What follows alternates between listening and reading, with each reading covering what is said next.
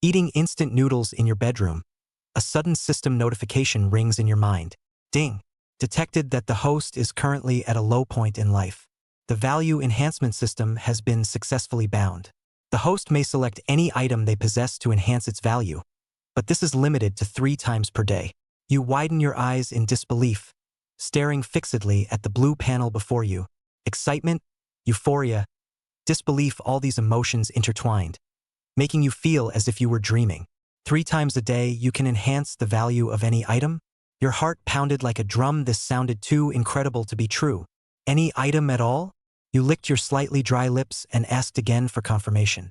The text on the panel remained unchanged, clearly defaulting to it. You gasped, your eyes frantically scanning the room. Pots and pans? No, even if their value increased, they'd probably just turn into golden bowls. How much could they be worth? And they'd be too flashy to take outside. The table, chairs, bed? How could you move those? Your gaze wandered until it finally settled on the old phone charging in the corner of the table. This is the one. You bought this phone when you graduated from college, and the brand is almost discontinued. It's been nearly 5 years, and it's unbearably slow with pitifully small storage. Running slightly larger apps is a struggle, let alone playing games. You've wanted to replace it for a long time, but with empty pockets, you've been making do. Using it for this experiment won't hurt even if it fails. You take a deep breath. System. Enhance the value of this phone. As soon as the words leave your mouth, a blinding light instantly fills the entire room. You instinctively closed your eyes and raised your hand to shield your face. The light lasted less than 2 seconds before quickly fading away. Nervously, you slowly lowered your arm, and when you opened your eyes, you froze in shock on the table. The old phone had transformed into a brand new tri-fold smartphone. This is. Your throat felt dry. Though you couldn't afford it, as someone who follows tech news, you recognize this as Huawei's recently released flagship foldable phone, the Mate X-T. With its triple-fold design and cutting-edge technology, it was said to be quite expensive. Flustered, you quickly connected the new phone to Wi-Fi and, with trembling hands, opened the browser to search for its price. The moment the search results appeared, your breath caught in your throat. Every major e-commerce platform listed the pre-order price at a staggering 19,999 yuan. Nearly 20,000. You swallowed hard, feeling your heart pounding so violently it might leap out of your throat. That scrap phone that might have only fetched $10 from a recycler has transformed into a flagship device worth nearly 20,000. The system, it's actually real. Divine level wealth exchange. Truly divine level. I'm rich. I'm really about to strike it rich. You clutch the brand new Huawei Mate X-T. Trembling with excitement, your face flushed red with exhilaration. Unable to contain yourself, you jump up and down on the spot, overjoyed like someone who's just hit the jackpot. The frustration of losing your job, the bitterness of consecutive gaming losses, the uncertainty about the future, all of it is swept away in an instant by this sudden, overwhelming delight. What life low point doesn't exist. With this system, you feel like you're about to take off. You still have 2 replacement opportunities left today. What should you replace? Your brain races as your gaze sweeps across this small room. It's not exactly destitute, but there really aren't many valuable items here. When your eyes land on your wrist, you suddenly pause. There's a watch on your wrist, a shabby watch. This was something you bought for $50 at a street stall when you graduated from college. Couldn't even name the brand. Supposedly a knockoff of some obscure Swiss label. Staring at the cracked watch face, a thought struck you. If the phone could be upgraded, why not this watch? Sure, it's probably worth even less than the old phone, maybe not even scrap-worthy, but there's no harm in trying. What if a miracle happens? With that in mind, you didn't hesitate any longer, carefully unstrapping the battered watch. Enhance the value of this watch. In an instant, the shabby watch vanished from your hand, replaced by an exquisite dark blue velvet watch box, exuding an understated sense of luxury. You swallowed hard and carefully opened the watch box lid. Click. A wristwatch lies quietly glowing in a white silk lining. The rose gold-colored case shines warmly and charmingly in the light. The white dial is simple yet elegant, and the blued steel hands indicate the flow of time like stars in a deep night sky. Through the sapphire crystal caseback, you can clearly see the precise running mechanical movement inside, with gears biting and escapement flying, full of mechanical beauty. Below the dial, there is a clear brand logo, a Maltese cross emblem. Jiang. Vacheron Constantin. Su Fan sucked in a breath of cool air, His eyes glazed over. Although Su Fan could not afford to buy a name table before, she has seen a pig run before she has eaten pork. Vacheron Constantin, the world's top watch brand, and Patek Philippe and Audemars Piguet, the existence of the Troika. Any piece of watch, that's a sky-high price unattainable by ordinary people. He scrambled to pick up the Huawei Mate XT next to him, his fingers still trembling slightly from excitement, and clicked on the browser to search up this Maltese cross insignia. The search results came up quickly with a wide range of pictures and descriptions of various Vacheron Constantin models. He compared this watch in his hand and quickly found the corresponding model, the Vacheron Constantin Passage Collection Manual Winding Watch, model 8217200 R9382. Then he took a deep breath and clicked on the price. The offer on all major watch websites and second-hand platforms reads around 350,000 renminbi. 350,000. Gulp. Su Fan swallowed hard once again, feeling that his brain was somewhat lacking in oxygen. His $50 bought, broken glass, pointer stopped ground goods broken watch, so shifted into a $350,000 worth of Vacheron Constantin? From $50 to $350,000, how many times has this ing doubled? 7,000 times? Divine. Sure enough, it's a godly wealth replacement. This system, it's like a money printing machine. No, more than a money printing machine. Money printing still costs money. And this system is straight out of nothing, turning stones into gold. Developed. Old me is really going to take off this time. Su Fan wore the Vacheron Constantin carefully on his wrist, the rose gold case contrasting with his slightly tanned skin. An unprecedented confidence and confidence. He looked at himself in the mirror, wearing a watch in his hand, and grinned a silly grin, like a silly son of a landlord's family. No, now he might actually have to be a landlord. Eyes once again went to the blue panel. Remaining number of replacements today, 1. Last chance. What should I trade for this last chance today? Su Fan's brain was running at an unprecedented speed. Cell phones have been replaced, watches have been replaced, and they're all carry-ons. The value, while high, was not enough to completely change the course of his life. To really make the class leap, it's still. His eyes fell on a file bag in the corner of the room. What was sitting there was his real estate license for this house. This set of house is his parents' back then with most of their life savings, plus looking for relatives and friends borrowed a circle, only barely enough to get the down payment to buy. It's not big though, the set is only 50 square meters. And it was an old building in the old town, almost 20 years old, but at least it was fundamental to his settlement in the city. 2 years ago, he saved up some money on his own and borrowed some from a friend, and took the trouble to redecorate the place and transform it into a fairly comfortable one-bedroom apartment. According to the current market conditions, this old and dilapidated set, because the location is still good, can barely be sold for about $4 million. $4 million? Su Fan's heart began to race. Cell phones and watches, the value before replacement is almost negligible. But this house is different, it's worth a lot of money in its own right. Moreover, a lot of his heart, soul, and feelings have been poured into it. Use it to replace, in case it fails. As great as the system is, will there be any limitations to replacing real estate of great value like property? Or maybe the replacement is not worth as much as the house itself. After all, $4 million isn't a small amount.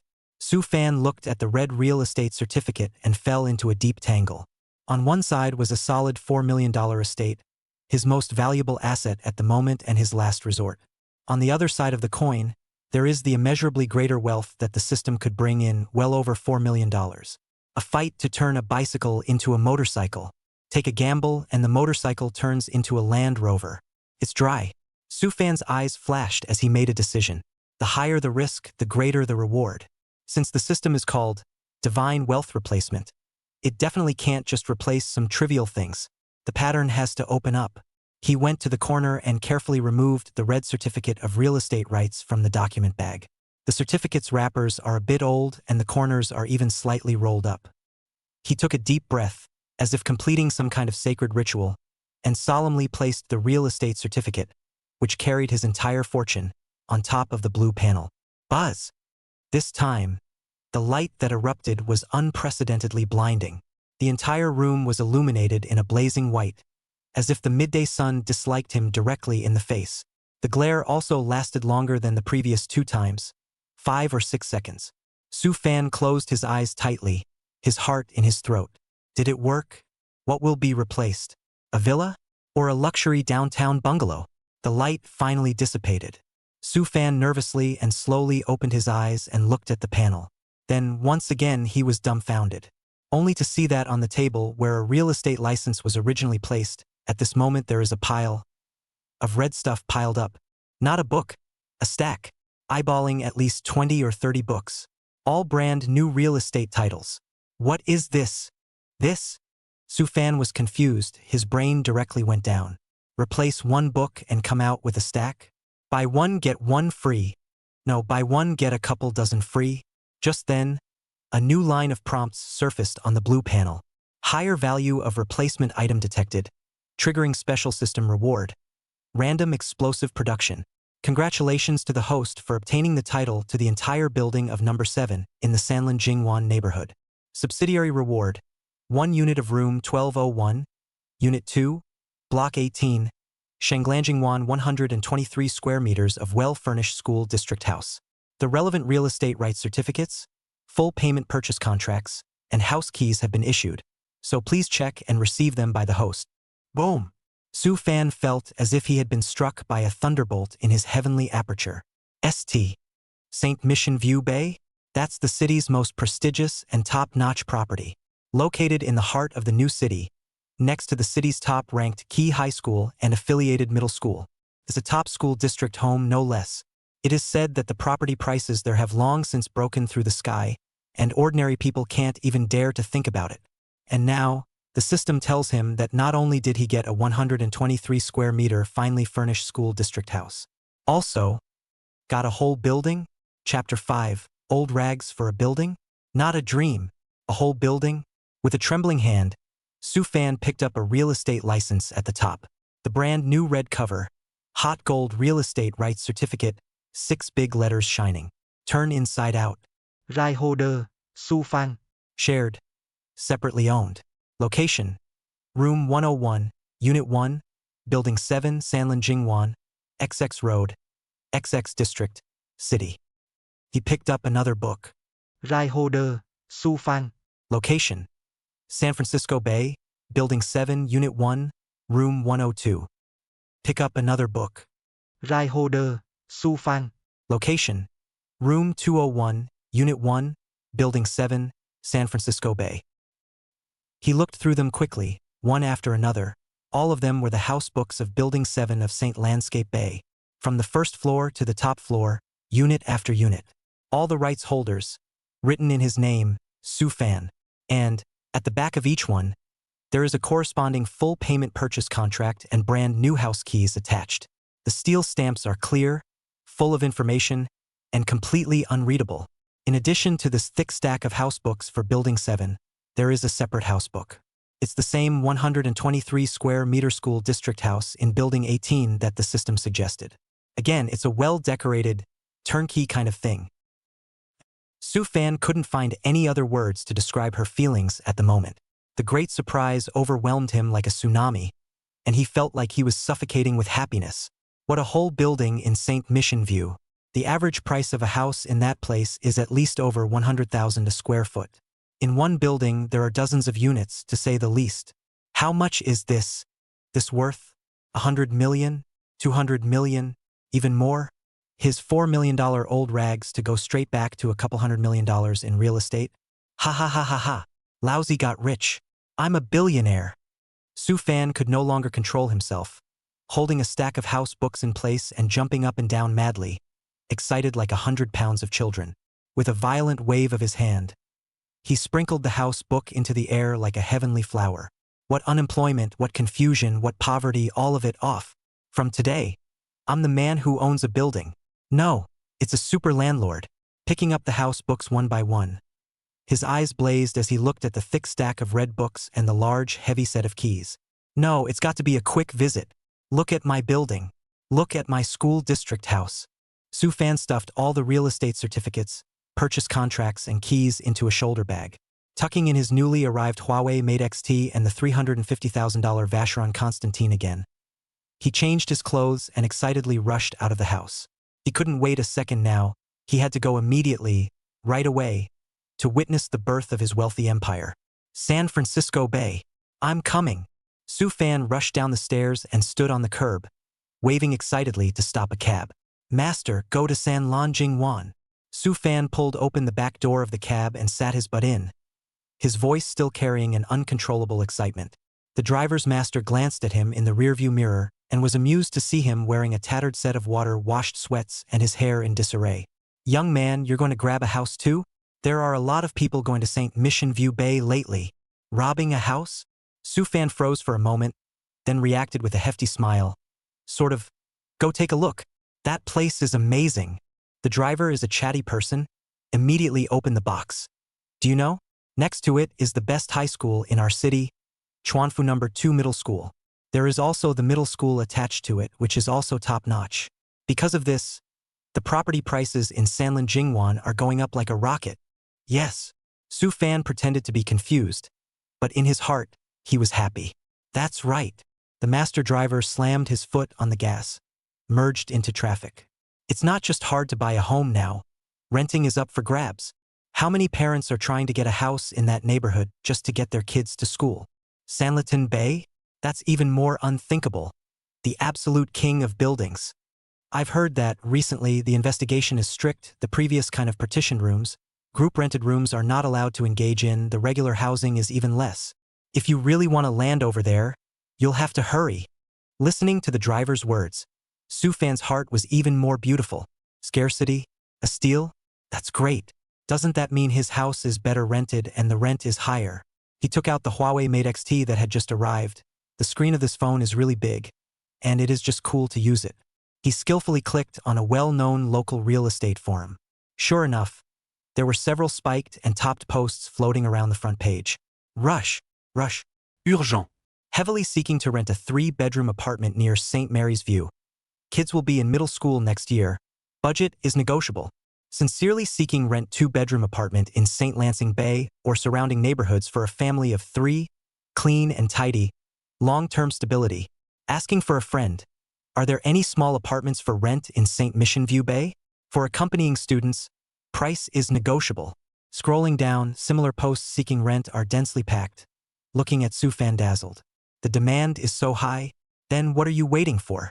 Su Fan's heart was on fire, and he immediately decided to strike while the iron was hot. He had to make a post as well. How do I write it? He pondered for a while. Those fancy introductions. Forget it. What cozy home, dream residence. Too false. Dude is a man with a building in his hands now. Gotta be pushy. There it is. He quickly edits the content of the post. Title: St. Mission View Bay Building 7. Whole building. Landlord direct rent. Do not disturb. Contents: Building number 7 of Sanlitun King Bay. Brand new hardcover. Complete household type. Turnkey. I am the landlord. Do not disturb the agent. For viewings, please contact us directly at the entrance of the neighborhood of San Miguel View. 至于配图，徐帆对着背包里那厚厚一摞房产证和一大串钥匙咔嚓咔嚓几声，拍了几张照片，特意露出了盛兰景湾7号楼的关键信息。Contact information. 1. Su Fan left her cell phone number. Done. Su Fan looked at his edited post with satisfaction. Simple and rough. Hitting the nail on the head, especially the photos, the visual impact of the red books stacked on top of each other, and the large set of shiny keys were a symbol of strength. This works, bar none. He casually posted the post before putting his phone on silent mode. Are you kidding me? If he answered the phone one by one, he wouldn't be able to do anything today. Want to rent? Okay. Show good faith and come straight to the door of the neighborhood and wait. I'm the landlord now, so I have to be a little rowdy. Shutting down the forum, Su Fan began to calculate silently in his mind. The average price of St. Lansing Bay, the driver said more than 100,000, but that was the market before. Now that school district housing policies are tightening, it will only get higher, even conservatively at 150,000 a square foot. In his building, there are 30 suites. Households vary in size, both large and small, count on an average of 100 square feet a set. 30 units, that's 3,000 square feet. Su Fan broke his fingers and counted for half a day. The more he counted, the faster his heart beat, and finally came up with a number that made him almost faint. Almost 450 million? $450 million? He pinched his thigh hard and hissed it hurt. It wasn't a dream. Wait a minute. I just saw someone on the forum say that St. Lansing Bay has gone up like crazy lately, and the list price is headed for $200,000. If you calculate, at $200,000 wouldn't that be nearly $600 million? Gulp. Su Fan swallowed hard, feeling that his brain had gone down. His $4 million old rags for $600 million worth of real estate. Chapter 6. Whole building for rent. Mad rush. This is a million times more exciting than winning the lottery. Hey! Su Fan couldn't help but laugh. The driver's master couldn't help but ask when he saw him like this in the rearview mirror. Young man, found the money? Happy like this? Huh? Oh, it's okay. It's okay. I remembered something happy. Su Fan hastily restrained his smile, but the corners of his mouth still couldn't help but rise wildly. Freedom of wealth. One step to heaven. The pinnacle of life. All he wanted to do now was to immediately fly to St. Landscape Bay, stand in front of his building, and shout, "This building and the schoolhouse over there are mine." Meanwhile, Chuanfu Design Institute, General Manager's office. Wang Rui is spitting on the General Manager Sun Fruit to report the work. Words are disparaging Su Fan. Mr. Sun, you don't know, that Su Fan usually looks honest, but in fact, he's wilting. Just because he's a little smart and has won a few awards, he doesn't take anyone seriously. That project in the south of the city some time ago, if it wasn't for me keeping an eye on it, he almost stirred up a big mess. This time he resigned. I think it's 80% that he has already found his next home. No work ethics at all.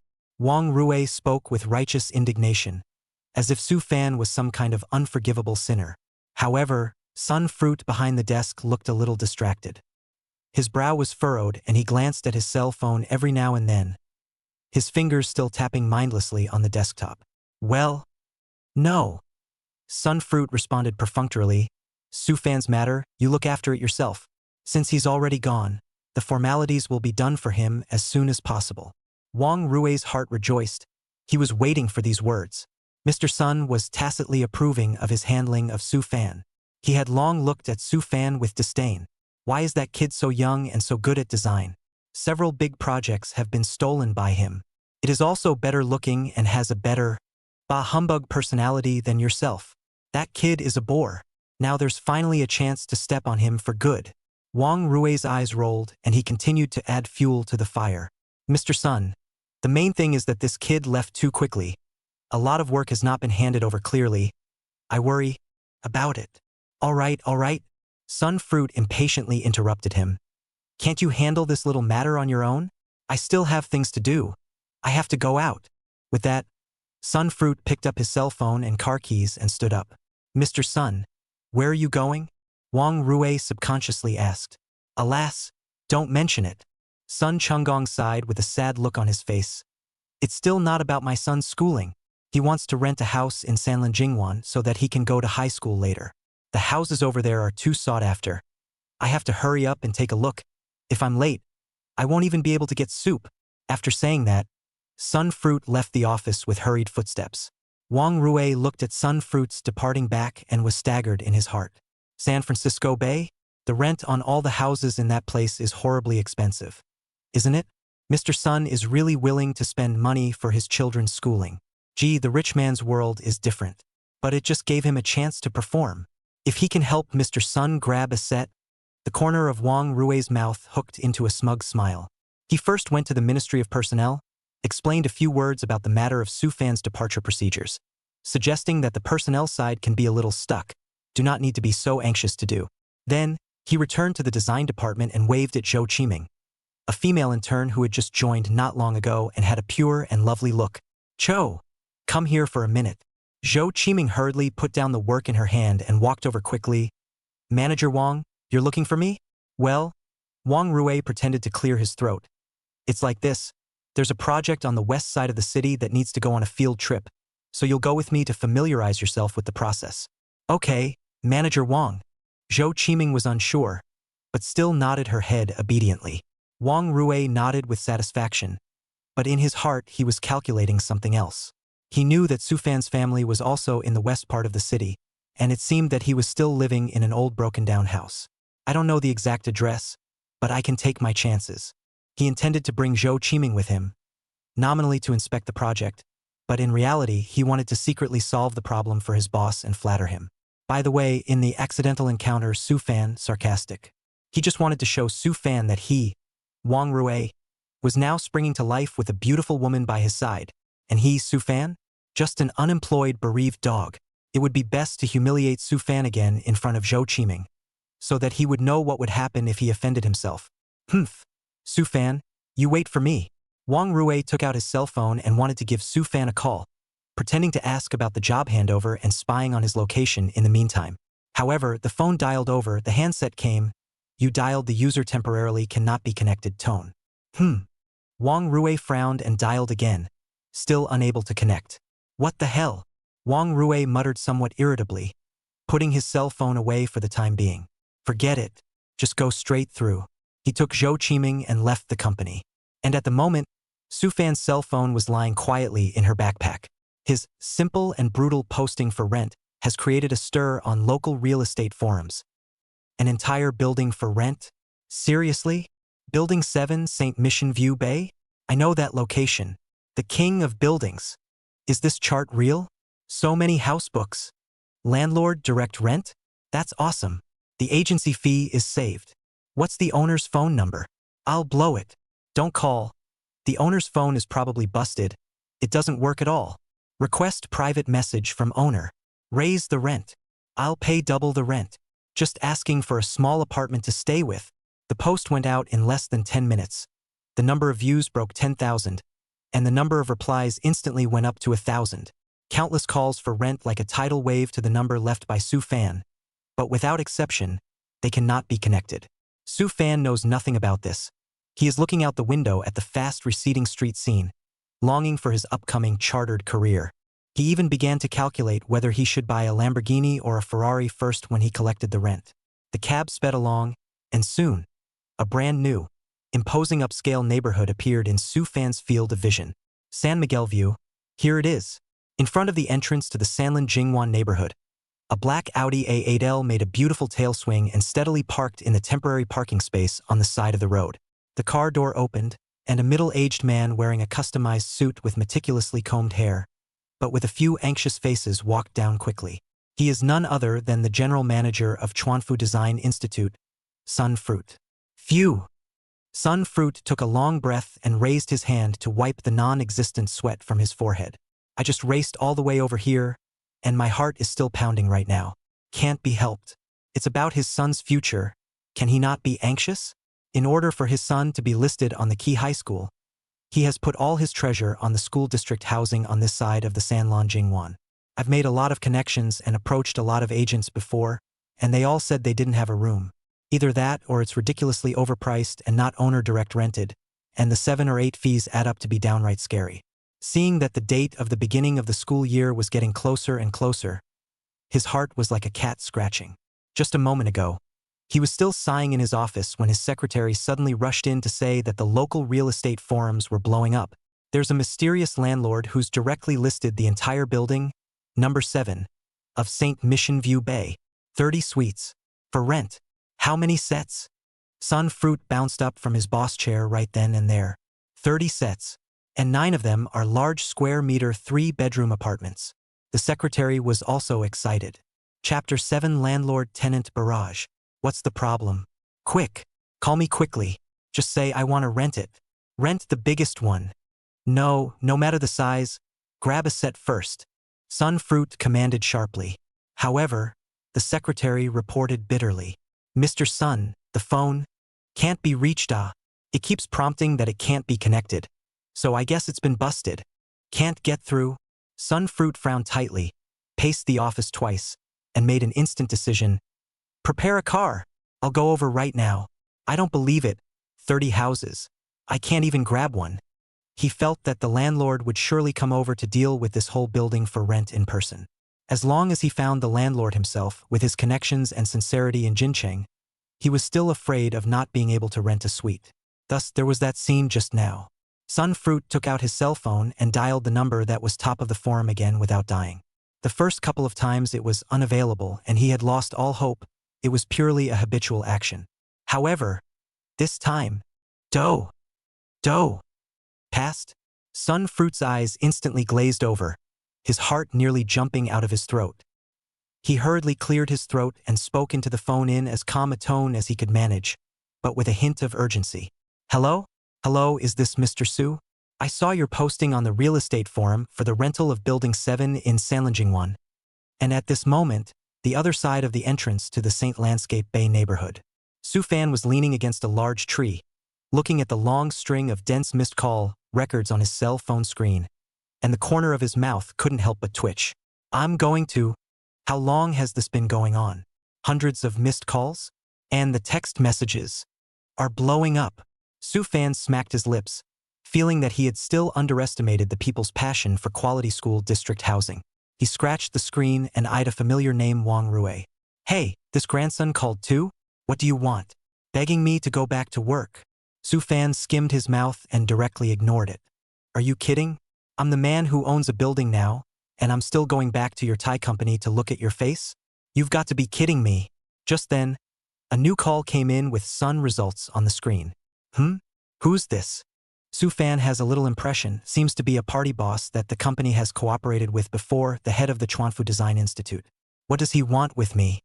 Su Fan casually picked up the phone. Hello. Immediately on the other end of the phone came Sun Fruit's voice with a little bit of excitement and politeness. Hello? Hello, is this Mr. Su? I saw your posting on the real estate forum for the rental of Building 7 in Sanlinjingwan. Ah, yes, it's me. Great. Mr. Su. I finally got through to you. Sun Fruit's voice was filled with a sense of relief and celebration. To tell you the truth, my secretary called you several times and couldn't get through. So I ran over here myself. I didn't expect to have such good luck. Yeah? Then you are indeed lucky. Mr. Su, it's like this. Sun Fruit hurriedly cut to the chase.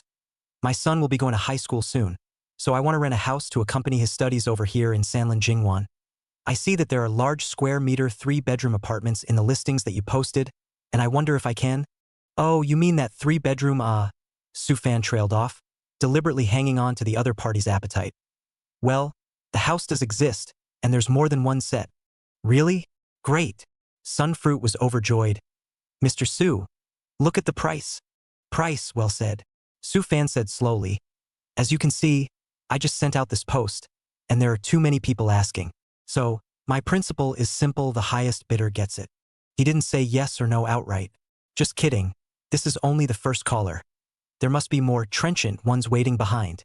Benefits must be maximized. Sun Fruit obviously didn't expect this answer and froze for a moment, but quickly reacted and hurriedly said, Understood. Mr. Su, don't worry, the price is absolutely negotiable. I'm now at the entrance of the Sanlinjingwan neighborhood. You see if it's convenient for you. I'm also in the neighborhood. Su Fan did not finish. The cell phone, ding, a new caller. Look, it is Wang Rui again. That's all for now then. I've got a few things on my side. I'll talk to you later. Su Fan impatiently interrupted Sun Fruit and directly hung up the phone, then looked at Wang Rui's name on the screen and frowned. This one is really shady. He thought about it but connected. I'd like to see what tricks this grandson is trying to pull. Hello? Su Fan. Wang Rui's slightly surprised voice came from the other end of the phone. You still know how to answer the phone. Where are you? Something's wrong. Su Fan's tone was flat. I remember you live in the west side of the city, right? Wang Rui seemed to confirm something. His tone became a bit complacent. I happen to go to Sanlinjingwan for business in a while. Which location are you specifically in the west of the city? Send me. I'll go over when I'm done. Oh, Su Fan faintly answered and directly hung up the phone. Doing business in San Francisco?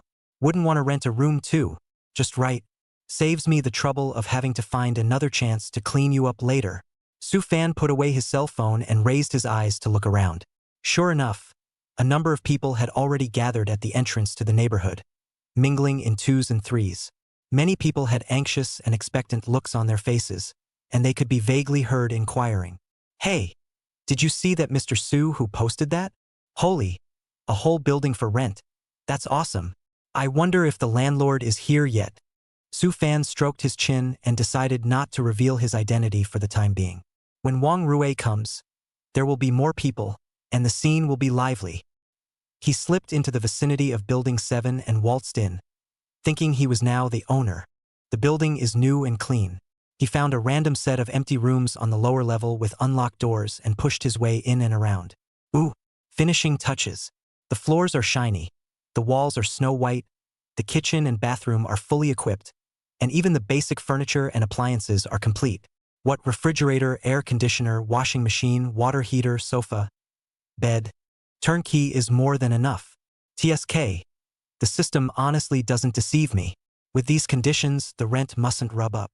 Su Fan heart happy. On their own chartered career more looking forward to. While admiring his assets, Su Fan glanced out of the corner of his eye and saw two familiar figures walking towards Building 7. Hey, speak of the devil. He only saw Wang Rui with a small belly and a smug smile on his face, followed by the female intern named Zhou Qiming. Zhou Qiming wore a white dress today. Her long hair was draped over her shoulders, and she looked pure and lovely. There just seemed to be less of the cluelessness in his eyes that he had when he first joined and more of something indefinable. Yo, Su Fan. I was hoping to find you when I was done, but I never thought I'd run into you here. Wang Rui saw Su Fan standing at the entrance of the building from a long distance and immediately raised his voice in greeting. That tone was like a leader inspecting the work and encountering a subordinate who was groping for fish. He took a few steps to Su Fan, looked him up and down, and said with feigned surprise, "Okay, you kid, pretty fast. You've just been fired from the company, and you're here to find a way out. What, you want to switch to being a real estate agent when you see how good this side of the house is to rent? Good eye." Knowing to hold on to the thighs of St. Mission View Bay, Su Fan rolled his eyes and didn't bother with his cheap taunts. Manager Wang. Zhou Qiming, who was next to her, timidly spoke up. She looked at Wang Rui and then at Su Fan, with just the right amount of apology and worry on her face. Chapter 8. Ex-girlfriends gang up on mockery? Being punched in the face. Brother Su Fan. I'm sorry. It's all my fault. If it wasn't for me, you wouldn't have lost that big project. As Zhou Qiming spoke, her voice took on a trace of imperceptible aggravation and self-reproach, but there was a touch of gloating hidden in the depths of her eyes. You should be very short-handed now, right? Alas, it's all my fault. Or how about this, I know some friends in other companies. I can ask for you and see if there is any suitable, well, other jobs for you? With that sympathetic look, he could barely hold back his laughter at Su Fan. Good man, this acting skill. It's a pity not to play green tea. Obviously, it's her who stirred up trouble. And now, in a few words, she puts all the blame on Su Fan and pretends to make up for it? As Wang Rui listened on the sidelines, the smug smile at the corner of his mouth deepened. He patted Su Fan's shoulder in a fake manner and said in a serious tone, "Xiao Zhou is also kind. Su Fan, tell you something, don't blame the company. The main thing is that your sudden departure this time has taken a toll on the company's side as well. So the company study decided that your salary this month and the previous project bonuses, just as to make up for the company's losses, it is estimated that it is not issued." He paused and looked at Su Fan, his tone becoming conspiratorial. "However, we are colleagues after all. If you are really short of money, what are the difficulties in life short of 300 or 500? Tell me, brother cannot help you? Don't be embarrassed." That tone, that demeanor, it was as if Su Fan was really a desperate dog that needed a few $100s of his charity to survive. Listening to Wang Rui's hypocritical concern and Zhou Qiming's Oscar-winning performance, Su Fan almost couldn't hold on. He mentally rolled his eyes tremendously.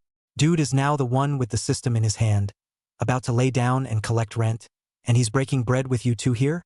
Dropping the price. You're still short 300 to 500? Is it the 300 to 500 that I'm missing? What brother lacks is a few more zeros on his bank card. Looking at Wang Rui's "I'm your benefactor" face, Su Fan didn't even bother to get angry and only found it funny. Does this guy really think he's an asshole? What kind of company research decision is that? At his level, he can decide. 80% is that this grandson himself is playing a trick, trying to dump all the black pots on himself, and in the meantime he is embezzling his own salary and bonuses. Manager Wang. Su Fan pulled out his ears with a "I don't understand what you're saying" expression, his tone flat as if he was asking how the weather was today. "What did you say? Company decision? Which company? Chuanfu Design Institute? How come I didn't know about this decision? Fire me? And deduct my salary and project bonus? Does Mr. Sun know about this?" Su Fan deliberately emphasized the word Mr. Sun. Wang Rui was choked by Su Fan's calm reaction. He expected Su Fan to either go into a rage or cry and beg for forgiveness. But how did he expect this kid to act like nothing happened? He was a little drumming in his heart, but on second thought, he had personally heard that Mr. Sun was angry because of this matter, and this kid must be pretending to be calm. Heh! A dead duck with a stiff upper lip. Wang Rui straightened his stomach, and that smug smile returned to his face. Su Fan, it's come to this, so don't pretend. Mr. Sun knew about it a long time ago and was very angry. If it wasn't for the past love, it wouldn't be as simple as just firing and deducting money. He deliberately made his words vague, as if Su Fan had committed some heinous crime.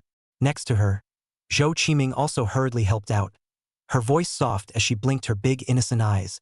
Yes, brother Su Fan. On Mr. Sun's side. Alas. You'd better not be stubborn. Manager Wang is also doing this for your own good. Act, then act. Su Fan sneered in his heart. He could see that these two people were looking for themselves as a group to give themselves a hard time and see their jokes in the meantime. Is that so? Su Fan raised an eyebrow. Since you're so sure Manager Wang that Mr. Sun knows about it, and it's the so-called company decision you're talking about, do you dare to give Mr. Sun a call to confirm it in front of me? Aye. Wang Rui didn't expect Su Fan to come this way, and was a bit stuck for a moment. He did talk to Mr. Sun, but mainly to report that the project was screwed up and put the blame on Su Fan. Mr. Sun was angry at the time and casually scolded him, saying that he should tell Su Fan to get lost. As for the deduction of wages and bonuses, that is his Wang Rui's own wise decision. Want to take advantage of the opportunity to make a fortune. Really want to call in person, in case Sun sighed. What? Don't dare. The corner of Su Fan's mouth curled up in a mocking arc. Manager Wang, didn't you say that Mr. Sun was angry? Didn't you say that this is a company decision? Is it hard to make a phone call to confirm it? Or is there something fishy here? Being so provoked by Su Fan, Wang Rui was instantly a bit on top. He was a manager, and he could still be bluffed by a small employee who had just been fired? Besides, Mr. Sun did say to tell Su Fan to get lost. So if you hit him, it's just the right time to let this kid die completely. Hey, what wouldn't I dare? Wang Rui stalked his neck, pulled out his cell phone, and with slightly exaggerated movements, found Sun Fruit's number. Okay, you want to die with understanding. I'll let you die with understanding. Listen up. He deliberately pressed speakerphone, turned the volume of his cell phone to maximum, and dialed. Do. Do. The phone rang a few times and connected. Immediately, Sun Fruit's extremely impatient, even fire-breathing roar came from the receiver. Hello? Who is it? You've got a fart. I'm Buse. Wang Rui was scared by the sudden roar and hurriedly took the phone farther away, squeezing out a fawning smile on his face. Mr. Sun. Sun, it's me, Wang Rui. That Su Fan thing. Su Fan? Which Su Fan? Sun Fruit's side seemed to freeze for a moment. Then, as if he remembered something, his tone became even more irritable. Oh, that reminds me. That bastard who screwed up my project. Didn't I tell him to get lost? How dare you bother me with this little? Wang Rui, are you too idle to have a pain in the ass? Tell him to get the hell out of here and don't let me see him again. Do you hear me? Get out. Do. Do. Do. Do. The phone was hung up unceremoniously by Sun Fruit. The surrounding area was instantly quiet, leaving only the busy sound coming from the cell phone. There was first embarrassment on Wang Rui's face, which was then replaced by a huge smugness. He raised his cell phone and looked at Su Fan with an expression that seemed to say, Did you hear that? Mr. Sun himself said so. I told you to get out. Zhou Qiming also showed a timely expression of, See, I didn't lie to you. Lowering his head, his shoulders shrugged slightly, as if he was feeling sorry for Su Fan. But he couldn't hide the gloating in the depths of his eyes. She thought to herself, Now you're completely out of luck, aren't you? You deserve it. You were given the chance to work for me before and you didn't do it, so you really deserved it. Su Fan looked at these two people's performances, and in her heart, she was about to burst out laughing. This Sun Fruit is also a violent temper, but the words he just said, Let him get lost? Don't let me see him again? Well, it does mean dismissal. But the deduction of wages and bonuses, Sun Fruit cannot mention a word. What does that mean? It shows that Wang Rui, this grandson, Really wants to take advantage of the fire and hack his hard-earned money. Hey, Manager Wang, you're really good. Su Fan sneered and pulled out his own cell phone. In his cell phone, he had Sun Fruit's private number stored. It was left behind when Sun Fruit asked about the house earlier, and it wasn't the same as the work number Wang Rue used. Wang Rue and Zhou Qiming froze as they watched Su Fan's movements. What's he up to? He wants to call Mr. Sun? Does he have Mr. Sun's private number? Even if there is, Mr. Sun has just made it so clear. What's the use of him calling? Make a fool of yourself? Chapter 9. What? He's actually the mysterious landlord. Su Fan ignored their doubts and tapped his finger, quickly finding Sun Fruit's number. Hello? Mr. Sun. Su Fan's tone was calm, even with a bit of relief. It's me, Su Fan. The call was answered in almost seconds. Su Fan. Sun Fruit's voice came again, still with fire, but this time it seemed to be less grumpy, and instead, it was permeated with a sense of confusion. Just now Wang Rue called to say what let you get out of the matter. In the end, what happened? Project screwed up. Even if you kid do not give me the whole thing. Su Fan listened to this tone of Sun Fruit, and his heart was clear. This grandson must be in a hurry to find a house right now, so how can he really care about the project with him? That was the effect he wanted. Hey, Mr. Sun, you're not asking a question knowingly. Su Fan deliberately sighed, tone with a bit of aggrieved and understanding. Didn't you just tell Manager Wang everything? Let me get out. Isn't that dismissing me? Okay. I understand you, Mr. Sun, are overbearing. If you say let me roll, I'll roll. He paused and lowered his voice a bit, but made sure that both Wang Rue and Zhou Qiming could hear him. As for the matter about the house that I agreed with you before, since you have dismissed me, there must be nothing for me to do, right? Okay, I get it, you can make money again when it's gone. But when the opportunity is gone, it's gone. Don't worry. Even if I have 30 houses in St. Landscape Bay, you won't have a chance. Find someone else to rent. After saying that, Su Fan did not give Sun Fruit a chance to react at all and directly and cleanly pressed the hang-up button. Pop! The phone hung up. Su Fan put away his cell phone expressionlessly, as if he had just made an insignificant call. As for Wang Rue and Zhou Qiming in front of him, they were already completely dumbfounded. What were those two talking about? The house? Or is it a house in St. Mission View? 30 sets? How is that possible? What did you just say? Houses in St. Mission View Bay? 30 sets. Wang Rue's eyes widened as he pointed at Su Fan, his tone filled with incredulity. Zhou Qiming couldn't care less about pretending to be soft. Shock and suspicion were written all over her face. Brother Su Fan.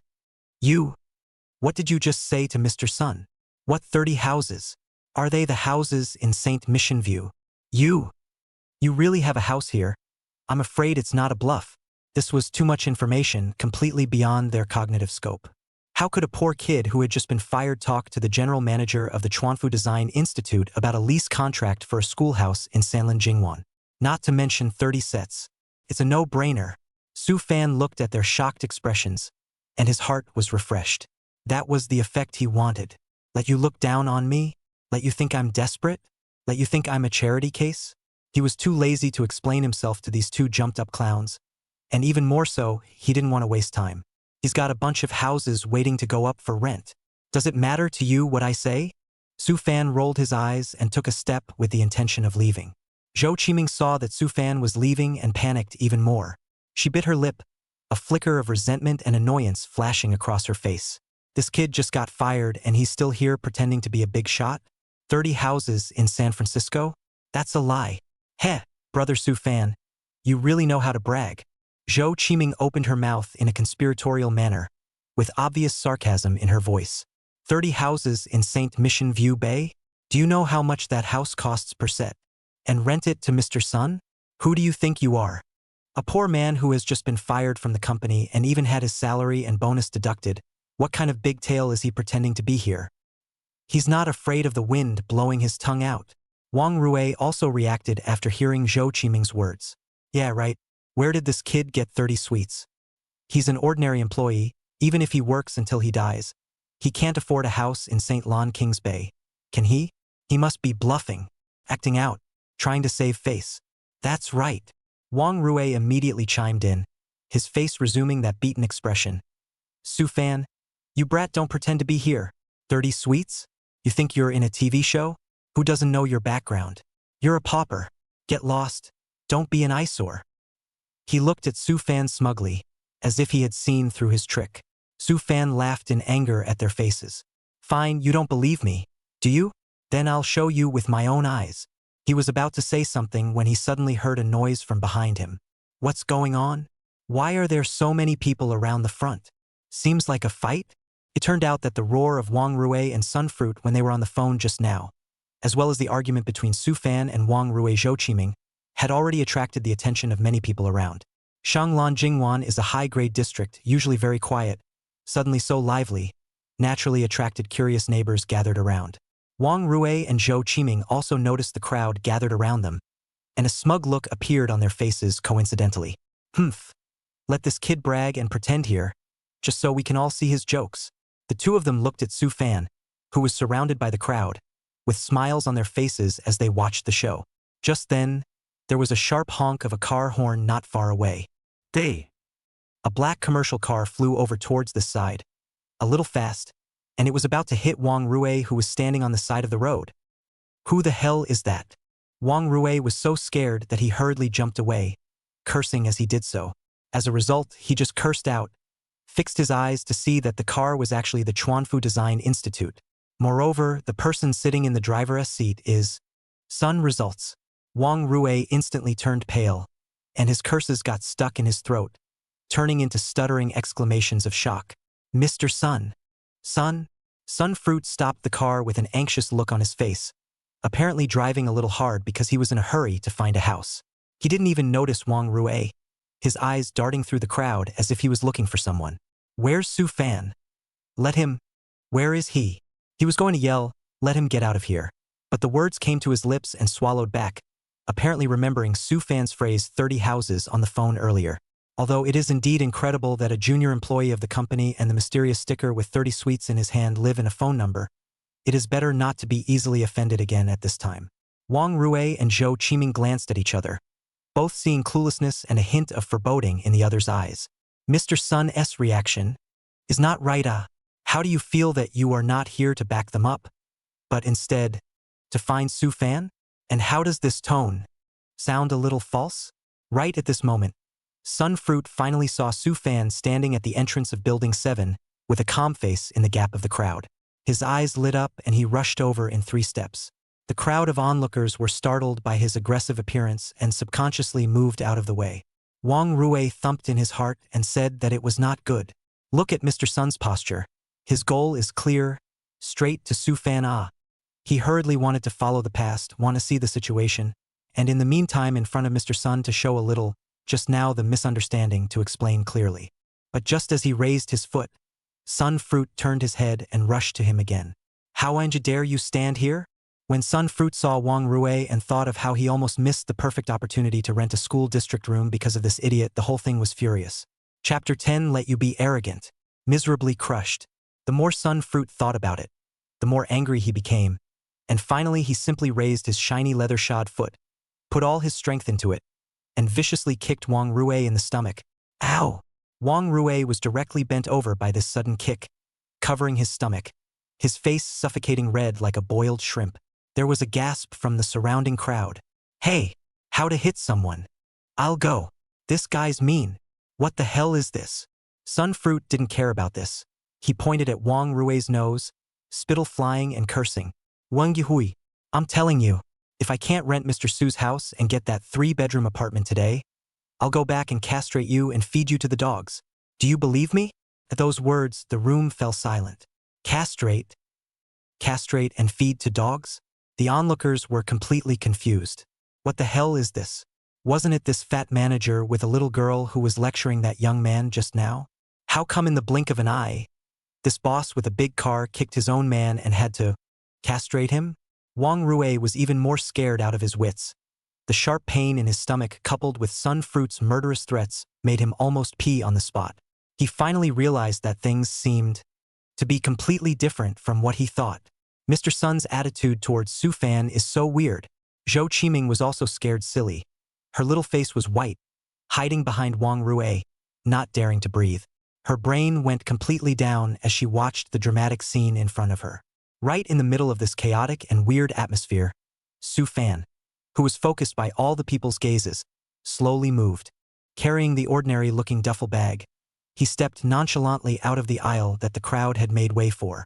There was even a bit of a lazy smile on his face, as if the farce in front of him had nothing to do with him at all. He walked up to Sun Fruit and Wang Rui, who was still bowing, and stopped. Under the gaze of everyone, including Sun Fruit, Wang Rui, Zhou Qiming, and the curious, shocked, and puzzled gazes of the onlookers, Su Fan reached out her hand and unzipped the zipper of her shoulder bag. Wow! He didn't have to rummage around much, he just dumped out the contents in one fell swoop.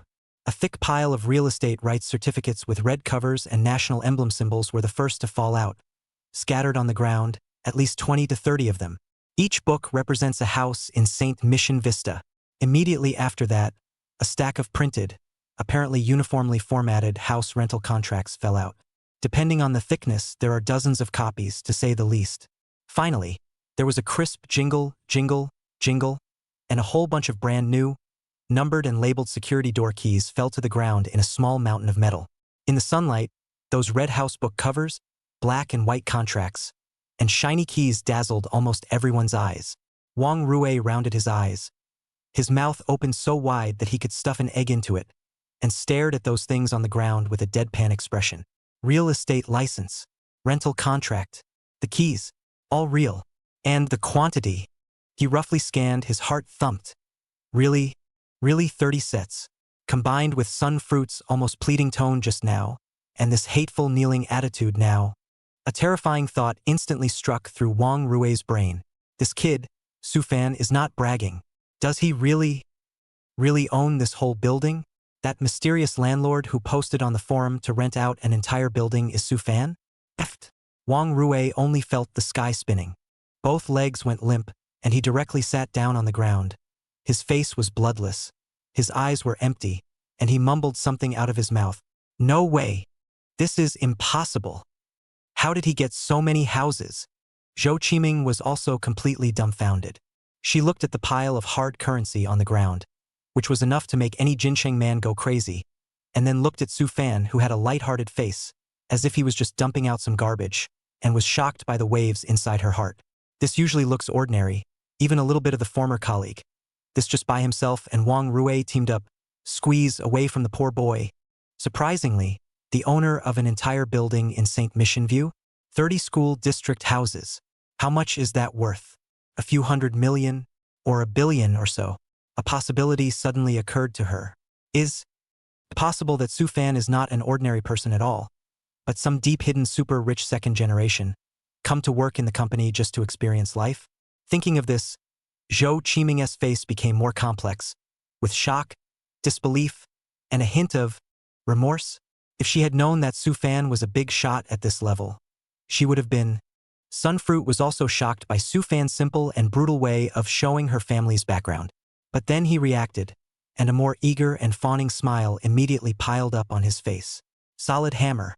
The young man was really the landlord, and by the looks of it, it's a real big shot. He hurriedly turned to Wang Rui, who was still sitting paralyzed on the ground, and Zhou Qiming, who was shivering next to him, and let out another burst of angry curses. What are you looking at?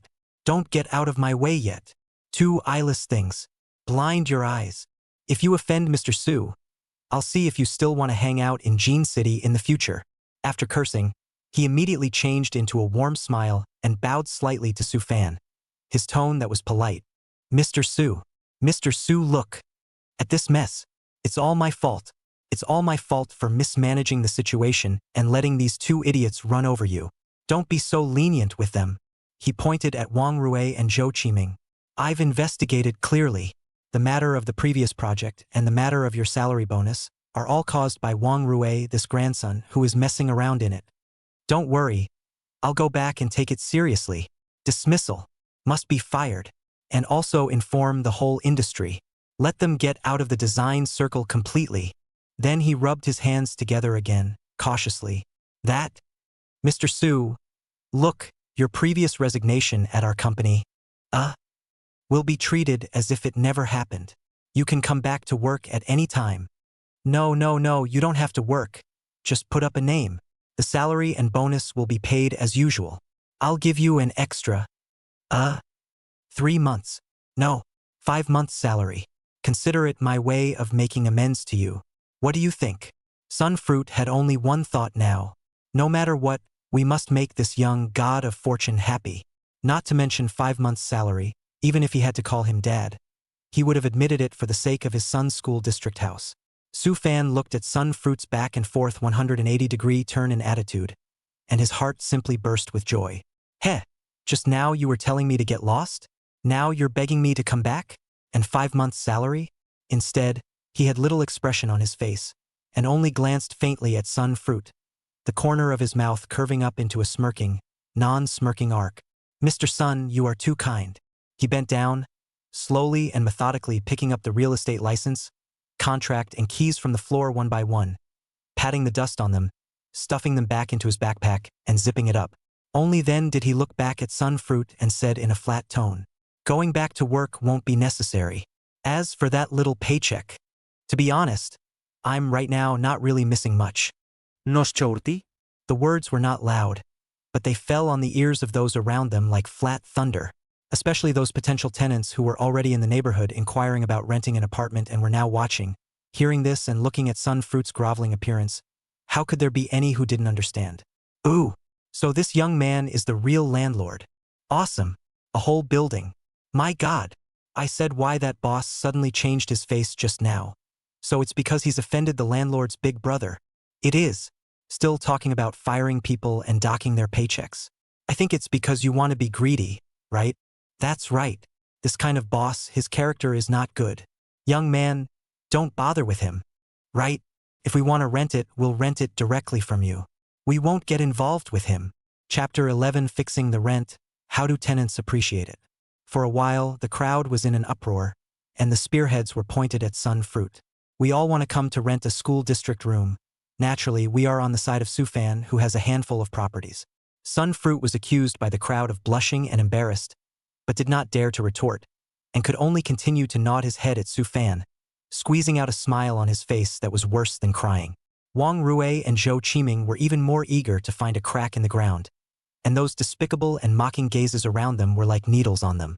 They knew that after today, not only would they lose their jobs, but their reputations would be completely stigmatized. Su-fan nodded in satisfaction as he looked at the lively scene before him. Well, the effect spot on. When Sunfruit saw that Su-fan didn't pick up, he was even more flustered. Hastily kicking Wang Rui again, he lowered his voice and growled, "What are you still standing there for? Apologize to Mr. Su. Kowtow. Call Grandpa." Wang Rui's face was green and white, his teeth clenched. In front of so many people, especially his former subordinates and potential tenants who were watching, he was asked to kneel down and call a young man who had just been swept out of his own house Grandpa? It's worse than killing him. Mr. Sun. Wang Rui still wants to struggle a little. You what you? Do you want to work or not? If you don't want to do it, get the hell out of here. Sunfruit was really anxious. If he can't coax Su-fan, his position as general manager may be lost, not to mention his son's schoolroom. But he knew that the background of someone who could own an entire building was, well, immeasurable. Definitely not something he could mess with as a general manager of a small design institute. Wang Rui looked at Sun Qinggong's almost cannibalistic eyes, and then felt those undisguised contemptuous gazes around him. The last bit of fluke in his heart broke.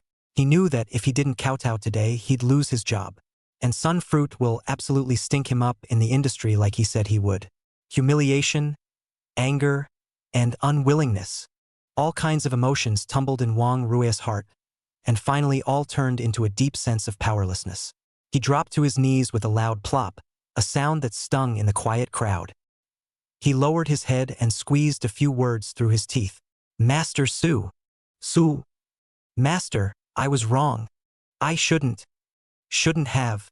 He couldn't really say the latter words, only feeling his cheeks burning hot. Su-fan looked condescendingly at Wang Rui, who was kneeling on the ground. His face still had little ripples. Only a hint of complexity flashed in the depths of his eyes. He spoke faintly, his voice not loud but clear to everyone's ears. "I know you feel humiliated and resentful right now, but remember, everything has a cause and effect. What you did to me in the beginning, you should suffer now. This is called, good and evil will be rewarded in the end, and heaven is good for reincarnation. After saying that, Su Fan no longer looked at him, as if it was too dirty to look at him even one more time. He turned to the tenants who were eyeing him and smiled, his tone lightening. Okay, guys, it's sunny here, let's not stay here. There's a shade tree over there. Let's go over there and talk about renting a room in detail. How about it? Good. Mr. Su is right. Go. Go and talk over there. Young man, how do you intend to rent this house? The tenants immediately responded, clustering Su Fan toward the shade of a tree not far away. Who cared about Wang Rui kneeling on the ground and Sun Fruit and Zhou Qiming, who were so embarrassed that they were at a loss for words next to him. The most important thing now is to hurry up and finalize the school district. Seeing this, how could Sun Fruit dare to slow down, and hurriedly jogged to follow, his face piling up a fawning smile anew. Mr. Su, you wait for me. When they reached the shade, Su Fan found a stone bench and sat down, and the others gathered around. Su Fan cleared his throat and spoke aloud. I understand how you all feel. School districts are like that. You all want the best for your kids. As for me, I do have quite a few houses here, but then good things are in demand, that's for sure. He paused, his gaze swept through the crowd, finally landing on Sun Fruit, who followed him here out of breath. The corner of his mouth curled up slightly. Tell you what, let's not make it so complicated. Let's keep it simple, same household type, the highest bidder gets it. What does everyone think? When this was said, some of the tenants nodded, while others grimaced. After all, not everyone was willing to raise their prices. When Sun Fruit heard this, his eyes lit up. These guys don't even look as rich as he does. The highest bidder wins. Doesn't that give him a chance to perform? Now he does not care about the rent, can use the money to appease the god of wealth. Is the most important thing. After all, he did need a 3-bedroom apartment for his son's schooling. Without waiting for others to respond, Sun Fruit immediately took a step forward and almost grabbed the opportunity to say, Mr. Su, I'll rent that set. That 3rd bedroom on the 12th floor facing south. I'll pay 20,000. 20,000 a month. Hiss and intake of breath rang out around them. A 3-bedroom in this neighborhood is only 15,000 or 16,000 on the market. Sun Fruit directly increased to 20,000, which is not a little bit of a premium. Mr. Sun is really a cool guy, a tenant said sourly. Yeah. Blood money for the kids. That price. TSK. Looks like we're out of luck with this set. Su Fan glanced at Sun Fruit and saw his expression of praise me. He smiled in his heart but nodded without moving his face. Okay, Mr. Sun's atmosphere. 1201, that 3-bedroom, it will be rented to you. Sign the contract later. This is not only to give Sun Fruit a step, but also considered to accept his disguised apology. Sun Fruit was like an amnesty and nodded his head. Thank you, Mr. Su. Thank you, Mr. Su. The big stone in his heart finally fell halfway down. Next, the rental process went much smoother. Although Sun Fruit opened a high price, but Su Fan did not really according to that standard. Basically still refer to the market price. It's just that, all things being equal, it's true that the high bidder or the one with a good attitude is prioritized to get the floor and floor plan of their choice. In less than an hour, more than 20 houses were divided up. Those who didn't rent it have some regrets, but they can't blame Su Fan. After all, the rules are clearly stated. Rent to the house is naturally joyful. Have come up with Su Fan handing business cards, add microblogging, leave a phone number, a mouthful of a Mr. Su. Su brother called a cordial. Brother Su, you'll be neighbors from now on. Keep in touch. Mr. Su is young and promising. Take care of me in the future. Elder brother Su, I'm in the building materials business, so feel free to ask if you need anything in the future. At this moment, Su Fan, in the eyes of these bosses and parents, has long since ceased to be that bottom-level employee who suffered in the Design Institute. Instead, they are big men with scarce resources, young and rich. This shift in identity is faster than a rocket ride. As the crowd gradually dispersed, Sun Fruit came back up and rubbed his hands together, the smile on his face even more humble. Mr. Su, I'm really sorry about this today. You see. Su Fan waved his hand and interrupted him. All right, Mr. Sunday. Your $20,000 a month rent just now is considered to be an indemnity for me. That bit of unpleasantness I had in the company before, it's cleared up. He glanced at Wang Rui and Zhou Qiming, who were still disoriented not far away. As for the two of them, that is an internal matter of your company. You look after it yourself. Chapter 12. Collecting rent to make money and buying a car to go. Yes, yes, yes. I understand. I will go back and deal with it seriously. Never condone it. Sun Fruit nodded repeatedly, fine beads of sweat oozing from his forehead. He knew that Su Fan was letting him off the hook, but Wang Rui and Zhou Qiming were absolutely not allowed to stay. Watching Sun Fruit leave with Wang Rui and Zhou Qiming in ashes, Su Fan let out a long sigh of relief. Well, the pretense is over and it's time to settle the score. He found a park bench to sit on, pulled out his cell phone calculator, and began to do the math. The total that was rented out just now was, well, 30 whole units. There are large and small households, and on average, a set counts for 15,000 a month. It seems to be more than that. Just now Sun Fruit's 20,000 directly pulled up the average value, and there are a few one-bedroom apartments also rented to the early 10,000s. Let's be conservative and say 15,000 on average. 30 units, that's 45 million a month. That's 5.4 million a year. The contract signed just now basically requires a one-time payment of 3 years' rent, to save money and fear that the landlord will raise the price or not renew the rent in the middle of the day. 3 years is 16.2 million? No, Su Fan patted his head and miscalculated just now. It's not 30 sets, he misremembered. The system gave a whole building. A total of 30 school district houses is correct. But the ones that just signed out are the majority, and there are a couple of lower floors that aren't in a hurry to rent. However, when the contract was signed just now, everyone basically chose to pay for 3 years for the sake of good luck and ease of administration. Recount. Assuming that all 30 units are paid off in one lump sum on a 3-year lease, the average monthly rent is pulled up a bit. After all, school district housing is in demand, even if it's 17,500 a set. Total monthly rent, $17,500, is equal to $525,000. Total annual rent, 52.512 is equal to 6.3 million. Total rent for 3 years, 6.33 is equal to 18.9 million. Su Fan couldn't help but let out a low cry.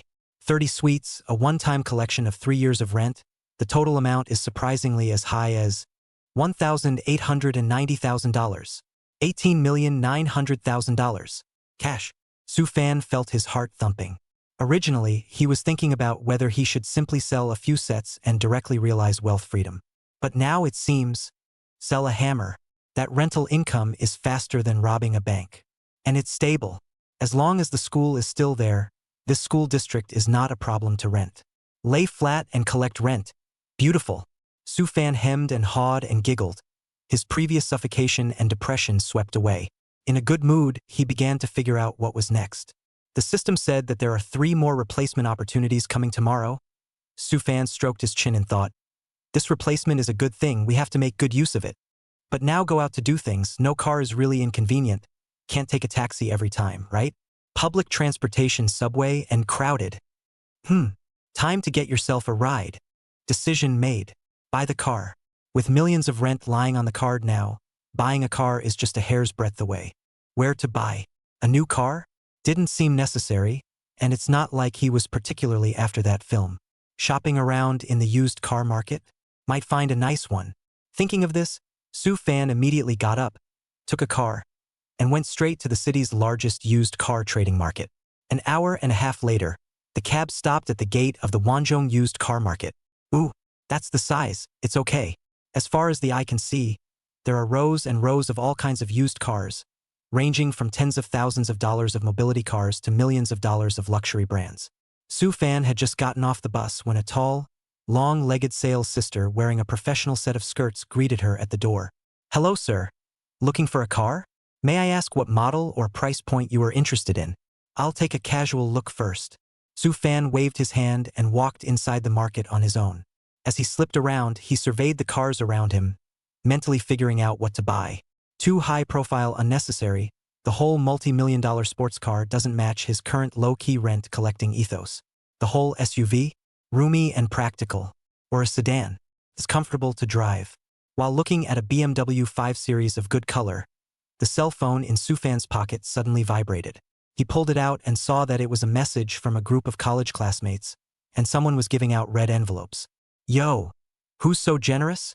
Su Fan clicked on the red envelope and grabbed $3.58. Immediately afterward, the person who sent the red envelope bubbled up with an advertising message. Lu Oya. Thank you all for your support. Teeth bared. Old classmates. I'm now working as a sales consultant at Wanzhong Used Car Company in our city.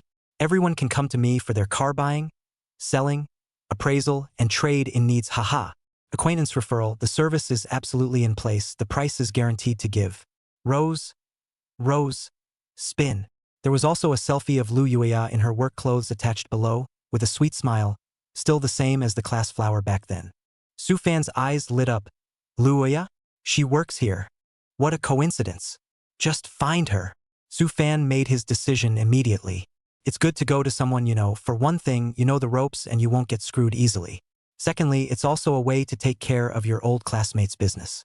He put away his cell phone, stopped fooling around, and started looking around for Lu Yuya. Seeing Lu Yuya's message, the class group that was once lying dead instantly exploded. Yo, big beauty Yuya got rich? The red packets are all being handed out. Wanzu used cars?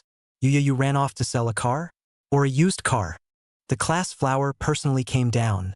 That must be supported. Ah, brothers, if you have money, support the money field. If you don't have money, support the personal field. Yuya, you've done a good job of ping this photo. You're even prettier than when you were in college. Color. Lu Yuya quickly replied. Shy. There's no such thing as a photoshopped picture. It's just that natural beauty is hard to give up. The main thing is that the working environment is good, the mood is good, people will be spirit. Everyone buying and selling cars can really consider looking for me. Oh, absolutely reliable. Immediately someone coaxed. You this advertisement, we just graduated a year or two. How can we afford to buy a good car? Do you have an old man's car that costs a few tens of thousands of dollars? I'll get one for my mom to buy groceries with. Lu Yuya. Of course there is. There are all kinds of prices, the abundance and thrift is up to the people. But, she turned, with a little arrogance. Our company's main focus is still boutique used cars. Hundreds of thousands to millions of all quality assurance. If you want to experience a luxury car, you can also come to me. Look and do not spend money. The group exploded again at that comment. I'll go. $1 million luxury car? Yuya, you're targeting high-end customers. A class flower is a class flower. The pattern is different. If you ask me, there are only a few people in our class who can afford 1 million used luxury cars, right? For example, at Chun Ming, class president, have you gotten rich lately? Thinking of getting a new car? Our big beautiful girl Yuya will personally serve you. Chun Ming was the class president of their college days. His family is a company, is a standard rich second generation.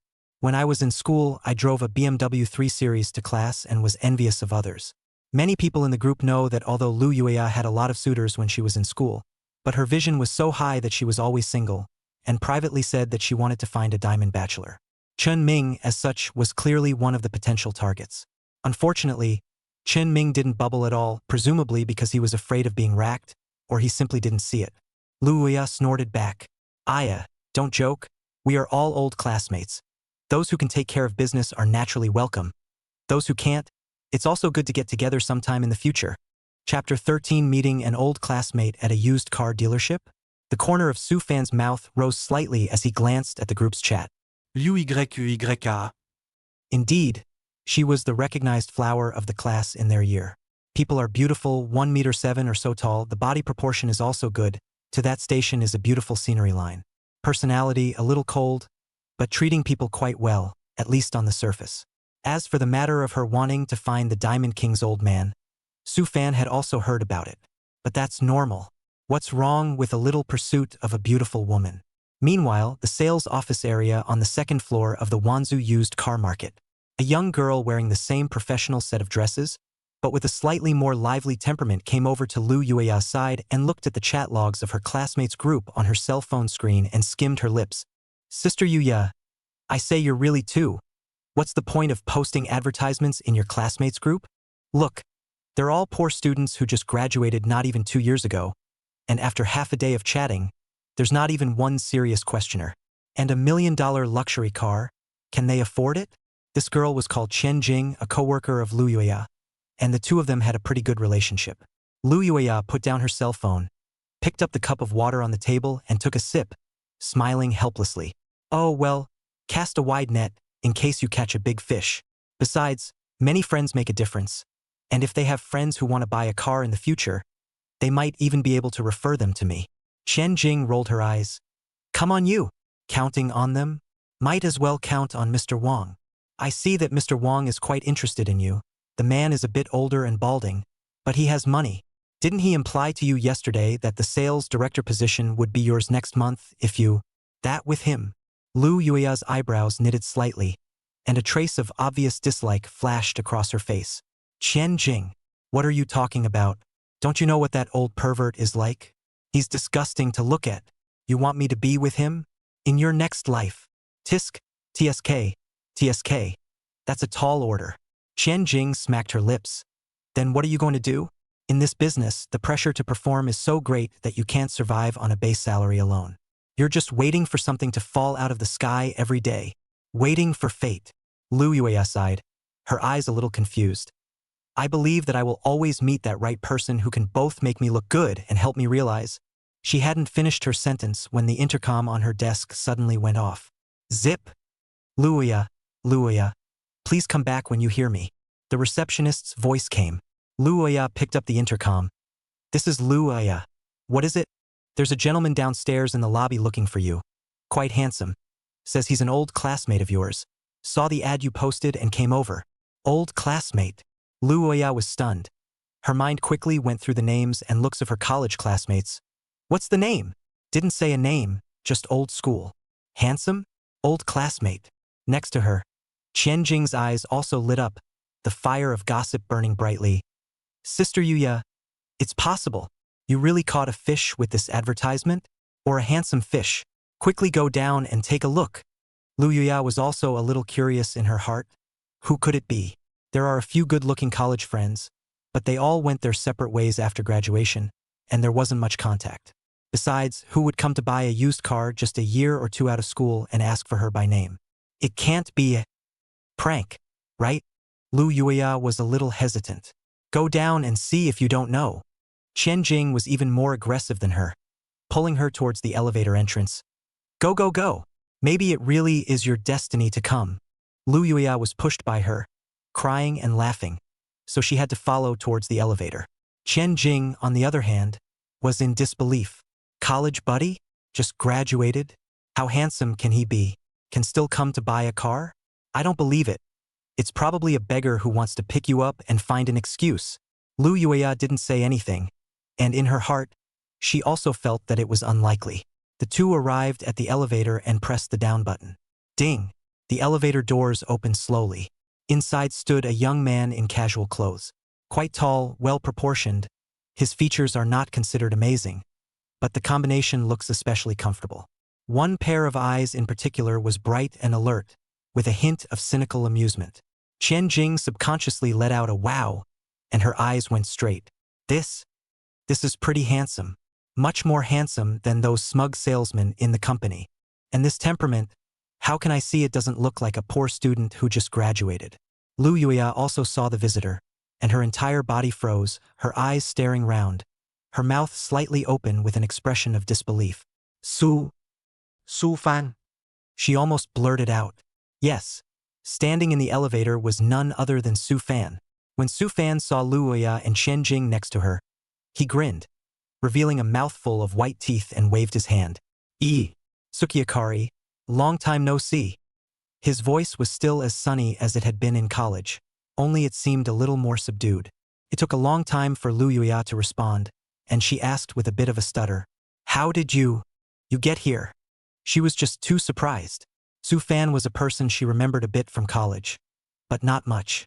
It felt like it was usually pretty low-key with average grades, only average looks, and what seemed to be an average family. After graduation, there was even less contact. How did she suddenly show up here and ask for her by name? And it's only been over a year since I've seen him. He seems to have gotten better looking. The temperament is completely different too. It used to look a little studenty. Now it feels, a bit of deep cover. I saw the advertisement you posted in the classmate group. Su Fan walked out of the elevator and said naturally, I just want to buy a car for transportation, so I came over to take a look. Thinking of finding someone else to buy. Why don't you take care of your old classmate's business? Buy a car. Lu Yuya was even more confused. Su Fan wants to buy a car? Where did he get the money? Next to her, Qian Jing also came back to her senses and gently bumped Lu Yuya with her elbow, asking in a low voice, Sister Yuya, is this really your classmate? It doesn't look like it. Lu Yuya settled down and forced herself to calm down, squeezing out a professional smile. Oh, so that's how it is. Then welcome, welcome, welcome. It's a great honor to have an old classmate here. What price point would you like to see? Or any favorite brands? Regardless, the client came to her door or asked for her by name, so she couldn't leave people hanging. And she did wonder what had changed in Shufan. Well, Su Fan stroked his chin and looked around the showroom at the wide array of used cars. I don't know much about cars and I don't have any specific goals. How about you give me a recommendation? He paused and added, the budget is not a problem. It's mostly about eye appeal and practicality. Budget not an issue? Lu Yuya and Qian Jing glanced at each other, both seeing a hint of surprise in the other's eyes. This guy has a big mouth. Lu Yuya took a deep breath, suppressed her doubts, and took out the attitude of a professional sales consultant. Okay, no problem. Then, Handsome Su, this way please. I'll show you a rough look first. She deliberately changed Su Fan to Handsome Su, with a hint of flirtation. All right, trouble. Big beautiful woman Yuya. Su Fan also readily accepted good advice and followed her with a smile. Qian Jing watched the two walk side by side towards the depths of the showroom, skimmed her lips and turned around to go back to her office. She still didn't believe that Su Fan could really afford any good cars, and was probably just here to pretend. Lu Yuya took Su Fan on a slow stroll through the showroom, introducing him as she went. This side is the German BBA area, Mercedes-Benz, BMW, Audi, with a large number of retention. The value retention rate is relatively high, and the repair and maintenance is also convenient. Over there are the two Japanese fields, Toyota and Honda, focusing on a fuel-efficient, durable, and affordable. If you're into off-roading, check out the Jeeps and Land Rovers over there. Chapter 14 Test Driving a Luxury Car. This is too good to be true.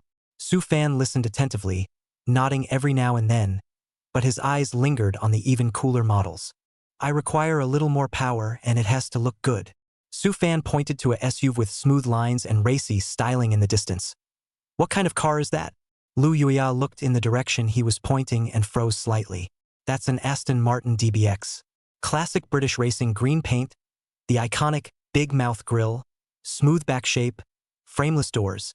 Everywhere exudes the unique charm of the combination of elegance and power. That's an Aston Martin DBX, the V8 version. Lu Yuya introduced 4.0T twin turbocharged engine, 550 horsepower, 0-100 acceleration in as little as 4.5 seconds. This is last year's prospective new car, just ran less than 10,000 kilometers. The car is in very good condition. The new car landing price has to be more than 3 million, and now the used price is about 1,300,000. When she quoted the price, she deliberately observed Su Fan's expression. However, Su Fan's face didn't show the surprise or flinch she expected. Instead, her eyes brightened even more.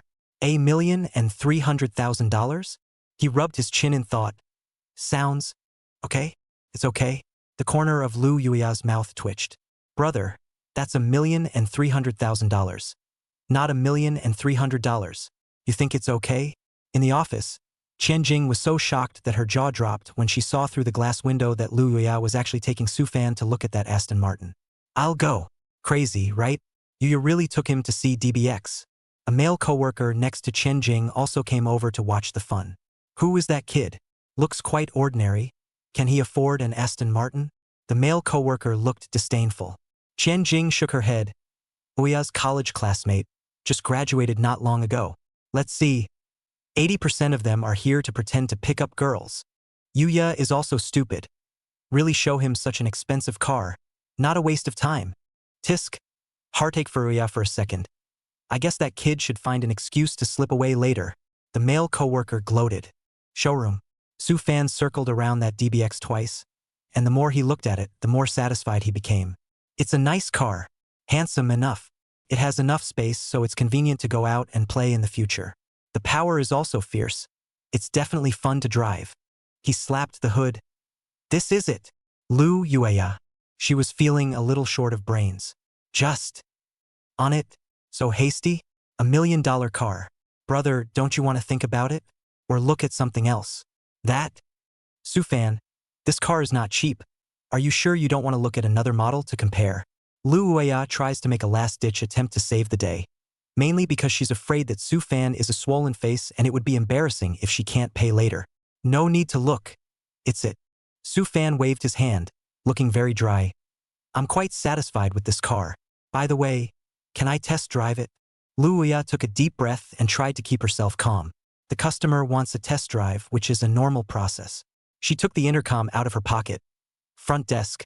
Bring the keys to the DBX. The customer wants a test drive.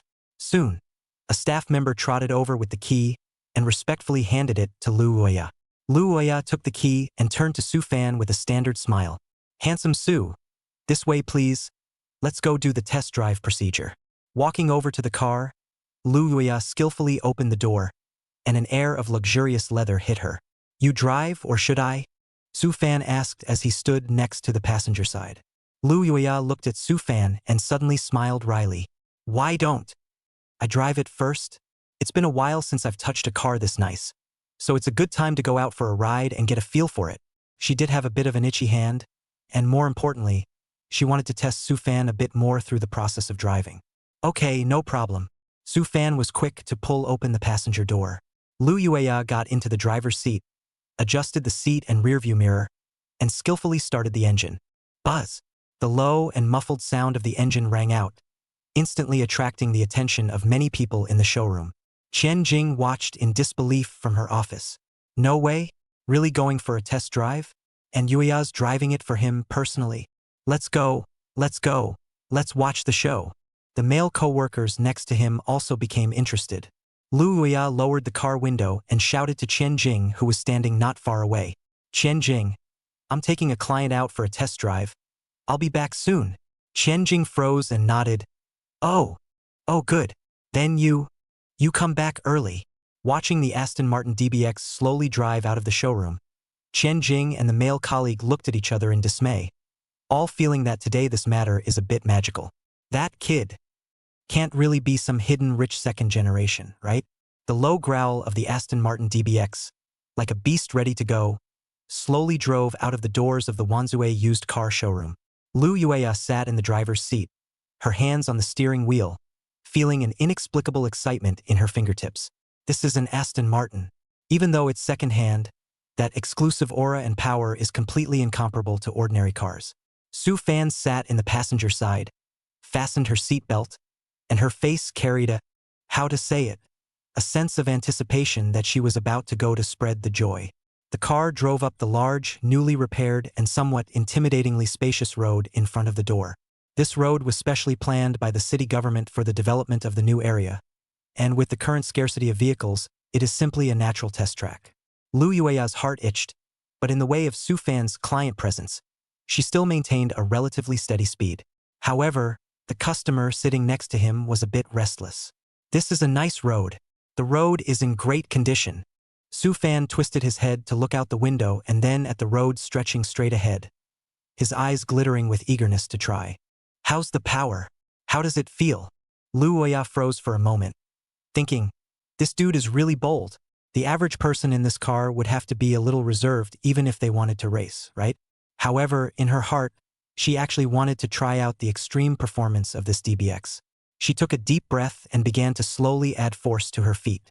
The DBX seemed to wake up instantly, the roar of the engine rising steeply from a low growl to an angry hiss. The car lurched forward, a strong push instantly hitting the two men, pinning them dead center in their seats.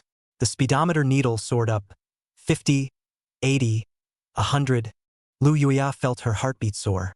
Holy, this feels great. Sufan couldn't help but shout out, excitement written all over his face. He twisted his head to look at Lu Yueya, the light in his eyes growing even brighter. Faster, faster. Lu Yueya was infected by this enthusiasm of his, and probably also stimulated by the performance of the DBX. With a clench of his teeth, he took his foot off the gas. Buzz!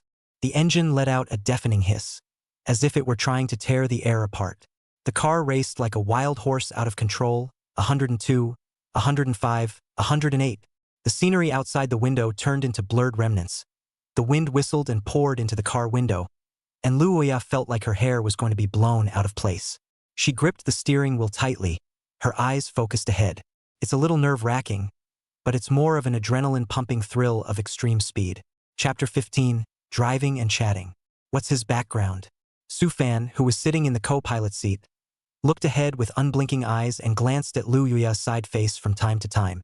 Her taut jaw, focused eyes, and wind-blown hair were surprisingly attractive in this moment. Even Sufan, who was used to seeing all kinds of beautiful women, had to admit that Lu Yuya's appearance was indeed very capable. Coupled with the valiant aura of controlling speed that emanated from her at the moment, it added a bit more charm. He couldn't help but mutter in his mind, well, it's true that a man is only as good as his clothes. Nope, it's the man in the car. The car sets her off even more. After racing for some distance, Lu Yuya slowly let go of the gas, and the car's speed gradually dropped. The roar of the engine diminished and returned to its previous low sound. She let out a long breath, feeling her palms get a little wet. How's that? The car's got some power, right? Lu Yuya turned her head to look at Sufan, her face carrying a slight redness from excitement. More than okay. It's simply fierce. Sufan waved his fist excitedly and, the pushback, the sound, it's absolutely amazing. It's like driving a rocket. Lu Yuya couldn't help but laugh at his exaggerated expression. I have to say, I don't know what this dude is up to, but the look of enthusiasm for the car is quite endearing. She re-stabilized the car at a relatively normal speed and began to perform her sales duties. This Aston Martin DBX is, arguably, a very special car in the Aston Martin family. It is the first SUV launched by Aston Martin and the most practical model in the brand's 100-year history. As Lu Yuya drove, she elaborated.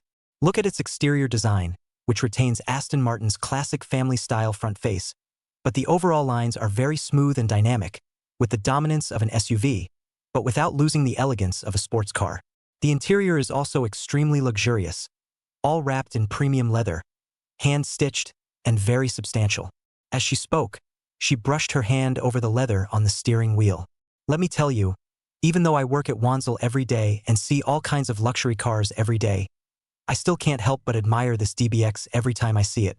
Its charm is really hard to resist. Lu Yuya spoke with an undisguised fondness in her tone. She does love the car and can't fault the exterior, interior, or performance. Of course, as a sales, her more important task is to observe Sufan's reaction as well as test his bottom line. It's just a shame that even used, it would cost $1,300,000 now. Her remaining light sneaked a glance at Sufan, wanting to see if a hint of hesitation, surprise, or even embarrassment would appear on his face when he heard that price again. After all, $1 million is an absolutely astronomical amount for a college student who just graduated not long ago.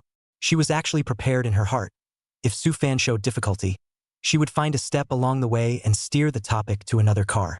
Or just treat it as a drive among friends and don't mention buying a car. However, what surprised Lu Yuya again was that Sufan remained indifferent to the price. There was no surprise, no hesitation, and not a hint of embarrassment or shame. He still revels in his love for the car.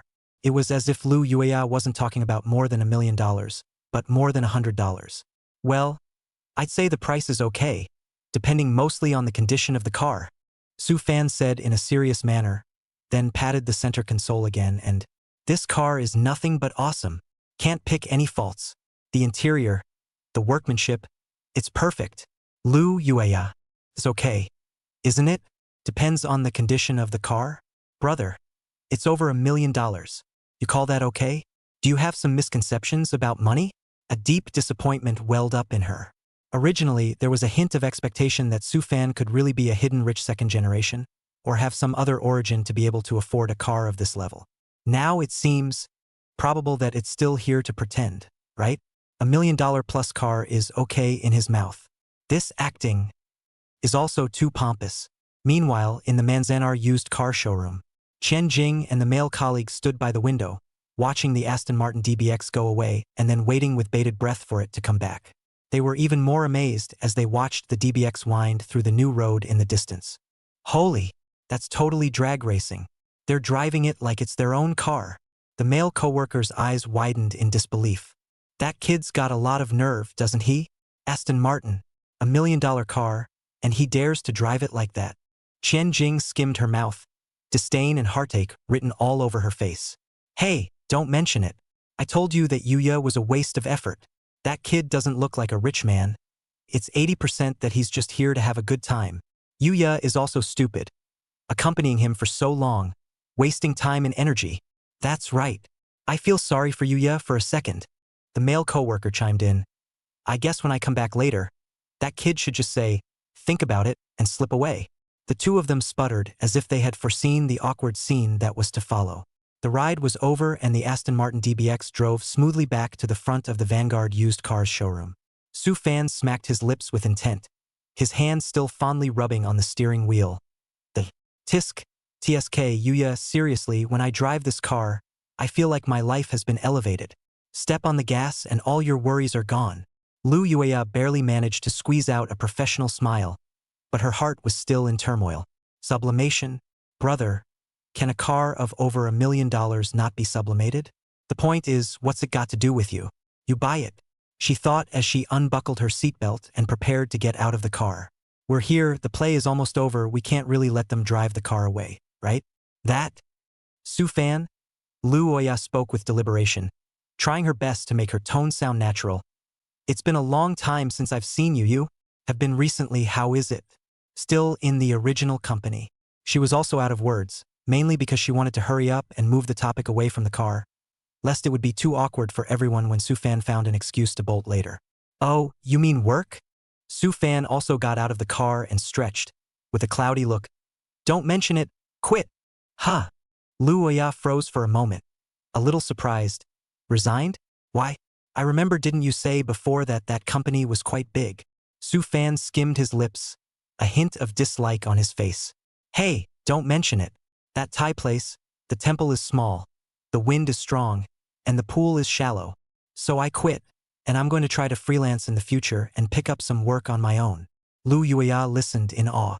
I didn't realize that Su Fan, who looks like an easygoing person, has actually experienced so many bad things at work. In her heart, the little bit of hatred that arose because of pretending has faded a lot, and there are a few points of sympathy. So, she nodded. That is also good. A change of environment may develop better. Freelancing is also quite good. Free time. The two were already walking back to the showroom door as they spoke. Lu Yuya looked at the time. It was almost mealtime. Out of classmate friendship and basic hospitality manners, she still opened her mouth to invite. That, Su Fan, if you're not in a hurry, wait for me to get off work and have dinner together, just as a celebration for you to get out of your misery? But I might still be busy for a while on my side, so you'll have to wait for me a little bit. She thought to herself that a meal wouldn't cost much, so she thought of it as catching up. As for buying a car, well, let's not talk about it. Chapter $16 million luxury cars. Say bye? However, Su Fan's next words caused Lu Yuya's entire body to freeze. Su Fan did not take the dinner conversation, but instead turned her head and pointed to the parked Aston Martin DBX, said in a tone as if asking, how much is this cabbage? There's no rush to eat, Oya. Let's get the paperwork for this car done first. Ah? Lu Oya's brain instantly went down. Her eyes glazed over. Do what formalities? The formalities of buying a car. Su Fan had a matter-of-fact look on her face. This is it, DBX, it's quite good. I drive it quite well. Swipe your card. Full payment. Lu Yuya felt that his ears might have a problem, or Su Fan's brain. She took a deep breath and tried to make sure she wasn't hallucinating. Su Fan. You said you want to buy this car? This Aston Martin DBX. She couldn't help but emphasize the price again. That's over $1 million. $1,300,000. Are you sure? Her voice was shaking a little, her mind bristling madly. Big brother, didn't you just quit your job? Didn't you say you wanted to be a freelancer? Where did you get the money to buy a $1 million luxury car? Hello. That's not how the script was written. Su Fan looked at her shocked look and seemed to find it a bit funny as he nodded. Sure, what's wrong? What's the problem? Or is the car not for sale? He rubbed his chin. But I think it's worth it, and besides, if I don't get it out of here, I'm afraid I'll be dreaming of running laps in it at night. Lu Yueya. It's a big problem. Okay? But looking at Su Fan's sure eyes, which did not look like he was joking, Lu Yueya felt that her worldview was being pressed to the ground and rubbed repeatedly. She turned her head mechanically, looking inside the showroom. Qian Jing and the male co-worker, indeed, were still standing by the window, stretching their necks to look this way. When Su Fan said, "Swipe your card, full payment," Lu Yueya clearly saw that the expression of those two people was like swallowing a Godzilla alive. Their eyes were almost glaring out. No. No problem. Sell. Of course sell. Lu Yueya felt her voice drifting a bit. She forced herself to calm down and took out her professionalism. Then you wait a moment. I'll go get the POS and the contract. The next process, Lu Yueya felt like she was confused the entire time. Watching Su Fan casually pull out a bank card that also looks ordinary from an ordinary-looking wallet, and then enter the PIN on the POS machine. $1,038,000. Lu Yueya's heart thumped, beating even harder than it had earlier when she test drove the dragster. She didn't even dare to look at the POS screen for fear that insufficient balance would pop up in big letters the next second. However, tick transaction successful. A clear tone sounded, accompanied by the voucher printed out ZZ sound. In the quiet exhibition hall seems particularly clear. Lu Yueya's hands were shaking a little as she held the signed purchase order. Really? Bought? She looked up at Su Fan, and the other woman still had a relaxed and cozy expression on her face. It's as if you just bought a cup of milk tea instead of a luxury car that you can put a down payment on in a first-tier city. Done. Su Fan took the signed purchase order and glanced at it, casually slipping it into his pocket. Thanks, Yuya. Quite efficient. Lu Yueya opened her mouth to say something, but realized that her throat was dry and she couldn't say a single word. On the other hand, Qian Jing had been completely dumbfounded. Really? Really bought it? The male co-worker next to her stammered, rubbing his eyes in disbelief at what he was seeing. Qian Jing didn't say anything, but just stared at Su Fan's back with a deadpan expression on her face. Over $1 million. Swiped. Full payment. Without batting an eye. This? Where the hell is this to pretend? This is clearly the real Big Brother. He himself had just spit out to his co-workers that people were here to have a good time.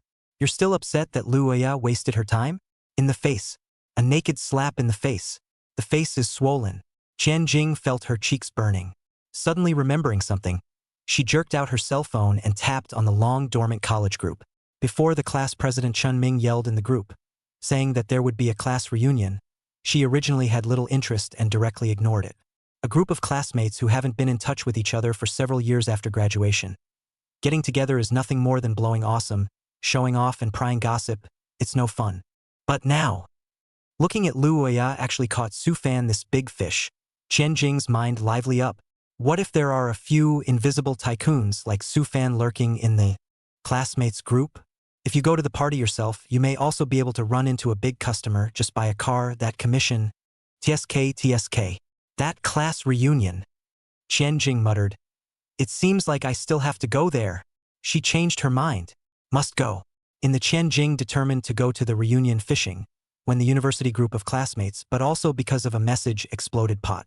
The group usually sends out a few red envelopes occasionally, or someone gets married and sends out invitations, but basically it's just a pool of stagnant water. But today, a long diving ID popped up. Chun Ming class president. At all members, how are you all doing? Old classmates?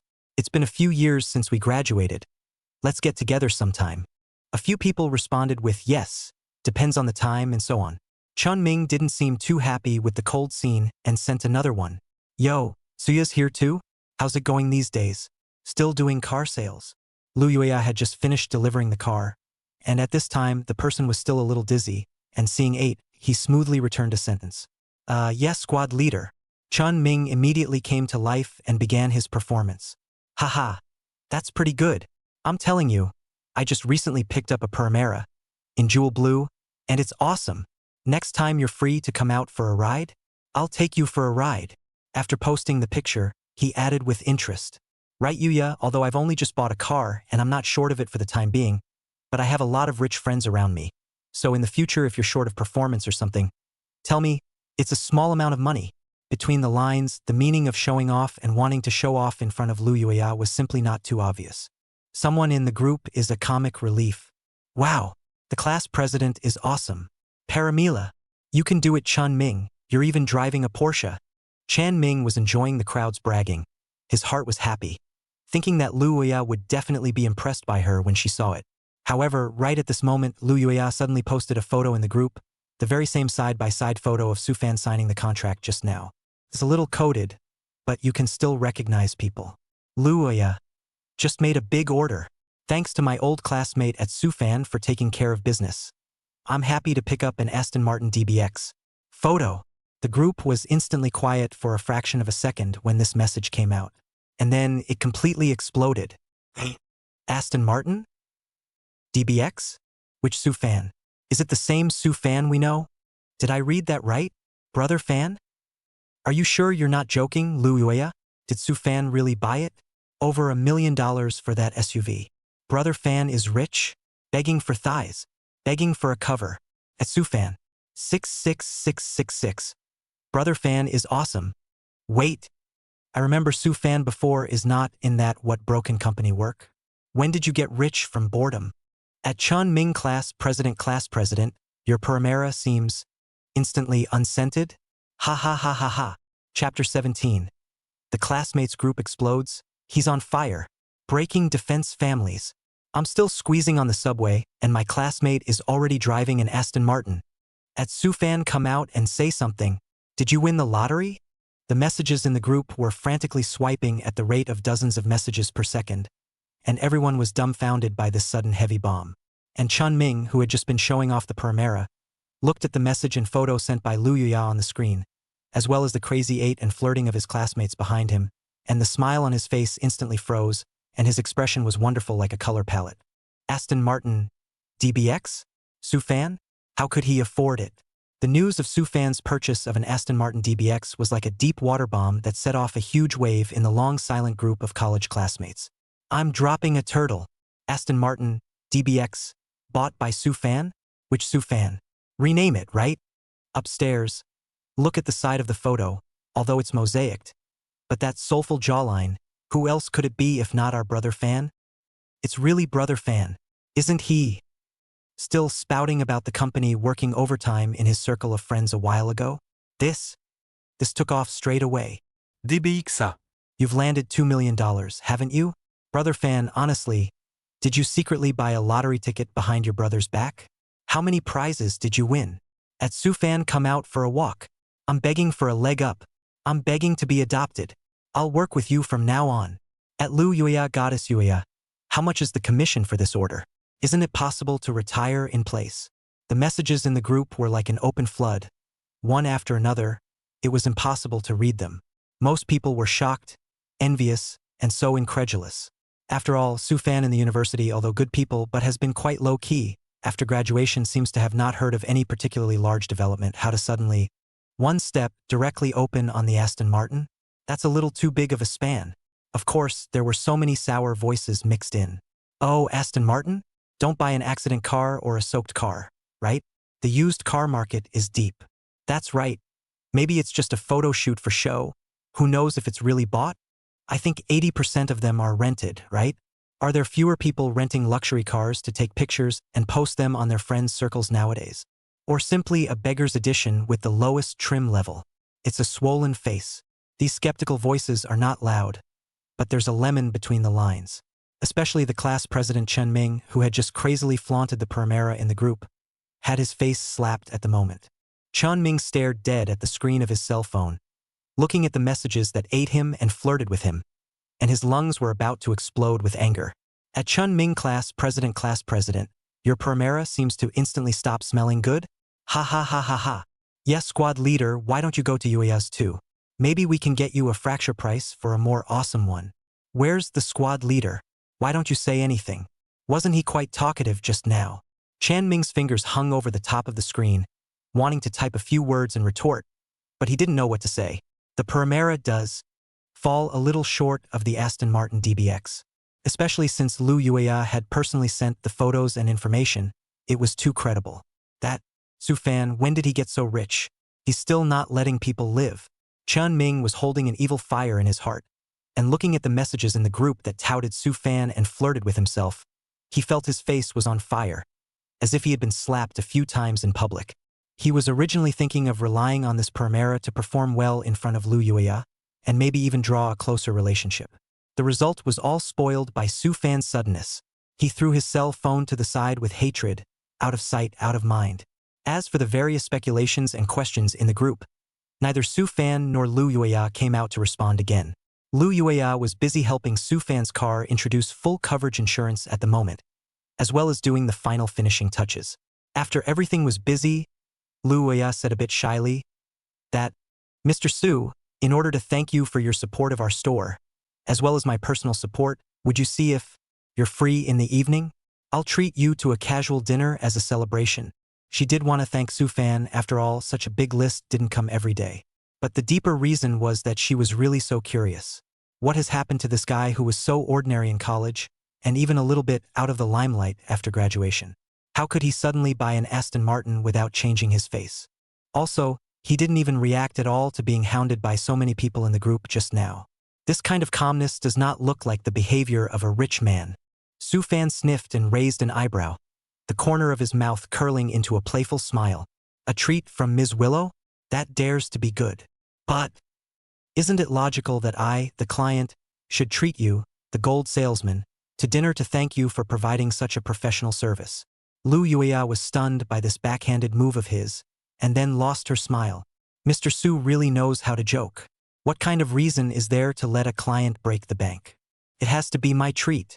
You decide the place, or can I arrange it?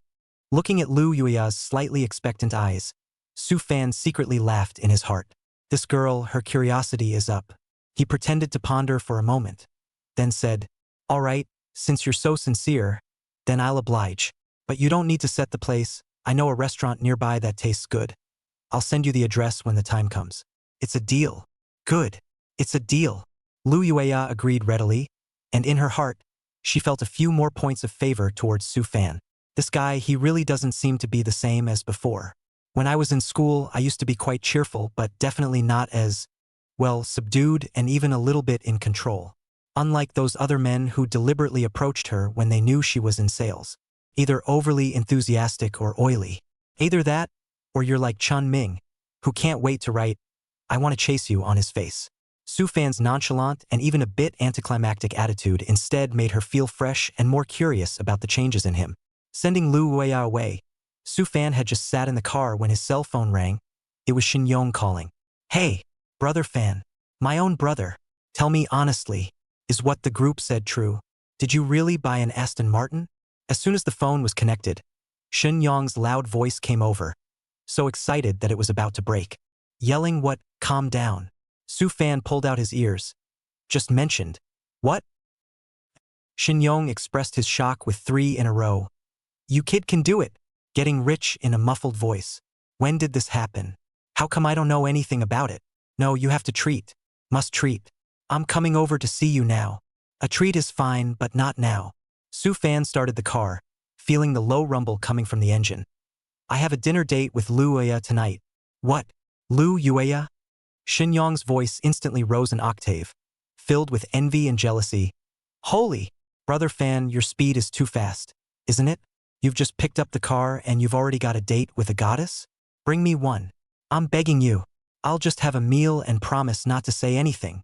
In college, Lu Yuya was not only the class flower of their class, but also the flower of their department. The people who have a crush on her can line up from the dormitory building to the front door of the school. Shin Yong was one of them back then, but unfortunately never had much of a chance. "Off." Su Fan refused without mercy. "It's fun to be a light bulb, isn't it? Hang up. I want to try the car." Chapter 18, it's called A Descending Blow. After saying that, without waiting for Shin Yong to wail, he directly hung up the phone. Listening to the busy tone on the other end of the phone, Shin Yong wanted to cry. Having the earth. Why is there such a big difference between the same classmates? People drive Aston Martins and date departmental flowers, and they're still worried about next month's rent. People are more angry than people. Su Fan had no time to pay attention to Shin Yong's envy and jealousy. All his attention was now on this brand new Aston Martin DBX. Tap on the gas pedal. A strong sense of pushback comes instantly, accompanied by a charming sound. DBX is like an elegant and robust cheetah, weaving nimbly in and out of the traffic. The leather seats have a great wraparound feel and the steering wheel has an impeccable grip. The car's exquisite interior and premium sound system are all about luxury and extraordinary. Tisk, TSK, TSK. This feels great. Su-fan couldn't help but hum a little tune. He drove around the city a few times, fully experiencing the pleasure of driving a luxury car, attracting a lot of attention from passers-by. It's a feeling that does make you float a bit. It's just the power of money. Meanwhile, the college reunion group. After an initial explosion of swipes, the heat of discussion in the group gradually dropped. But that atmosphere of shock and envy still pervades the word. Especially the boys in the group, except for a few who were genuinely happy for Su-fan. Most of them fell into a subtle silence. It can't be helped that the same young people who haven't graduated for a few years are already driving Aston Martins, while they are still anxious about their mortgages, car loans, or whether they can find a girlfriend. This great sense of disparity has left many people with a bad taste in their mouths, especially Chun Ming. He was alone on the couch in the family's living room, and the more he thought about it, the more angry he became and the more he suffocated. He took out his cell phone and tapped on Lu Yueya's circle of friends. The latest update was still posted a couple days ago. Nothing special. He clicked on Su-fan's friend circle again, set it to be visible for 3 days, and it was empty. Chun Ming tossed his cell phone aside in annoyance. He stood up and paced back and forth in the living room. The keys to the Primera sat on the coffee table, the blue paint still dazzling in the light. But at the moment, in Chun Ming's eyes, it looked bad in any way. No way. Can't just leave it like that. Didn't Su-fan make a splash with an Aston Martin? Wasn't it just to get Lu Yueya's attention? The car, I have it too. And I can buy another one. A thought suddenly flashed through his mind. Right? Buy another one. Buy a used sports car. It doesn't need to be expensive, but it has to be tawdry enough to catch the eye. When the time comes to drive every day to find Lu Yueya exchange business, I do not believe that she is not moved. If Su-fan can buy a used Aston Martin, I, Chun Ming, can buy a used sports car, and maybe even buy it from Lu Yueya, so wouldn't there be more opportunities for contact? Thinking of this, Chun Ming's mood calmed down a little, and he was even a little bit pleased. He thought his idea was simply brilliant. It's a great way to get your face back and create an opportunity to get closer to the goddess. He immediately picked up his cell phone and began searching for information on the local used car market with a gleam in his eye. It was as if he had already seen a beautiful picture of himself driving around in a cool sports car, carrying Lu Yueya. Chan Ming sat on the sofa in his living room, his fingers tracing on the screen of his cell phone and finally resting on Lu Yueya's WeChat avatar. Tapping the dialog box, he hesitated before carefully tapping a line. Sukiakari, busy? The message was sent and dropped like a stone. Chun Ming's heart is a little drumming. It can't be that he doesn't want to pay attention to me, right? He scratched his hair in annoyance as his eyes fell back to the Primera keys on the coffee table. Damn, this car was bought to pick up girls. How come it falls off at the critical moment? No, can't wimp out. He sent another stiff one. That? Wanted to ask you, how is the used sports car market these days? I'm a bit interested. This time, Lu Yueya replied quickly. It's not bad, squad leader. The market's been good lately. So what, you want to switch cars? When he saw the word, class president, Chun Ming was a bit upset, but he still hurriedly seized the opportunity. Yeah. The Pamela got a little tired of driving it and wanted something a little more, well, a little more racy. You know, he deliberately hinted. Oh? So what genre do you want to see? What's the approximate budget? Lu Yueya's tone remained businesslike. Chun Ming's eyes rolled, feeling that the time was almost right, and he tentatively asked, This? Can't be said in a moment. Why don't we find a time to come out? I'll treat you to a meal, and we'll talk while we eat. He stared nervously at the screen, his palms beginning to sweat. It was the most natural excuse he could think of. A few seconds later, Lu Yueya's reply came. Thank you, squad leader, but I'm afraid I can't tonight. I already have a date. Got a date? Chun Ming's heart thumped, but he was still undeterred. Lu Yueya, yes, it's dinner with Su-fan. He just picked up an Aston Martin from me today. Sort of celebrating. It was followed by a playful smiley emoji. Boom! Chun Ming felt like his head had been hit by 100 kilograms of hammers. Su-fan? Aston Martin? Eating together? Just for buying a car? Chan Ming can no longer hold back, violently bounced up from the sofa, slapped hard on his thighs, Pop, a crunch. Why didn't I think of that? Why the hell didn't I think of that? He was gutted with remorse. Buy a car. That's right. Buy a car and you can ask her out to dinner. Why did I just think of buying a car to pretend to be a bully and forget about this? I should have picked up a Ferrari yesterday. He was so angry that he was balled up in his living room, feeling like he'd missed out on a few $100 million. Originally thought that his plan to buy a second-hand sports car to approach Lu Huiya was seamless, but did not expect Su Fan, the kid, to move faster. And it's one step closer to getting a dinner date as a car-buying customer. What's it called? It's called a descending blow. The more Chun Ming thought about it, the more angry he became, and he kicked the sofa with a dull thud. No, can't just admit defeat. If Su Fan can buy it, so can I, and I'm going to get an even better one. Meanwhile, in the employee locker room of the Wanzhou used car dealership, Lu Yueya had just taken off her workmanlike professional suit and changed into her own casual clothes, ready to leave work. The cell phone in the locker rang, and the word "Mom" pulsed on the screen. She sighed helplessly and picked up the phone. Hey, Mom. Hey, Tsukiyakiya, off work, right?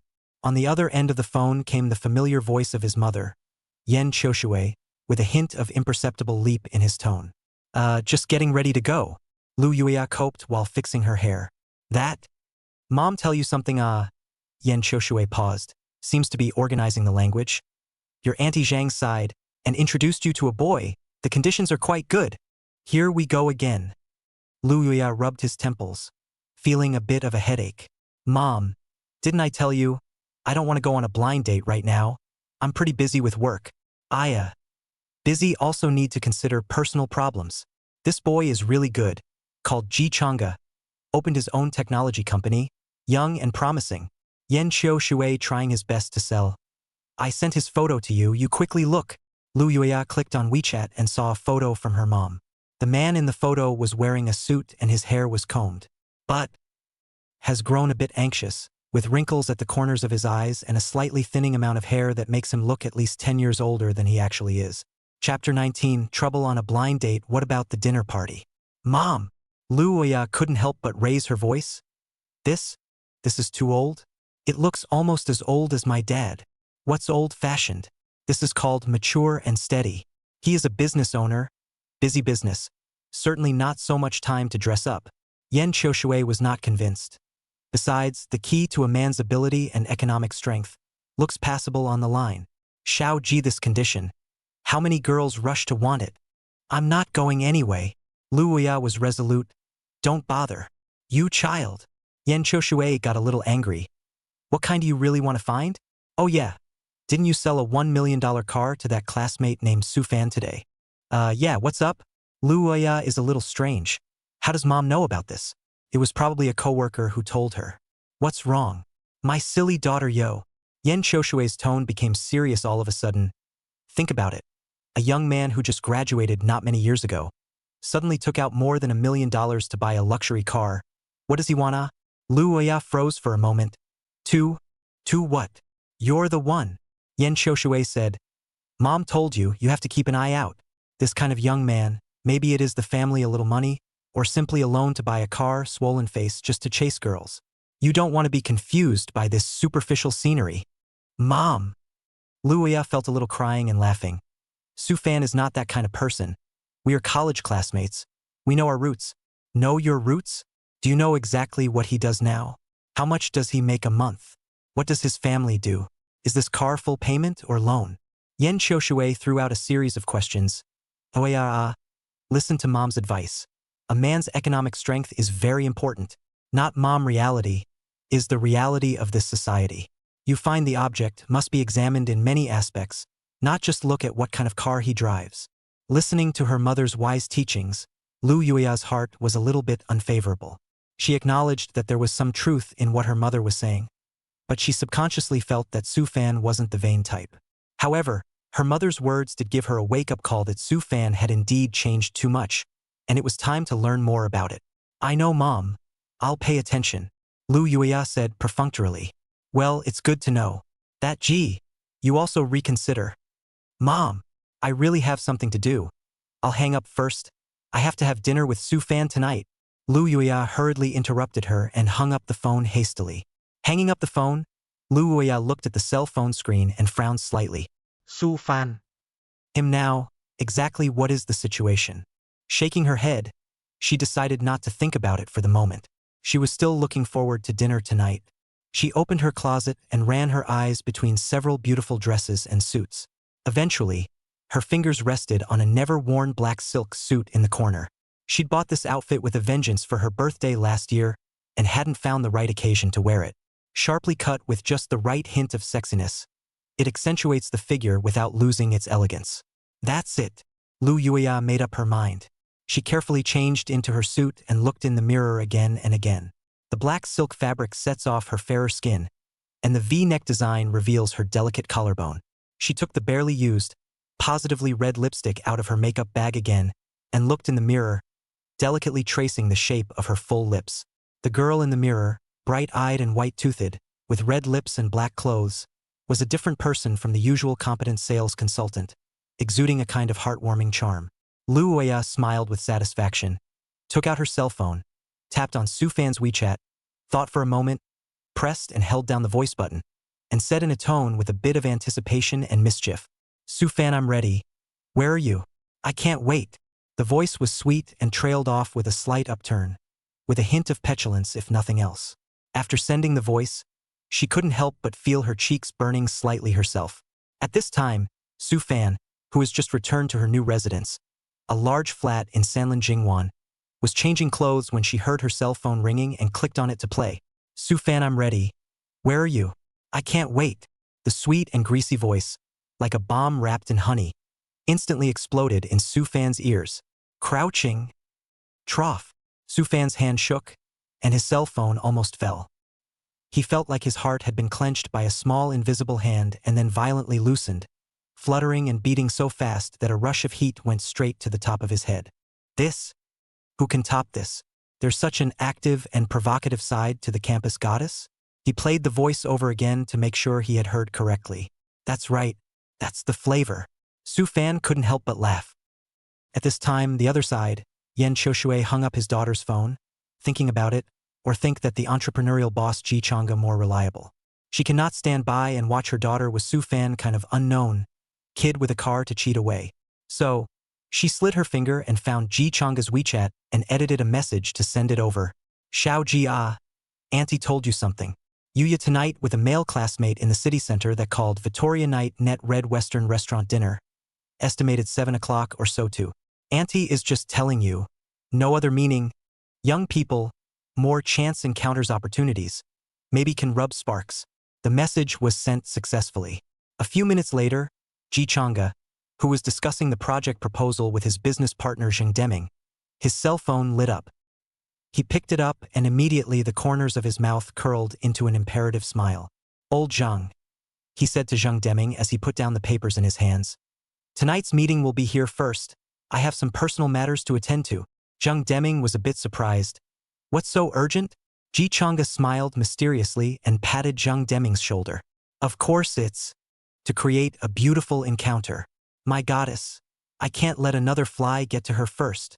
His eyes glittered with excitement, as if he had already seen the picture of his successful chance encounter with Lu Uya, and finally embraced the beauty. A youngster in an Aston Martin? Heck, it's just a stepping stone. Goddess.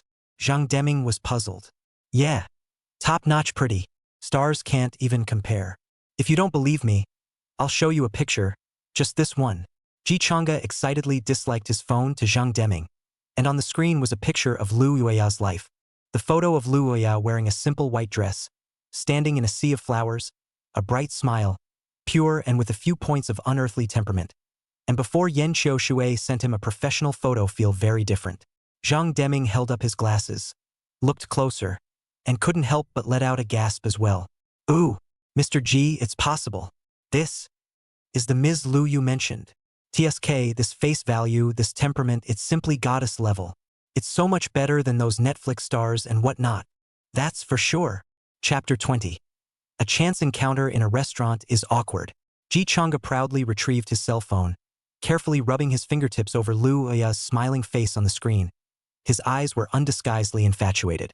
"The woman I, Ji Chang'e, have my eye on, can she be any worse? Old Zhang, let me tell you. Not only is Yueya pretty, she's also exceptionally good, graduated from a prestigious university, and is now working as a sales consultant at Wanzhong, and her performance is top-notch. He paused, an air of ambitious arrogance in his tone. A goddess like that deserves a successful man like me. As for some, driving a sports car and you want a toad to eat swan meat? Simply delusional. Zhang Deming heard his sour words and probably guessed a few points in his heart, and asked tentatively, Mr. G, the certain you're talking about, is that the male student that Auntie mentioned, having dinner with Miss Lu? That's right. That's him. Ji Chang'e slapped his thighs, a few disdain on his face.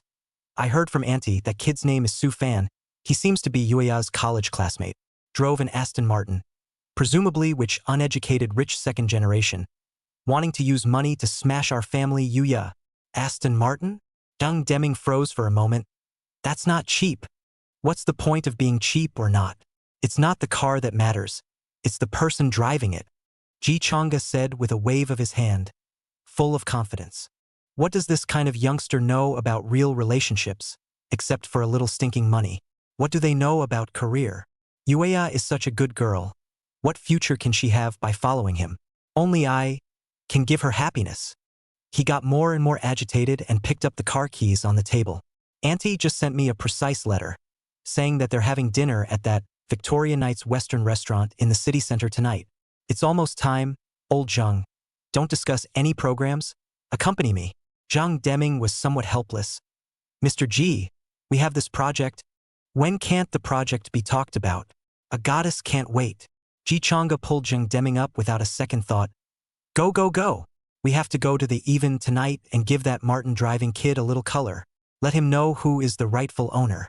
My goddess, how can I allow others to get their hands on her?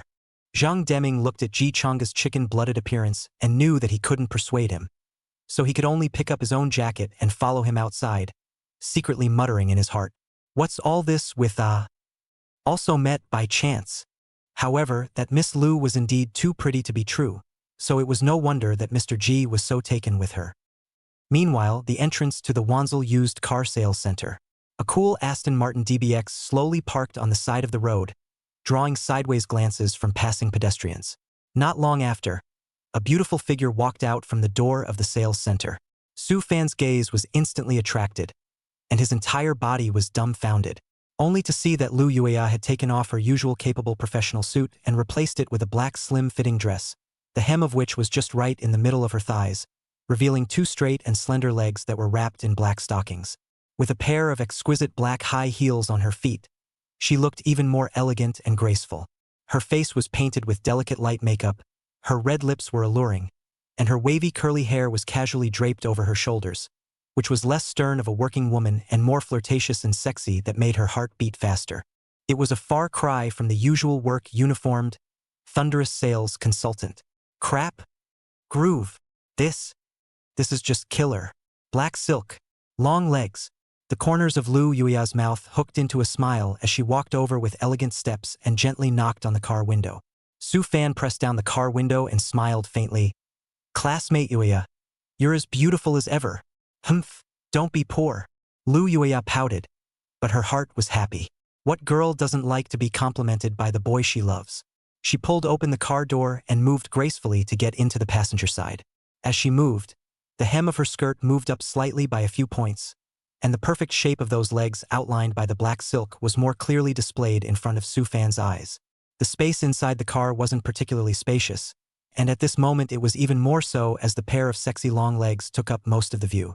Su Fan felt her nose getting a little hot and hurriedly averted her gaze. But she really couldn't help it. This leg is a pity not to go to buy insurance. It is simply a leg play year series. However, Su Fan's determination was strong, and even so, he couldn't easily take him down. The night is drawing on and the lights are on. Downtown, Victoria Night restaurant entrance, neon flashing, decorated with sophisticated, at first glance, is a couple dating, business banquets, high-grade places. A black Mercedes-Benz S-Class sedan parked silently in a hidden corner diagonally across from the restaurant. Inside the car, Ji Chang'e was holding the binoculars, staring intently at the entrance of the restaurant, anticipation and nervousness written all over his face. Next to him, Zhang Deming was leaning on the back of his chair with an expression of hopelessness, looking at his boss's maniacal appearance, and couldn't help but sigh. Mr. G, are we really just waiting here? Shoo, keep your voice down. Ji Chang'e put down his binoculars and glared at Zhang Deming. Know anything about strategy? If we go in now, in case they've just arrived and haven't sat down yet and see us, that kid will definitely encourage Yuya to change places. We'll have to wait for them to go in. Find a good spot to sit down, preferably with all the food ordered, and then we'll shine and have a perfect chance encounter. The more Ji Chang'e said, the more he felt that his plan was seamless, and he raised his eyebrows in triumph. Think about it. You've ordered your food. You're too embarrassed to leave right away, right? When the time comes, I'll go over to say hello and show off my demeanor and charisma. So what's that kid going to do to compete with me? What's he got besides that stupid Martin? In terms of career, in terms of maturity and stability, I'm 8 blocks away from him. Zhang Deming's mouth twitched as he listened. What era is this? Still playing this kind of idle drama old routine that we don't even use anymore. And shine? And meet? It's a clear attempt to tear down. He bellyached, but his mouth didn't dare to retort, so he could only respond helplessly. Mr. G is wise, thoughtfully, considered. That's right. Ji Chang'e raised his binoculars again and stared at the restaurant entrance like a scout. Just wait, old Zhang. I'll let you see tonight how I rescued the goddess from that rash young man. Humph, Aston Martin? It's just a stepping stone for me to use as a trousseau. Zhang Deming looked at his imperative look and silently turned his head and looked out the car window. He now only hopes that this so-called chance encounter is not too embarrassing. His boss do not want to be humiliated by then. The night is getting darker and neon is flashing. The European-style signboard of the Victorian Nights restaurant glows in the light. Su Fan parked the car firmly in the parking space in front of the restaurant. He took a deep breath and tried to push down the wobbly long black silk legs in his mind for the moment. Temperance. Be sure to lighten up. Brother has also seen the world. Although this world is a bit top. He unbuckled his seatbelt and pushed out the door. The movements are smooth and there is not the slightest hint of dragging. Then he walked around the front of the car and over to the passenger side. Very naturally, he pulled open the car door for Lu Yuya. The arm was slightly bent in a pleased gesture. The whole thing is a gentleman's template. However, the expression on his face was as calm as a pool of autumn water. There was no excessive warmth or deliberate attempt to curry favor. It's just a very bland courtesy. Lu Yuya looked at him. A mental a cry. What is this guy up to?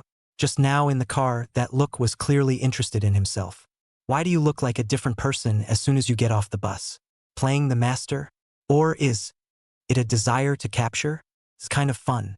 The corner of Lu Yuya's mouth curled imperceptibly. She gracefully peeked out a long leg, the toe of her black high-heel shoe gently nudging the ground. Then another article. After standing firmly, she straightened her skirt and smiled at Su Fan with her teeth showing. Thanks. The voice is still as beautiful as ever. Chapter 21. Why does he know everything when it comes to eating? Su Fan nodded slightly and closed the car door. You're welcome. The tone was smooth, no ripples audible. The two walked side by side toward the front door of the restaurant. Su Fan deliberately lagged behind Lu Yuya by a small half-step, maintaining a distance that is neither alienating nor seemingly overly intimate. Social safety distance? Yu Yuanya glanced at him out of the corner of her eye. This guy, he's still got it. But from the sidelines, the man had a straight figure, a handsome face, and a calm temperament with a hint of imperceptible gangliness. The woman's body was graceful and charming, her long black silk legs swaying in the evening breeze. The light stretched and intertwined the shadows of the two, and they did look quite good together. It's almost like a man and woman coming out of an idle drama. Many of the pedestrians passing by couldn't help but cast their eyes in amazement. There were even whispers. Wow, that guy is so handsome. The woman next to her is so graceful. Her legs are so long. Perfect match. Su Fan heard it, but he didn't change his face. In my heart, I'm spitting mad. Matchador. I'm nervous as hell right now. This damn black silk. The killing power is too strong. Lu Yuya heard it too. The smile on her face brightened a bit more. The little doubt in his mind turned into greater curiosity. Su Fan, what kind of person are you? just as Su Fan and Lu Yuya were about to step through the door of the restaurant. A slightly tawdry red sports car was also parked nearby. The car door opens. Down two.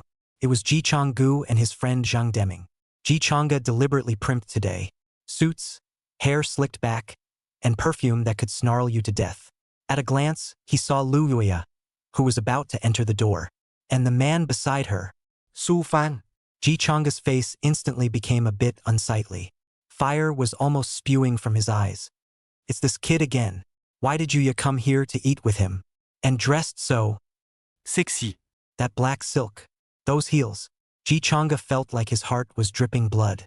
That was supposed to be his view. Go. Calm down, calm down. Zhang Deming, who was next to him, hurriedly pulled him, afraid that he'd get carried away and just charge up and mess things up. Look at the way they look. It's obviously Yuya dealing with him. Zhang Deming began to open his eyes and try to appease Ji Chang'e. Maybe it's just ordinary classmates having a meal. Ordinary students? Ji Chang'e gritted his teeth. Ordinary classmates need to dress like this? He pointed at Lu Yuya's back. Look at those legs. Look at that. Cough. Zhang Deming hurriedly coughed. Go. Pay attention to the occasion. The occasion. Ji Chang'e took a few deep breaths and forced himself to calm down. You can't be impulsive. Impulsivity is the devil. He wanted to see what the kid was up to. Come on, let's go in. Ji Chang'e straightened his tie and walked inside with his head held high. Zhang Deming followed behind with a lifeless look on his face. The prognosis is not good, very bad. Entering the restaurant, the waiter politely inquired, Sir, do you have a reservation? Ji Chang'e's gaze quickly scanned around and quickly locked onto Su Fan and Lu Yuya's location. They were seated in a booth by the window, with soft light and a romantic atmosphere. Ji Chang'e's eyes went cold. He pointed to the other side of the restaurant, a corner that was quite far away from Su Fan and the others, and separated by a small stage. We sit there. The waiter was a little puzzled, but politely guided them through. Okay, this way, both of you. Zhang Deming looked at that position and his heart became even more bitter. This distance. Across the stage and the various decorations? Don't even talk about listening, I guess you can't even see too well. What does Go want? Clairvoyant? After taking his seat, Ji Chang'e really stretched his neck and squinted his eyes, trying to see what Su Fan and Lu Yuya were talking about. Unfortunately, the distance was just too far, and with the lilting background music in the restaurant, all he could see was that the two seemed to be talking, with a smile on Lu Yuya's face. As for the content, ghosts know. Ji Chang'e cursed in a low voice. Zhang Deming sighed. Go, forget it. Let's eat ours. What are you eating? Ji Chang'e waved his hand in annoyance. His eyes fell on the small stage not far away. The stage was small, but exquisitely set up. There was a nice-looking acoustic guitar sitting on top of it, and an upright microphone next to it. It seems to be for guests to improvise, or for the restaurant's resident singer to use. Guitar. Microphone. Ji Chang'e's eyes suddenly lit up. A bold idea was rapidly taking shape in his mind. The corners of his mouth curled into what he thought was a handsome smile. Zhang Deming's heart thumped when he saw this expression on his face. Done. When that look comes out, it's not good. Gu, you don't want to? Zhang Deming asked tentatively. Ji Chang'e patted him on the shoulder and smiled mysteriously. Wait and see the show. Yong. He was already regretting coming out with Ji Chang'e today. The other side. Su Fan and Lu Yuya had already ordered their meals. The elegant waiter poured lemonade for the two. Lu Yuya picked up the cup of water and gently took a sip. She looked across at Su Fan and decided to take the initiative and test his depths. After all, he had just been looked at by him in the car in a panic, and now he had to get something back. Also, she was really getting curious about Su Fan. Su Fan, do you know? This restaurant is famous for its Wellington steak. Lu Yuya smiled and opened her mouth, her tone carrying a hint of wanting to show what she had seen. Their chef is said to have been poached from a 3-star Michelin restaurant in France and has an artful control of the fire. She expected Su Fan to show a surprised or interested expression. However, Su Fan just nodded, his expression still calm. Yeah. He picked up the menu and flipped through it casually. The filet mignon has to be pre-seared over low heat to lock in the juices, and the puff pastry wrapped around the outside has to be repeatedly brushed with butter and egg wash to ensure that it bakes up golden and crispy. And that mushroom sauce, you have to use good porcini mushrooms with foie gras and grated parma, ham to bring out that compound flavor. Su Fan spoke as if he was the chef of the restaurant. Lu Yueya. A load of introductory words she had prepared instantly got stuck in her throat. This guy. How do you know so much? Even the production details? It's not scientific. Isn't he just a design? Are designers so rolled up these days? And no Michelin? Lu Yueya felt like her perceptions had been shocked. Undeterred, she pointed to another dish on the menu. So, what about this sautéed foie gras? I'm sorry. Su Fan put down his menu and picked up his glass of water. It's important to choose the ingredients use fatty foie gras from the French Landes region, rich in fat and delicate. The heat should not be too high when frying. Golden brown on both sides is good. The texture will be old after a long time. The sauce that goes with it is also key, and it's usually a sweet and sour one, such as a raspberry sauce or fig jam, which can be unctuous. Lu Yueya was completely speechless. She looked at Su Fan, her eyes filled with big question marks. This guy is definitely not your average designer. What kind of designer knows so much about French food? Could he really be a hidden rich kid, out to experience life? Chapter 22. The odd man out stirs things up on the spot in a high-profile way. It must be, or how else could you easily buy $1 million plus car? The more Lu Yueya thought about it, the more suspicious he felt. She decided not to beat around the bush. Su Fan. I'm sorry, she said, leaning forward slightly and lowering her voice. You told me honestly. Do you have another source of income besides being a designer? That's a euphemistic enough question to ask. Su Fan sniffed and raised an eyebrow. You finally couldn't resist asking? He put down his glass of water, a playful smile on his face. Sort of. He graciously admitted it. Oh. Lu Yueya's eyes lit up and her curiosity was thoroughly piqued. What is it? Su Fan's body leaned back against the soft card seat, her posture casual. It's not much. Just the usual fooling around, making investments and stuff. Speculate and play with futures. His tone was relaxed, as if he were saying it was a nice day. Speculation? Speculating on futures? Lu Yueya froze. It's not something that can be played with by the average person. Especially with futures, that risk. To be able to make this sound so cloudy is either bragging or just really making a lot of money out of it. Combined with what he just learned about French food, Lu Yueya preferred the latter. She looked at Su Fan's face that was calm with a hint of teasing. Felt like there was more and more of a mystery with this man. How much is he worth? How much did make Ofi's investment? Lu Yueya's heartbeat, inexplicably, began to speed up again. That is risky, isn't it? Lu Yueya was torn for half a day and couldn't help but ask, her voice fluttering a bit. Su Fan picked up the lemonade on the table and took another sip. It's okay, he said lightly. Controlled positions, good risk management, and that's really about it. That's it? Lu Yueya felt like her worldview had been refreshed again. Do all the bigwigs speak so lightly? This is no longer a Michelin-savvy designer. This is a crossover who understands finance. She wanted to ask something more, like, how much did you make? An extremely cheesy but curious question. But looking at Su Fan's calm and collected look, the words reached his mouth and swallowed back. Forget it. To ask any more questions would make you look like you've never seen the world. Also, it's too deliberate. It was as if he had something on him. Although, it seems like there is so much. Blah blah blah. Lu Yueya hurriedly shook her head to get rid of those messy thoughts. Stay reserved. Yeah, stay reserved. She took a deep breath and tried to compose herself as she picked up her menu again, intending to change the subject to something safer. Like, what's for dessert later?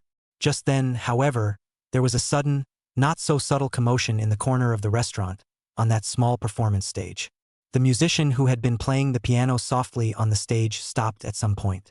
A young man in a pink suit cut a little too tight was holding a microphone and standing center stage.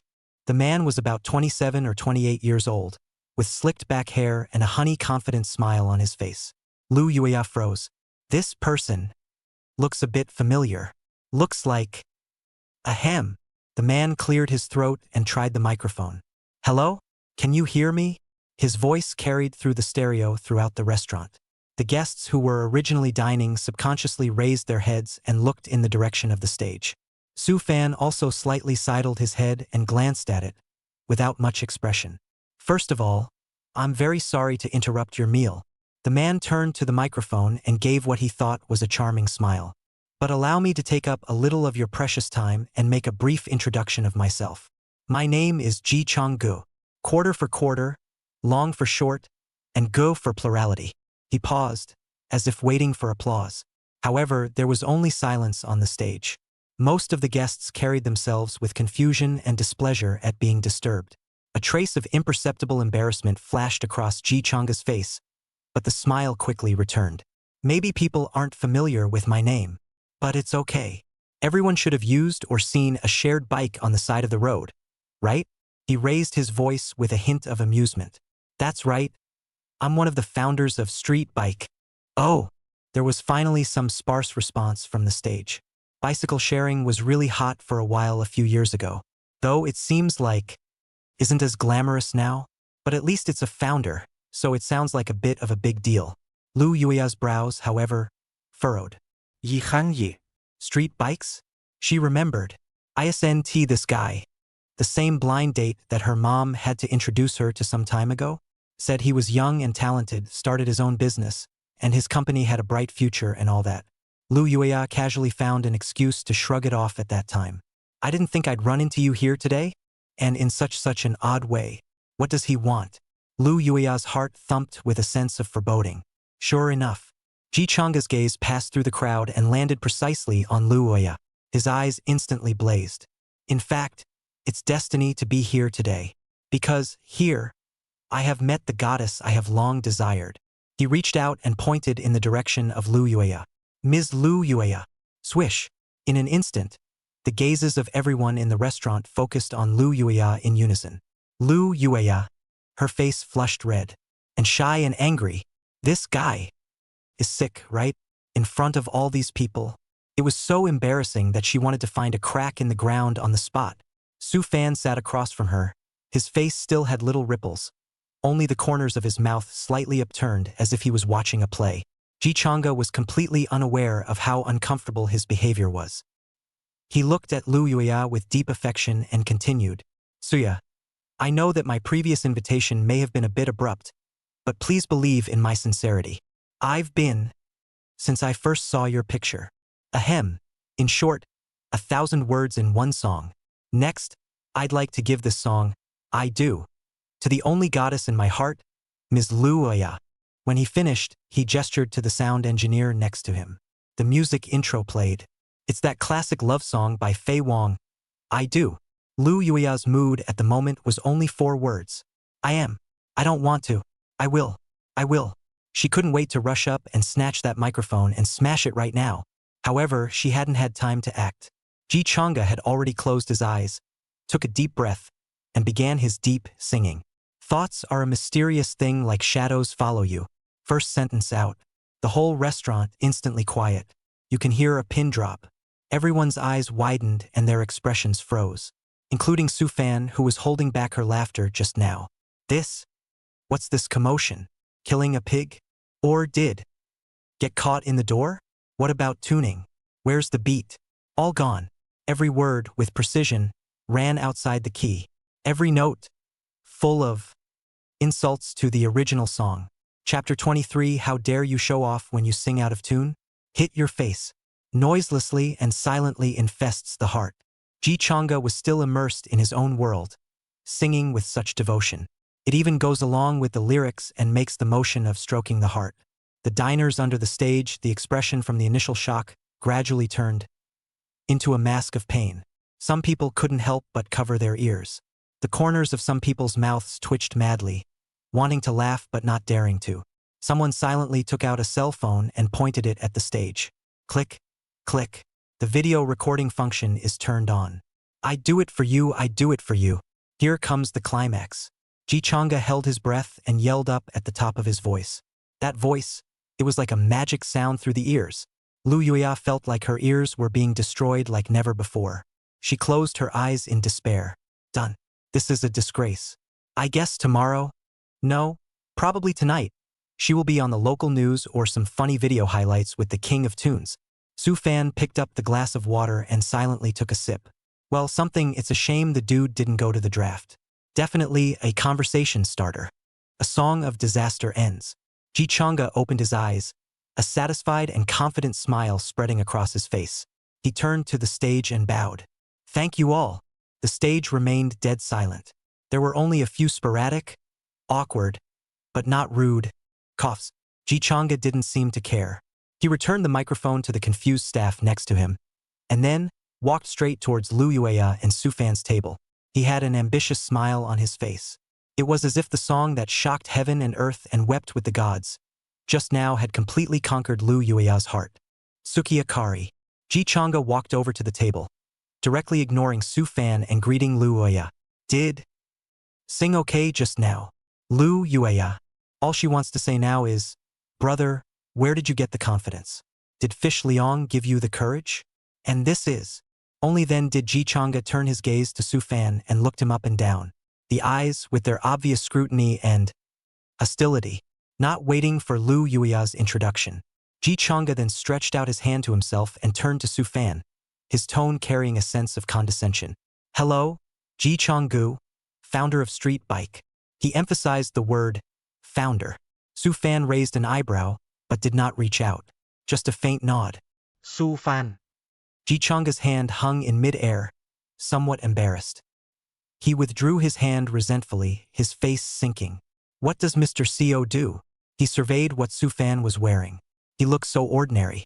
He doesn't look like a rich man. Designer. Su Fan was succinct. Oh, the designer. Ji Changa came to a realization, and then the corner of his mouth hooked up with a touch of contempt. Designer? How much money can there be? He puffed out his chest and began his performance. Suya, you probably don't know that, do you? He turned to Lu Yueya, his voice not too loud, not too small, just loud enough for the people at the surrounding tables to hear. We, Street Bike, just recently closed a new round of funding. Valuation, well, not much, just 500 million. I personally hold shares that are worth over $100 million as well.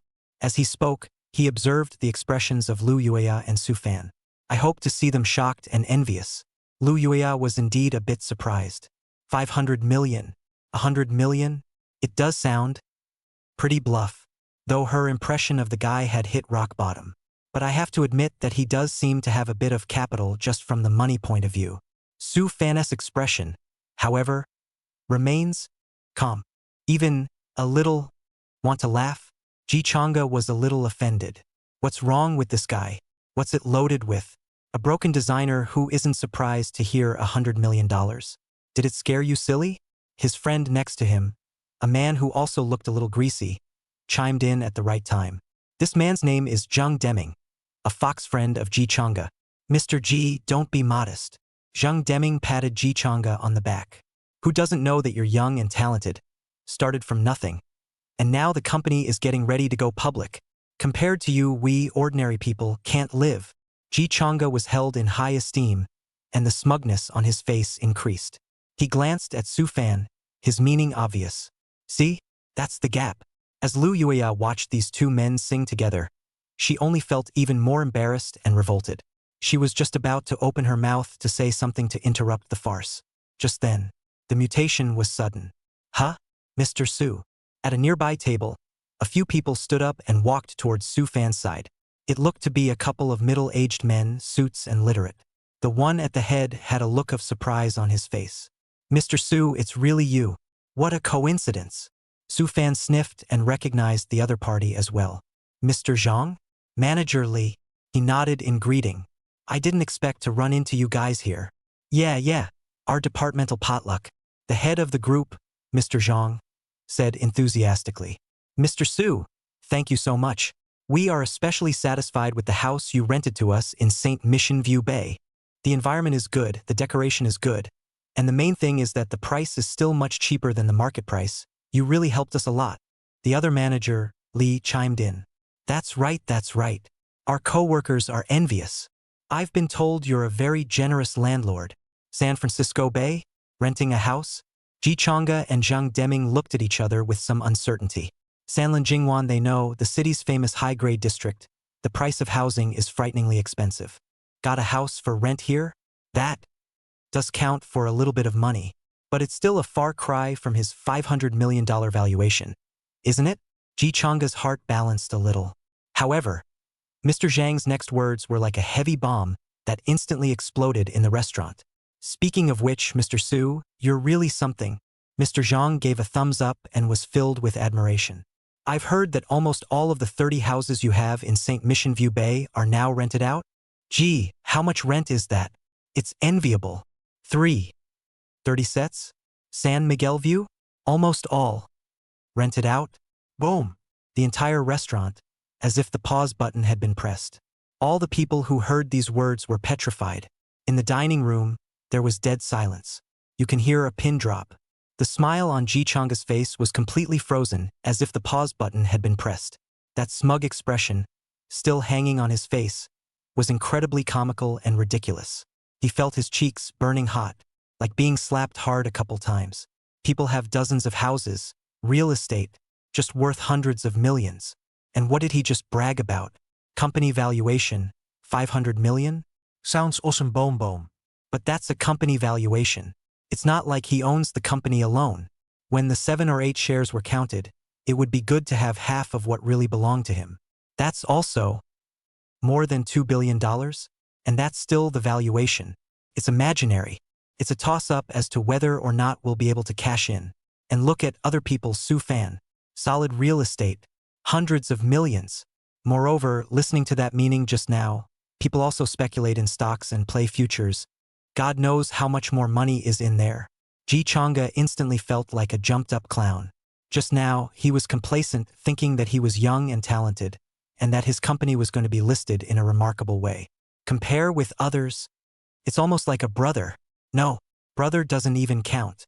At best, he's a shoe-in for the big guy. Zhang Deming, who was next to him, was even more open-mouthed, unable to close his mouth for half a day. Eyes glazed over as if they were about to fall out of their sockets.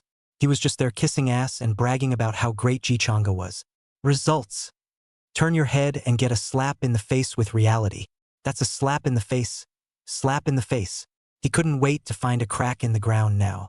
It's so embarrassing. Chapter 24. The truth comes out. Jaws drop. Lu Yuya was also completely confused. She jerked her head up and looked at Su Fan in disbelief. The mind went blank. 30 Sanctuary Mission View homes. What kind of concept is that?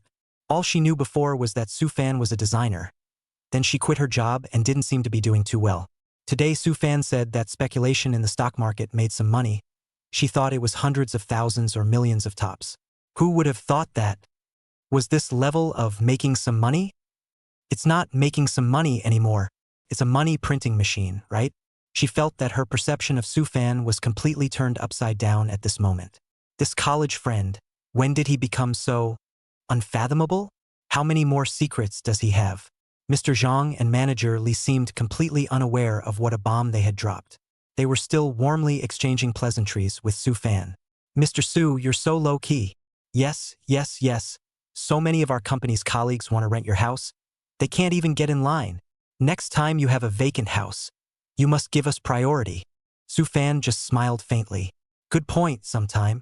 His gaze unobtrusively swept over the pale-faced Ji Chang'e. That expression, it's kind of funny. Ji Chang'e felt like he was about to suffocate. He couldn't stay any longer. One more second is torture. Then, I suddenly remembered that the company still has some urgent matters. I will leave first, he said incoherently, his voice shaking a little. After saying that, without waiting for Lu Yuya to respond, he pulled up Zhang Deming, who was also dumbfounded. Go. The two men practically fled, leaving the restaurant in disgrace. That back as wretched as it could be. Watching their hastily departing backs, a snicker, if any, resounded in the restaurant. Lu Yuya only felt her face get hotter. Although she wasn't the one who made a fool of herself, Ji Chang'e was her blind date after all. This is too embarrassing. Su Fan didn't have anything special to say. He chatted a few more words with Mr. Zhang and manager Li, left a contact information with each other, and then he also got up and prepared to leave. I'll send you back, Su Fan said to Lu Yuya. The tone was flat, no emotion audible. Lu Yuya froze for a moment and nodded. Good. On the way back, the atmosphere in the carriage was somewhat subtle. Su Fan concentrated on driving the car, with smooth lines on her side face, looking no different than usual. Lu Yueya, however, was in a state of confusion. She peeked at Su Fan. The sunlight poured through the windows of the car, showering his face with a light golden glow. I have to admit, Su Fan is really handsome. When I used to go to school, I was actually the object of many girls' crushes. He just always seemed to be a little quiet then, making him feel a little distant. And right now, he seems to be the same, kind of bland and impenetrable. But it's just that this mystery, coupled with the amazing wealth he's shown today, it made his charisma value literally increase geometrically. Lu Yueya realized that her heartbeat seemed to be a little fast. Thinking about what? Su Fan's voice suddenly rang out. Lu Yueya was startled and hurriedly withdrew her gaze. No. Nothing. She covered up in a bit of a panic. Su Fan glanced at her and didn't pursue the question. The car quickly drove to the downstairs of Lu Yueya's house. Arrived. Oh, thanks for the ride back. Yu Yuanya unbuckled her seatbelt. You're welcome. Lu Yueya got out of the car and watched Su Fan's car slowly drive away, her heart mixed. When she returned home, her mother Yen Choshue was watching TV in the living room. Back? Oh yeah. How was it? Talked to that Mr. G. Yen Choshue asked with a smile. Lu Yueya sat on her butt on the couch, breathless. Mom, don't mention it. Shame on you. She added to the story of what had happened in the restaurant, especially Ji Changa's dejected look and the wretched look of being punched in the face later. I even recorded a video of it, the part where he brags, "Look at it, Mom." Lu Yueya found her cell phone and tapped on the video. Yen Choshue came over to take a look. The video Ji Chang-gu spit and sputtered, spirited. Ouch. Yen Choshue looked straight and shook his head. This little season is a little too able to blow. That's right. Lu Yueya bristled. And what happened? Being poked and prodded on the spot? His face turned green. Oh? Poked and prodded by whom? Yen Choshue asked curiously. Who else? Su Fan. Su Fan. Yen Choshue froze for a moment. That college friend of yours? Yeah. How did he poke at it? Lu Yueya took a deep breath and felt her heart begin to thump again. Mom, you'll never guess. She told Yen Choshue about Su Fan's ownership of 30 sets of houses in Shenglan Jingwan. St. Mission View Bay. 30 units. School district housing. One set is tens of millions. 30 sets is several $100 million. And by the sound of that, he's also speculating in stocks and playing futures. God knows how much money. Yen Choshue heard the eyes wider and wider. Mouth also opened into a O-type. The remote control in his hand fell to the floor with a snap. 30 sets? St. Mission View Bay. My God. Yen Choshue was so shocked that he was half speechless. It took a while before she violently grabbed Lu Yueya's hand. Yueya. This Su Fan cannot. Real people don't show their faces. This is. It's so much better than what's her name, Mr. G. It looks solid and stable too. Yen Choshue's eyes glittered with excitement. Daughter, listen to Mom. This Su Fan is in such a good condition. And he looks good. You have to hold on tight. Bring it home sometime so Mom can give you a good look at it. Lu Yueya sniffed, but frowned a bit bitterly. Mom, the thing is, he doesn't seem to mean anything to me. He was quite a gentleman today at dinner and when he brought me back. But it just felt flat. And there was no sign at all that he was going to pursue me. Lu Yueya was a little deflated. She had been the starstruck one since she was a little girl. Boys could line up from street to street chasing her. Since when did she need to actively think about that? Can face Su Fan? This suddenly unfathomable man. For the first time she felt a little less confident. Is it because you're not pretty enough? Not attractive enough? Or did he not even think about it that way? Lu Yueya's heart was in turmoil. Want to be proactive? But what if he really didn't mean it? How embarrassing would that be? She was torn for half a day. Pick up your cell phone and find Su Fan's WeChat avatar. Tap the dialog box, type a few words, and delete them. Type it in again and delete it. This was repeated several times. Eventually, she took a deep breath, as if she had made up her mind of some sort. A few quick taps of his finger on the screen. Send. Sleeping. 3 simple words, sent out. Lu Yueya's heart instantly raised to her throat. She stared intently at the screen of her cell phone, waiting for the reply that would probably never light up. Time, as if in this moment, became extraordinarily long. Ding dong. The cell phone screen lit up for a moment. It's the beep of a WeChat message. Su Fan had just finished washing up and was ready to go to bed when he picked up his cell phone in his hand and unlocked the screen. Chapter 25 System Updates. Continued Replacement. Lu Uya's avatar carries a red 1. Tap on. Sleeping. 3 simple words. Su Fan looked at these 3 words, and the corner of his mouth slightly curved up. The fish took the bait? It looks like this operation today has had a great effect. First, he poked and prodded Ji Changgu, the pretender, and showed a drop of strength. Then keep your distance again, gentlemanly pulling all the stops, but just not initiating, not being enthusiastic. Desire to escape, the wisdom passed down from the old ancestors, is really an unbreakable truth. Look at that. Isn't that a rush? This former high and mighty department flower and class flower, the great beauty Lu who was sought after by countless people, also finally put down her little bit of pride and took the initiative to send a tentative message. If he had been in the past, Su Fan would probably have jumped up and down in excitement.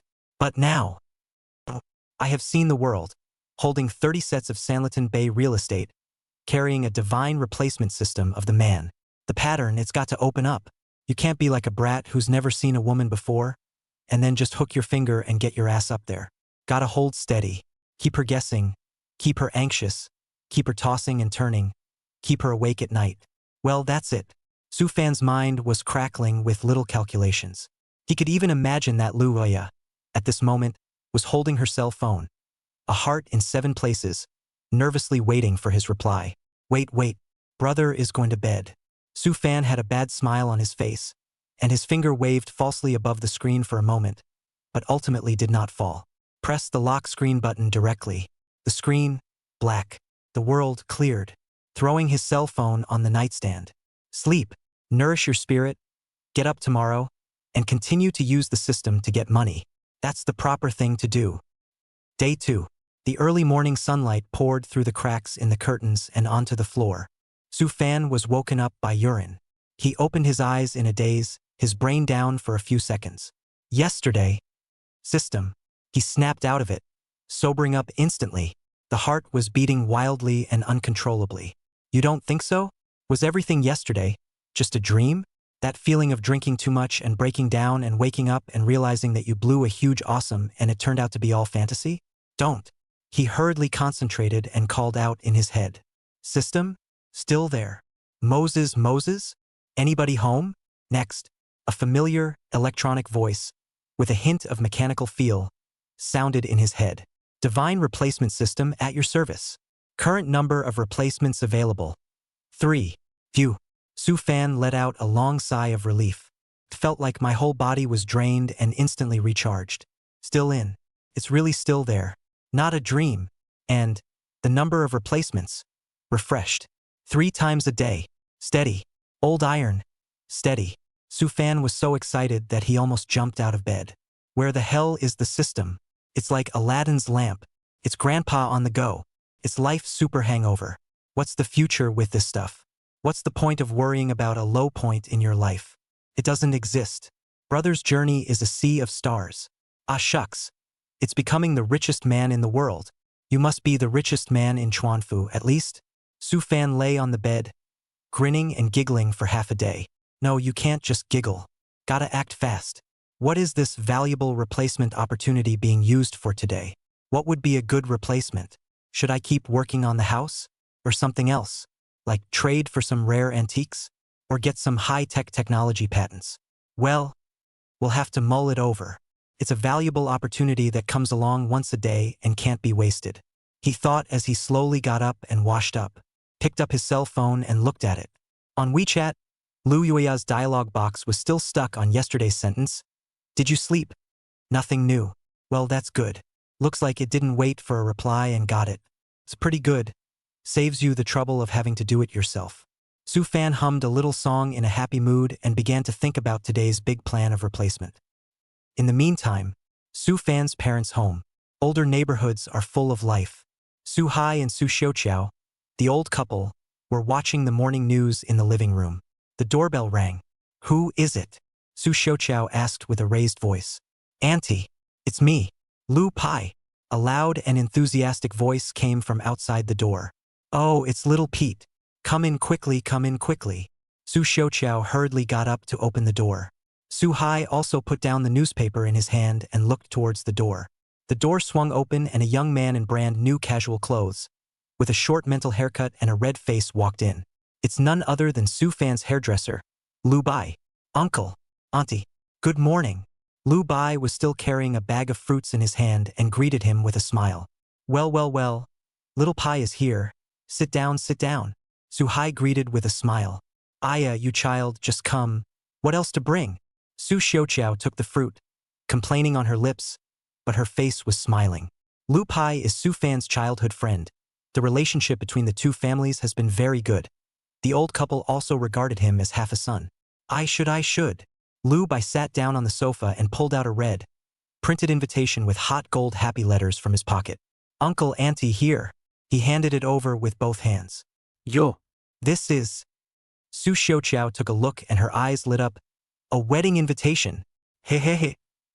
Lu Bai scratched his head, with a hint of coyness on his face, but more happiness and joy. I'm getting married with Xiaolin next month. This is not it. Specially came over to send invitations to uncle and aunt. Please do enjoy yourselves. Ouch. A big happy event. Su Xiaoqiao said in surprise.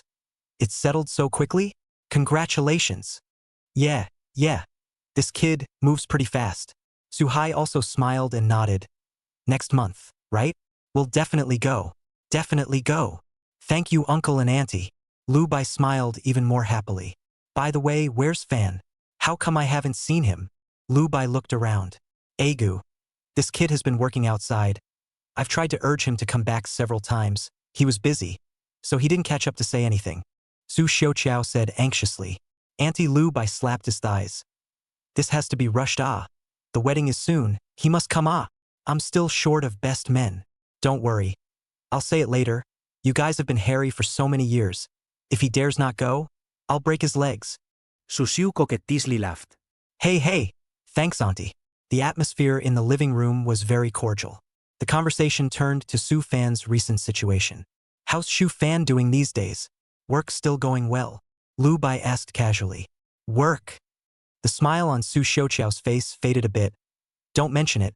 Just the day before yesterday, he sent a message that he resigned from the Design Institute. Huh? Resigned? Lu Bai was a bit surprised. Why did you quit when you were fine? That's an iron rice bowl. Hey, the kid is older and has his own ideas. Su Hai sighed. He said he wants to come out on his own. Oh. Lu Pai nodded. It's good to break in on your own. We young people, we have impulse. But... He turned his words, with a bit of gossipy tone, carefully asked, Then, he and Kai Yuan, how is it? Didn't I hear before that they were all close to talking about marriage? The atmosphere in the living room instantly froze a bit at those words. Su Hai picked up his teacup and drank silently. The smile on Su Xiaoqiao's face completely disappeared and was replaced by a thick look of sadness. She was silent for a few seconds before she sighed softly. Divided. Chapter 26, The Trivialities of Life. What a nuisance. What? Lu Bai's eyes glazed over. Split up? When did that happen? How come I don't know? Just. Not long ago. Su Xiaoqiao's voice was a little low. That girl. Alas, don't mention it. Lu Bai opened his mouth and looked at Su Xiaoqiao's obviously out-of-place expression. His heart thumped. Bad. Did he say the wrong thing? Look at Auntie, this expression. This breakup seems to be not a peaceful breakup. Could it be that Su Fan was dumped? Or is there something else going on in there? That mouth of his. Why is he so fast? That? Aunt, Lu Bai was a bit at a loss for words, not knowing what to say. It's fine. Su Xiaoqiao forced a smile, but that smile was even worse than crying. It's normal for young people to split up. That's what was said. But the worry and loss was obvious to anyone. The son's job is gone, and now the girlfriend is gone. Who can stand this double blow? The more Su Xiaoqiao thought about it, the less she felt in her heart, and her eyes became a little red. This kid, he keeps everything inside and doesn't talk to us. What's going to happen after this?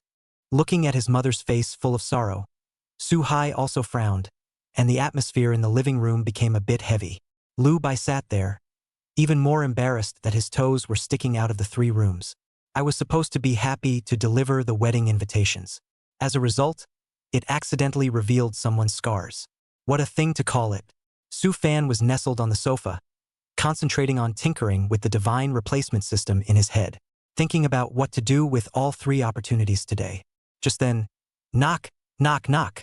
There was a knock on the door. Who? Su Fan shouted a little impatiently. Who's there this morning? Can't you be a good homebuddy anymore? Hello, Express. A young guy's voice came from the door. Courier? Su Fan froze for a moment. You haven't bought anything yourself lately, have you? Is it possible that one of the surprises from the system replacement has materialized directly on your doorstep?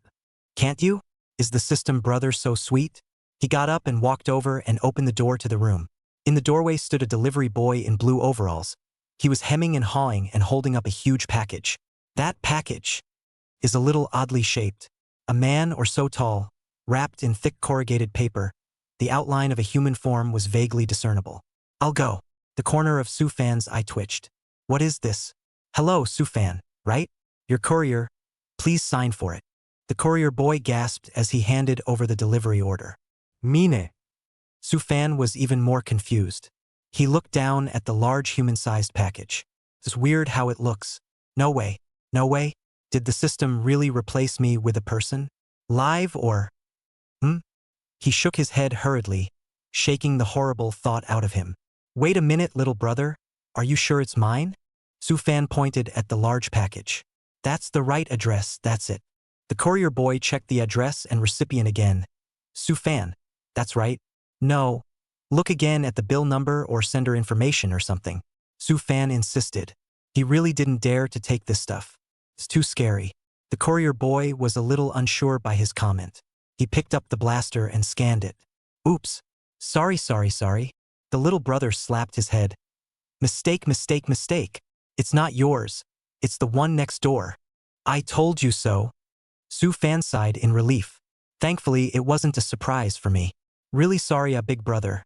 I look at this door number. Just pay attention to the floor and the suffix, that number in the middle to see the fork. The courier boy apologized repeatedly. It's fine. Su Fan waved his hand. Just then, the next door opened with a click. A sleepy-eyed little brother in pajamas and a henna head poked his head out. My delivery? His voice was raspy with freshly awakened sleep. Ah, yes. It's yours. The courier boy hurriedly moved the huge human-shaped package next door. Sorry, just delivered the wrong one. The next brother yawned, his eyes sweeping over the humanoid package, his expression unruffled. It's as if signing for a human-sized package is some kind of routine. He signed calmly. Then, just as the delivery boy was about to leave, the boy next door suddenly called out to him. Wait a minute. Courier boy. ? I just saw the little man next door turn around and go back inside, carrying out a small bag of household garbage. Then, very naturally, he handed the trash to the delivery boy. By the way, thanks. Courier guy. Su Fan.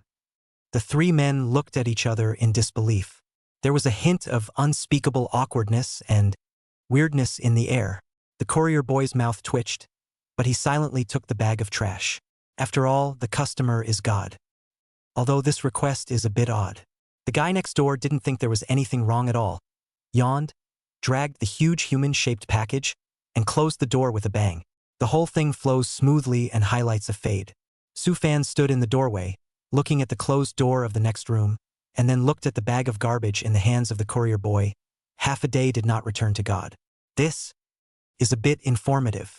That package wouldn't really be a girlfriend, would it? The silicone kind? Are young people nowadays so fancy? An extremely bold and death-defying thought instantly flashed through Su Fan's mind. What would become if replaced the girlfriend next door with the system? Will it turn out to be ahem. Hold it. Stop it. Su Fan hurriedly shook his head violently. Think about what? It's too much of a sentence. This day is getting more and more judgmental can be okay. Besides, the system description doesn't say you can replace living things. Well, probably maybe not. It's better not to die. Be honest and replace it with something decent. He closed the door and was just about to continue working on the system. Jingle bells, jingle bells. The cell phone rang. Su Fan picked it up and looked at the caller ID. The Mother Superior. My heart went thump. Bad. I kept forgetting to call again to check in after telling my family I was quitting earlier. This phone call, in all likelihood, is to ask for punishment. He took a deep breath and picked up the phone. Hey, Mom. Say la. Ooh. On the other end of the phone, Su Xiaoqiao's voice carried an obvious sobbing tone. Mom, what's wrong? What happened? Su Fan's heart tightened and he hurriedly asked. You say, have you forgotten, Mom? It's been a day. Just said resignation. Nothing more. Su Xiaoqiao's voice choked with worry and disbelief. Sure enough, it's because of this. It's true that a child travels 1,000 miles and a mother worries. Su Fan tried to make his voice sound as calm as possible. Mom, I'm sorry. I forgot to contact the family, but it's okay. It's just the right time for me to take a break. I did get too tired from my previous job. You're really okay? Su Fan hurriedly pacified. It's fine. It's just a job. Besides, I've saved up money. I'm not worried about anything. Really not worried? Su Xiaoqiao clearly didn't believe it. Gee, Mom. It's really not a worry, it's fine. All right, let me talk to him. Su Hai's voice came from the other end of the phone, apparently grabbing the phone. Chapter 27 Replacement of Stores and Direct Wealth. Hey, sailor. Su Hai's voice was low and steady. Dad, your mom is worried blindly. Don't take it to heart. Just quit your job. Big deal. Do something else. Su Hai paused, suddenly asked. But there is something you have to tell Dad the truth. You and others Kai Yuan thing, your mom guilty of a few days. In the end, what is the situation? Is not someone else's home. Between father and son. Some things don't need to be said. Su Fan was silent for a moment. Aha! He answered softly. Her family thinks I don't deserve her. On the other end of the phone, Su Hai was also silent. After a few seconds, he spoke slowly. Got it. There was no anger, no accusation, just a kind of man-to-man clarity. Is that what you quit your job because of? Su Hai asked again. No. Su Fan immediately denied. Resigning was my own decision. I thought about it a long time ago. It has nothing to do with the breakup. He couldn't let his parents think that he had impulsively quit his job because of a breakup. Aha! Su Hai answered and didn't follow up. By the way, just now Lu Bai came over to deliver the wedding invitations, saying that he will get married next month, and asked you to definitely go. He still lacks a best man on his side. Su Hai changed the subject. Next month? Okay. Su Fan immediately agreed. I happen to have just quit my job and am idle. I have to go. I have to be there when my childhood friend gets married. Well, just keep it in your own mind. Su Hai's voice eased a bit. Then what are your plans now? After you quit your job, you can't stay idle, right? Here it comes, and the worry is still there. Su Fan's eyes rolled and he cleared his throat. Dad, don't worry. I didn't quit on impulse. He began to make up the story. In fact, I've been out there for the past 2 years. I've been messing around with my own business. Sort of, well, entrepreneurship. Entrepreneurship? Su Hai was a bit surprised. Yes, it is to do some small design, take some private work and so on. Before in the Design Institute is not good to do in the open, so sneaky get. Su Fan continued without blushing. Recently, I feel that I've been doing pretty well, making a little money, and I feel that the time is ripe, so that's why I came out of the Design Institute, ready to concentrate on developing my own career. That's a half-truth. Taking on private work is true, but the scale and making a little money is pure nonsense. Mostly to appease the parents. Really? How did it go? Su Xiaoqiao's voice interjected again, with a hint of surprise and anticipation. It's okay. Okay. It's just starting out. But the prospects are pretty good. Su Fan said vaguely, don't worry about it. You too. I'm such a big man. I can't starve myself. That's good. That's good. Su Xiaoqiao's voice sounded a lot more relieved. Then pay more attention to your own body. Don't be too tired. Got it, Mom. Is there enough money to go around? How about I talk to your dad? Enough is enough. Su Fan hurriedly interrupted. I have enough funds on my side. You two just keep your own money. Just kidding, he is now the man with the system. How can he ask his parents for money? After chatting a few more sentences of family life and urging Su Fan to pay attention to his health, eat on time, and don't forget to go to Lu Bai's wedding, Su Xiaoqiao reluctantly hung up the phone. Phew. Su Fan took a long breath. Finally, I was able to fool the two old men. But with all the lies about starting a business out there, it looks like we're going to have to pick up the pace. Otherwise, the next time you call and ask for the name of the company, business progress, or whatever, it's not going to be easy to round up. Gotta hurry up and put the system's 3 chances to use. And Su Fan's gaze fell on the brand new wristwatch that he had just replaced from the system yesterday. Vacheron Constantin Heritage Collection. Understated luxury platinum case. Classic large 3-hand design. Alligator strap. This stuff, it's top-of-the-line luxury. The market price must be several $100,000, right? If you use this to displace again, Su Fan's heart skipped a beat. Follow the systematic equivalence of replacement and occasional overplaying of urine. What can I get for this hundreds of thousands of dollars of watch? Will you just give a suite? Or a luxury car? Even more cash? A fight to turn a bicycle into a motorcycle. It's dry. Su Fan's eyes flashed and he no longer hesitated. He carefully picked up the Vacheron Constantin watch, cool to the touch and weighty. This stuff would probably fetch a good price if you took it to the market. But Su Fan was more looking forward to what kind of surprises the system could bring him. After all, when you sell outright, the proceeds are predictable. Replacement, on the other hand, is full of endless possibilities. Big brother system, it's up to you. Su Fan took a deep breath and focused his mind. Displacement. He focused his attention on the Vacheron Constantin watch and gave the command in his head. Buzz. Another strong light came. With a familiar feeling, the replacement begins. Su Fan's heart was in her throat. Come on. Surprise me. Ding. Replacement successful. Congratulations to the host for obtaining a street of prime real estate stores on Zhua Bao Chang Street. Su Fan's pupils dilated violently. Drabble Street? Su Fan's brain went blank. Chapel Long Street. That's the most central commercial pedestrian street in Chuanfu City. In. Crowd explosion. The stores there are literally money printing machines. Getting one store is enough to make a profit. Now you've got a direct street. He hurriedly picked up a couple of store title deeds and looked at them. Chapel Long Street. Chapel Long Street. All of them are stores on Chapel Long Street. In total, there are 10 sets. A large set with 1,000 square feet of floor space. The other 9 smaller units are 600 square feet each. A set of 1,000 square feet. 9 sets of 600 square feet. The total area is 6,400 square feet. 6,400 square meters of prime retail space. Su Fan felt like his heart was about to jump out of his chest. This ain't a dream, dare not be so rich overnight. That's a long street of chapel. Rent is frighteningly high. The rent for any small storefront of a few dozen square feet costs hundreds of thousands or millions of dollars a year. These stores of his 1,000 square feet, 600 square feet, this is simply gigantic. How much would you have to charge? A year just to collect rent? Su Fan's mind began to automatically convert.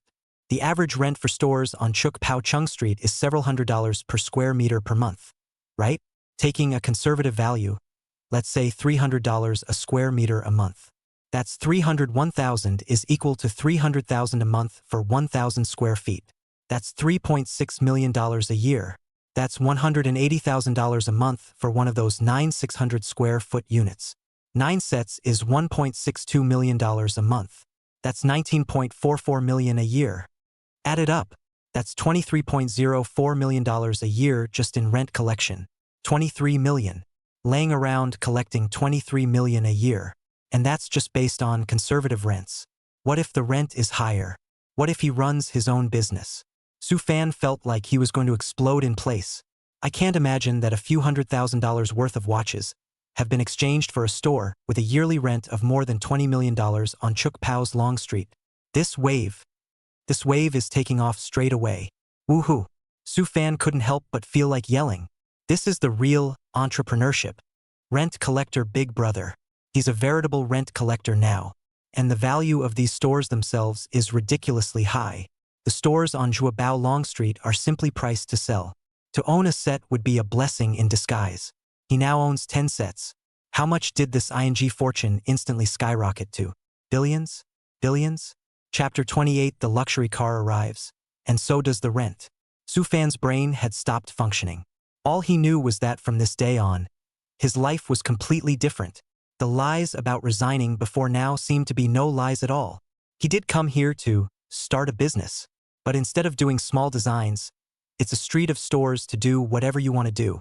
Lie down and make money. It feels too good. He carefully tucked away the 10 real estate books. It's not even close to what the school district CT had before. Just as Su Fan was immersed in joy, his cell phone rang. Caller ID is Ruilin 4S Store Shaozhang. Ruilin 4S Store? Su Fan froze for a moment. He ordered the car? Bugatti Chiron? It's been almost a year since the system alert? It's really a full-blown drama. He pressed the answer button. Hello. How are you? Is this Mr. Su? The 4S clerk's respectful voice came from the other end of the phone. It's me, Mr. Su. I'm Zhang from Ruilin 4S Store. I have some good news for you. Oh? What's the good news? Su Fan asked carelessly. Now he is the man who owns 10 sets of stores on Chapel Long Street, a sports car in the district. Well, the Bugatti Chiron still smells good. Your car, the Bugatti Chiron, has arrived at the harbor. Xiao Zhang's tone carried a hint of excitement. It is now going through customs clearance procedures and is expected to be shipped to our store this afternoon. The car can be delivered anytime. The Bugatti Chiron has arrived? Su Fan raised an eyebrow. Oh, okay. Su Fan spoke in a calm tone. Chang's side was a bit confused by what he heard. It's a Bugatti Chiron. The cars that you have to wait in line for years to reserve and land at tens or even hundreds of millions of dollars. Why is this Mr. Su so calm? That? Mr. Su, do you see when it is convenient for you to come over for the delivery procedure? Xiao Zhang asked cautiously. Wait until it's done. You let me know when it's done. Su Fan said. Okay. No problem, Mr. Su. I'll be the first to notify you when the time comes. Hanging up the phone, Su Fan smiled. Bugatti Chiron. Not bad. Worthy of his current status as a rent-collecting big shot. In the meantime, Kawafu City, Chopper Long Street. Zenmali Medical Beauty Company. The huge floor-to-ceiling windows look out onto the pedestrianized streets where people come and go. The owner of Zenmali, Zhang Shuang, was sitting behind a wide desk. She was wearing a sharp black professional suit with a hint of fatigue on her face and was lazily curled up on the phone. On the other end of the phone was none other than her brother, Zhang Yu. Sis, is it really that difficult? Zhang Yu asked with a frown. Zhang Shuang rubbed his brow and sighed. Well, it's a lot harder than it looks. The rents for renewing the stores on this side of Chapel Long Street are too high, especially that 1,000 square foot main store and the 600 square foot auxiliary store next to it. The total square footage is too big. According to the new rent, for this renewal, the rent and deposit alone will be nearly $10 million. Zhang Yu sucked in a breath of cool air. $10 million? Do we have that much cash on our company books? Zhang Shuang smiled bitterly. The company has grown rapidly over the past 3 years, and its market capitalization has almost doubled tenfold. But the vast majority of the money has been invested in expansion, equipment upgrades, and talent acquisition. The liquidity on the account is quite a lot, but it is indeed very tight to take out nearly $10 million at once to pay the rent. If this was paid, the company's cash flow would be very dangerous. In case of some unexpected situation, the consequences are unimaginable. Zhang Yu got anxious. What should we do, sister? This is our starting store and our image store. The fact that we, Zenmali, can grow so fast is largely due to the good location over here. If we close or move this side of the store, it will be too big a blow to our company. Zhang Frost nodded, his face filled with helplessness. I know. So, I'm trying to figure it out. See if you can negotiate with the owner for a few days of grace or installment payments or something. But the owners of Chapel Long Street, all of them rich and powerful, are probably not easy to talk to. And the stores seem to be under new ownership. Previous owners may be negotiable, new owners not so much. Zhang Yu listened with a heavy heart. Sis, is there anything I can do to help? Zhang Frost looked at his brother and a hint of relief flashed in his eyes.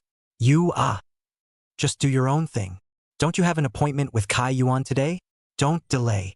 Zhang Yu hesitated and said, Sister, why don't I just not go? It's times like these that I should spend more time with you and help you share a little. Zhang Frost smiled and shook his head. Silly brother. My sister is not as fragile as you think. Go ahead. Don't keep the girl waiting. And Let you talk to the landlord about the rent, you don't know anything about it. Zhang Yu stood up, still a little uneasy. But. No buts. Zhang Frost interrupted. Go on, have fun. Seeing his sister's insistence, Zhang Yu had no choice but to nod. Okay then, sis. Call me anytime you need me. Well, go ahead. Zhang Yu hung up the phone and hesitated for 2 seconds before calling Kai Yuan again. Hey, Kai Yuan. Zhang Yu, have you arrived? Kai Yuan's light-hearted voice came from the other end of the phone. That? Sorry, Kai Yuan. I have a temporary emergency on my side. I may not be able to go. Zhang Yu said apologetically. Huh? What's wrong? Kai Yuan was a little surprised. It's my sister's company that has a problem. I have to go over and help her out. Zhang Yu explained. That's. Kai Yuan paused for a moment, then said, That's okay. Go ahead. Company matters are important. Don't delay. I'll wait until you're done with the date. Zhang Yu's heart warmed. Thank you, Kai Yuan. You're so understanding. I'll make it up to you when I'm done with this time. Haha. Yeah, I'll wait. Kai Yuan lâu ghét. Hanging up the phone, Zhang Yu hurriedly left the company. Kai Yuan put away her cell phone with an understanding smile on her face. Zhang Yu's sister is a strong woman, the company is doing very big, occasionally encounter something is normal, she can also understand. She didn't have anything special planned for today anyway, so she might as well go shopping. It just so happens that I've had my eye on a bag recently. She picked up her small satchel and headed out the door. Kai Yuan strolled down the bustling long street of Zhuobao. The street is lined with stores of various brands. The crowd was buzzing. As she wandered, she admired the merchandise in the window. Suddenly, her gaze fixed. In the crowd across the street, she saw a familiar figure. Su Fan. Why is he here? Was surprised when the cell phone rang. The other side. Zhang Yu hurriedly finished taking care of some small things at home. Was about to go back to the office to see how my sister was doing. Passing through an intersection, he heard a couple of young men next to him talking about something. Have you heard? There's a Bugatti Chiron being delivered at Chopper Walk today. Seriously? It's a Bugatti Chiron. That's a god car. Really? It's right over there in that makeshift booth. And it's surrounded by people. Go check it out. You don't usually see cars like this. Chapter 29. A chance encounter on the street and a quarrel. Bugatti Chiron? Zhang Yu's eyes instantly lit up. Bugatti Chiron. The car he dreamed of owning. That streamlined body, that power, that high price. It's like the ultimate man's dream. I didn't expect to see the actual car at the chapel walk today. And it's still a delivery ceremony. Zhang Yu was instantly excited in his heart and completely forgot about the company. With a turn of his feet, he ran wildly in the direction the young men had pointed. Go check it out. Be sure to check it out. On the side of the road, when her best friend Lin Xiaomei held up the phone to find Kai Yuan, the little bit of complexity in Sayuan's heart hadn't completely dissipated.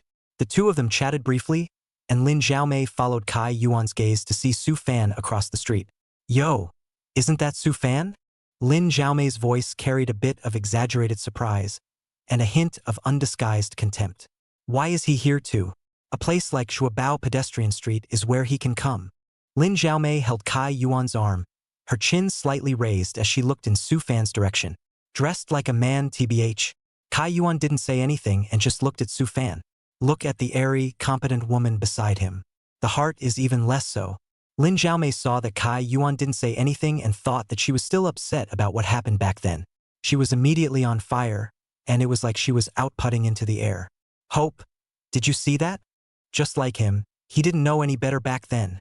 Where does our Hope not deserve him? Still doesn't want to be a house son-in-law? Who does he think he is? Toad wants to eat swan meat, bah. Lin Xiaomei's voice got louder and louder as she talked more and more. It's as if he's afraid the people across the street won't hear him. Kai Yuan got a bit of a headache from her noise. But again, Lin Xiaomei's words did poke at some hidden thoughts in her heart. Yeah. Back then, her family offered to let Su Fan join their family. Not that I look down on him either. It's just that her parents have only one daughter, and they are always thinking of recruiting a son-in-law, so that there will be someone to inherit the family's property in the future.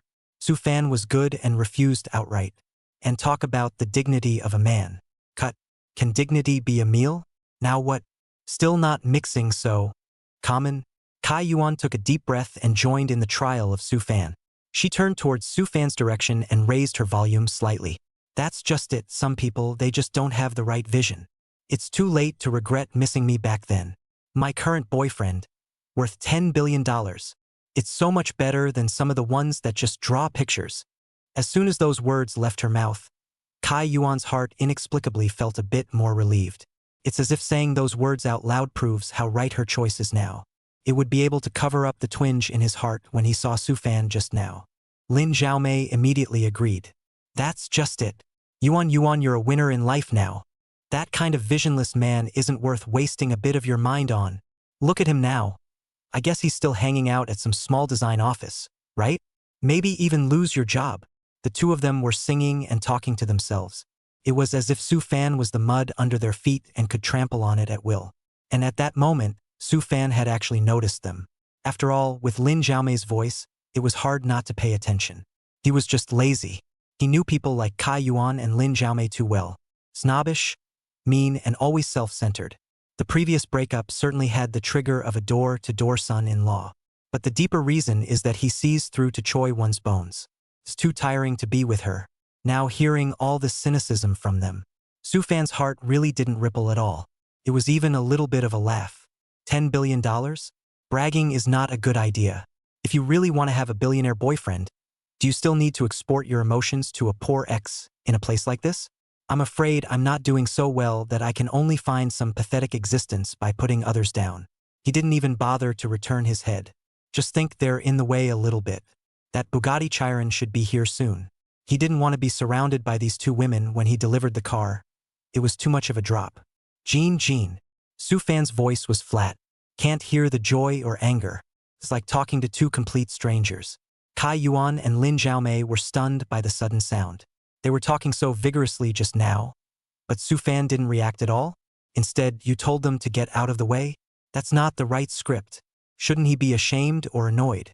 Lin Xiaomei was the first to react, clasping her hands to her chest and blocking Su Fan's possible route of advance. Let? You run this road, don't you? What are we doing standing here in your way? Kai Yuan also came back to her senses and looked at Su Fan's indifferent face. Her heart became even more angry. What makes him so calm? Why are you looking at her like that? As if she's a jumped-up clown. Su Fan, what do you mean? Not even a hello when you see us? And tell us to get out of the way? You think you're so great now? Lin Xiaomei began to look Su Fan up and down again. Gee, look at you in that outfit. A torn t-shirt and a pair of jeans. Look what watch you're wearing on your hand. An electronic watch? Or was it bought on the ground? Just like you deserve to come to Chopper Walk? Can you afford to spend money in any of the stores here?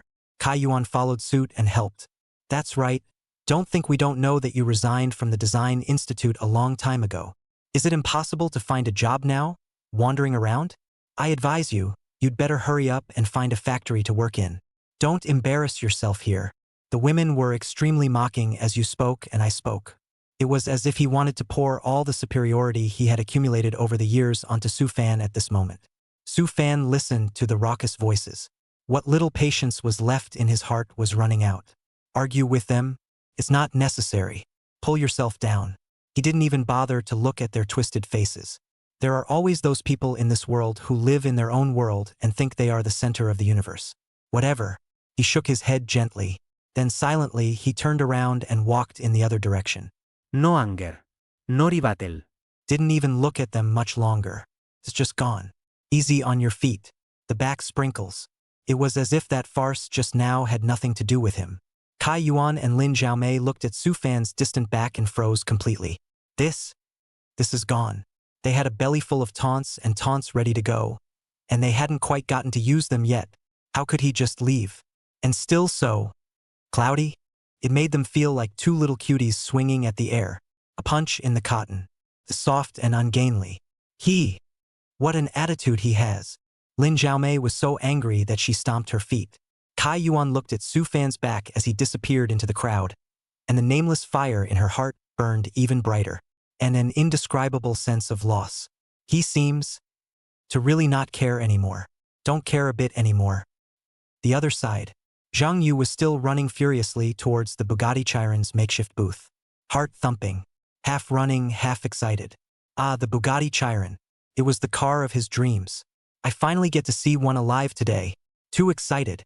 Think of that handsome body. Think about that horrible performance. Think of the price that would buy several houses. His mouth-watering. Chapter 30.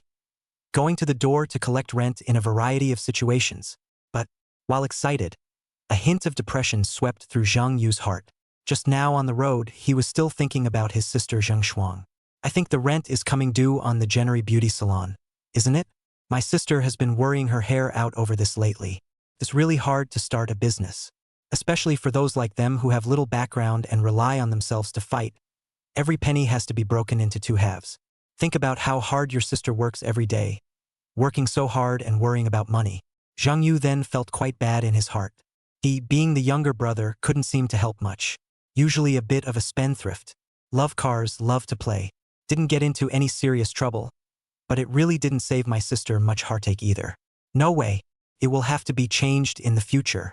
Zhang Yu secretly resolved that in the future, he must spend his money sparingly. Can't buy those useless things indiscriminately anymore.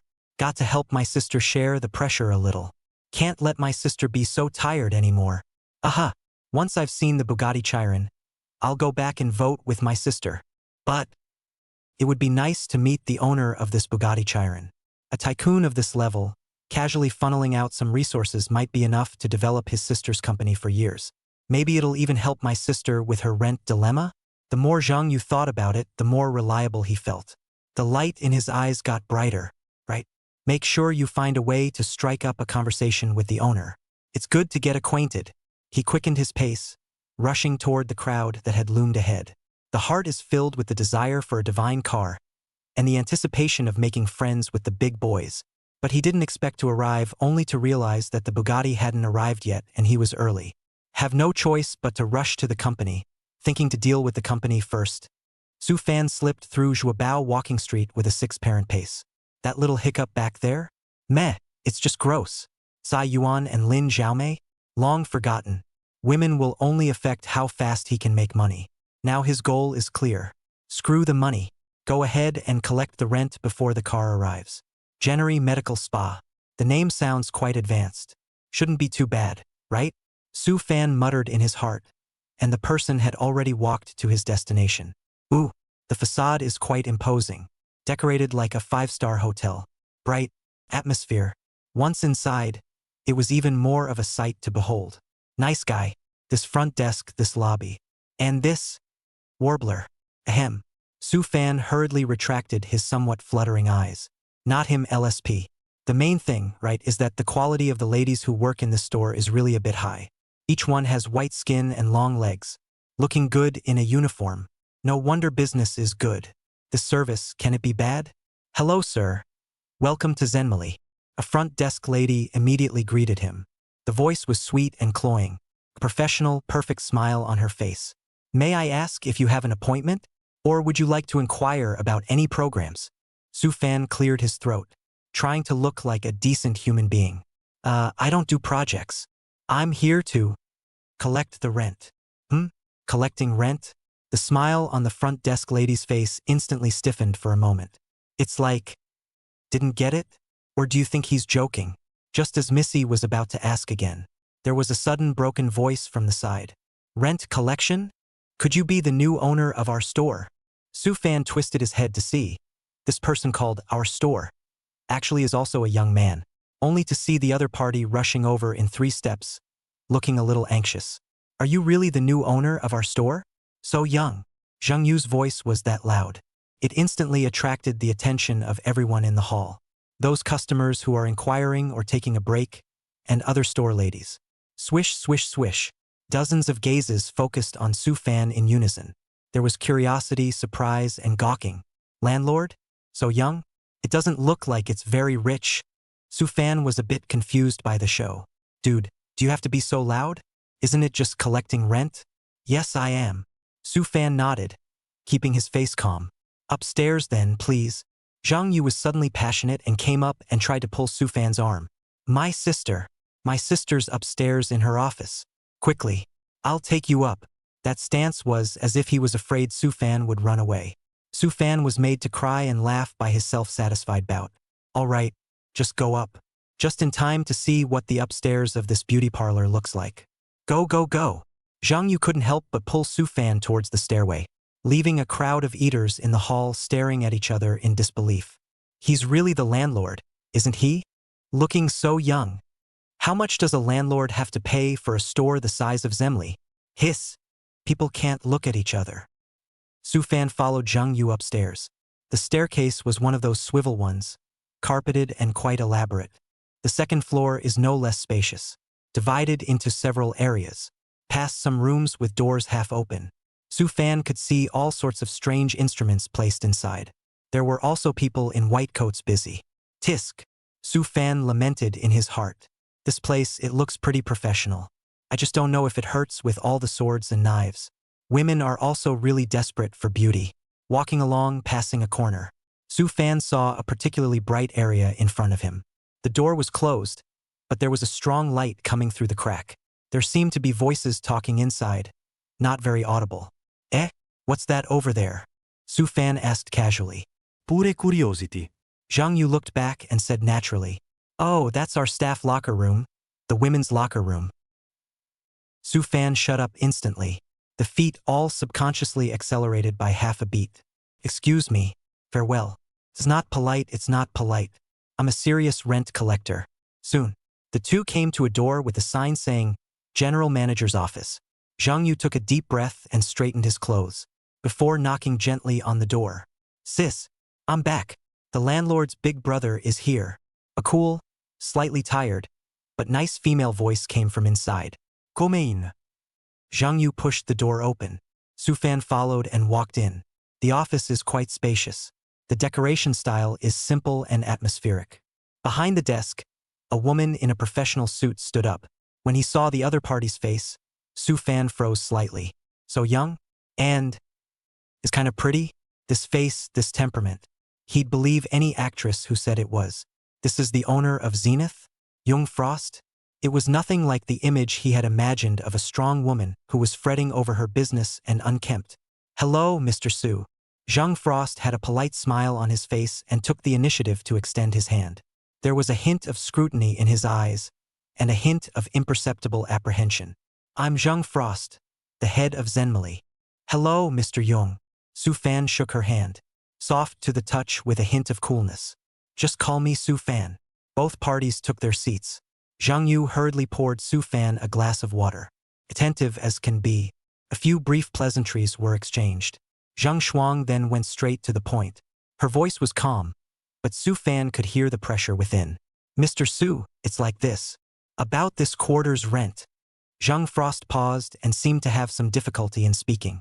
Chapter 31. Rent relief and a new bond? Next to him, Zhang Yu couldn't hold it in and jumped the gun. "Brother Su, it's like this. Our store has been expanding recently.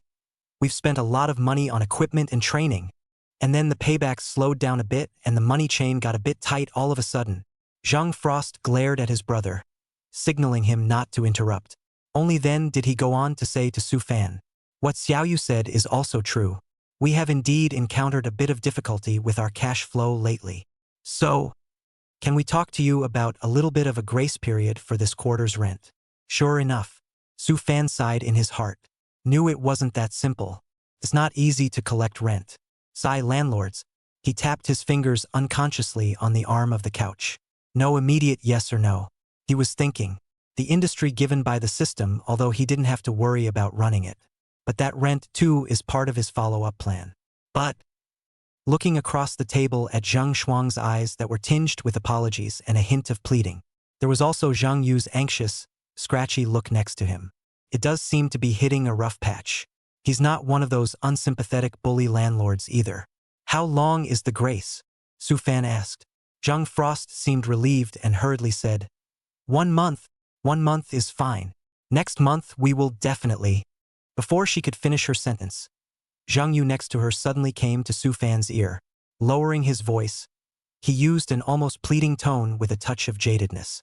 Brother Su, kiss my brother. Help, just this once. Look at my sister. Her hair is turning gray with worry. From now on, you are my big brother. In this area of Rongqing, if there's anything you want to do, just let me know, and I'll be at your beck and call." Really? It's faster than that flash delivery. Su Fan was a bit amused by his sudden recognition. This kid, he's pretty good at what he does. He glanced at Zheng Shuang. The other man's face showed a hint of embarrassment, but he didn't stop his brother. Apparently, they have acquiesced to this form of pleading. Su Fan did a quick calculation in his heart. A month is not out of the question. Looking at the siblings, it didn't look like they were deliberately reneging on the bill. Besides, it's good to have more friends. Although the brother doesn't seem to be very trustworthy. It's just a day's work. Okay. Su Fan opened his mouth. Zhang Frost and Zhang Yu's eyes lit up at the same time. 1 month is too short. Su Fan said slowly. The siblings' hearts lifted again. Should I refuse? Or make some harsh offer? So be it. Su Fan raised a finger, then added half a finger. You have a month and a half. In a month and a half, settle this quarter's rent and next quarter's rent together. Well, Zhang Yu directly froze. Zhang Frost also visibly froze for a moment, and then an unbelievable surprise appeared on his face. A month and a half? And you don't have to add interest? This landlord big brother is also too good to speak, right? Enough. Enough. Absolutely enough. Zhang Yu reacted and slapped his thigh in excitement. Thank you, Brother Su. Thank you so much. You are truly my regenerative parent. Ah shucks, pro-brother. Zhang Shuang also hurriedly stood up and bowed slightly to Su Fan. There was genuine gratitude on his face. Mr. Su, thank you so much indeed. Don't worry, within a month and a half. We will definitely give you the rent on time. That excitement and gratitude can't be faked. Su Fan waved his hand, signaling that there was no need to be so polite. In the back of my mind, I'm thinking, the name Big Brother seems to work pretty well. Mr. Su, I really thank you too much this time. Zhang Frost stood up with a sincere smile on his face. It was a kind of relief that comes with a weight off your shoulders. Next to him, Zhang Yu also nodded repeatedly, like a chicken pecking at rice. Yeah, Brother Su, you're really something. In the future, if there's anything, just let me know. I'll be at the front of the line. He patted his chest in assurance and looked like he was ready to do both. Su Fan smiled. It's all minor. He looked at Zhang Frost, the female president with outstanding temperament. At this moment, the sharpness of the shopping mall was gone from his eyes. Only gratitude remained. But, Mr. Su, Zhang Frost paused, his tone carrying a hint of tentativeness. Do you think it would be convenient for me to treat you to dinner one day, as a formal thank you? She was actually harboring a bit of curiosity in her mind. This young Mr. Landlord, not only was he able to own such a large building, he also handled things so crisply, not at all like those stingy landlords she had met before. Moreover, the kind of calm and relaxed manner in which he agreed to the rent relief did not look like someone under financial pressure. It always felt like he was harboring some secret. Su Fan's fingers lightly tapped on the armrest of the sofa. Dinner? It's not impossible. Many friends have more ways, especially the owner of a company as powerful as Zenmali. Although he wasn't short of money now, he might be able to use it somewhere down the line. As long as Mr. Zheng asks, where is it inconvenient? Su Fan spoke in a casual tone. When these words came out, the smile on Zhang Shuang's face became even more intense. She felt that Su Fan's words sounded comfortable, not like the kind of person who put on airs, but also vaguely confident. This made her even more curious about Su Fan's identity. As he was talking, there was a footstep at the door. 2 fashionably dressed girls walked in. The one walking in front was wearing a white dress that outlined a delicate figure, wearing light makeup and looking fresh. It was none other than Lu Yueya. Following beside her was her best friend, Wang Sweetie. The two appeared to be here for a facial. Just entering the door, Lu Yueya saw Su Fan sitting on the sofa at a glance. Her footsteps jerked and her eyes flashed with surprise, then disbelief. Su Fan. She subconsciously cried out. Su Fan heard a voice and looked up. Froze too. Lu Yueya? He didn't expect to run into her here. And today's Lu Yueya seems to be more beautiful than before? That white dress made her skin whiter and her temperament better. He was surprisingly a little disoriented for a moment. Next to her, Wang Sweetness also saw Su Fan. She came to Lu Yueya's ear and asked in a low voice, Io? Who is this? Do you recognize? Lu Yueya hadn't answered yet. The sharp-eyed Zhang Yu had already noticed the movement at the door. His eyes lit up when he saw Lu Yueya. Hey, Well, if it isn't the who. He immediately grinned and waved his hand towards Lu Yueya. Hey, Lu Yueya, what a coincidence, he shouted as he walked towards them. Lu Yueya was also a bit surprised to see Zhang Yu. She knew that Zhang Yu was one of the owners of Zhen Mei Li. But how did Su Fan get together with Zhang Yu? And by the looks of it, they're pretty close? Zhang Yu walked in front of Lu Yueya and glanced at Su Fan again. Then, with an extremely ambiguous look, he swept back and forth between the two. Agu, brother Su, you're awesome. The words came out.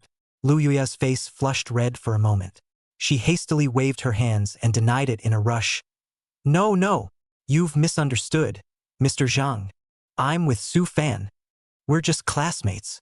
Wang Sweetie was listening to the side of the room. Classmates? This classmate relationship, why doesn't it feel right? Moreover, look at Zhang Yu's attitude. He's so affectionate to Su Fan and even called him Brother Su? She looked at Su Fan suspiciously. Who is this guy? How did you get involved with Zhang Yu's siblings? And Zhang Yu was so polite to him? Su Fan also looked at Zhang Yu somewhat helplessly. This kid, he's really not letting up at all. Anything goes out the window. Chapter 32 Schoolgirl's Birthday Invitation.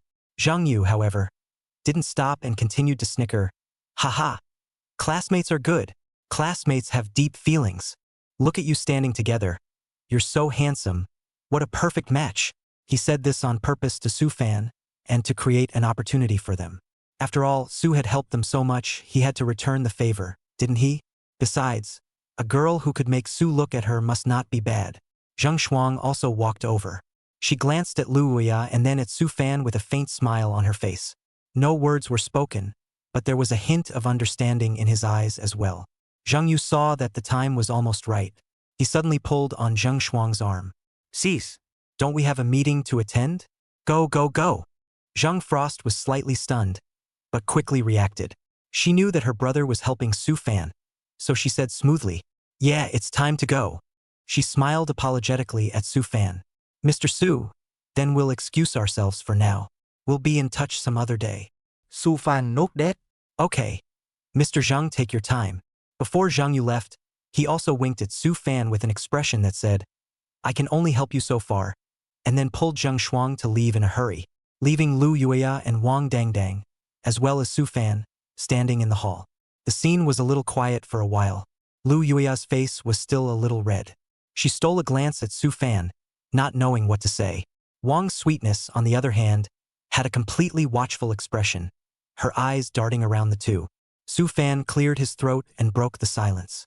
He looked to Lu Yueya and said in a calm tone, Don't listen to his nonsense. I'm in a landlord and tenant relationship with their sister and brother. He explained briefly.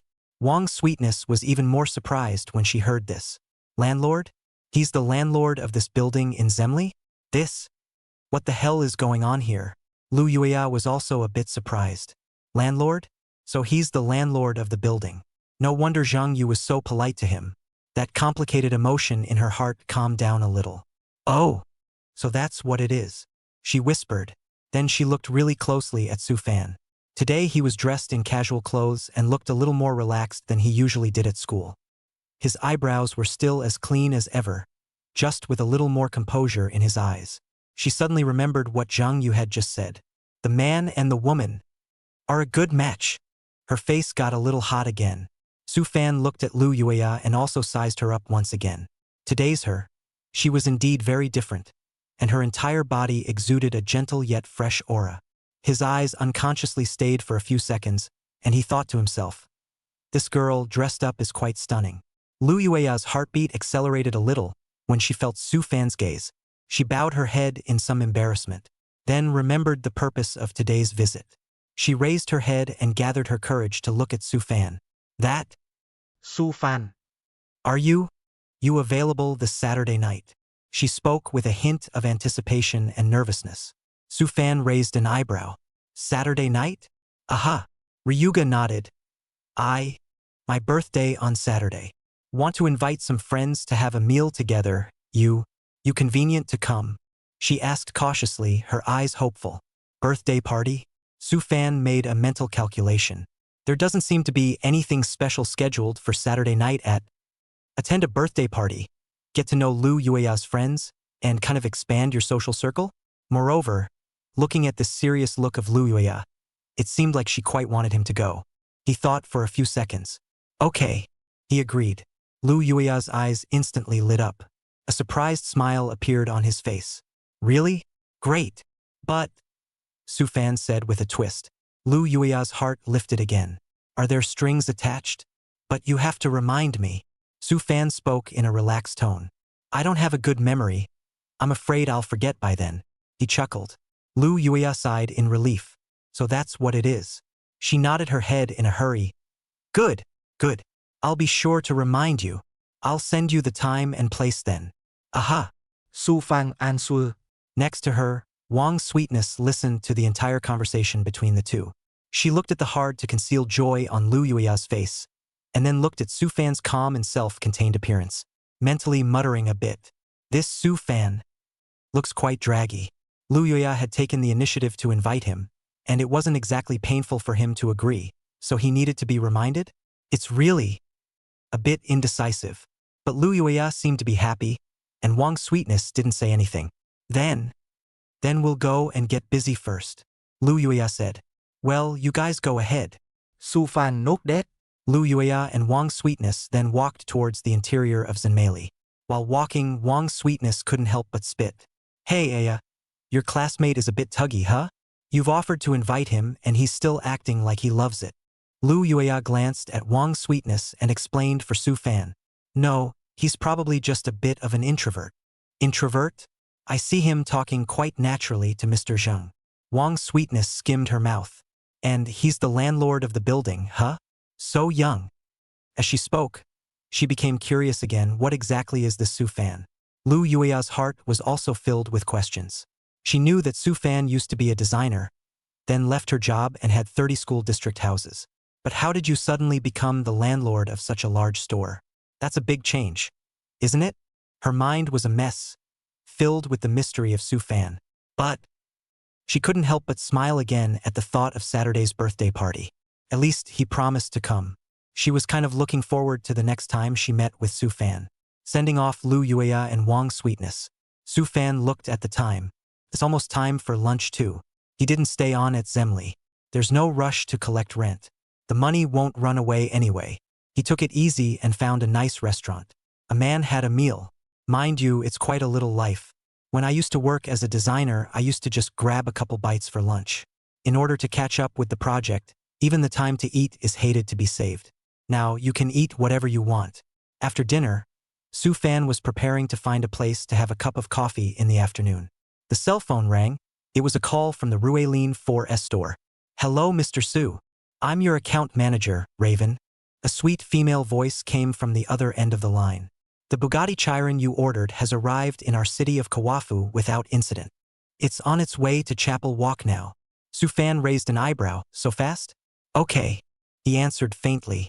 It's expected to arrive around 3 p.m. So when would be a convenient time for you to come by and inspect the car? When asked cautiously and Su Fan looked at the time, it was only a little after 1 o'clock. Okay. I'll go over there this afternoon. Yes. Then we'll meet you at the site. There will be a lot of people milling around, so you can just come to me directly. Raven reminded. Aha. Su Fan hung up the phone, the corner of his mouth curling into a smile. The Bugatti Chiron will finally be seen. Meanwhile, far away in another place, Zhang Yu also received a call. Zhang Xiao. The Bugatti Chiron you were following earlier. It's already in Kawafu. It's being shipped to Chapel Walk now. Expected to arrive around 3 p.m. The call was from his friend at the Reliant 4S store. Chapter 33 Delivery of the luxury car. The whole place was shocked. Zhang Yu violently stood up from his chair, excitement written all over his face. Really? Of course it's true, Zheng Xiao. This is Bugatti Chiron, the whole Chuanfu city. No, there probably aren't many in the entire southwest. There was also a hint of excitement in my friend's tone. Hurry up. I'm going over there now. Zhang Yu hurriedly hung up the phone and turned his head to look at Zheng Shuang next to him. Cease. Go to Chapel Walk. Zheng Shuang is leisurely sipping his coffee, taken aback by the way he was yelling. What for? The fire is burning. There's good stuff. Super good stuff. Zhang Yu said mysteriously. What is it? Zheng Shuang was curious. Bugatti Chiron. Zhang Yu lowered his voice, but the excitement in his tone could not be hidden. Bugatti Chiron? Zhang Shuang also stared wide-eyed. Although she wasn't as obsessed with luxury cars as Zhang Yu, she knew what the concept of a Bugatti was. That's the ceiling of supercars. Aha! Zhang Yu nodded vigorously. A friend of Rieland's told me that the car would be shipped to Chapel Walk around 3 in the afternoon. Let's hurry over and take a look. Maybe we'll even see the owner. Zhang Frost was tickled. Ok. Go! The two of them hit it off and immediately set off for Chapel Walk. Chapel Business District. As the busiest commercial core area in Chuanfu City, it is crowded with people and luxury cars every day. Ferraris, Lamborghinis, and McLarens are only commonplace here. Only those limited edition supercars in the tens of millions or even hundreds of millions of dollars can really cause a stir. Just after 2 p.m., the most central location of Chopper Walk. A huge enclosed transport truck slowed to a stop.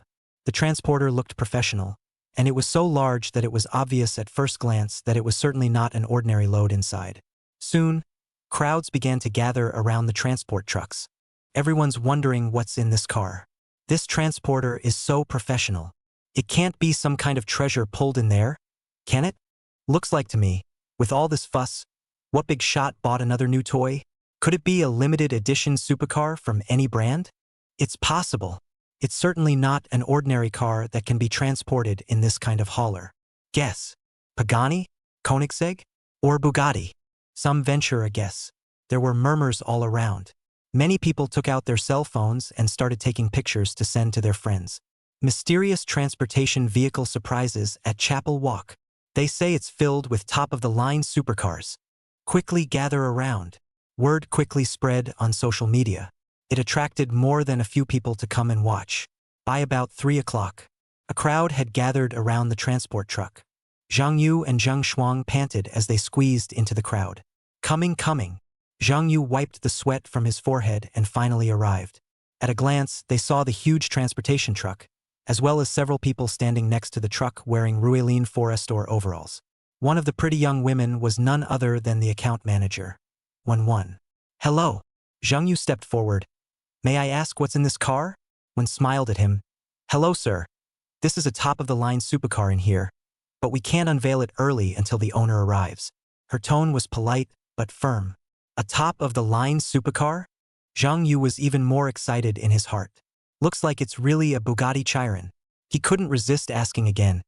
And when will the owner arrive, please? Raven glanced at her cell phone. The owner is on his way and should be here soon. She was also a little nervous inside. This was the first Bugatti client she was responsible for. Moreover, she heard from the store that this Mr. Su was very young and had a mysterious background, so she didn't dare to treat him lightly. Just then, Su Fan stepped out of the crowd. He was dressed in casual clothes today and looked very casual. But that innate air of calmness made him stand out in a crowd of onlookers. Coming! Raven's eyes lit up and she immediately greeted him. Mr. Su. She walked quickly to Su Fan. Hello. Su Fan nodded to her. Is the car here? Yes, it has arrived. Raven replied respectfully. She glanced around at the crowd of onlookers and lowered her voice to ask, do you think it would be convenient to reveal it now? Su Fan swept a glance around. That's quite a crowd. But now that it's been shipped here, there's no point in hiding it. Reveal it, he said faintly. Raven turned immediately when instructed and gestured to the crew by the transport truck. Prepare for the unveiling. She wasn't loud, but everyone around her heard her. Instantly, all eyes focused on the transportation truck. In the crowd, Zhang Yu and Zhang Shuang also saw Su Fan, and both of them were stunned. Su Fan. Zhang Yu blurted out, why is he here? A startling speculation flashed through his mind. Zhang Frost was also a bit surprised. She didn't expect to run into Su Fan here, and it looks like he knows someone at the Fora store. Just as the two were wondering, Wen had walked over to Su Fan. She took out her cell phone and opened a QR code. Mr. Su. Sweep, please. Confirmation of identity. Su Fan took out his own cell phone and scanned the QR code, and his personal information was displayed on the screen. Raven double-checked, and then an even bigger smile spread across her face. Confirmed it's you personally. Mr. Su, this Bugatti Chiron is now officially delivered to you. There was a hint of excitement in her tone. The people around them instantly exploded when they heard Wen Wen's words. He's the owner of the Bugatti Chiron. So young. Did I hear you right? The account manager at the Reelan Forest store said it himself. It can't be wrong. The crowd was in awe. Everyone looked at Su Fan with incredulous eyes. The ordinary-looking young man. Surprisingly, the owner of a Bugatti Chiron? Zhang Yu and Zhang Frost were even more dumbfounded. Their mouths opened so wide that they could stuff down an egg. Su Fan. Zhang Yu felt his brain go down a bit. The landlord of the Genery, so young, drives a Bugatti Chiron? What kind of godly character is this? Zhang Frost was also dumbfounded. She had only thought that Su Fan was a landlord with a bit of money before, but she hadn't realized that his background was so unfathomable. Ah, the Bugatti Chiron. That's not something you can buy with money. That's only if you have the money, and the status, and the access. In the midst of the crowd's shocked gazes, the crew of the transporter began to carefully remove the blindfold covering the Bugatti. Little by little, the smooth and aggressive lines of the Bugatti Chiron are gradually revealed. The scene was momentarily quiet for a few seconds as the entire body was fully revealed to the crowd. An even louder gasp erupted immediately afterward. It's so handsome. This face is simply awesome. So this is the Bugatti Chiron. It's just as stunning as it looks in the photos. The color, this streamlining, it's a work of art. How much does this car cost? Someone couldn't help but ask. The Bugatti Chiron starts at 30 million euros, right? That translates to over 200 million yuan, right? Over 200 million? As soon as this number came out, there was another chorus of voices sucking in cool air. Chapter 34 Famous Watches Revealed. Worth over $1 billion? It's enough to buy a building, isn't it? Buy several buildings. Holy, over $200 million for a car? Poverty limits my imagination. The world of the rich. I, a mortal, cannot understand. Zhang Yu looked at the Bugatti Chiron. Eyes are straight. It's a car he's dreamed of owning. Didn't realize. Surprisingly, it was bought by this young man, Su Fan. The way he looked at Su Fan again had completely changed. From a bit of curiosity at first, all that remained was deep awe and a hint of unspeakable complexity. Zhang Yu's gaze unintentionally swept over Su Fan's wrist. Suddenly, his body jolted and his pupils suddenly dilated. That watch. He stared dead at the watch on Su Fan's wrist. The watch that looks understated, but exudes the ultimate in luxury. He couldn't help but exclaim again. Next to him, Zhang Shuang was startled. What's wrong? Zhang Yu did not answer her, but walked quickly to Su Fan's side with a hint of trembling in her tone. Su Fan. You have this watch on your hand. Su Fan glanced down at his wrist. He was wearing the same Vacheron Constantine that the system had rewarded him with. What's wrong? His tone was calm. Zhang Yu took a deep breath and tried to calm his agitated feelings. This watch. It's Vacheron Constantine's Attic Artisan Collection. No. His eyes were sharp. This seems to be Vacheron Constantine's Attic Artisan Collection. Les cabinotiers Celestia Astronomical 3600. He quoted the full model number of the watch. Everyone around him looked confused when they heard him say that. Attic Craftsman? Celestia Astronomy? What the hell? This is awesome as it sounds. Zhang Yu continued. The voice was getting more and more agitated.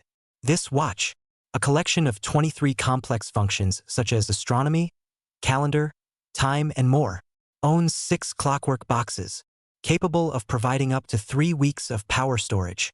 And, he paused in his tone, this watch, there's only one piece in the world. It was customized by Vacheron Constantine specifically for a mystery client. Value. He gulped. The value is incalculable.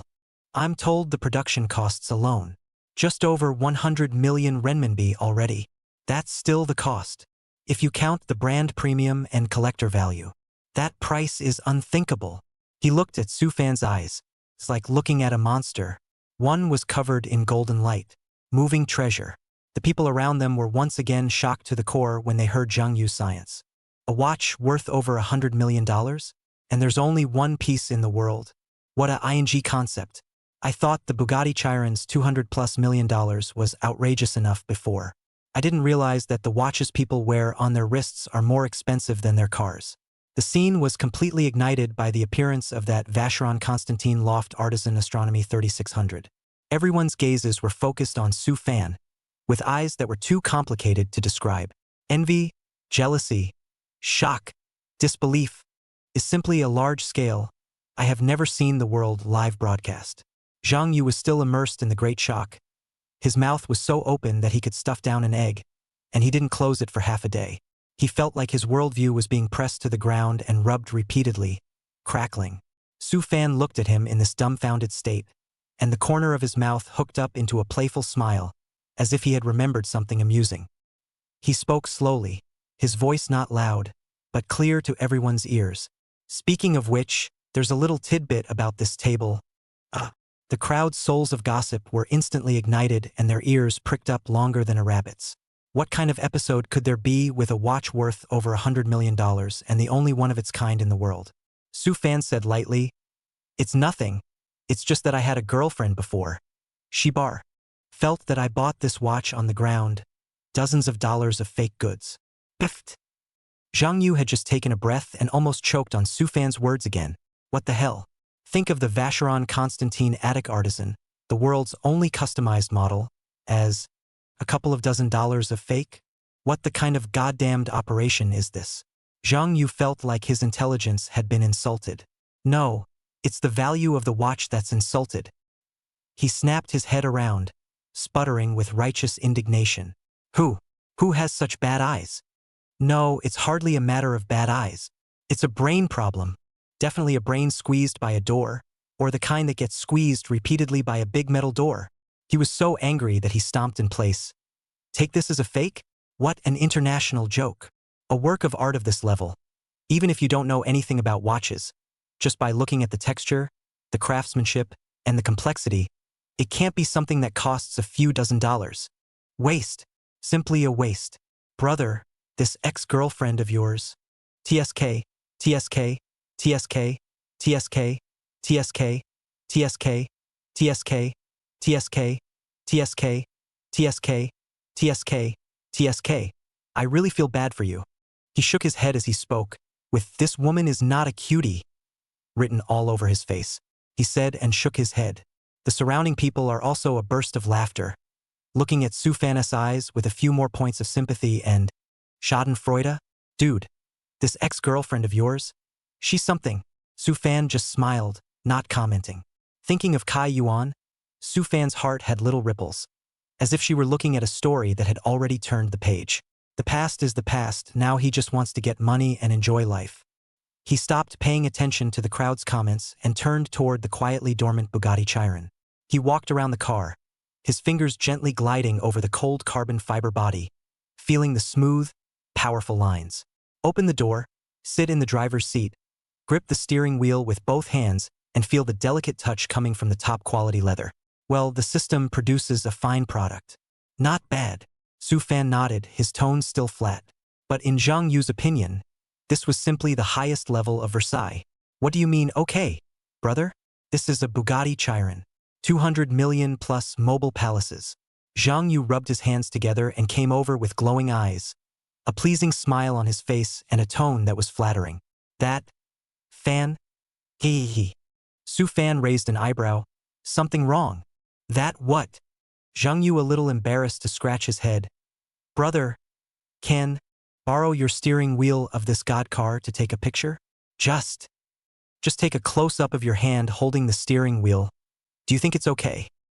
He paused, lowering his voice with a little smugness.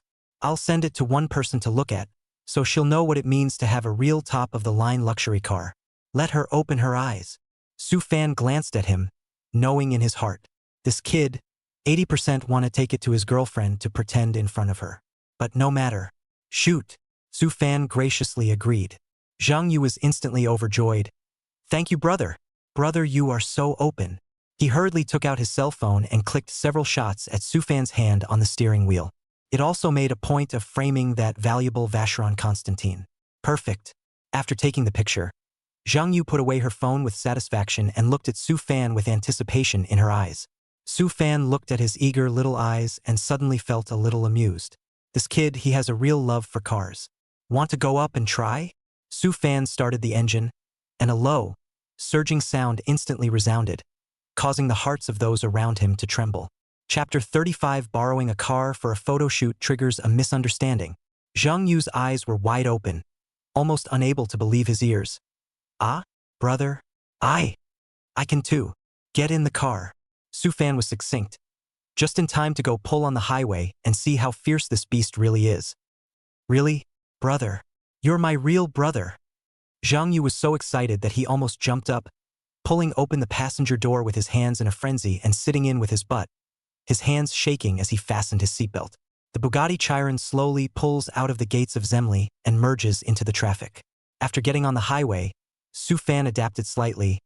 Then, his eyes stared. The foot slammed deep on the gas. Buzz! The W16 quad turbocharged engine erupted into a terrifying roar, and the powerful pushback instantly pressed Zhang Yu dead center into the seat. The scene outside the window flew backwards into a blur of streaming light. The speedometer needle spiked wildly. 100, 150, 200. It's still going up. Ah! Zhang Yu couldn't help but let out a scream. It wasn't fear. It was excitement. It was extreme exuberance. Too cool. He gripped the armrests tightly, his face both twisted and frenzied. Is this a Bugatti? Oh my god. This speed. That sound. It's unbelievable. Su Fan held the steering wheel, his expression still calm, but a hint of excitement also flashed in the depths of his eyes. This extreme speed really stimulates the primal human adrenaline. The wind whistled in his ears and the engine roared behind him, as if the whole thing was going to be torn apart by the furious force and strangely blended together. Brother, this car of yours is simply my dream car, Zhang Yu exclaimed excitedly. I dream of driving it. Even if I just sit in it once, I feel it's worth it. Su Fan felt the vibration and loud noise of the body and frowned slightly. The thing about sports cars is that they do provide unparalleled driving pleasure and turnout, but it's cool, but it's a bit noisy, and the seats are hard, so I can't stand my back if I drive for a long time. Still not as comfortable to sit in as the Big G, another common car he bought. After experiencing the extreme speed, Su Fan gradually slowed down the speed of the car and found an exit to get off the highway. Pulling over to the side of the road, Su Fan unbuckled his seatbelt and rubbed his slightly sore back. How does it feel? He looked to Zhang Yu, who was still in a state of exhilaration next to him. Cool. It's awesome, brother. This car is simply a performance monster. Zhang Yu couldn't get enough of it, his face still flushed. Su Fan smiled and pulled out the car keys from his pocket, casually throwing them to Zhang Yu. Then, Zhang Yu subconsciously caught it and was dumbfounded. Huh? Brother, what are you? This car is too eye-catching, and that parking space in my neighborhood is not expected to be parked in case of scratching and rubbing is also troublesome. Su Fan said in a casual tone, how about you drive and play 2 laps first? Familiarize yourself with it. Then help me find a reliable parking lot. Just park it safely. Zhang Yu. Happiness comes so suddenly, like a tornado. His hands shook even more as he held the heavy car key, symbolizing more than 200 million RMB, and his eyes instantly reddened. Drive. For 2 laps? And ask him to help park the car? It's a Bugatti Chiron. Brother, you're giving me the mobile vault. Brother. Zhang Yu's voice carried a sobbing tone, so excited that he was incoherent. You. Don't worry. I guarantee to arrange it clearly for you. Properly. I directly give you parked in the VIP exclusive parking space in the underground garage of our home Zenmeli Point 24-hour security. The camera has no dead angle. Guarantee not even a hair less.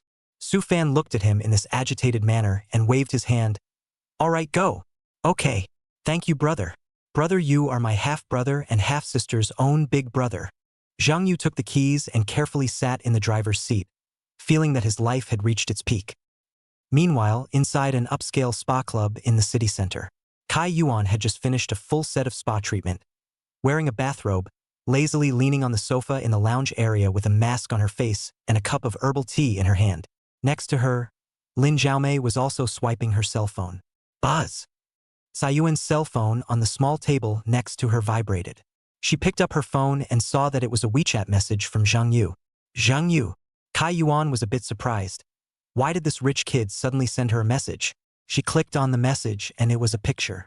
The picture was taken with a hand, bone-jointed, holding an extremely luxurious shape, full of sense of technology steering wheel.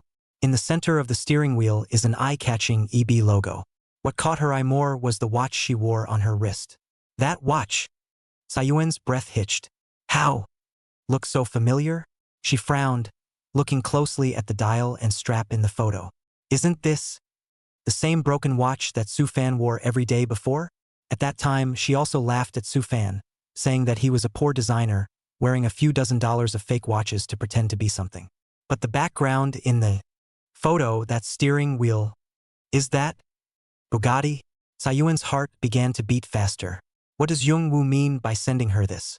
Did Zhao Mei help me take a look? Kai Yuan hurriedly handed her cell phone to Lin Zhaomei next to her. Lin Zhaomei took the phone, glanced at the photo, and froze as well. Huh? Isn't this watch worn by that ex-boyfriend of yours, Su-fan? I remember you said it was fake. Right? That's his piece. Kai Yuan sounded a little anxious. But look at the steering wheel. It's a Bugatti.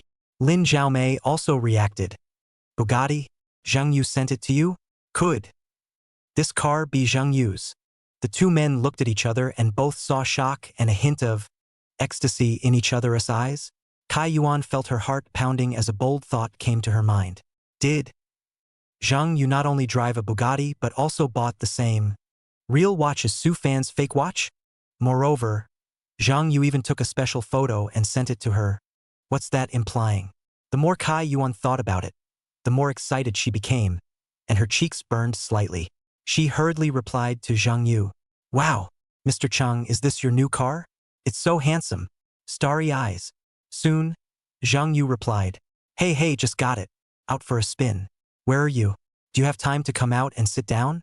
Sayuan's heart practically jumped out of her throat. I'm free. I've just finished the spa. I'm at the Starfall Club. Wait for me there. I'll be right there. Putting down her cell phone, Kai Yuan excitedly grabbed Lin Zhaomei's arm. Akimi, Young Yu is coming to pick me up. He's driving a Bugatti. Lin Zhaomei was also excited. Hope, your peach blossom luck is too strong. You just dumped that poor guy Su-fan, and now you're with a top-ranking rich kid in a Bugatti. And look, he's wearing the same watch as your ex. What does that tell you? It means he might have been paying attention to you for a long time. Maybe he bought this watch on purpose to get your attention. Kai Yuan was analyzed by her best friend. She was even more happy. All the previous doubts and the impression of Su-fan's fake watch were all thrown into the air. Who cares if it's a real watch or not? What's important now is that Zhang Yu is driving a Bugatti, and he's wearing that familiar watch to pick her up. This is definitely destiny from heaven. It's her true destiny coming down. She hurriedly got up and straightened her robe and hair. Although veiled, her skin was in excellent condition with a hydrated glow fresh from the spa. Chapter 36. On the way to rent collection, another old acquaintance. It wasn't long before a low, distinctive engine roar came from the clubhouse entrance. Kai Yuan and Lin Zhaomei looked at each other and ran out excitedly, only to see a smooth lines, futuristic blue supercar slowly parked in front of the door. It is the same Bugatti Chiron in the photo. The car door opened and Zhang Yu stepped down from the driver's seat. Kai Yuan looked at the top of the line luxury car in front of her, and then at Zhang Yu, who had gotten out of the car, and her eyes flashed with an unprecedented light. It's him. It's him. Young, handsome, and rich. Drives a couple $100 million sports car. Isn't this the Prince Charming of her dreams? Oh no, the Bugatti driving bully? Su-fan? That poor designer who can't even afford a real watch? Long forgotten in Java. At this moment, Kai Yuan is incredibly glad that she made the decision to break up with Su-fan in the first place. Her true destiny is always next. At the same time, while Kai Yuan was immersed in the dream of the domineering president fell in love with me, Su-fan is carrying the newly arrived small goal leisurely back to Zhuobao pedestrian street. Rent collection is a good thing to do sooner rather than later. After all, mosquitoes are small but also meat. Not to mention it's not even mosquito legs, it's actual elephant legs. He slipped to the door of the first store he needed to collect rent from, which was a branded clothing store decorated in quite a stylish manner. Is the boss here? It's rent time. Su-fan probed in. His voice not too loud and not too small, just enough for the people inside to hear. A middle-aged woman dressed stylishly and looking like a store manager came out at the sound of her voice. Seeing Su-fan, A professional smile immediately piled up on his face. Oops, it's Mr. Su. Just a moment. I'll transfer the money for you. The attitude was so warm. Can't be helped. Who made Su Fan the landlord's father now? And it's also a supercharter that holds the stores in the heart of this pedestrian street. Ding! The cell phone beeped. Su Fan clicked on it. Ooh, $5 million arrived. Mr. Su, please order. This is the rent for our store for a year. The female store manager smiled so much that her eyes narrowed into slits. Please take care of our business in the future. Good to say, we all get rich. Su Fan waved his hand cheerfully. His heart is happy. Well, good. Open the door. This rent collection is, how can I put it, in one word, awesome. 2 words, what a blast. 3 words, awesome. Saying goodbye to the enthusiastic female store manager, Su Fan walked towards the next one. It's a high-end chain cafe, also 800 square feet in size, and it's filled with men and women leisurely drinking coffee. The person in charge of the cafe was a gentlemanly man wearing gold-rimmed glasses, and when he saw Su Fan, he also immediately arranged for the financial transfer without saying a word. Another 5 million. Su Fan looked at the text message on his cell phone, and the corners of his mouth were grinning behind his ears. The money came too easily, didn't it? How much did he earn a month's salary when he worked his ass off at the Design Institute? Now you can just take a couple steps, move your lips, and tens of millions of dollars are in your hands? Sure enough, choices outweigh efforts. System Dad Huawei. The third is a VR gaming house that specializes in immersive experiences, with a long line at the door and a pretty brisk business. The person in charge is a young guy, dressed quite trendy. As soon as he saw Su Fan, immediately nodded his head. Brother Fan, you're here. The rent is ready and will be transferred to you right away. Brother Fan. Su Fan raised an eyebrow. This address is quite up to date. Ding! Another 5 million. 3, all large 800 square meter units, all with annual rents of 5 million, add up to 15 million. Just a few moments of work and tens of millions of dollars in hand. Su Fan stood in the bustling crowds of the pedestrian street, looking at the long string of zeros in his cell phone, suddenly in a bit of a trance. It's a complete money printing machine, isn't it? He hurriedly did another calculation of his current total assets. I've spent some of the money given by the previous system replacement, but the bulk of it is there. So many suites added up, and now these 10 sets of valuable 3-year rents up to more than 100 million Jua Bao pedestrian street stores. Although the rent is not yet fully collected, but just the $30–40 million already in hand, plus those fixed assets. Su Fan felt his head go down a bit. This total asset, is it not already rushing to more than $2 billion? It's over $2 billion. Numbers you couldn't even think of before. Now it's just... Realized. He pinched his thigh. Hiss, it hurts. It's true. He, Su Fan, a mediocre former Design Institute wage earner, has now actually become a super godly man worth nearly $2 billion? It felt like playing a game and suddenly opening a hang, or the kind of the fiercest blood-locking, unlimited bullets, one-cut 999 level super VIP hang. Woo-hoo, take off. Su Fan couldn't help but shout in his heart.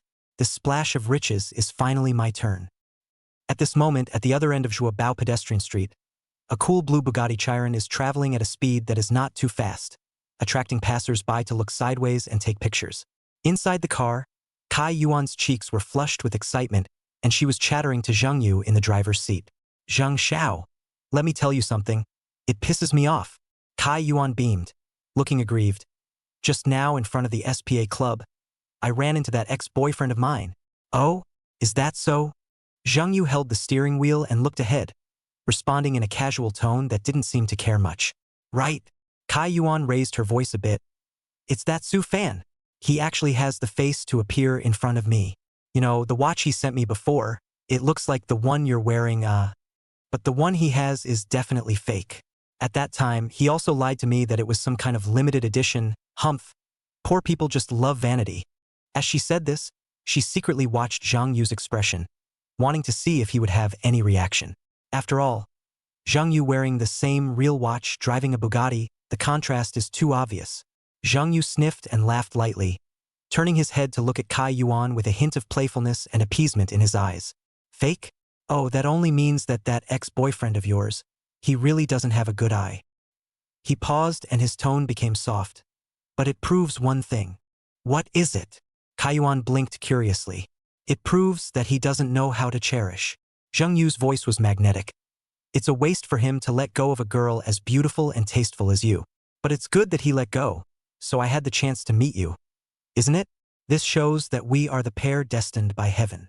These words simply spoke to Kai Yuan's heart, right? That's it. That blind, poor bastard Su Fan doesn't deserve me. Only a young, handsome and multi-cash top-rich kid like Zheng Xiao is the one for me. Zheng Xiao, you really know how to talk. Kai Yuan was coaxed into a state of bliss, and her voice became delicate.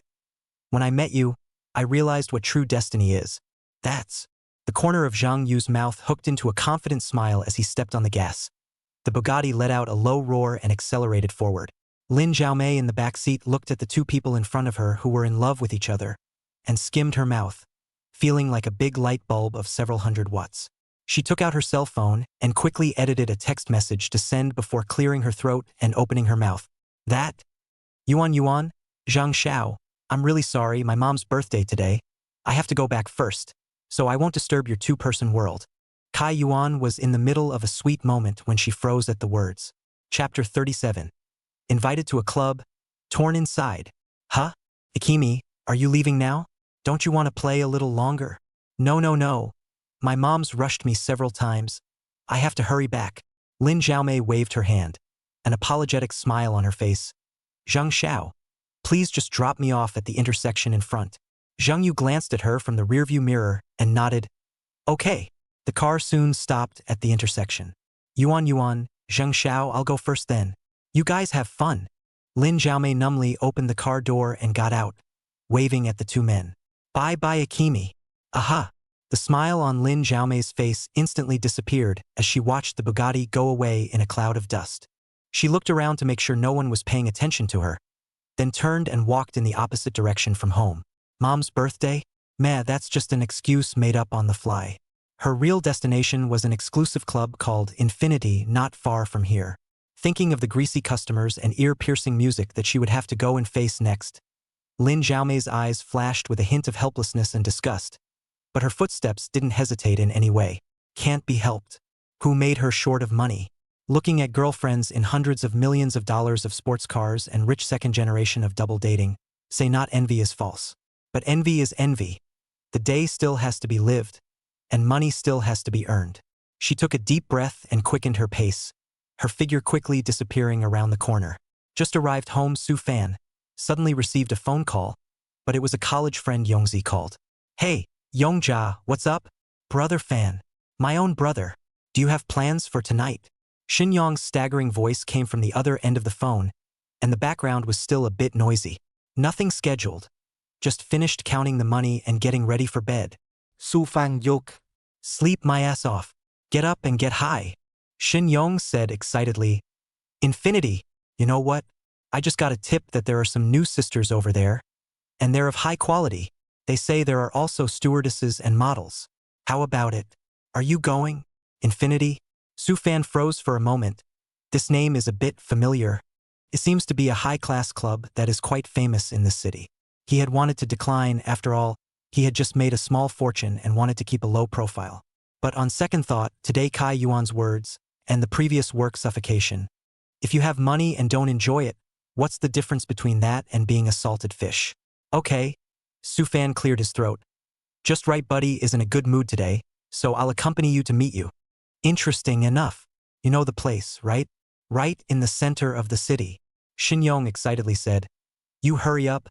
I'll wait for you over here. Give you 20 minutes. Overtime penalty 3 drinks. Got it? Got it. Hyped up? Su Fan laughed and cursed. Hang up. Be right there. Hanging up the phone, Su Fan got up and stretched, walking over to the closet. Well, have to change a decent outfit not to bring shame to our more than $100 million, right? Meanwhile, in the manager's office of the Infinity Club, Lin Zhaomei was sitting on the soft sofa with the club manager, Zhao Mylin, who was known as Sister Zhao, sitting across from her. Zhao Mylin was about 40 years old or so, dressed in a decent professional suit with exquisite makeup, her eyes sharply looking Lin Zhaomei up and down. Ms. Lin, right? I've read your profile. Your image and temperament are really good. Zhao Mylin picked up the coffee on the table and gently took a sip, her tone carrying an unquestionable authority. We at Infinity are a formal establishment. You can rest assured of that. Of course, our guests here are either rich or wealthy, and we demand more from our service staff. Lin Xiaomei nervously clutched the corner of her coat and nodded. Sister Zhao, I can suffer. Zhou Mylan smiled and put down her coffee cup. Suffering? You can't just suffer here, you have to be good at things and have a good eye. But the rewards are also quite generous. She leaned forward slightly and lowered her voice. Simply put, we are divided into two modes. One is the basic service post, base salary plus commission, a month of hard work, 2 or 3 million is not a big problem. Another kind of well. Zhao Mylan paused and looked meaningfully at Lin Xiaomei. The other, it depends on your personal ability. Drinking, singing and chatting with clients and maintaining good customer relations. As long as you let loose, have a sweet mouth, and can make the guests happy, 1 month. She held out a finger, then added a couple more. Not to say much more than 100,000, easily. 100,000. Lin Xiaomei's heart skipped a beat. The number was astronomical to her. She's working her ass off at a couple of odd jobs and only gets a couple $1,000s a month, and she can barely afford to pay her rent. Thinking of Kai Yuan sitting in the Bugatti talking and laughing with the rich second generation, and then thinking about her own embarrassing situation, the hesitation in Lin Xiaomei's eyes was quickly replaced by longing. Sister Zhao, She took a deep breath. I'll take the second one. Zhao Mylan nodded in satisfaction, as if she had expected her to choose this way. Smart. Being young and pretty is capital. Making more money while you're young is the right thing to do. Okay. Then you sign this contract first, and I'll go over the rules with you. Lin Xiaomei picked up a pen and looked at those clauses on the contract. Although there were some parts that made her feel uncomfortable inside, she signed her name without hesitation at the thought of the tantalizing income. Very well, Miracle Joe said as she put away the contract, a formulaic smile on her face. Welcome to Infinity, Xiaomei. As of today, you're one of us here. On the other side, outside an upscale cafe in the city center, Kai Yuan, who had already separated from her boyfriend, looked at her watch with some impatience and grumbled at the young man in front of her. Wang Han, why hasn't Xiaomei come yet? Didn't we agree to discuss going to Lu Bai's wedding together? Wang Han, Lin Xiaomei's boyfriend, who looked ordinary and wore a suit that didn't quite fit, smiled bitterly at his words. I called her. She said she had a temporary emergency on her mom's end and couldn't make it over, so she told us to talk first. Her mom's not done yet. How long has it been? Kai Yuan skimmed her lips, a little unimpressed in her heart, but she didn't say much. Lin Xiaomei always seems to be secretive lately. Okay, then let's talk first. Kai Yuan straightened her hair, her tone carrying a hint of bragging. Lu Bai's wedding. I definitely want to go. After all, old classmates. At that time, I planned to drive Zheng Xiao's car back. Zheng Xiao's car. Wang Han's eyes lit up. Is that Bugatti? That's too high profile. Kai Yuan blanched at him angrily. Zheng Xiao said. He has several cars. When the time comes, lend me a Mercedes to drive back on the line. Just keep a low profile so as not to scare those old classmates. She talked about keeping a low profile, but Kai Yuan couldn't hide the smugness on her face. Driving hundreds of millions of Bugatti back home to participate in the wedding of classmates. Think about it. Feel doubly dignified. Wang Han listened with envy. Wow, Bugatti. That's impressive enough too. Yuan, you really found true love. That's for sure. Sayuan's chin lifted slightly. By the way, what about you? How are you and Akimi going to get there? We. Wang Han's expression was a little embarrassed. We haven't thought about it yet, maybe take the high-speed train. High-speed rail. Kai Yuan frowned, then stretched. It's okay. It's convenient. See you at the wedding site then. She couldn't wait to see the looks of surprise and envy on the faces of her old classmates when they realized how well she was doing now. Chapter 38, An Old Acquaintance at the Clubhouse? Brother Fan, this is your car. In the parking lot under Xinyong's house, Xinyong surrounded a brand new Aston Martin DBX. His eyes were almost glazed over, and his mouth was so open that he could stuff down an egg. Calm down, calm down. Su Fan got down from the driver's seat, locked the car door, and patted Xinyong's shoulder. Base, do not six. Base. Xinyong exclaimed exaggeratedly. Brother, tell me honestly, did you secretly go mining? Or did you win the lottery? This is an Aston Martin. A multi-million-dollar thing. Said it was a basic operation. Su-fan was too lazy to explain. He couldn't say he had a system, right? All right. Don't act like an unseen bumpkin. Hurry up and go in. Didn't you say there's a new sister? Right. Business is important. Shin Yong then came back to his senses, but his eyes still couldn't help glancing towards the Aston Martin. But Brother Fan, this car of yours is too awesome. I must be allowed to drive it back. Let's talk about it when we have the chance. Su Fan made a perfunctory remark and told Shin Yong to get into the car. Shin Yong hemmed and hawed, sat in the car and burst into another burst of boasting, until Su Fan said he had to drive, and only then faded down. But not yet calm 2 minutes, and mysteriously pull Su Fan while pulling out the cell phone. Hey, Brother Fan, I'll show you something good. Shin Yong clicked on a video and handed it to Su Fan. This is what my buddy just sent me, saying that it's a video that flowed out from inside infinity. It's that new batch of sisters. Take a look. This face value. This body. TSK. Su Fan hadn't cared too much and glanced at it casually. The video, shot somewhat shakily, appears to be in a vaguely lit box where a couple of pretty young girls are joking and interacting with guests.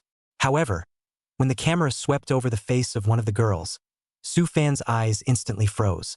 The girl, dressed in a tailored black dress with delicate makeup painted on her face, was holding a glass of wine and giving a slightly stiff smile in the direction of the camera.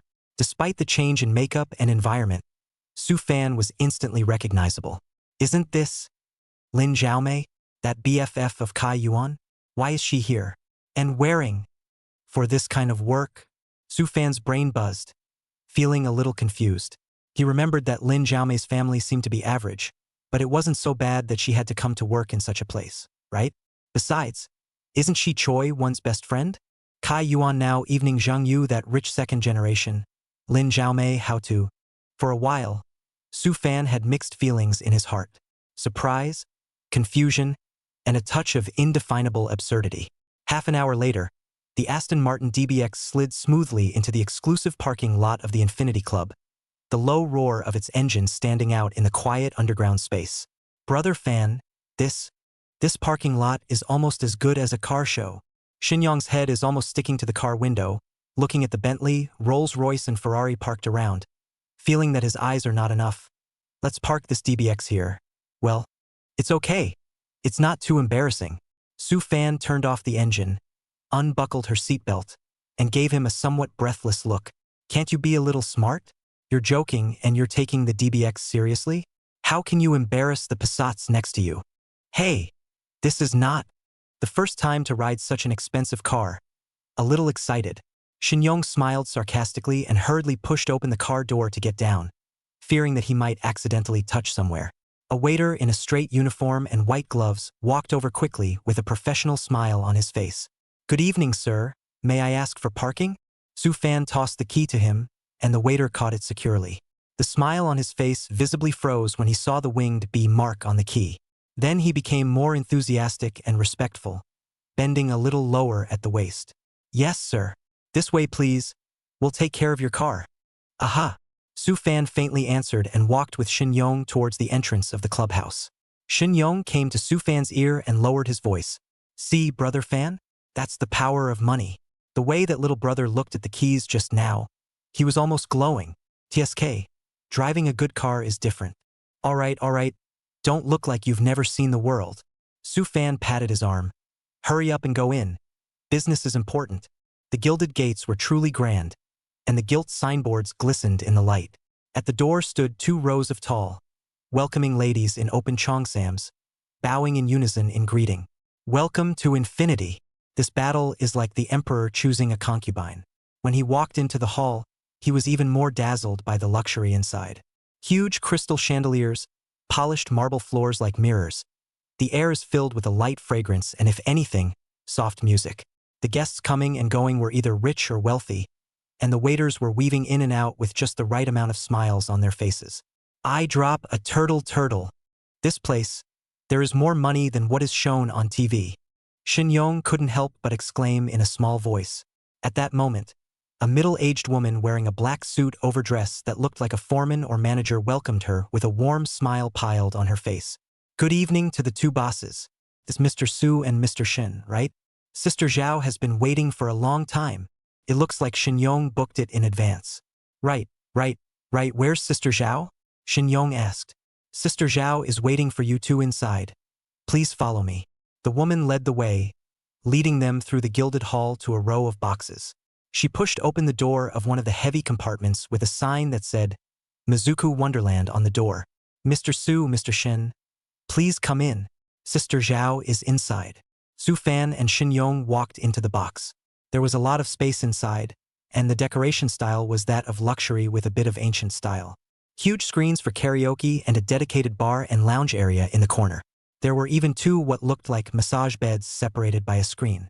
A woman who was about 40 years old, charming and very ably dressed, was sitting on the sofa.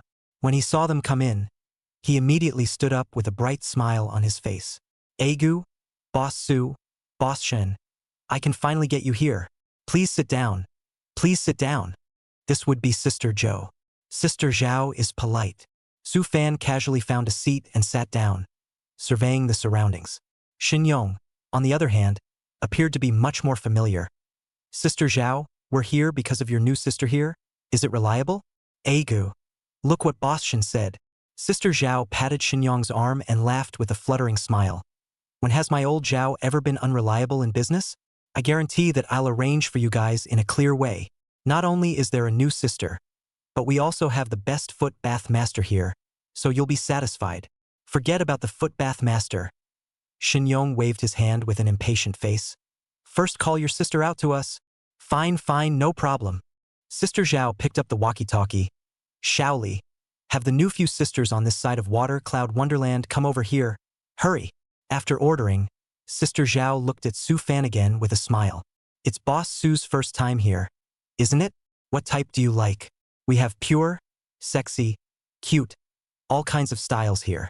Su Fan picked up the teacup on the table and gently blew on the hot air, without lifting his eyelids, and spat out 3 words in a flat tone. Lin Zhaomei. Ha! Sister Zhao froze for a moment, seeming not to have heard. Boss Su, you said? Su Fan put down his teacup and raised his head, his gaze falling on Sister Zhao's face as he repeated. I said I want Lin Zhaomei. Chapter 39. The Box Point Man, what's the situation? The smile on Sister Zhao's face stalled slightly, and a hint of doubt and probing flashed in her eyes. She had been at this venue for so many years, she had seen all kinds of customers, and there were many who asked for a certain girl by name. But it's usually an acquaintance, or you've heard about it from a friend. Like Su Fan, the first time to come directly named, and named a newcomer who has not long been here. She didn't move as she sized up Su Fan. The young man in front of him, dressed in a way that didn't look particularly ostentatious, but had a calm and steady temperament. Especially since when she came in just now, she had learned from her men that this one was driving a multi-million-dollar Aston Martin. A client of this caliber can't be slowed down. Boss Su, you know our Zhaomei? Sister Zhao asked tentatively.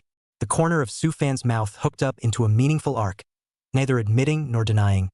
Just tell me if the person is there. In is in. Zhou's mind was rapidly calculating. Lin Zhaomei, that girl, looks is really the most eye-catching in this batch of newcomers, just the nature is also stubborn, just had a temper tantrum, and now is not very willing to take customers. But this big boss in an Aston Martin asked for someone by name. This face cannot be given. Moreover, this is a big fish. If served well, it may be a long-term gold master in the future. Thinking of this, Sister Zhao immediately changed into a warm smile. Agu, Mr. Su really has a good eye. Zhaomei is our new top girl here. She's pretty and has a good disposition. Please wait a moment. I'll go and call her over. After saying that, Sister Zhao picked up the walkie-talkie, walked to the door of the box, and lowered her voice to command a few words. Meanwhile, in the Infinity Staff Lounge, Lin Zhaomei was holding a cup of hot water, her face a little pale as she sat on the sofa in the corner, really scared by those guests. She just couldn't understand how she had ended up in this situation. Obviously Kai Yuan is doing so well now and is about to marry into a rich family. But she, the best BFF, has to be in a place like this. Whenever she thought of Wang Han and her family, Lin Zhaomei's heart twinged. She didn't dare to tell them she worked here and had to make up all kinds of lies. This kind of day she was really about to last. Akimi, Sister Zhao is calling you. A girl wearing the same overalls ran in, her tone a bit urgent. Lin Xiaomei froze for a moment. Calling me? Didn't I say I wasn't going to see the guest? I don't know. Sister Zhao told you to hurry up and go to the water cloud wonderland box, saying that a big client has come and asked for you by name. The girl looked at her with envy and some jealousy. I heard that the car is an Aston Martin, the kind that spends millions of dollars a year. Sister Zhao told you to seize the opportunity. If you don't serve well, humph. Aston Martin? $1 million spending? Lin Xiaomei's heart sank violently. She knew what this meant. A client of this caliber was something she could never afford to offend. Sister Zhao's words were a naked warning. She bit her lip, her fingers squeezing the glass of water so tightly that her knuckles turned a little white. Despite a million reluctance in her heart, she knew that she had no choice. Taking a deep breath, Lin Xiaomei put down her water cup, stood up, straightened the black dress on her body, and tried to squeeze out a stiff smile. I know, I'll be right over. Followed by another girl, Lin Xiaomei and a few other newcomers who had been called, walked towards the water and cloud wonderland box with apprehension. The door was pushed open, and the harsh lights and loud music made her squint subconsciously. In the box, in addition to the man called Xinyong just now, there was also a young man with his back to the door who was pouring himself a drink with his head down. As soon as Xinyong saw them come in, his eyes immediately lit up, nonchalantly looking up and down, and his mouth even made a tisk sound. Sister Zhao greeted her with a smile on her face. Boss Su, Boss Shin, take a look at our new batch of sisters. How are they? Every one of them is beautiful. Xinyong's gaze swept around the several girls and quickly pointed at one of the sweet-looking girls with a hot body. That's her. Sister Zhao immediately arranged for the girl to sit next to Xinyong. Then, she looked at Su Fan, who still had her head down, and asked with a smile, Boss Su, do you see? These few, are you still satisfied? Our Xiaomei is also here. As Sister Zhao's words fell, Lin Xiaomei's heart instantly rose to her throat as she nervously looked at that back. She could only see a blurry side face, but for some reason, she always felt an inexplicable sense of familiarity. Who could it be? Recognize yourself? Why would he name himself? Countless thoughts flashed through Lin Xiaomei's mind, causing her palms to start sweating. Just then, the man who had kept his head lowered, finally slowly raised his head. He was holding his wine glass, the corners of his mouth holding a smile like arc, his gaze falling precisely on Lin Xiaomei's face, with a few moments of derision, a few moments of playfulness, and gently lifting his chin. Just her. When see the face of the moment, Lin Xiaomei face blood color swish a fade clean, pupils contracted violently. The body cannot control backward half a step, as if seeing what extremely horrible things. Is him? Shufan? How could it be him? How did he get here? Lin Xiaomei's mind went blank, leaving only endless panic and an overwhelming sense of shame. She never expected that her worst side would be bumped into by Su Fan, or in this way. For a moment, she felt as if she had been stripped naked and exposed to everyone's gaze, with nowhere to hide. It's over. Lin Xiaomei's heart sank to the bottom and her hands and feet went cold. Meanwhile, Lu Yuya dragged her somewhat tired body back home. Just as I opened the door, the familiar scent of a meal hit me. Aya, my baby girl is back. Yan Qiushui tied her apron and greeted her from the kitchen with a smile on her face. Quickly, wash your hands for dinner. Mom made you your favorite sweet and sour pork ribs today, as well as steamed sea bass. Looking at her mother's enthusiastic face, Lu Yuya's heart warmed, and her somewhat irritable mood during the day because of Su Fan calmed down a little. She changed into her slippers and casually placed her bag on the entrance cabinet. Mom, I'm so tired. I ran all day today. I know you've worked hard. So Mom specially made soup for you. Make up for it. Yan Qiushui said while pulling Lu Yuya towards the dining room. By the way, let me tell you something. Mom chatted with your Auntie Zhang today, and she introduced a boy. The conditions are quite good. Lu Yuya's hand that had just picked up the chopsticks paused for a moment, her heart thumping with a sense of foreboding. Sure enough, what's coming is coming. Mom! She spoke somewhat breathlessly. Hey, you first listen to me to finish. Yan Qiushui interrupted her, said excitedly. The boy called Wang Chong. The family is open company money.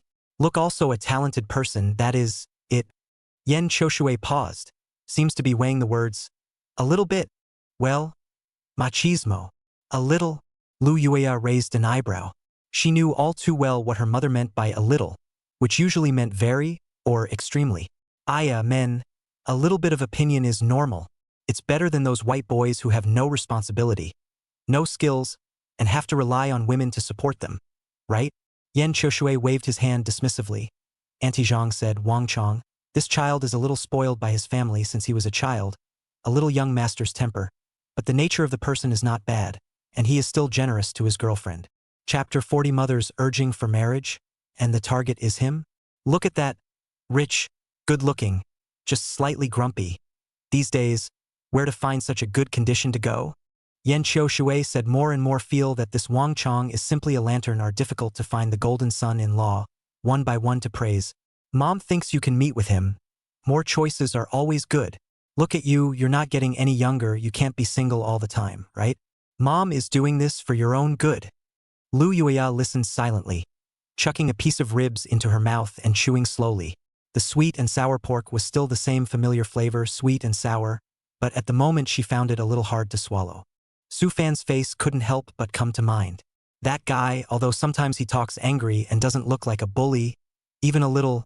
However, he never seemed to show any machismo, and spoke to himself quite equally, even sometimes being so disliked that he couldn't speak. And think about the scenes we saw this afternoon. The more Lu Yuya thought about it, the more upset she felt. Wang Chong.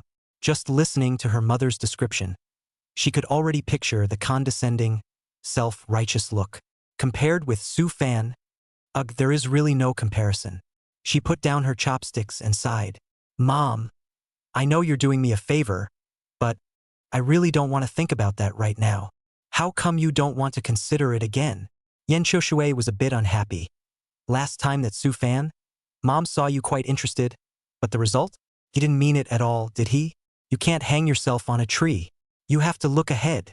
Mentioning Su Fan, Lu Yuya's heart felt even worse. She put her bag down, walked over to the couch and sat down, changing into her cozy house pajamas before speaking slowly. Mom, I ran into Su Fan again today. Oh? What's the big deal if you run into it? Yan Qiushui was still dissatisfied with his daughter's inactivity, and his tone was somewhat casual. Not. The situation is a little special. Lu Yuya organized his language and tried his best to narrate in a calm tone. I went over to Zhuobao Pedestrian Street this afternoon to talk about something, and I just happened to see him collecting rent. Collecting rent? Yan Qiushui froze for a moment. His family still has a house for rent over there? Zhuobao Pedestrian Street, she knows, that is one of the busiest parts of the city center. There are houses there to collect rent, the family should be quite good. It's not a house, it's a store. Lu Yuya shook her head, took a deep breath, and threw out a heavy bomb.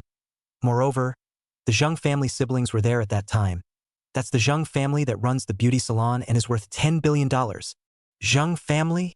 Yan Qiushui's voice instantly rose an octave and his eyes widened. Which Zheng family? The Zheng family of Zheng Frost and Zheng Yu. Yes, it's them. Lu Yuya nodded her head, recalling the scene at that time. Her tone also took on a trace of disbelief. Their attitude towards Su Fan was very polite. One could even say that it was respectful. That Zheng Yu. He even kept calling him Fan Xiao. Fan. Sail Young? Yan Qiushui was completely confused. The spatula in his hand almost fell to the ground. What is going on here? How could the Zheng family be so polite to him? They even called him Fan Xiao? What kind of address is this? Lu Yuya shook her head. I don't know either. I only know that Su Fan seems to have several stores in Zhuobao Pedestrian Street and was there to collect rent. It seems like the Zheng family siblings happened to run into each other and greeted him with an especially good attitude. Yan Qiushui stood frozen in place, his mind racing as he tried to digest this information. The stores at Chapel Walk. What's the concept of that? That's a lot of inches. The annual rent for any store must be astronomical, right? And more than one room? She snapped back to the things her daughter had told her earlier. Wait! Yan Qiushui looked at Lu Yuya, his eyes full of shock and confusion. Did you tell me last time that Su Fan drove a more than 1 million Aston? What ding came? Aston Martin. Liu Yuanya reminded. Yeah. Aston Martin. Yan Qiushui slapped his thigh. And? You also said he bought. How many school district houses did he buy? 30 sets. Lu Yuya said softly. 30 school district homes. Over $1 million of sports cars. And now several prime stores in Zhuobao Walking Street have popped up. Yan Qiushui felt that her heart could not bear it a little bit. She held the table next to her. My God, Lord! This. She looked at her own daughter, and then thought about the designer Su Fan, who was only a good-looking but ordinary family in her impression, and felt that her brain was confused. What exactly does this kid, his family do? Yan Qiushui couldn't help but mutter. He's only in his early 20s, right? Where did he get so much money? Even if the family is rich, this is too exaggerated, right? A young man in his 20s, driving $1 million limousine, holding dozens of schoolhouses, and owning a number of stores in the top section of the city center, can even make the $10 billion Zhang family siblings all politely address a less?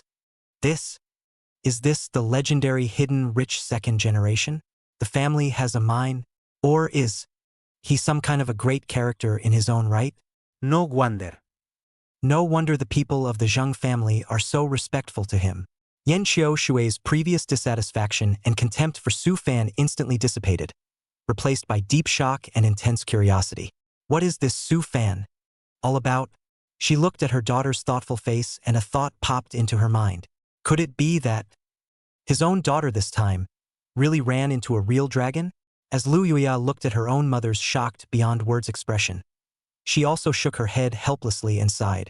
Mom, I don't know what his family does. I heard him mention it last time. His parents seem to be just ordinary people. But the handwriting, TSK, can't really read it. Ordinary people. Can the average person casually come up with dozens of schoolhouses, driving $1 million sports car, and you can still make a big shot like the Jung family polite? The corner of Yan Qiushui's mouth twitched, feeling that his own daughter was still too naive. Ordinary people? An ordinary person can teach such a son?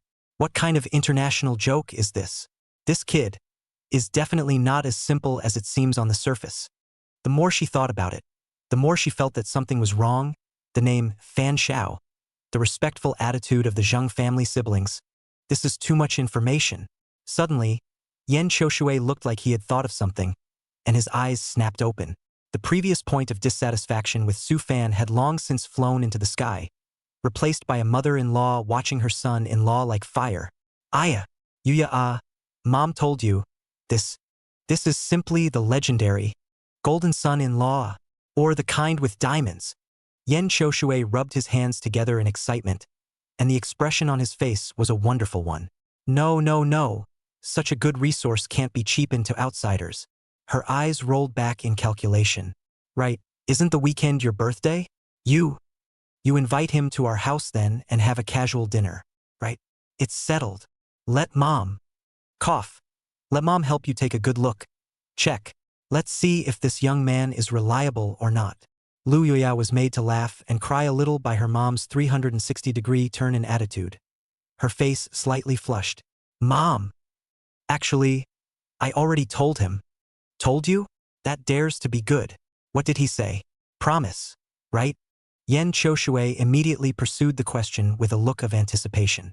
Chapter 41. The box is difficult. Too bullying. Lu Yuya's voice trailed off, a little embarrassed. He said that it will depend on the situation when the time comes, and he may not be able to come yet. Also, let me remind him when it's almost time. What? Look at the situation? Not necessarily coming yet. Yan Qiushui just rose up. The enthusiasm was instantly poured a pot of cold water. His voice pulled up another octave. Hey, that's a pretty big setup he's got going on. This future yuck of mine. Who does he think he is? The king of heaven? This kid. He really doesn't know the heights of heaven. Just now, I thought it was a diamond-encrusted golden son-in-law, but now I'm starting to dislike him for having a big frame. Mom's mind is a real needle in the haystack. Mom, don't you say that.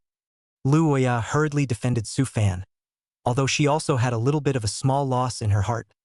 People may really have things to do. He seems to be quite busy right now, again stores and houses, and he originally is not the kind of character that particularly likes to get together. Yan Qiushui squinted at her own daughter, and that appearance of protecting her calf made her heart a little sour. Yo.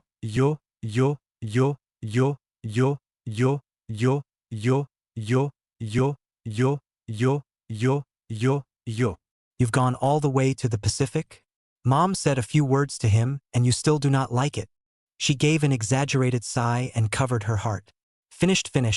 My hard-working, raised, watery little cabbage. This heart, I see is about to be that pig. Not right, is by that dragon to arch away. Mom! Shy and angry, Lu Yuya stomped her foot. Okay.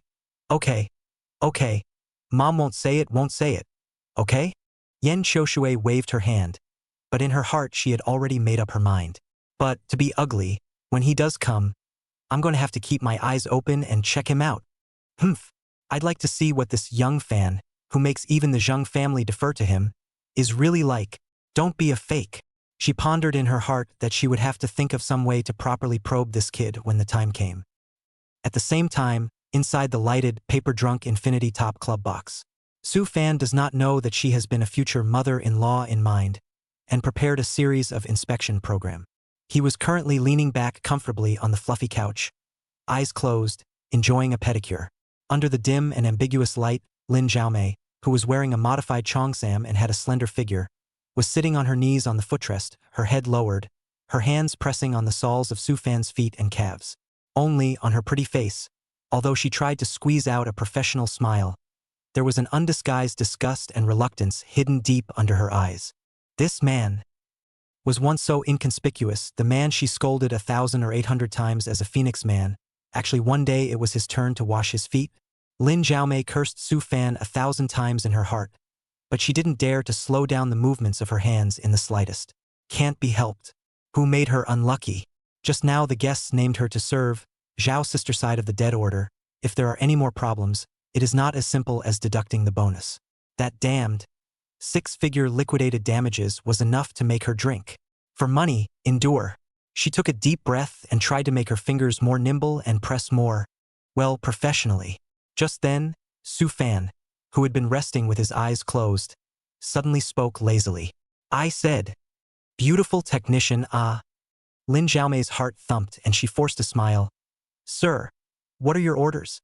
Su Fan slightly sidestepped his head, not even raising his eyelids, his tone carrying a bit of diffidence.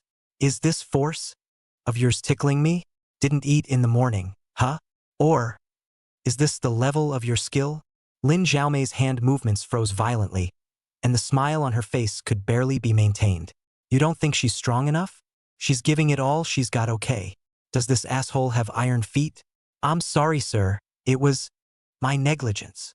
She clenched her back teeth and squeezed her voice out from between them. I'll put more force into it. With that, she secretly increased the strength of her hand and pressed down hard, almost with a bit of vengeance. Well, Su Fan seemed to be a little more satisfied with this, and grunted through her nose. This is still coming together. Lin Xiaomei had just breathed a sigh of relief in her heart when she heard Su Fan slowly open his mouth again. By the way, don't you have some kind of full-body oil massage or something like that here? Lin Xiaomei's heart instantly rose to her throat with a bad feeling. Sure enough, the next second, Su Fan said, after this foot massage, arrange a full-body oil push for me. Well, it still has to be you. What? Lin Xiaomei felt a wave of fire miso rushing to the sky. And you're still getting an inch? And a full-body oil push after a pedicure? And naming me? This really take her for what she is. Think you can do whatever you want with a few stinking dollars? Anger, humiliation, all sorts of emotions tumbled through her chest. She could barely contain herself as she stood up and snapped the tub of foot wash right into Su Fan's hateful face. But breach of contract. The cold numbers were like a pot of cold water, instantly dousing her anger. She forced herself to calm down and squeezed a smile worse than tears back onto her face. That. Sir, we have more professional massage technicians here who are responsible for the whole body project. The technology is particularly good, why don't I help you to call one over? She tries to make a final struggle, hoping that Su Fan will change her mind. Su Fan, however, didn't even open his eyes, but just lazily waved his hand in an undeniable tone. Just you. After a pause, he seemed to think that wasn't enough and added another sentence with a bit of flirtation in his tone. I think you press quite a bit of room for improvement and could use a little nurturing. Lin Xiaomei, I'm going to you in the space of progress. I'll your whole family for proper cultivation. She felt like she was about to explode in place. No, can't just admit it. She had to go to Sister Zhao. Sister Zhao must have a solution. Then, that's sir, you wait for a moment. Lin Xiaomei took a deep breath and tried to make her voice sound normal. I'll go and prepare the essential oils and towels you need for the oil push. After saying that, she stood up almost as if she was fleeing and quickly walked out of the box with only one thought in her mind. Get Sister Zhao for help. However, when she was anxious to find Sister Zhao and told her the situation, hoping to get a different technician, what she got was a cold response from Sister Zhao. Xiao Lin, how many times have I told you? When a guest orders your clock, you have to serve them well. This is our rule here. If you don't want to do it, you can pack up and leave now, and you'll pay every penny of the liquidated damages according to the contract. Don't give me sex here and affect the other guests. Hurry back and serve properly. Sister Zhao's tone was decisive, without the slightest room for negotiation, and there was even a hint of warning in her eyes. Lin Xiaomei's heart sank bit by bit. All her hopes dashed. She looked at Sister Zhao's undeniable expression and then thought about the astronomical amount of liquidated damages and only felt a pang of despair. In the end, she gritted her teeth, hung her head, and turned around like a puppet whose soul had been drained, resigned to her fate. Step by step, heavily, she moved back to the box that had humiliated her so much. The air in the box seemed to freeze, carrying a suffocating depression. Chapter 42, Humiliating Service. Begging to be spared. Lin Xiaomei felt as if her feet were filled with lead, each step weighing 1,000 pounds. She kept her head down, not even daring to look at the expression on the man's face on the couch, but just mechanically walked over to the side and picked up the prepared oils and towels. Her hands were shaking, so much so that she could barely hold the tiny bottle of essential oil. The cool touch of the bottle did nothing to calm her rolling, confused head. Sister Zhao's words still echoed in her ears, cold and merciless, like a poisoned dagger, completely cutting off the last trace of her luck. Breach of contract. Those 3 words were like a big mountain, dead weight on her heart, making her breathless. What else could she do? She had no choice but to resign herself to her fate. That, sir, I'm ready. Lin Xiaomei took a deep breath, her voice so dry that it sounded like sandpaper rubbing over wood. Su Fan seemed to have just woken up, lazily opening his eyes and glancing at her with little emotion in his eyes. There was just a faint and then slowly and methodically, he sat up from the couch and gestured for her to begin. Those eyes, calm and unruffled, yet made Lin Xiaomei feel as if she had been stripped naked, all her embarrassment and indignity exposed. She bit her lower lip, almost bleeding it, before she forced herself to step forward. According to the procedure, a full body oil push requires the guest to lie down on the massage bed. Su Fan is very cooperative, nothing nonsense. Directly walk over to lie down. Lin Xiaomei poured the essential oil into her palms and rubbed them together to warm them. Then, with a feeling of going to her death, she covered her palms over Su Fan's back. His skin was warm, his muscles smooth and firm, not like the pampered fat she'd imagined. But the touch, at the moment, only made her feel sick and resistant. Her movements were stiff and hesitant, and her force was poorly managed, light and heavy at times. Su Fan's disgruntled voice came with a hint of impatience. I say you haven't eaten? This point of strength or not? Is it intended to tickle me? Lin Xiaomei's heart trembled, and the force on her hand subconsciously increased a bit. Hiss. Su Fan sucked in another breath. Are you trying to tear my bones apart? Gently. Lin Xiaomei. This, deliberate, definitely on purpose. She felt like she was nearing the end of her patience. Mr. Me. She wanted to explain, to say that she really wasn't good at this, but the words came out and she swallowed. Does explaining work? He is simply intent on making things difficult. What? Not convinced. Su Fan's voice carried a hint of playfulness. His head still buried in the crook of his arm, his voice coming out muffled. How about I call your sister Zhao over again? Let her personally guide and instruct you? Let's see how the ace technician of infinity makes her customers happy. Sister Zhao. These 2 words were like a thunderbolt, instantly splitting Lin Xiaomei's soul. She almost fell to her knees with a plop and braced her hands on the massage bed. Her voice was filled with sobs as she begged for forgiveness. No. Don't, sir. Please, don't call Sister Zhao. I was wrong. I just got sidetracked. I'm sorry. I'm sorry. Give me another chance. I will definitely press it properly. I'll make sure you're satisfied. She's really scared.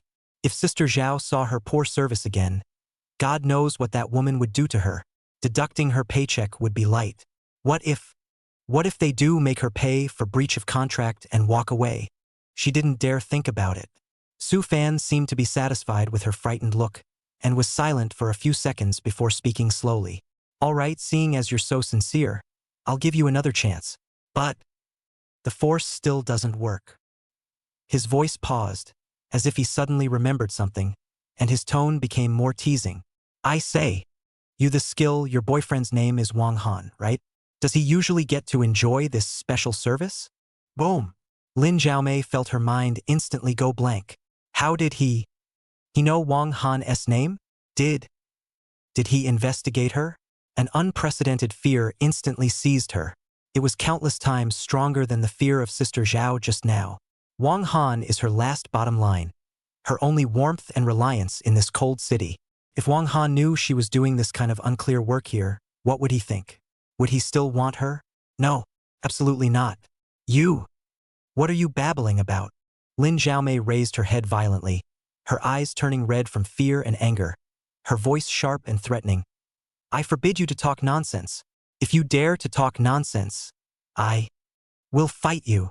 She was like a small beast cornered at the moment, and although she was trembling with fear, she gathered her courage and revealed her not-so-sharp claws and teeth.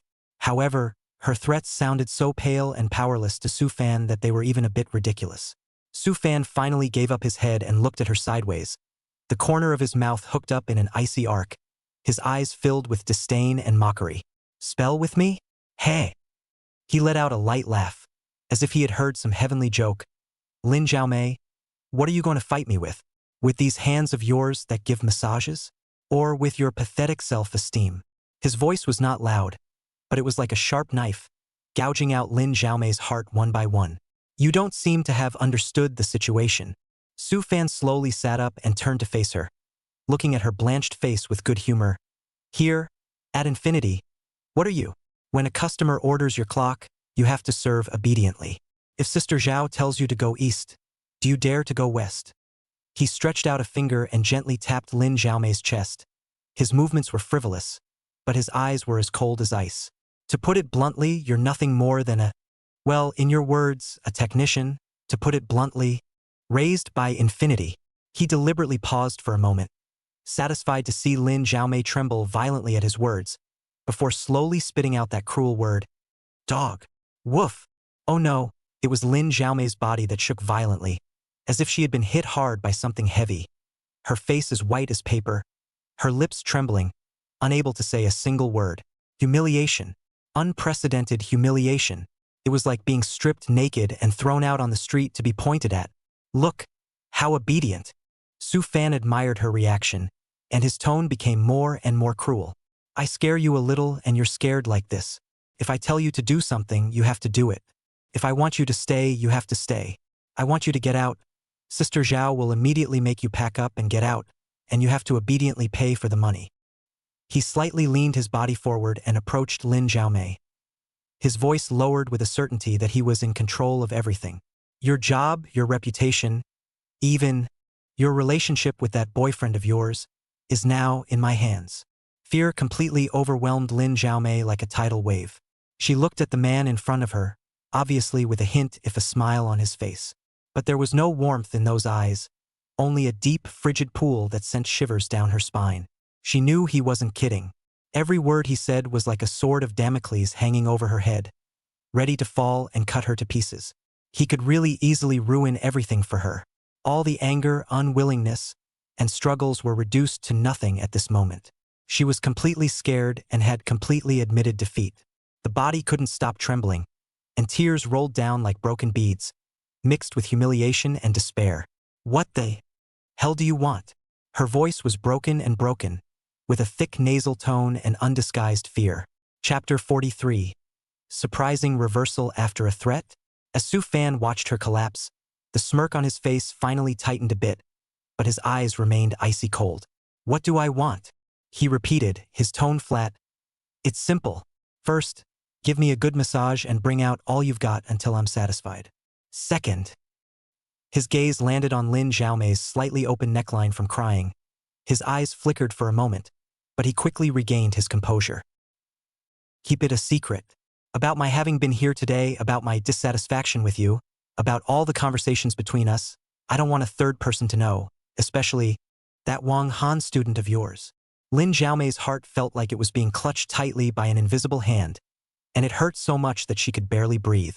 She understood completely. This man, he is using Wang Han to pin down her, forcing her to give in so that in front of him, she completely put down all her dignity and bottom line. Does she have a choice? No more. Sister Zhao's side was a dead end. Su Fan's side was the only way to live, even though this road led to an endless abyss. Good. Good. Lin Xiaomei, as if her whole body's strength had been drained away, paralyzed by the massage bed, lost in thought and nodding her head, tears blurring her vision, and, I promise you everything. She choked back a sob, her voice so weak it was barely audible. As long as you don't tell Wang Han what you want me to do, I'll do. All the services are available. In order to keep that secret, in order to preserve her relationship with Wang Han, she was willing to pay any price. Dignity? What's that? Can you eat it? Will it help her pay back the money she owes? Will it keep Wang Han? Can't. If you can't, what do you need it for? Lin Xiaomei raised her hand, trembling, as if she had made some sort of determination, and slowly reached for the collar of her chest. First button. Second button. Her movements were slow, and each unbutton she undid felt like she was using all her strength, and like she was tearing her heart apart, piece by piece. She knew that when she undid the last button, she would no longer be the same Lin Xiaomei as before. In the box, the only sound left was her suppressed sobs, and the subtle sound of fabric rubbing together. Su Fan leaned on the massage bed and looked at her expressionlessly, his eyes deep, unable to tell if he was happy or angry. The air smelled of desperation and humiliation. Just as Lin Xiaomei's fingers were about to touch the third button, her fingertips cold, and her heart sinking to the bottom, a hand suddenly reached over and steadily grabbed her wrist.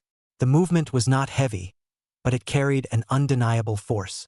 Lin Xiaomei stiffened and raised her head with tearful eyes to meet Su Fan's eyes that still had little warmth. What does he mean by this? Regret? Still don't think this is enough? Want more? Okay.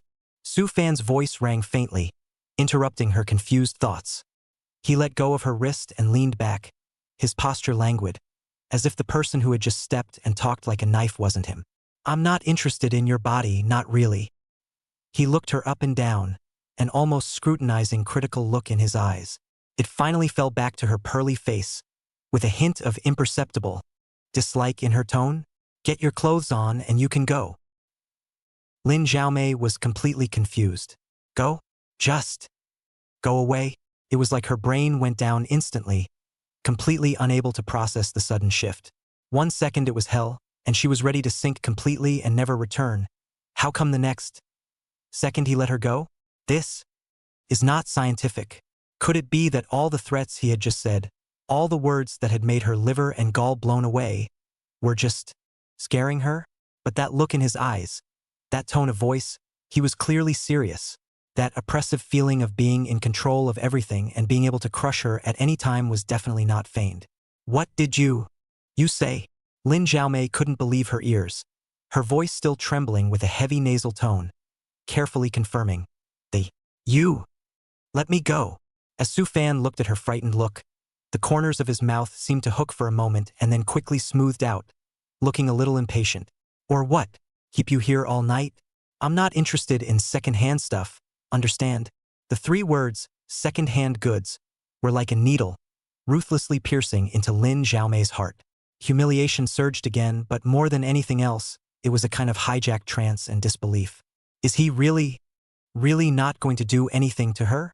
But she still didn't dare to believe it completely. After all, the man's mind was too hard to guess and so erratic that it scared her. Just now.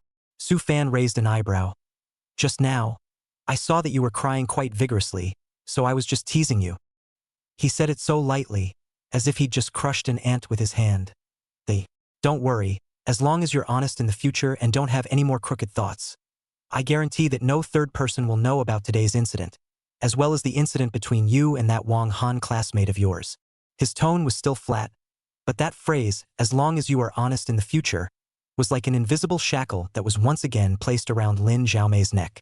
He spared her on a condition. She must be honest, must remember the lesson of today, must be obedient to him, otherwise, the sword is still hanging over her head. Lin Xiaomei's heart sank completely, but a faint trace of gratitude also surged up.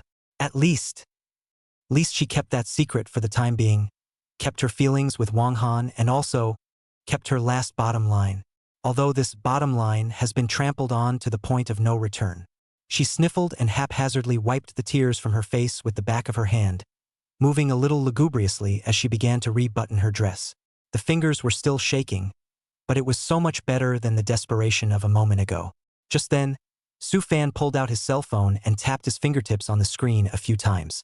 Soon, Lin Xiaomei's cell phone vibrated and the screen lit up, showing that it had received an Alipay transfer message. From Su Fan.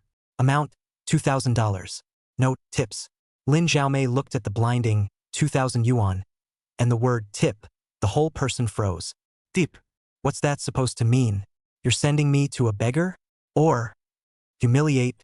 What does he think she is? A plaything to be used when he wants her? $2,000 to buy off all the fear, struggle, and humiliation she just experienced? A wave of unspeakable anger and shame instantly rushed over her head, making her almost want to slam her cell phone down hard on the floor. She, Lin Xiaomei, was short of money, was in great need of money, and could even do gray area jobs like massage for money.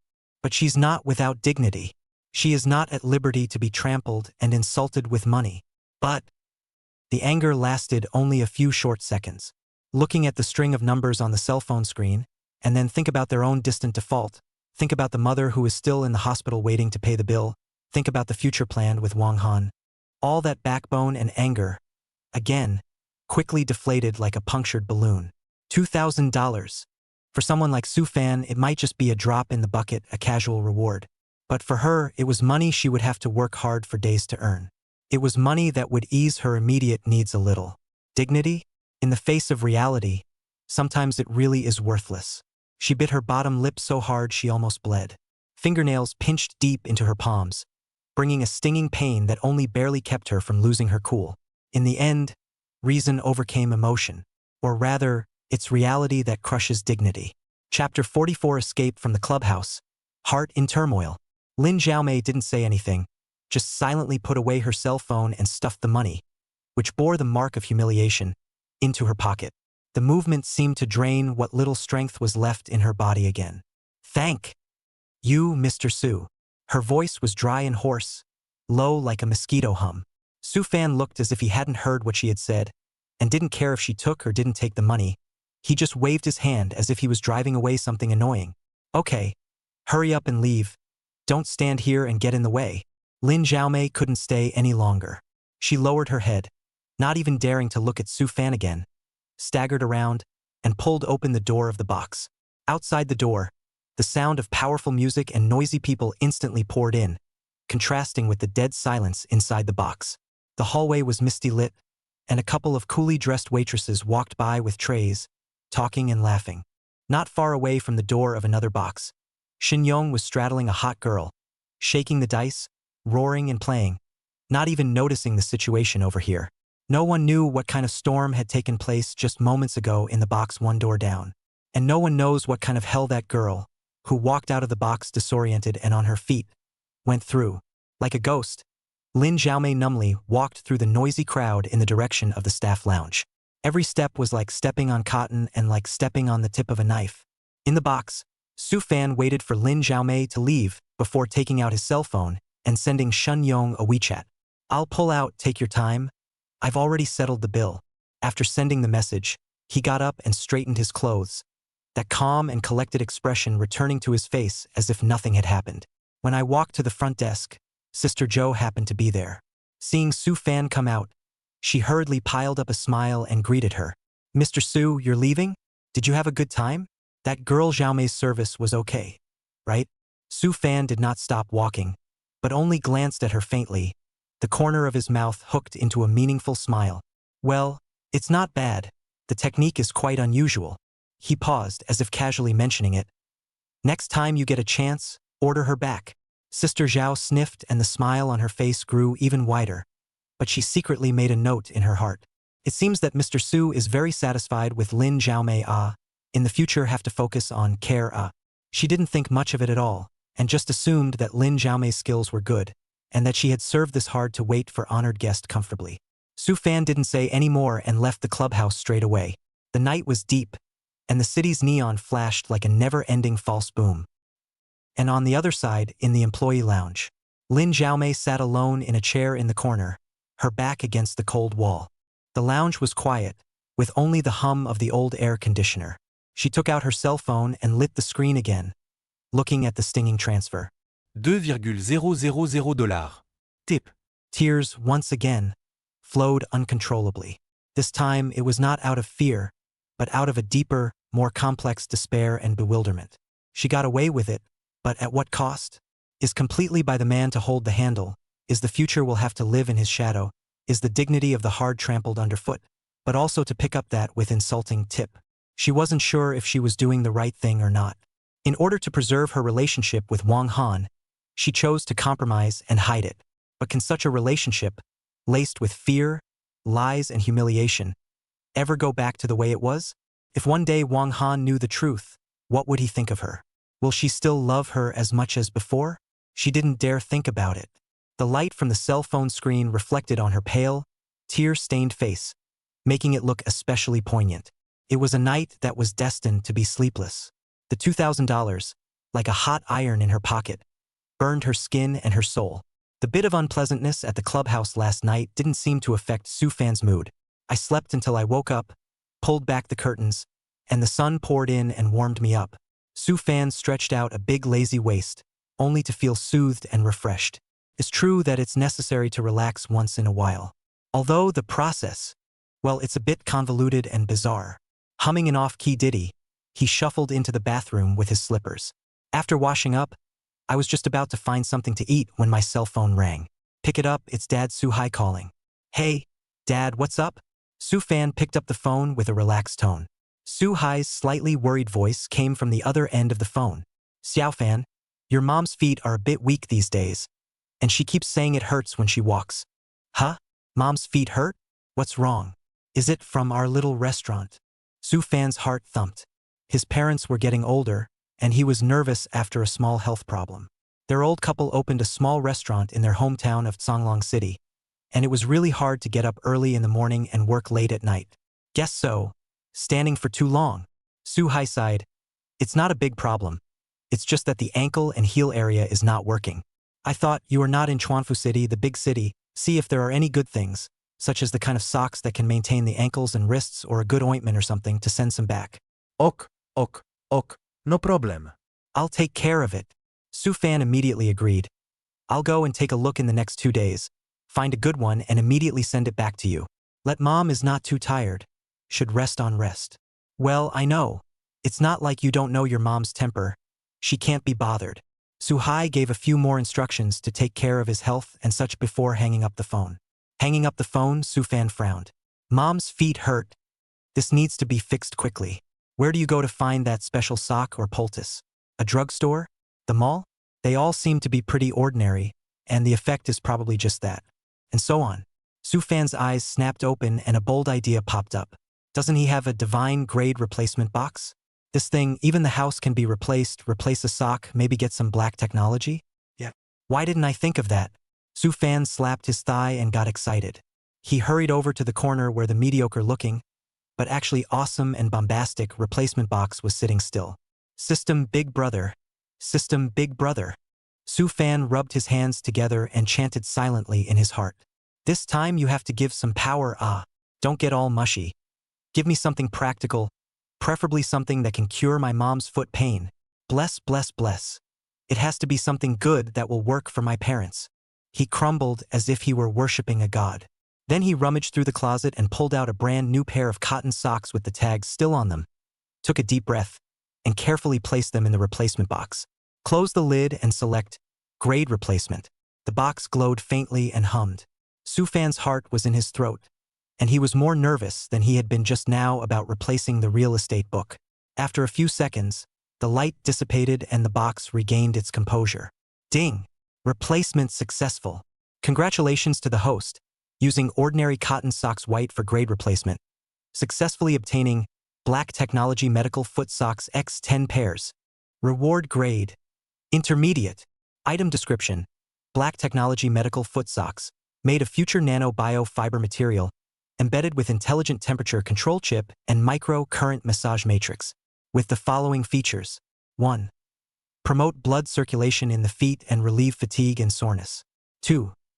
Far infrared physical therapy to improve arthritis, heel pain, and other stubborn diseases. 3. Microcurrent massage stimulate acupuncture points, dredge meridians. 4. Constant temperature and warmth, moisture absorption and breathability, inhibit the growth of bacteria. 5.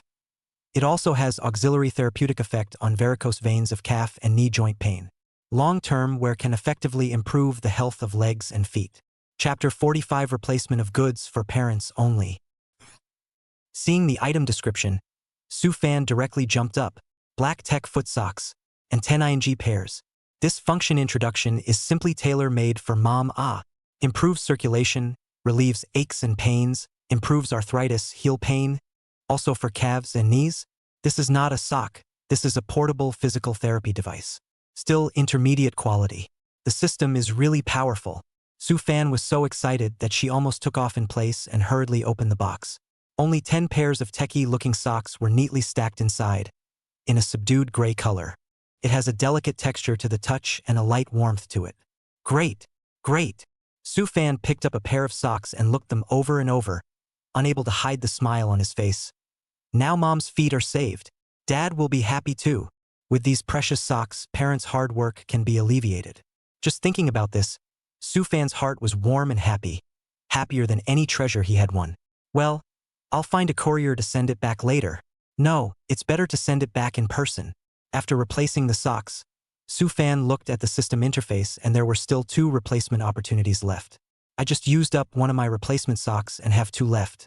One chance to use it in the pursuit of wealth, which is a must. After all, the system is in the hand. The world I have. Do not mess with the money is simply sorry for this gold finger.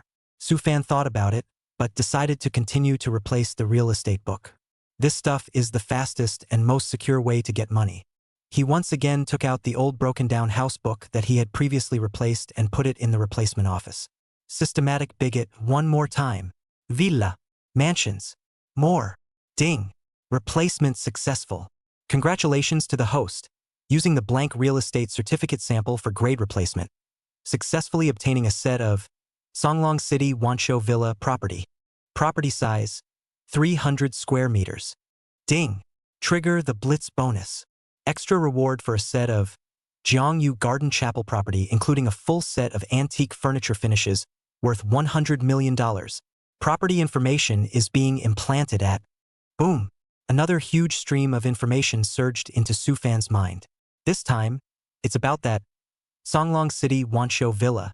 Memory shows that this set of Wanshou Villa located in the top rich area of his hometown Songlong City is surprisingly bought by him a year ago and is ready to give it to his parents for their old age. At the time, he had just begun to utilize the system to accumulate wealth, and with a small amount of money in hand, he thought to improve his parents' living environment first. At that point, though, his relationship with his ex-girlfriend, Hope Choi, was at a delicate stage and a bit strained. Plus, he didn't want to expose his outrageous wealth too early for fear of causing unnecessary trouble. That's why the purchase of the villa was kept under wraps, and not even my parents were told.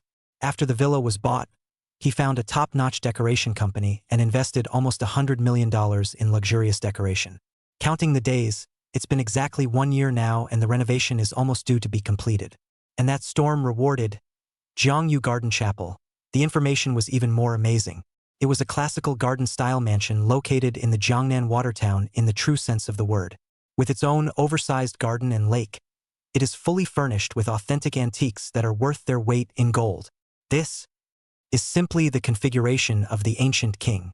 Su Fan felt like her little heart couldn't take it anymore.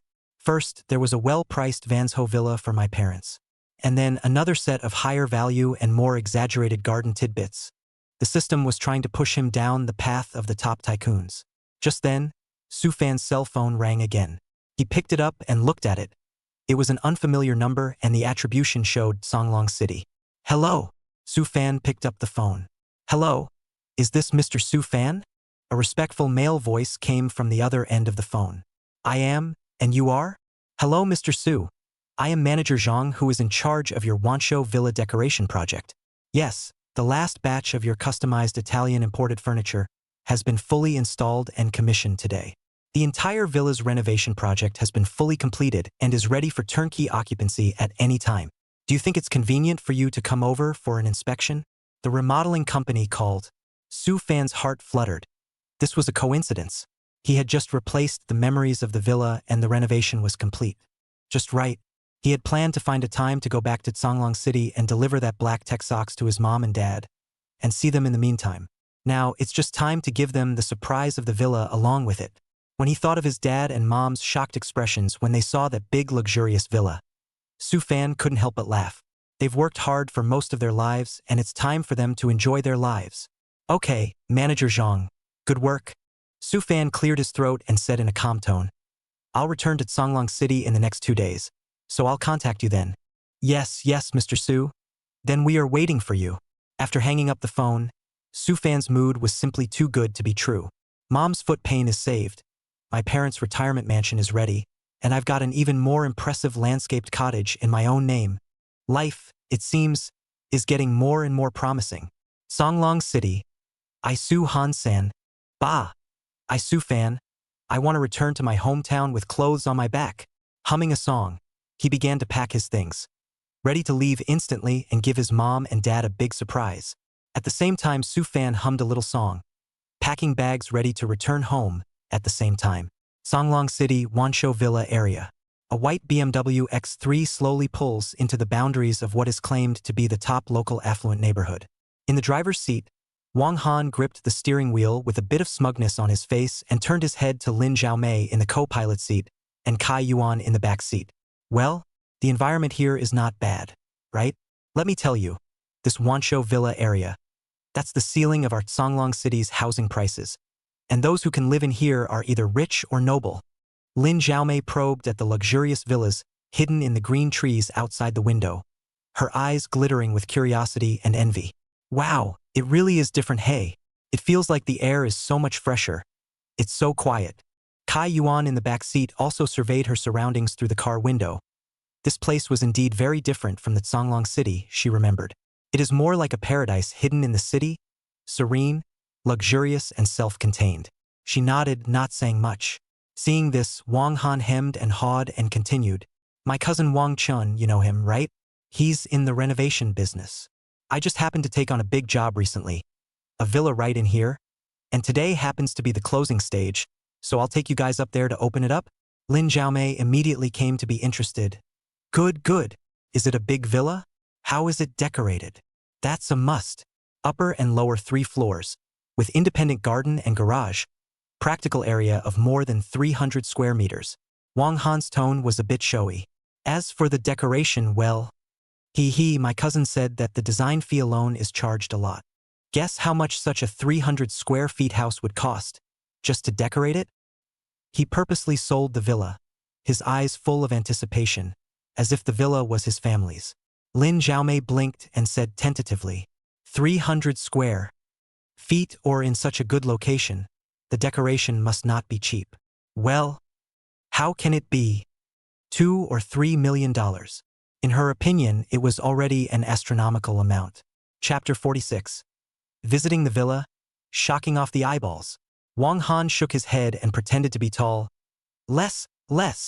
Kai Yuan thought for a moment, combining her knowledge of some high-end residences, and said cautiously, this level of villa, if the materials used are a little better and the design is a little more unique, 5 million, should be about right.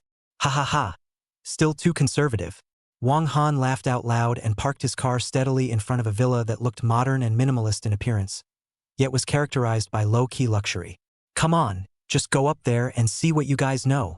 Guaranteed to make your jaws drop. The 3 of them got out of the car, and Wang Han lightly rang the doorbell.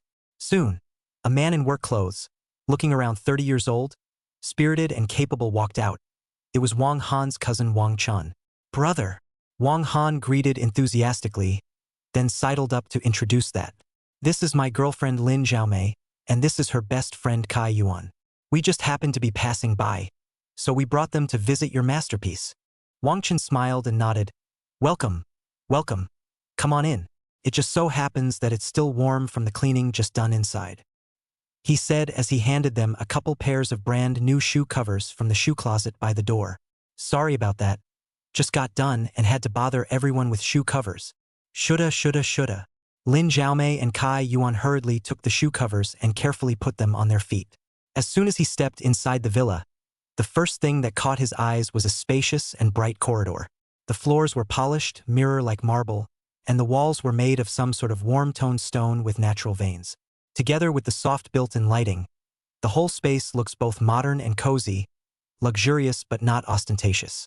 Just this entrance corridor let Lin Xiaomei and Kai Yuan feel a kind of noble atmosphere. With a hint of pride, Wang Chun, as the chief decorator of the place, began his introduction.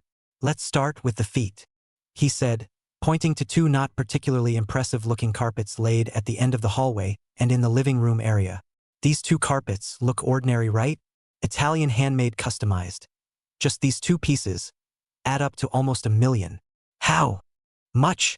Lin Xiaomei's voice changed tone as she thought she heard wrong. $1 million? For those two pieces of cloth you stepped on? Kai Yuan also froze, and she subconsciously looked down at the shoe covers under her feet, which suddenly felt so necessary. $1 million carpet. It's a sin to step on it. Wang Han also heard this specific figure for the first time, although he knew that this decoration was very expensive, but he did not expect even the carpet was so outrageous. He smacked his lips. Holy, brother, really? Is this carpet made of gold? Wang Chun smiled. Gold isn't this comfortable. It's all hand-woven from top-quality wool. The craftsmanship is complicated. He led the trio on inside, pointing to a framed painting hanging on the wall in the living room, and said, "And look at this frame." It was a landscape painting. The painting itself had a nice mood, but what was more striking was the dark brown frame that looked ancient and heavy. Wang Chun walked to the side of the frame and gently tapped it, then took out a tablet computer and pulled out a few certificate photos. This frame, measuring 1 meter by 1 meter 4, is made of millennium-grade mahogany.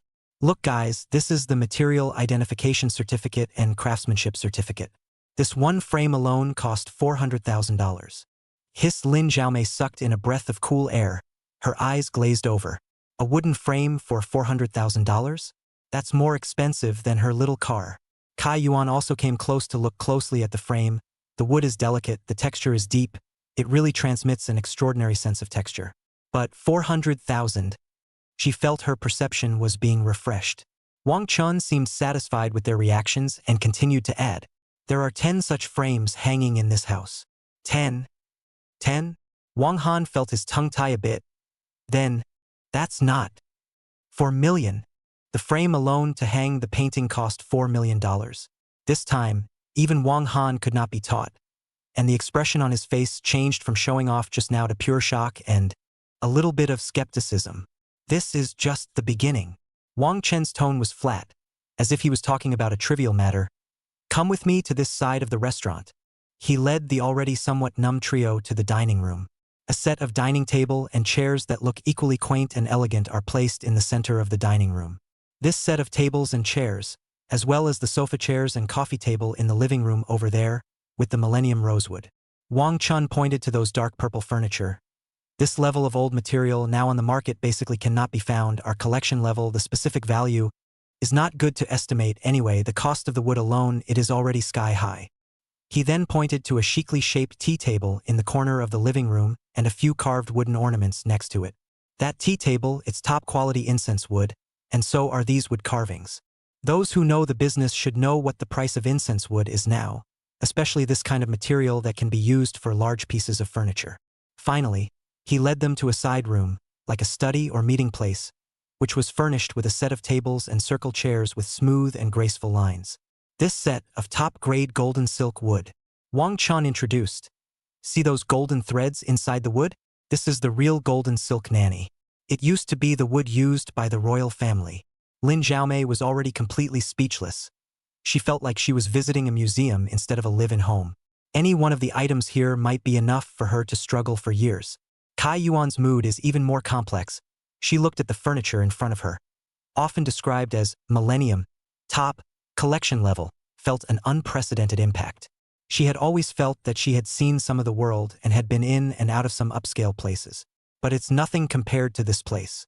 No, not even a wizard, at best a muggle who had wandered into Hogwarts by mistake. Wang Han's mouth was open and half closed as he looked at his cousin and asked numbly, "Brother, this full set down.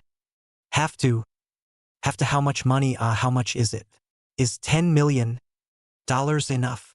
Wang Chan smiled faintly and didn't answer directly, only saying, "The exact total cost is a trade secret, but I can tell you that the owner has very high requirements for materials and workmanship, and a lot of things are exclusively customized, which money can't necessarily buy. Those figures you just guessed may not even be quite enough for a fraction of what's here. Not even enough change." Kai Yuan, Lin Xiaomei, and Wang Han looked at each other, all seeing the same type of shock and bewilderment in each other's eyes. They felt as if for the first time they really understood what it meant to be trenchless and what it meant to be poverty limits imagination. Standing in this villa that has coalesced a huge amount of wealth, they felt for the first time that money, as if it really wasn't that valuable. Or maybe it's their money that's so worthless. This splash of riches is just too wobbly. The three of them were still immersed in the huge impact of not even a fraction of it and felt their brains buzzing. Like there were a million calculators running wildly inside and then shorting out and burning up in unison.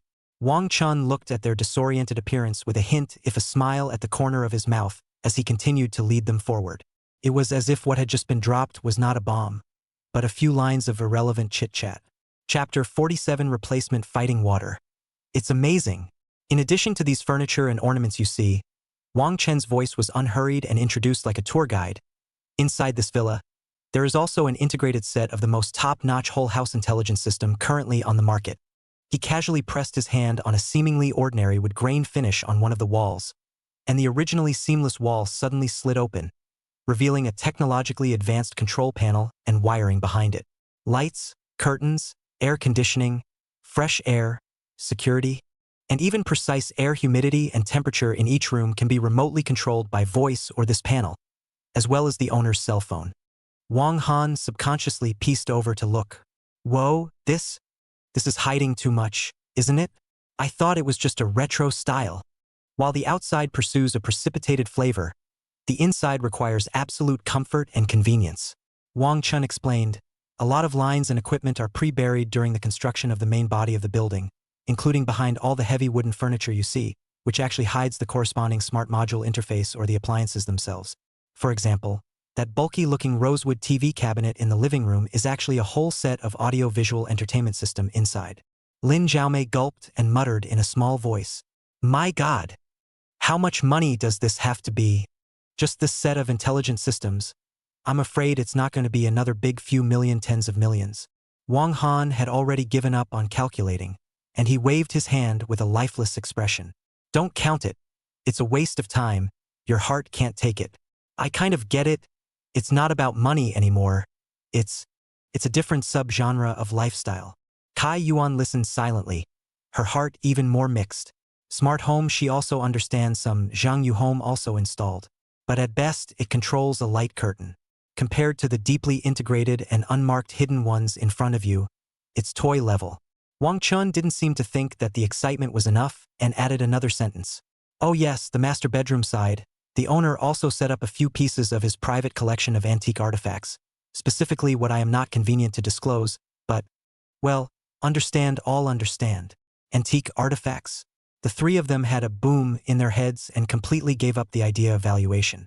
The price of this stuff, that's even more of a no-brainer. One piece might be worth the sum total of the furniture they had just counted half a day. Wang Han felt a bit weak in his legs as he held onto the wall next to him and let out a long sigh. "Brother, this job you took is too scary. What kind of god is this owner in the end?" He paused with a hint of flattery and curiosity. "Why don't you give us an introduction? We are looking up to the big man." Wang Chun smiled and shook his head. I am sorry, Wang Han. "The owner's identity is absolutely confidential. This is the rule of our industry and a basic respect for the privacy of our clients. Okay.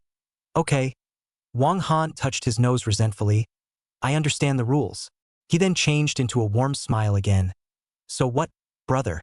After working for most of the day, why don't we find a place to eat? My treat. Wang Chen looked at the time. Good. There's a nice private kitchen nearby. I'll make the arrangements. The group followed Wang Chen downstairs, walking in the exquisite materials, exquisite craftsmanship on the stairs, the heavy texture from the feet as if in a silent voice saying, I am very expensive. Kai Yuan took a step down, her gaze involuntarily sweeping over the breathtakingly luxurious space once again. Every detail, even the imperceptible carvings on the stair railings, exudes a trench unrivaled sophistication. She suddenly remembered Zhang Yu's racy Bugatti. When she'd sat in the passenger seat, she'd also thought it was a symbol of wealth, a testament to her break from the past and seeing the wider world. But now, compared to this villa, that sports car also seems to be a little thin. Whereas sports cars are ostentatious and outward-looking, the luxury here is inward-looking and deep in the bone. It is something that requires a certain level of eye and substance to fully savor. She couldn't help but feel a subtle flicker of thought in her mind. Perhaps, after leaving Shufan, I did see a bigger world and was exposed to a higher level of life. At the very least, the eyes are literally being refreshed. It was a feeling that eased a little of the discomfort in her heart over her ex-boyfriend's fall from grace. Meanwhile, hundreds of kilometers away in another city, Su Fan was paralyzed in his computer chair with an unlit cigarette in his mouth, staring lazily at the screen. On the screen was a sketch of a design he had just finished, with messy lines that he obviously wasn't too happy with himself. Ugh! He let out a long sigh, rubbed his sore eyes, and picked up an unopened bottle of mineral water on the table in his hand, ready to take a couple of gulps to refresh himself. Just at the moment he unscrewed the cap of the bottle, the corner of his eye suddenly caught a flash of a virtual logo on the bottle that only he could see, replaceable. Huh! Su Fan froze for a moment. Mineral water can also be exchanged? System, you've been doing quite a wide range of business lately. He put down the work at hand and concentrated, his consciousness sinking into the system. Sure enough, a replacement option popped up. Ordinary mineral water value, $2. Displaceable for Bajiquin Fighting Water Beginner. Item description: mysterious water containing basic fighting axioms. After consuming the product, you can slightly improve your body coordination, explosive power, and gain the basic power generation skills, core stances, and preliminary fighting awareness of Bajiquin. Disposable, consumable with permanent effects. Su Fan almost bounced out of his chair. Bajiquan? Fighting water? What are you up to, system? Seeing that I am too weak to draw pictures every day, are you going to train me to become a designer who can fight? In the future, if the first party dares to tell me what to do, I will go up and do a set of tiger hard climbing mountain? Although his mouth spat, his heart moved. Physical enhancement with fighting skills attached? This stuff sounds a little charged up. Who doesn't have a martial arts dream? Besides, it never hurts to be strong. Replace. Su Fan chose to replace it without hesitation. I only saw the mineral water bottle in my hand gently vibrate, and the liquid inside the bottle seemed to become clearer, with a vaguely indefinable flavor. At the same time, a stream of ponderous but clear information flooded into his mind like a bolt of wisdom. Power generation techniques of sticking to the mountain, the explosive essence of the inch punch, various footwork, the use of elbow strikes and knee strikes. As if he had practiced hard for years, this knowledge instantly became as instinctive. Even more marvelously, he also felt a wave of warmth rapidly spreading to his limbs and bones. The body, which had been somewhat stiff from sitting for a long time, seemed to become light and full of strength. Ego. This feels. Su Fan couldn't help but stand up and move his muscles, punching a random punch with a tiger. That's kind of funny. Just then, an unfamiliar memory also surfaced abruptly in his mind. It seems that in some virtual negotiation space, he managed to hire a fierce man called the world's strongest fighting king as his personal fighting coach in an extremely professional and money-burning way. Huh. Su Fan looked confused. When did I even do that? The world's strongest fighting king? That sounds expensive. System, are you secretly spending money behind my back again? Before he could finish spitting, the handbell rang. Picking it up, it was an unfamiliar international number. Su Fan hesitated for a moment, but still answered. Hello? Who is it?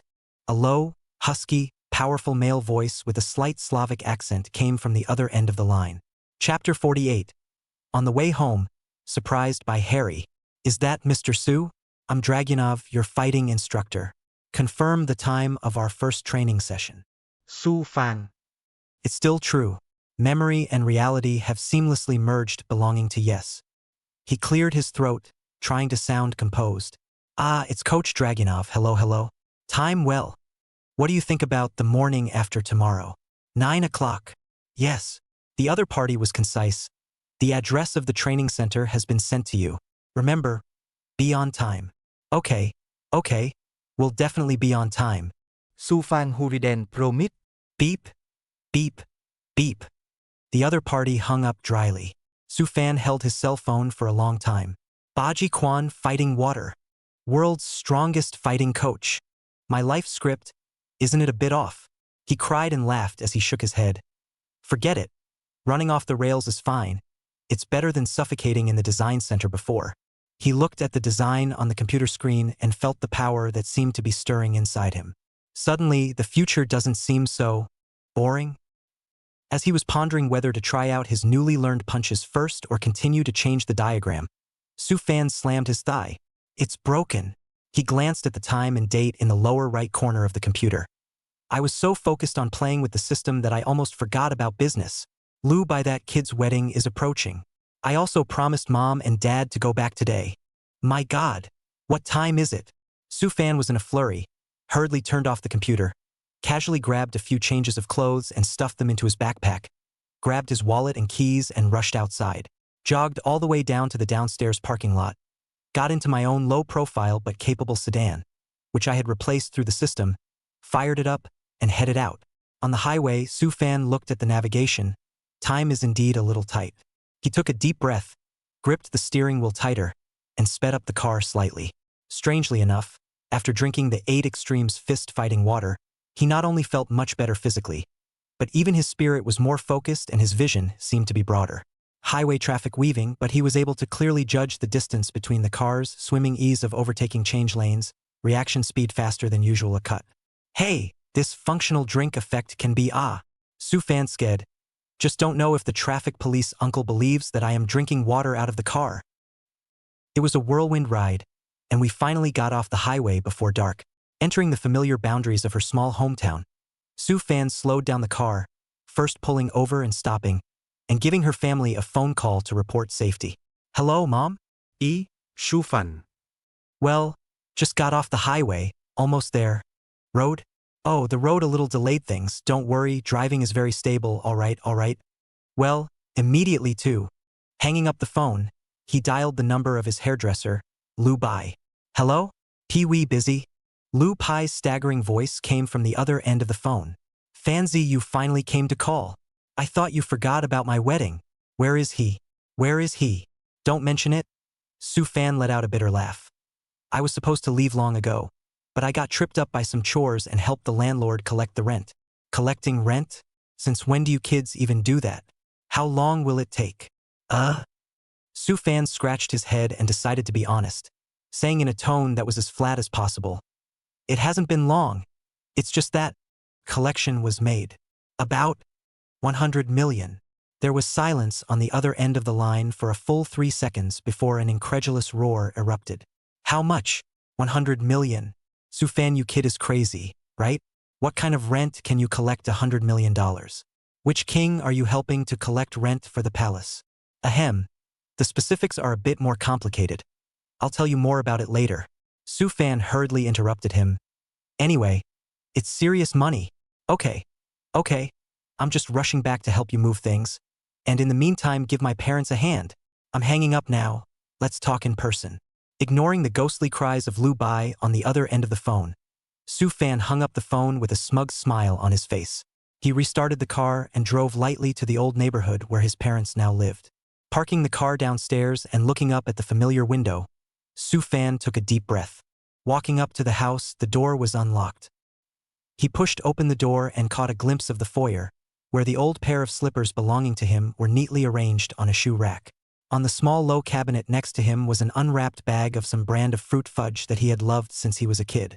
A wave of warmth instantly surged through his heart. No amount of excitement, no amount of thrills, no amount of money, no amount of magical systems seemed to be as solid as this pair of old slippers and this bag of cheap fudge on the doorstep. He grinned, changed into his slippers, grabbed his backpack, and called out mid-sentence toward the house. Dad, Mom, your strongest, most capable, most handsome little designer is back to report. The voice was still echoing through the house when a figure in a floral apron rushed out of the kitchen in a hurry. With a shocked and delighted expression on her face, it was Su Fan's mother, Su Xiaoqiao. Ouch! My eldest son. You're finally back. As soon as Su Xiaoqiao threw away the spatula in her hand, she quickly walked up and looked Su Fan up and down, as if she wanted to check if he was missing parts. How was the trip? Tired? Are you hungry? Look at you, you seem to have lost some weight. Did you not eat well outside? A series of questions slammed over with a familiar nagging and concern that warmed Su Fan's heart. He hemmed and hawed and opened his arms. Mom, I'm fine, as strong as an ox. Don't you believe me? You! Su Xiaoqiao slapped his arm angrily, but she couldn't hide the laughter in her eyes. How old are you? And you're still poor. At this moment, a slightly muffled cough came from the living room, and Su Fan's father, Su Hai, also stood up from the sofa. He wore a gray jacket of some age and his hair was immaculately combed. There wasn't much expression on his face. He just pushed the old-fashioned glasses on the bridge of his nose and looked at Su Fan. Back. Dad, back. Su Fan answered. The exchange between father and son was always so succinct, not as heated as between mother and son. Su Xiaoqiao looked at the two masters and couldn't help but snicker. Look at you two. Every time we meet you're like old war buddies on a joint. One command and one action. Su Hai glared at his old partner and didn't say anything, but his eyes were obviously much softer. Su Fan walked up and without waiting for his dad to say anything else, he directly opened his arms and gave him a solid hug. Su Hai's body visibly stiffened. All his life he hadn't been used to such overly outward expressions of emotion, especially after his son had grown up.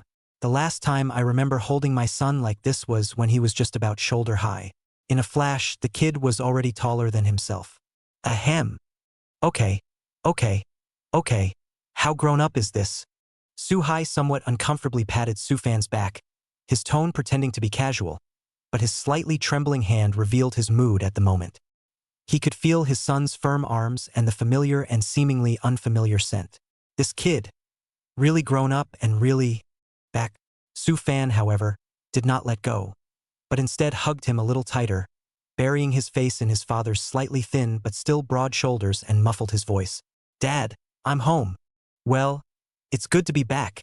It's good to be back. Su Hai responded in a loud voice, and his raised hand eventually landed gently on his son's back with an awkward gentleness. Chapter 49. Families get together. So cozy. All right. Let go. Let your father catch his breath. Su Xiao coquettishly laughed and pulled Su Fan away, looking at her own husband with a good-natured and amused look. Look at your little outburst. Your face is almost red when your son hugs him. Su Hai's old face was hot. His mouth hardened. Who blushed? The house is hot. Yes, the house is hot. Su Xiaoqiao perfunctorily turned to Su Fan and said, hurry up and wash your hands. The meal will be ready soon. Knowing that you're back, I've specially stewed your favorite ribs and corn soup. Okay. Still Mom understands me the most. Su Fan cheered and ran to wash his hands. Su Xiaoqiao followed into the kitchen, ready to serve the food. As soon as she entered, she saw Su Hai standing by the stove with his back to the door. His shoulders slightly shrugged and he was raising his hand to secretly wipe something. Hey! Su Xiaoqiao's heart sank, walked over, and gently patted his back from behind. Su Hai was startled, hurriedly turned around, his eyes red, and forced to calm down. Dry! What for? It's nothing? Su Xiaoqiao picked up the towel next to him and gently wiped the corners of his eyes. I'm happy that my son is back, I know. Su Hai sniffled and didn't say anything. Su Xiaoqiao's own eyes were red. She took a breath and walked out of the kitchen again, coming to the bathroom door. Su Fan had just finished washing his hands and was shaking off the water droplets on his hands. Mom? What's wrong? Su Fan froze for a moment when he saw that his mother's eyes were red. Su Xiaoqiao didn't say anything, walked up, reached out her hand, and gently wiped the corners of Su Fan's eyes. Su Fan then realized that when he was hugging his dad just now, he didn't know when the tears were quietly flowing down his face. Silly boy. Su Xiaoqiao's voice with a hint of choking, but full of warmth. This is right. This is the family. Whether you are happy or not, whether you are aggrieved or not, you have to let your family know. What's the point of holding it in your heart? Su Fan grinned and nodded vigorously. Aha!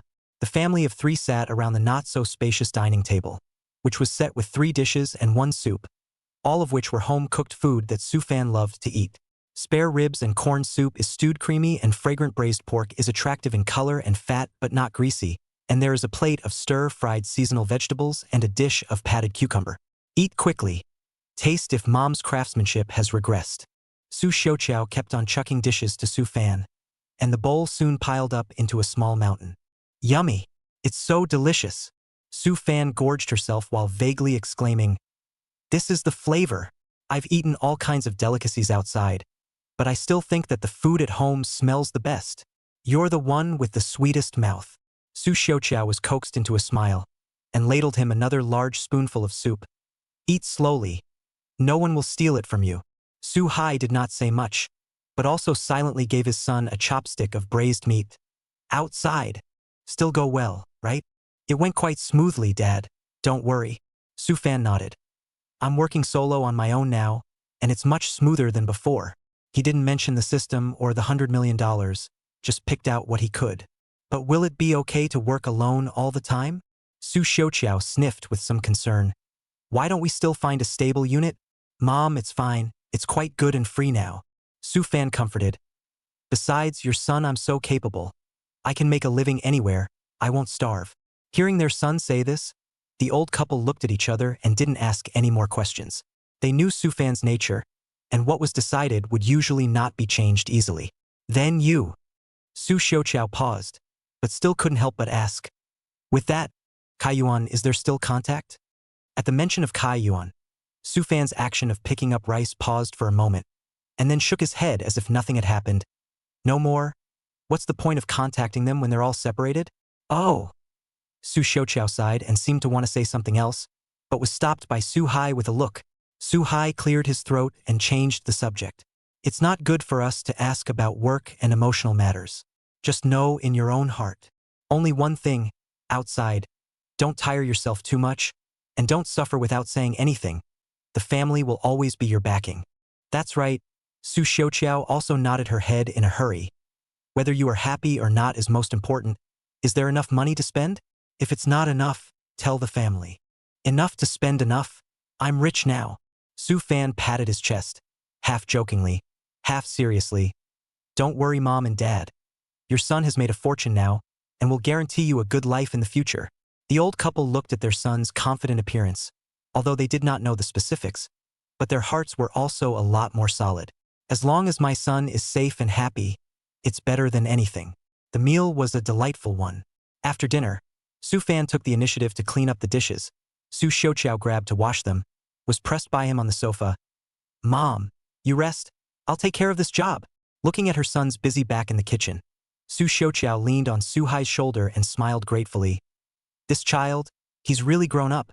Su Hai hummed, and the corners of his mouth rose slightly. After 9 o'clock in the evening, Su Fan looked at the time and prepared to go out to find Lu Bai. Tomorrow is the wedding of his childhood friend. He has to go over to give a hand. By the way, the 100 million of the small matter with Lu Bai face to face. Otherwise, I guess the kid can think about it all night. "Dad. Mom. I'm going out for a bit. I'm looking for Paidan for something." Su Fan put on his jacket and walked to the door to change his shoes. Come back early." Su Xiaoqiao admonished. "By the way," Su Fan turned back with a bit of a mysterious smile on his face. "After we finish helping Paidan tomorrow, we'll be ready to move the day after tomorrow." "Moving?" The old couple froze. "Move where?" "Hey," Su Fan grinned. "I forgot to tell you. I bought you a big house in the newly developed Riverside district in our city a year ago, and it hasn't been renovated. Now it's almost done. The furniture and appliances are all matched. You can move in at any time.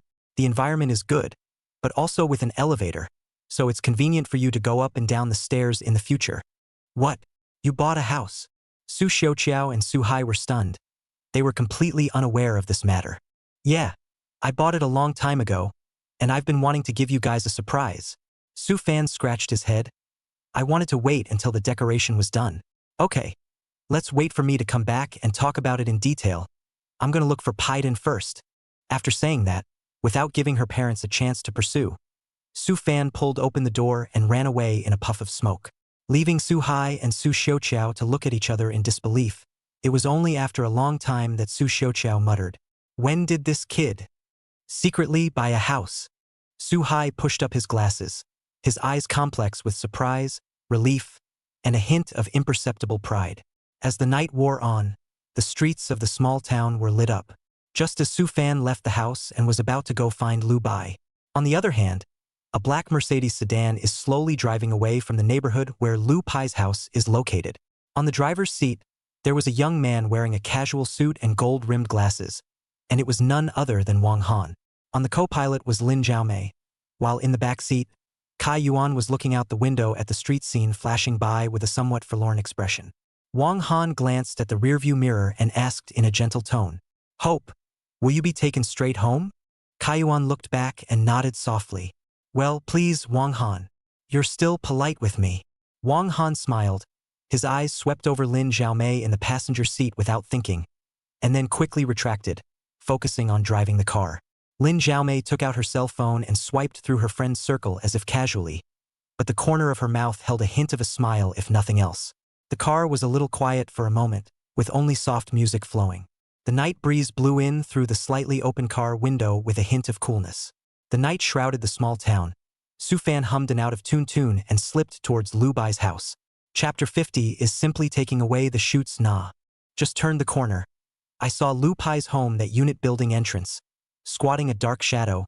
Hand also clamped a little bright sparks. "Pee-wee, are you pretending to be deep? You got a newspaper under your ass." Su Fan approached and saw that it was Lu Bai through the streetlight, and could not help but flirt. Lu Bai took a sharp drag on his cigarette and pressed the butt down hard on the ground. When he looked up, his face was as black as the bottom of a pot, and his eyes were on fire. "Fancy, you're finally here. I'm so pissed off. I'm so pissed off." "You who? Who pissed off our big, handsome Pai Dan who's going to be the groom tomorrow? Come on, tell me. I'll avenge you." Su Fan cheerfully squatted down next to him. Lu Bai disliked his cell phone to Su Fan, and on the screen was their long-dormant high school group. "See for yourself." Lu Bai gritted his teeth.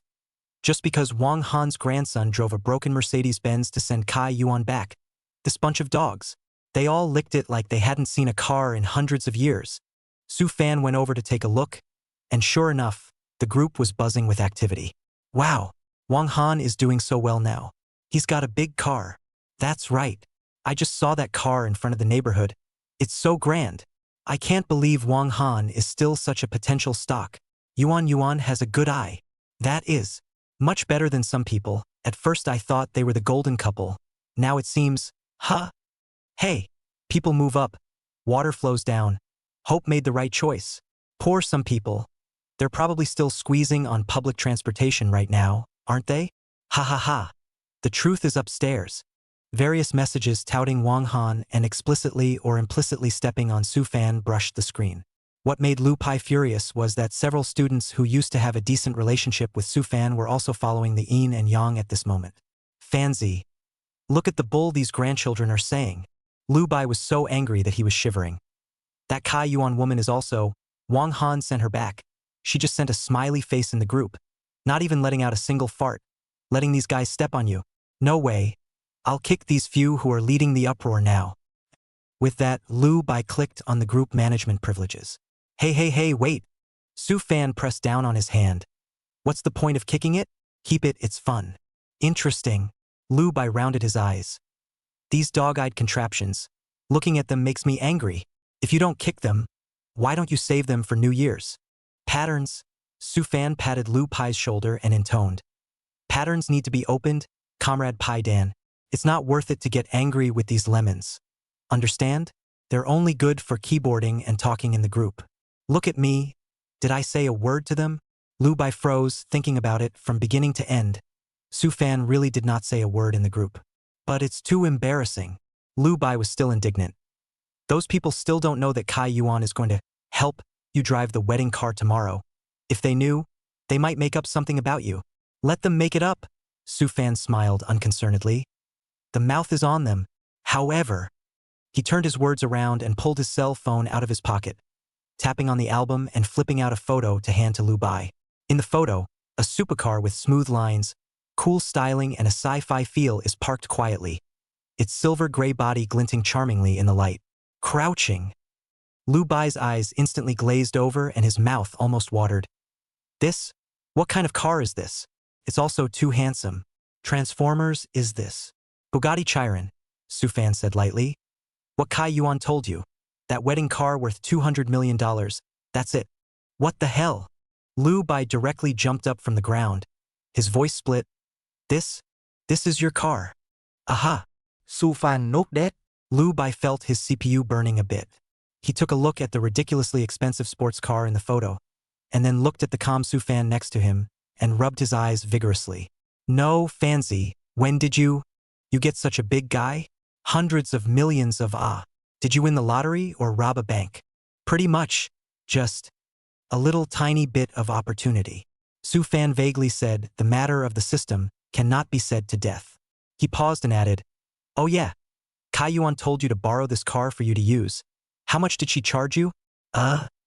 Lu Bai was a little confused by this sudden huge amount of information smashed, subconsciously replied. She said she found a friend to borrow it. The relationship is particularly hard to borrow. A symbolic charge for hard work, fuel costs and so on, 40,000 yuan. 40,000? Sufan raised an eyebrow. She calls this symbolic? Take my car, lend it to you and charge you $40,000? Heh, this deal can be done. What? Your car? And she's going to charge me for it? Lu by now completely exploded, just suppressed the fire miso, a burst up, then just even higher than 3 feet. This shameless woman. How dare she? No way. I don't want this car.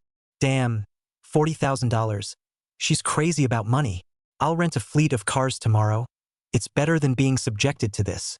Lu Bai was so angry that he spun in place, wishing he could rush to Kai Yuan right now to scold her. Don't. Sufan stood up slowly and patted the dirt on his pants. Why don't you want the car? Not only do I want it, but I want her to send the car in high spirits. More? Fancy, you don't have a fever, do you? She's going to screw me out of $40,000. Lu Bai had an expression of, are you nuts? Sufan didn't say anything, but just hooked his finger towards Lu Bai, signaling him to come closer. Lu Bai suspiciously put his ear to the ground. Sufan lowered his voice and so muttered in his ear. At first, Lu Bai also frowned, a face of incomprehension. Heard the back, eyes wider and wider, mouth also opened into a O shape. Finally, he took a violent step back, pointed at Sufan, and stammered. You're too much of a shoot, aren't you? It's almost like taking away the shoots nah. Sufan hemmed and hawed and patted his shoulder. Likewise with each other, you have to use whatever moves you have to use against whatever people you have to deal with. How about it, dry or not? Lu Bai swallowed his saliva, looked at the handsome Bugatti in his cell phone, and thought about the faces of Kai Yuan and the gang in the group, and finally gritted his teeth. Dry. We must do it. Why should they look down on us? Let's do it. Meanwhile, hundreds of kilometers away in the provincial city, inside a brightly lit river view villa, dressed in a well-tailored housecoat and holding a glass of red wine, Zhang Yu stood in front of the huge floor-to-ceiling windows overlooking the city's glittering night view. He picked up his cell phone and dialed a number. Hello? Yuan? Zhang Yu's voice was gentle and magnetic. There was a cacophonous background noise on the other end of the line, and what seemed to be the sound of poker. Brother Zhang, it's me. Kai Yuan's voice carried a hint of undisguised excitement. I'll reconfirm with you about the car. Zhang Yu took a sip of red wine. Early tomorrow morning, the tow truck will transport that Chiron to Songlong City on time and deliver it directly to the hotel parking lot you designated. The handover procedure is simple. The driver will check the information with you. Okay. Trouble, Brother Zhang. Kai Yuan thanked him repeatedly. It's no trouble, Zhang Yu smiled, but his tone was a bit more serious. Yuan, I have to remind you again. This car is not an ordinary car. It's worth a lot of money. My side is also looking at the face of Sue. Well, look at the face of a friend before the turnover. Your friend wedding with Can. but never cannot make any mistakes, even a little cuts and rubs are not, understand. This car has some special paperwork and insurance, so if something really goes wrong, it's not as simple as paying for it. Chapter 51. Borrowing a car, a plan that's gonna fall through? Understood. Brother Zheng, don't worry. Kai Yuan hurriedly assured. I'm just using it on my wedding day. I'm sure to take care of it. I'll keep an eye on it myself. There's absolutely no problem. That's good. The wedding went well, Zhang Yu said and hung up the phone. Putting down her cell phone, the smile on Sayuan's face grew even wider. She picked up the cards in front of her and threw out a pair of king bombs, looking proudly at Lin Xiaomei and Wang Han across the table. Bomb! Ha ha ha, I win again. Pay up, pay up. At this moment, the three of them were fighting landlords in a room of a high-class hotel in Songlong City. Wang Han smiled helplessly and pulled out a few red tickets from his wallet and handed them over. Hope, you're too lucky today, aren't you? That's right. Kai Yuan took the money and counted it beautifully. People are happy when they are happy. She did have a blast. For one thing, just now, in her high school group of classmates, seeing so many people holding up Wang Han and belittling Su Fan in disguise, she felt a wave of relief in her heart. Humph, Su Fan, let you treat me like that in the beginning, now you know you regret it, right? Look at what you've gotten yourself into, and then look at the people around me. Secondly, it's this soon-to-be Bugatti Chiron. It's a loner, but what a spectacle it is to drive out there. Definitely hold up that little wedding of Lu Pies. And on top of that, a solid 40 grand. Don't take the money for nothing. By the way, Xiaomei Wang Han, Kai Yuan carefully put the money she won into her bag and lowered her voice. I received $40,000 of Paidan's hard-earned money for that car tomorrow. You guys have to help me keep it secret. Don't spill the beans, especially to Paidan and Su Fan. Don't worry, Hope. Wang Han immediately stated. We definitely won't talk nonsense. Lin Xiaomei also hurriedly nodded her head. A smile piled on her face. That's right, Yuan. Don't worry, we're very tight-lipped. This matter is known to heaven and earth, to you and me, to Wang Han, and no one else will ever know about it. Only, this smile of hers was more or less deliberate and unnatural. Thinking about being ignored and vaguely despised like that by Su Fan at the mall before, and then looking at Kai Yuan who was gloating in front of her because she was about to pit her ex-boyfriend's brother, Lin Xiaomei always felt a little twisted in her heart. But she didn't show it, she just echoed it. While in her mind she was secretly calculating something. Kai Yuan didn't notice her best friend's strange behavior. She was now filled with the anticipation of tomorrow and the extra money that was about to come her way. Come on. Keep going. I've got a good hand tonight. I'm going to win you two to the bottom of your pants. Kai Yuan excitedly shuffles the cards, completely unaware that a surprise is quietly brewing especially for her. Pair of threes. Kai Yuan proudly flung down 2 cards, her eyebrows fluttering. Can't afford it? Ha ha ha. Wang Han, you lose again. Quickly. Pay up. Wang Han grimaced bitterly and pulled out a few more tickets from his wallet. Hope, it's a shame you don't go to the lottery with this hand.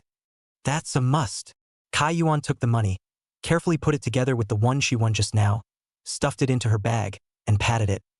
This young lady is here to get a messy kill today. People are happy when they are happy. Understand. Lin Xiaomei laughed beside her and chimed in. Got it. Yuan, you're the best. Kai Yuan was in a good mood and asked casually as she shuffled the cards neatly. By the way, you two, are you going home for the new year? I'm coming back this time, so I guess I'll stay for a while. Wang Han shook his head. I have no one at home. It's the same whether I go back or not. Just stay in Songlong City. It's fine. Lin Xiaomei also said. I'm not going back. It's hard to buy a ticket. Go back and be urged to get married by the 7 aunts and 8 aunts. It's annoying. It's better to be clean outside. That's right? Kai Yuan nodded, not asking any more questions as her mind flew back to the upcoming Bugatti. Wedding to support the scene is secondary. The main thing is that 40,000 yuan hard work, simply for nothing. The thought of being able to use someone else's stuff to make money for herself was soothing to her. Humph, Su Fan, let you dump me in the first place.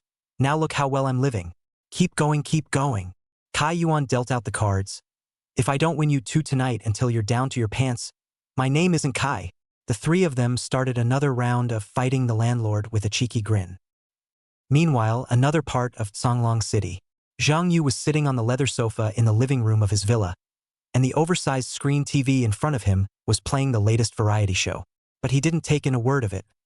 his fingers pressing the remote irritably, changing station after station. TSK. He smacked his lips, always feeling his heart in a state of unease. He always felt a little bit of suspense about borrowing a car. That's a Bugatti Chiron, not just any sports car. It's said to be the only customized version in the world, and even Su Fan herself hasn't bothered to drive it more than a few times. If not for that woman Kai Yuan. Ugh. Zhang Yu rubbed his temples, recalling the afternoon when Kai Yuan called. At first he was stern in his refusal. Kidding, Su Fan's car. How dare he just lend it to a woman who doesn't know anything about cars. But it's not like Choi Won can grind. First, he played the poor guy, saying something about being looked down upon at the reunion and counting on this time to hold up his end of the bargain. Zhang Yu was unmoved. Then Kai Yuan began to splash, with a crying voice on the phone, saying, "If you don't help me, I won't have the face to go back to my hometown." In the end, she even vaguely threatened to blame it all on Zhang Yu's refusal to help if it made her lose her big face. Zhang Yu's head was spinning from her. Although he is the younger brother of Mr. Zhang, the president of Zenmeili, and he is usually arrogant and domineering, but what he is most afraid of is a woman crying and spilling her guts. Especially one that comes to you as a girlfriend. Plus, Kai Yuan mentions Su Fan's name and says she got hooked up through Su Fan's friend. He was soft for a moment, thinking that after all, he was on Su Fan's side, so don't make it too ugly. In case it affects the relationship with Su Fan, it's not good. Damn, what a faint head. Zhang Yu couldn't help but curse in a low voice as the more he thought about it, the angrier he became. He even made a point of emphasizing at the time that the car was not his in order to clear the air. He did the turnaround for the sake of his friend, and warned Choi Won not to let anything go wrong, and even cursed a few words in passing. "Your ex-boyfriend is really something, let you suffer," or something like that. Now that I think about it, I was scolding the not something ex-boyfriend. Is not it Su Fan himself? Zhang Yu had a jolt of cold sweat. Holy, ing cussed out Su Fan in front of his ex-girlfriend? And lent Su Fan's car to his ex-girlfriend? What a thing to call it. Jingle bells. Just then, the cell phone on the coffee table suddenly rang, scaring Zhang Yu so much that she almost bounced off the sofa. He fumbled for his cell phone, and his pupils contracted suddenly when he saw the name bouncing on the screen. Su Fan. It's over, it's over, it's over. They must be here to raise hell. He's too well informed, isn't he? The car hasn't even arrived in Songlong yet. And he already knows? Zhang Yu held the cell phone, his palms sweating, feeling that the phone was hot like a branding iron. He took several deep breaths before he shakily scratched the answer button. Hello? Hello? Brother Fan. Zhang Yu's voice was dry, with a hint of imperceptible flattery and nervousness. Chapter 52 Plotting Great Things Together. Su Fan's voice on the other end of the phone sounded calm, even with a bit of laziness. Yo, Xiao Yu, busy? No. Not busy. Brother Fan, you have something to order. Zhang Yu hurriedly sat up straight. His attitude was so respectful. I can't help it. Who let this master is now his god of wealth. Zenmeili rent still have to rely on Su Fan accommodation it. What's more, the car is really his rightful first. It's no big deal. Su Fan paused, his tone still relaxed. Just heard that you lent out my Bugatti? Boom. Zhang Yu felt like something exploded in his head. Sure enough, I know. He opened his mouth to explain, but he didn't know where to begin and could only stammer. Fan, this matter. I lend it to a woman named Kai Yuan, right? Su Fan's voice still had little ripple. Zhang Yu's heart sank to the bottom and cold sweat slid down his forehead. She's my ex-girlfriend. Su Fan lightly threw out these words. Zhang Yu was completely confused and his mind went blank. Although he had already guessed it himself just now, the impact was still different when it was confirmed by Su Fan herself. He felt like a stupid ex. He got screwed over and almost offended a big client. Fan brother. I really didn't know that she was your ex-girlfriend. Zhang Yu was so anxious that she was on the verge of crying. If I knew that, I wouldn't dare to borrow it even if it killed me. This is all a misunderstanding. That Kai Yuan, she lied to me that. Okay. Su Fan interrupted his incoherence. I know what's going on. Huh. Zhang Yu froze. You know all about it. Well, Su Fan answered. I'm probably clear on what she told you and what she plans to do with the car.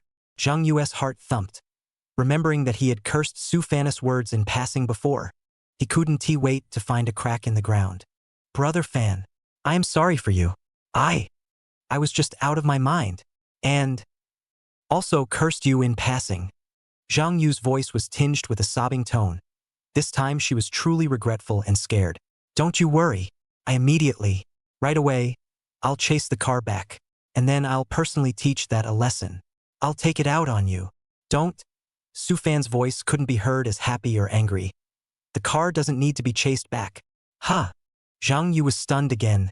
No, not chasing back. Right? Su Fan said.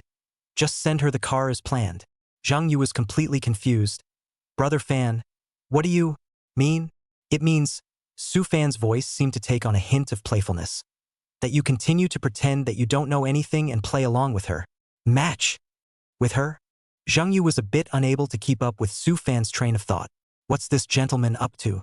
You're not mad that your ex-girlfriend cheated you out of your car? You still want to cooperate? Right. Do whatever she tells you to do. Make sure to make her feel like she has everything under control. Su Fan instruct. Zhang Yu didn't understand what Su Fan wanted though. But listening to Su Fan's tone, it didn't seem like she was really angry with him, but instead seemed like she was trying to make things happen. He was slightly relieved in his heart and hastened to show his loyalty. Good. Good brother Fan. Don't worry. I'll make sure it's done properly. I'll never reveal anything. So, what exactly do I need to do? I'll tell you when the time comes. Su Fan said. Just hold steady. Don't let her get suspicious. Oh yeah. Don't tell your sister about this for now. Understood. Zhang Yu nodded repeatedly. Just watch and see, brother Fan. Hanging up the phone, Zhang Yu let out a long breath, feeling that his back was soaked. He was paralyzed on the couch, but his eyes grew cold and angry. Damn it! Kai Yuan, you dare to fool me, Zhang Yu? And you dare to use brother Fan's car to get into trouble? You wait for me. He picked up his cell phone, thought about it, and dialed his sister Zheng Frost's number. Su Fan didn't let him say it, but he felt that it was too big and he still had to talk to his sister about it, lest it really went wrong and didn't end well. Moreover, his sister Zheng Frost, that is a tough character, dealing with this kind of woman, may be able to provide some reference advice. Sis, tell you something. After reporting the situation to his sister and getting her instructions to wait and see what happens and cooperate with Su Fan, Zhang Yu's heart was more confident. He put down his cell phone, a cold smile curling the corners of his mouth. Chaiwan, right? Wedding, right? Okay. I'll let you finish your wedding in style. When the wedding is over, you'll see what I'll do to you. You dare to mess with me, Zhang Yu, and you dare to use brother Fan, you really don't know how to die. As the night wore on, and Lu Bai was still immersed in the great impact of the Bugatti Chiron and his tirade against Kai Yuan and Zhang Yu's oddball exes, Su Fan's cell phone rang again. The word Zhang Yu popped up on the screen. Su Fan glanced at Lu Bai, who was still in a state of confusion next to him, and picked up the phone, turning it on speakerphone in the process. Hey, brother Fan. Zhang Yu's voice still sounded a bit weak, with a bit of caution. Well, say. Su Fan leaned back on the sofa, his tone light. That? Brother Fan, I am just confirming with you again, ha. Really? Really just cooperate with her to act on ah. Zhang Yu's voice was lowered, as if he was afraid that there were ears on the walls. Just let her drive your car to get married. Before Su Fan could say anything, Lu Bai next to him was a bit unable to hold back. Although he did not know who was on the other end of the phone, but heard cooperate with her to continue to act, driving a car to the wedding, combined with just heard a few words, probably also guessed 7 or 8. He mouthed a silent curse in the direction of the phone. Shame on you, right? Su Fan's voice remained calm. Not only do you have to let her drive there, you also have to act willingly and even a little happy for her, understand? Huh? Still. Happy for her. Zhang Yu felt that his 3 views had been refreshed again. Brother Fan, do we have to? All right? Su Fan interrupted him. Do as I say, hold steady, don't reveal anything. The rest, we'll talk about it when the time comes. Good. Good brother Fan. You can rest assured. Guarantee to complete the task. Zhang Yu hurriedly answered, fearing that Su Fan would pursue further. Hanging up the phone, the room fell into a brief silence. Lu Bai was still in that shocked position, his eyes staring like bronze bells, his mouth slightly open as if he could stuff an egg into it. After several seconds, he snapped back to his senses and grabbed Sufan's arm, so excited that his voice changed tone a little. Sales. Sales. No, sal. That Bugatti is really yours. Sufan was a bit dazed by his shaking and helplessly slapped his hand away. Or what? I'd have nothing better to do than rent one to prop up my ex-girlfriend. Lu Pai said 3 times in a row, excitedly turned around twice in place, then stopped violently and gave Sufan a big thumbs up. Awesome. Fanzi, you're my own brother. That's awesome. I did not expect. A real person doesn't show his face, you. He remembered that he was worried that Sufan would be angry if he knew it before, and he also thought about how to help round the lie, and as a result, the clown was actually myself. The owner of the car himself knew about it and didn't take it seriously, even going along with the act. What kind of divine operation is this? Lu Bai felt like his brain was a little short. He looked at Sufan's cloudy face, and suddenly felt that the hairy boy in front of him had become somewhat strange and inscrutable. Chapter 53. Another breaking news, Fate Chan clueless. But Lu Bai rubbed his hands together, a bit of gossipy excitement on his face. That's a pretty damaging move, isn't it? Let that woman drive your luxury car to get married in style, and then, hey. Think about it all exciting. Relief. It's a relief. Sufan smiled and didn't answer. Relief? Maybe. But more than that, he didn't like being counted on, especially by such time means. Since Kai Yuan dared to hit him over the head and involved his friends, she had to be prepared to bear the consequences. Right, Sufan? As if she suddenly remembered something, tapped on her cell phone album and flipped out a few photos and handed them to Lu Bai. Remember what I mentioned to you before? That villa on Mansion Hill? Lu Pai came over to take a look and immediately gave another. Remember? How not to remember?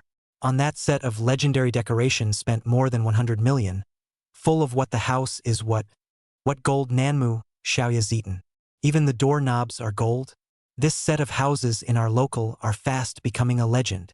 Who does not know he said, sliding the photo around as his eyes grew wider and wider. Ego. This is really a picture of the inside. TSK, the grandeur. This furniture. This material. I tell you Fanzi, my old man is good at this. Every day study what Ming and Qing dynasty furniture, classical culture, so that my daughter-in-law also learn by ear to these things know. The last time we even drove past the man's home mountain.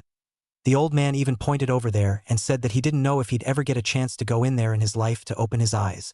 Lu Bai said, his tone filled with envy and yearning. That's over $100 million in renovations.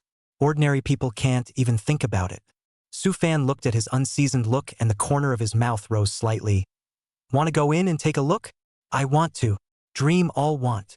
Lu Bai subconsciously replied, then reacted and fiercely looked at Sufan. No. Fanzi, what do you mean? Could it be that you? Well, Sufan nodded, his tone flat as if he was saying it was a nice day. I know the landlord. Really? Lu Bai's voice instantly rose several tones. Fanzi, kissing brother. Then can you help me ask and see if I can get my old man in to take a look around? Just one look. If the old man could go in and take a look, he would probably be so happy that he wouldn't be able to sleep for 3 days. My son-in-law would be honored. Lu Bai rubbed his hands together with a look of anticipation and pleading.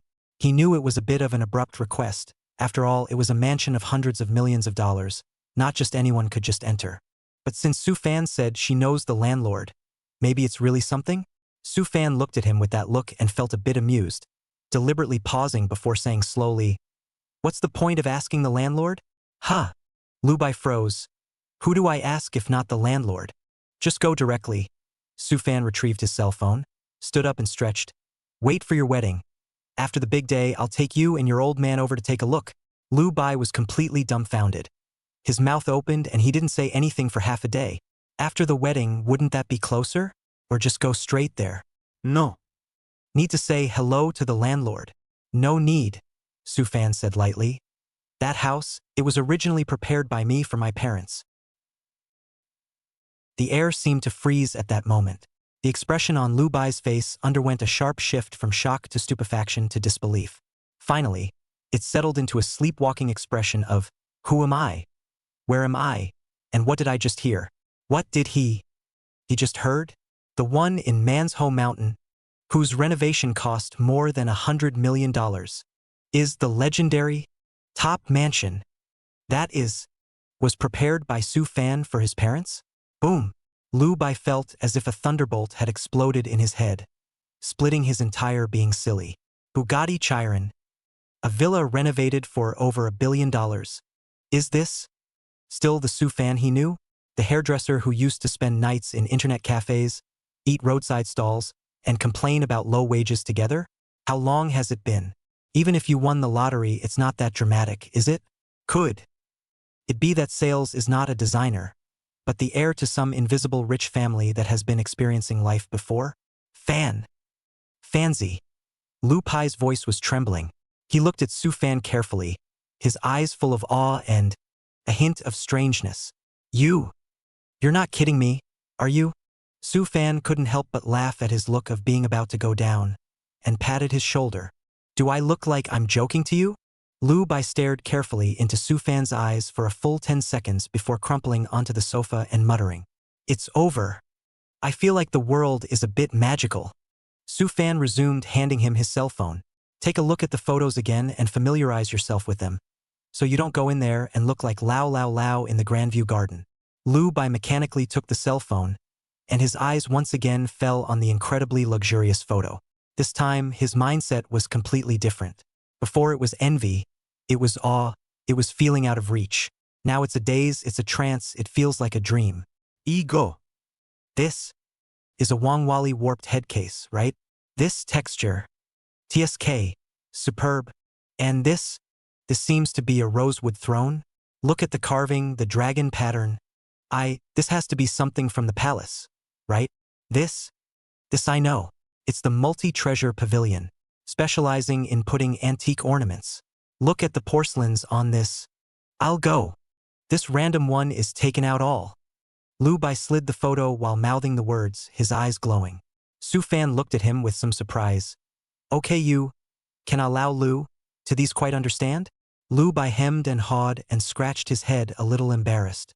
What do you know, are listening to my old man read, and my daughter-in-law, she also like these, followed to learn a lot. Day by day, more or less also recognized a few. Oh, Su Fan raised his eyebrows. You found a good daughter-in-law. Classy and prosperous. As soon as Lu Bai heard this, he became complacent and straightened his back. That's right. My daughter-in-law's vision is absolutely first class. If it wasn't for her. He was about to brag about his daughter-in-law when he suddenly remembered Kai Yuan's and Su Fan's unfathomable strength. He swallowed back the latter words and just hemmed and hawed and giggled. Looking at Lu Bai's silly face that looked like he had found a treasure, Su Fan also laughed. Pretty good, at least this kid is emotionally much more reliable than that douchebag Zhang Yu. Lu Bai held his cell phone, his fingers tracing the screen. His eyes glazed over and his mouth never closed. I'm going to fancy this. This pool has an outdoor barbecue area next to it. This is too much enjoyment, right? And this study, my God, this whole wall of bookcases, it's more exaggerated than a library. How many books must be put here? No, what this puts in is afraid not to be books, it's compulsion. This gym, the equipment is more complete than that commercial gym I go to, rely on. Living here, I feel like I can live 20 years longer. Lu Bai slid the photo while skiing as if he was going to look through the cell phone screen. From the living room to the bedroom, from the den to the media room. Each photo was like a hammer blow, constantly refreshing the upper limit of his knowledge of the word rich. Chapter 54. Designing a layout and fixing a love enemy. Su Fan looked at his unseen appearance and just laughed, and did not bother him, picking up the water cup and drinking to himself. We've been together for years. He knows what's going on. Let him digest it. But just as Lu Bai scratched to an aerial picture of the villa's night view, his finger jerked to a halt. In the photo, the illuminated villa looks like a dream palace at night, with a sparkling pool and staggering gardens. Wait! This angle! This composition! Lu Bai frowned, staring at the photo with dead eyes, as if something had pried at a certain dusty corner of memory in his brain. It seems like I've seen it somewhere before? He struggled to recall, his eyes growing wider and wider, his breathing becoming a little more rapid. It was that time. Cai Yuan, Wang Han. Right? That's them. About half a month or so ago, Kai Yuan and Wang Han asked him out for a meal, saying it was a classmate reunion or something, and he happened to have nothing to do at the time and went. At the dinner table, that Wang Han kid somehow talked about the house, and then mysteriously took out his cell phone and showed him a few pictures. What did Wang Han say at the time? Lu Pai. Take a look at the projects that my buddy has recently touched. Open your eyes. This villa from Mansion Hill, you know it, right? Top rich neighborhood. A cousin of mine is engaged in decoration and design. This house is a job he just finished. The owner is his close friend. The relationship is great. Tisk. More than $100 million was spent on the decoration alone. Look at the materials, the design, the grandeur. Wang Han was sputtering and bragging as he handed him his cell phone to look at. The villa in the photo is not the set in Su Fan's cell phone now? Even the angle of the ING shot is exactly the same. Boom. Lu Bai felt that his CPU, no, it was the whole brain that was burning dry. He remembered clearly that, at that time, Wang Han even patted his chest. Well, envious? I'll tell my cousin he's got the key. You want to go in? It'll be a matter of minutes. I'll show you and your old man around. And I guarantee you'll have an eye-opening experience. At that time, he was really a bit moved, mainly because he thought that his old husband liked these. If he could take him in to see, it would surely please his old husband. If he hadn't felt that it was too much trouble for him later on, and he didn't know Wang Han that well, he would have almost really opened his mouth and begged Wang Han to take him there. Now that I think about it, this grandson, taking pictures of Su Fan's house and blowing awesome that his cousin decorated it? And he said his cousin had the key so he could get in anytime he wanted? Isn't that ING empty-handed? Taking someone else's pants and pretending to be your own big tail? A wave of anger miso jumped up from the bottom of Lu Bai's heart, and his face was red with anger. Fancy. Lu Pai raised his head violently, his voice all carrying an overwhelming anger and disbelief. I remember this photo I've seen before. Su Fan put down his water cup, raised his eyebrows and looked at him. Oh? How? It's Wang Han and Kai Yuan. Lu Bai was so angry that he slapped his thigh. Just over half a month ago, they showed me the exact same picture. Wang Han, that grandson blows awesome, said this house is decorated by his cousin. The owner is his cousin's iron friend. The key is in his cousin's hand, and he can bring people in to visit at any time. He also said he would take me to open my eyes. I almost believed it then.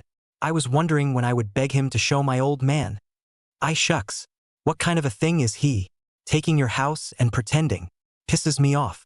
Why are these people so shameless? The more Lu Bai spoke, the more angry he became, and if it weren't for Su Fan being here, he probably could have just jumped up and cursed. Su Fan listened to Lu Pai's exasperated narration, but the expression on his face did not change much. Only a hint of playfulness flashed in his eyes. Wang Han, Cai Yuan. Kind of interesting. He could probably guess what was going on. It was probably because Kai Yuan had found out from somewhere that she had bought this villa and then told Wang Han. Wang Han, this kid, made up such a story out of it in order to show off in front of his classmates, or in order to perform in front of Kai Yuan. As for the photo, more than likely, Kai Yuan also got it through some channel. Gee, using my house to act tough? And you want to bring people to visit? You've got a lot of nerve. The corner of Su Fan's mouth curled into a mischievous smile as a brilliant idea quickly took shape in his mind.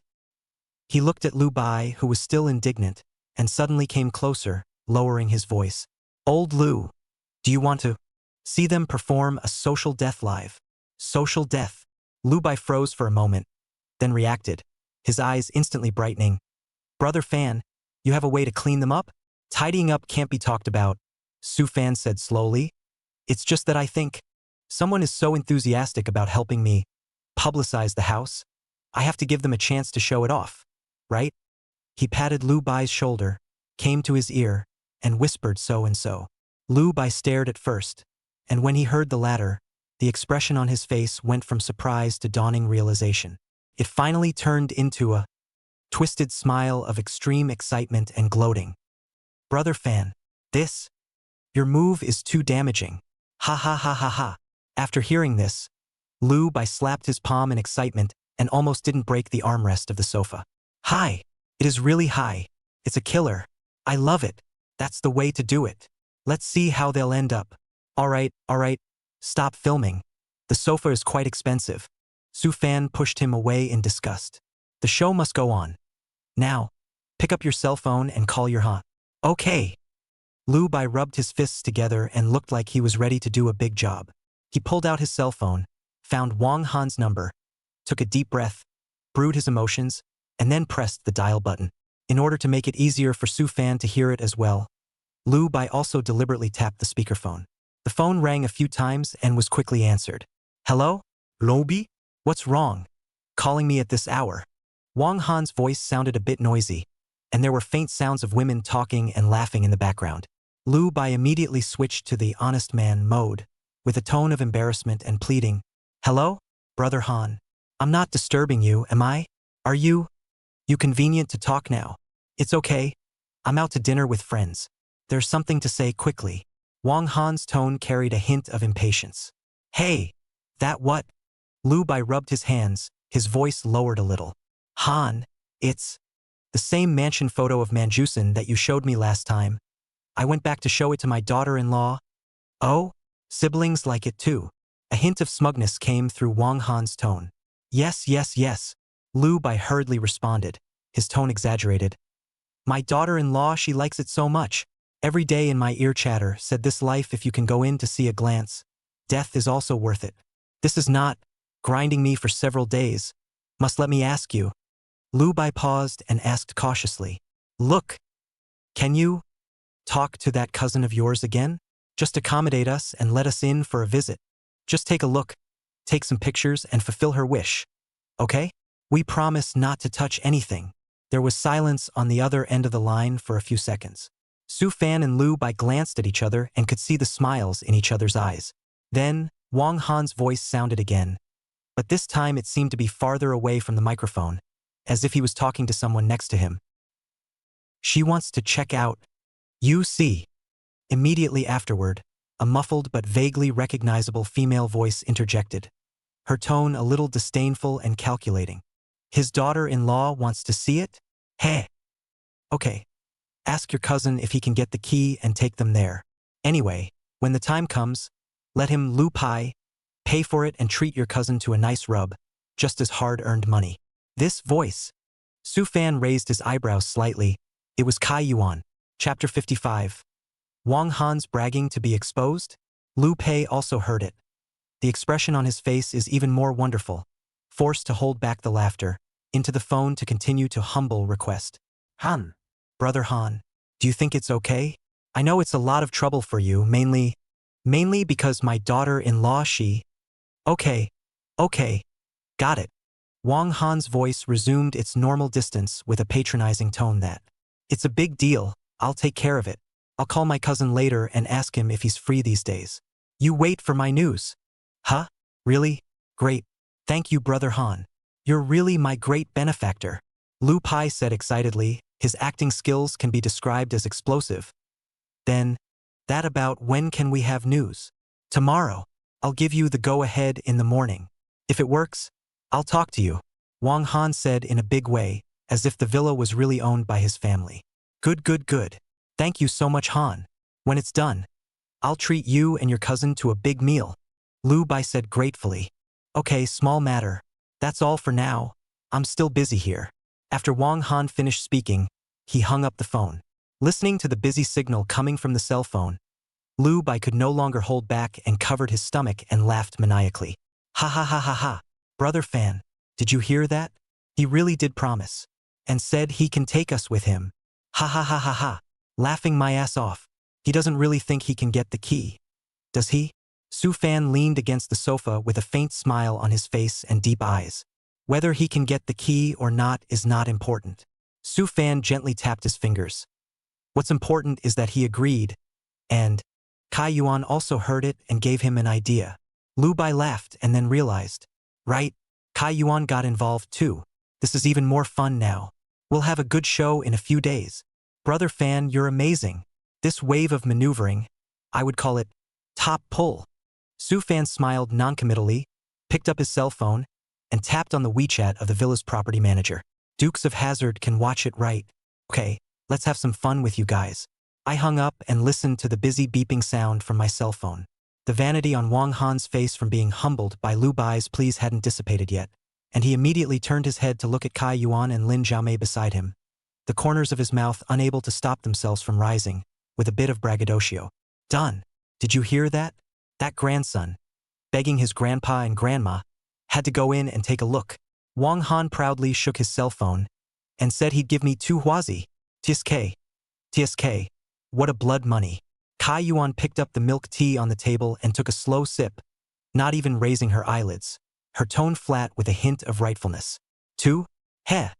Then 1 for you and 1 for your cousin, just for the hard work.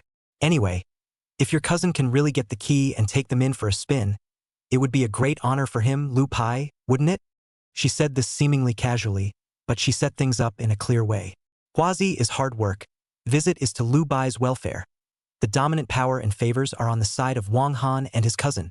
When Wang Han heard this, he immediately felt that Kai Yuan was really icy smart and would think for him, and his heart was even more beautiful. Yes. Hope you are so right. That's the way it should be. I'll call my cousin right now. With that, he couldn't wait to rummage through his cell phone contacts. Finding the name marked Cousin Wang Chun, he took a deep breath and pressed the dialing button. The phone rang several times before being answered, with a somewhat noisy background noise that seemed to include the sounds of music and paddling. Hello? Who is it? Say what you need to say, you're busy. A slightly impatient male voice came over. It was Wang Han's cousin Wang Chun. Wang Chun is now in an upscale club with a few customers to enhance the relationship. He's a designer himself and he's not used to this kind of socializing. Received this strange and somewhat familiar number. Didn't want to answer it, but what if it was some potential client? Still pressed answer. Hey brother, it's me, Wang Han. Wang Han hurriedly introduced himself, his tone a bit curt. Didn't bother you, did I? Wang Han. Wang Chun froze for a moment, then reacted. Oh, it's you kid. What's the matter? I'm busy here, so make it short. Wang Han hurriedly cut to the chase. Brother, I want to borrow something from you. Borrow something? Borrow what? Wang Chun was a little wary. This cousin usually didn't get in touch much, and when he did, it was bound to be no good. That is the key, room key. Wang Han said carefully. I have a few classmates on my side, and there are Kai Yuan them. I heard that you know a lot of engaged in the design of the hands of the road is wide, would like to. Want to go to open the eyes, visit the kind of special luxury villa, you know it? He was vague and didn't dare to say which villa it was, but only said he wanted to visit the luxury villa, dumped the pot on his classmates and Kai Yuan, and even praised Wang Chun in passing. Visit the villa? Whose villa? Where can I get you a key? Wang Chun frowned, feeling that this matter was a bit unreliable. Besides, can you just let anyone go in and visit that kind of place? Who would be responsible if something happens? Brother. Don't worry. Wang Han hurriedly made a promise. It's just to go in and take a look, take a few pictures, satisfy my curiosity, and definitely not touch anything. It won't take long, half an hour at most. And that Lu Pai, that is a classmate of mine, special understanding, said we'll give a strip of Huazi filial piety to you, as hard work. Wang Han naturally reduced the 2 huazi to 1, preparing to keep 1 for himself. A wazoo. Wang Chun snorted. He wasn't so bad as to take a risk for a cigarette. 1 cigarette is all it takes to get me. Brother, hear me out. Wang Han was afraid that he would hang up the phone and hurriedly threw out the killer. The main thing is that Kai Yuan wants to go and see it too. You know Kai Yuan, right? I have mentioned to you, looks especially beautiful that she has a boyfriend now. I heard that her family is engaged in big business assets. TSK, it is said to be hundreds of millions. Her boyfriend seems to have a set of large flat to be renovated this year. It is estimated to be several hundred square feet of the kind. Kai Yuan said, when the time comes, I'm sure I'll look for your advice and prioritize your side. This is a big order. Wang Han's words were half true. Kai Yuan did have a boyfriend, but the specifics of how rich he was and whether he would be looking for Wang Chun to renovate were purely made up by him in order to arouse Wang Chen's interest. Sure enough, when he heard hundreds of millions of dollars, large flat, priority, Wang Chen's breathing obviously stuttered. As a designer, there's nothing more exciting than being presented with a project that's budget-friendly and large enough. Especially if the other party is a billionaire, there may be more opportunities for cooperation in the future. The hustle and bustle in the clubhouse seemed to be much quieter, and Wang Chun began to quickly weigh the pros and cons. Borrowing a key and taking a few people to have a look around is indeed risky, but if you can really get on the line of Kai Yuan's boyfriend, are you sure? Kai Yuan, her boyfriend, really means this. Wang Chen's voice became serious. That's for sure. Yuan told me herself. Wang Han patted his chest and promised without blushing. Think about it, brother. It's just a favor. What if it works out? Isn't this a favor? It's definitely good for your future development. Chapter 56. Reactions from all sides. So wonderful. Wang Chun was silent for a few seconds, as if he was making a final decision. Over the cacophony of background noises, he seemed to shift his position and find a slightly quieter spot. All right, Wang Chun finally let go. But I can tell you clearly, first, the time can't be long, at most half an hour. Secondly, after you go in, put your hands and feet clean, don't touch what you shouldn't touch, don't take pictures of what you shouldn't take pictures of, and especially don't disclose the specific location and owner's information. Third, you set a time and tell me, I will see if I am free, I will take you there in person if I am free, I will not lend you the key. Fourth, that Huazi, meet me. Hey, good. No problem. Thank you so much, brother. Don't worry, we promise to be regular. Wang Han was overjoyed and agreed. The big stone in his heart finally fell to the ground. He did not expect it to go so well. It seems that the temptation of billionaires and large flat is strong enough. All right then, that's it for now, wait for my news. After Wang Chun finished speaking, he hung up the phone. Wang Han put down his cell phone and took a long breath. His face was an uncontrollable ecstasy. He turned to Kai Yuan and Lin Zhaomei, who had been quietly watching, and gave an okay gesture with a wink. Done. My cousin agreed. When we have time, he'll take us there himself. The corner of Kai Yuan's mouth curled up into an imperceptible smile as she nodded, seemingly satisfied with the result. Everything is as she expected. Wang Han really did not let her disappointment. However, as Lin Zhaomei beside her looked at Wang Han's smug look and Kai Yuan's meaningful smile, a trace of uneasiness inexplicably rose in her heart. She always felt that this matter was a bit too smooth, so smooth that it was a bit weird. Moreover, let Wang Han go to borrow the key to visit other people's mansions. This thing itself is not quite right. She opened her mouth to say something, but looking at Kai Yuan and Wang Han's exuberance, she eventually swallowed her words. Meanwhile, on the other side, Lu Pai was chatting with Su Fan one by one, when his cell phone suddenly rang, and he saw that it was Wang Han's number. He immediately winked at Su Fan, cleared his throat, and answered the phone, his tone instantly switching back to the previous humble mode. Hello, Brother Han. Is there any news? Ha ha ha. Lu Bai, your kid is lucky. Wang Han's smug laugh came from the other end of the phone. The thing you asked me to do, it's a success. My cousin promised. When will we set a time to bring you guys over to open your eyes? Huh? Really? Great. Brother Han, you're really my new parent. Thanks. Thank you so much. Lu Bai was so excited that his voice trembled a little. Oscar owed him a small gold man. All right, it's a small matter. Just wait for me to notify the exact time and place when the time comes. Wang Han enjoyed the feeling of being thanked and hung up the phone. Lu Bai put down the cell phone. The face of gratefulness instantly disappeared, replaced by a stifled maniacal laughter. Pfft. Ha ha ha ha ha. Brother Fan, it's done. He really said it's done, and said that his cousin will personally take us there when the time comes. Ha ha ha ha ha. Laughing my ass off. Where is he going to find a cousin to take us to your house? Su Fan leaned back on the sofa, his fingers rhythmically tapping on the armrest. There was still that cloudy smile on his face, but there was just an extra touch of playfulness in the depths of his eyes as he watched the show. Got it. He picked up his cell phone, tapped the property manager's WeChat again, and sent a message over. Looking at Su Fan's calm demeanor, Lu Bai laughed even louder. Brother Fan, how wonderful do you think his face will look if he really brings a so-called cousin over then and realizes he can't get in? And Kai Yuan, if she follows along. TSK. I don't even dare to think about that picture. Then wait and see. Su Fan's smile was meaningful. The night was deepening and the hustle and bustle of the city was falling silent. And on the other end of Kawafu City, The lights were on in the owner's office of Zemelai Beauty Club. Zhang Frost looked at his younger brother Zhang Yu, who was sitting across from him with a disheveled face, and sighed softly. The siblings had been talking for a long time. Jung Yu tells his sister everything about what happened between him and Kai Yuan, as well as some of the details he recently discovered that made him feel uneasy. This includes the fact that Choi Won always seems to pry into his family background, whether intentionally or not, as well as the calculating and dismissive tone he overheard today when Choi Won was on the phone with her friend. Sister, Zhang Yu rubbed his brow, his voice carrying exhaustion and confusion. I thought she was quite good before, pretty generous, although sometimes it's a little bit of temper, a little bit of love and vanity, but I think that's all common problem of girls.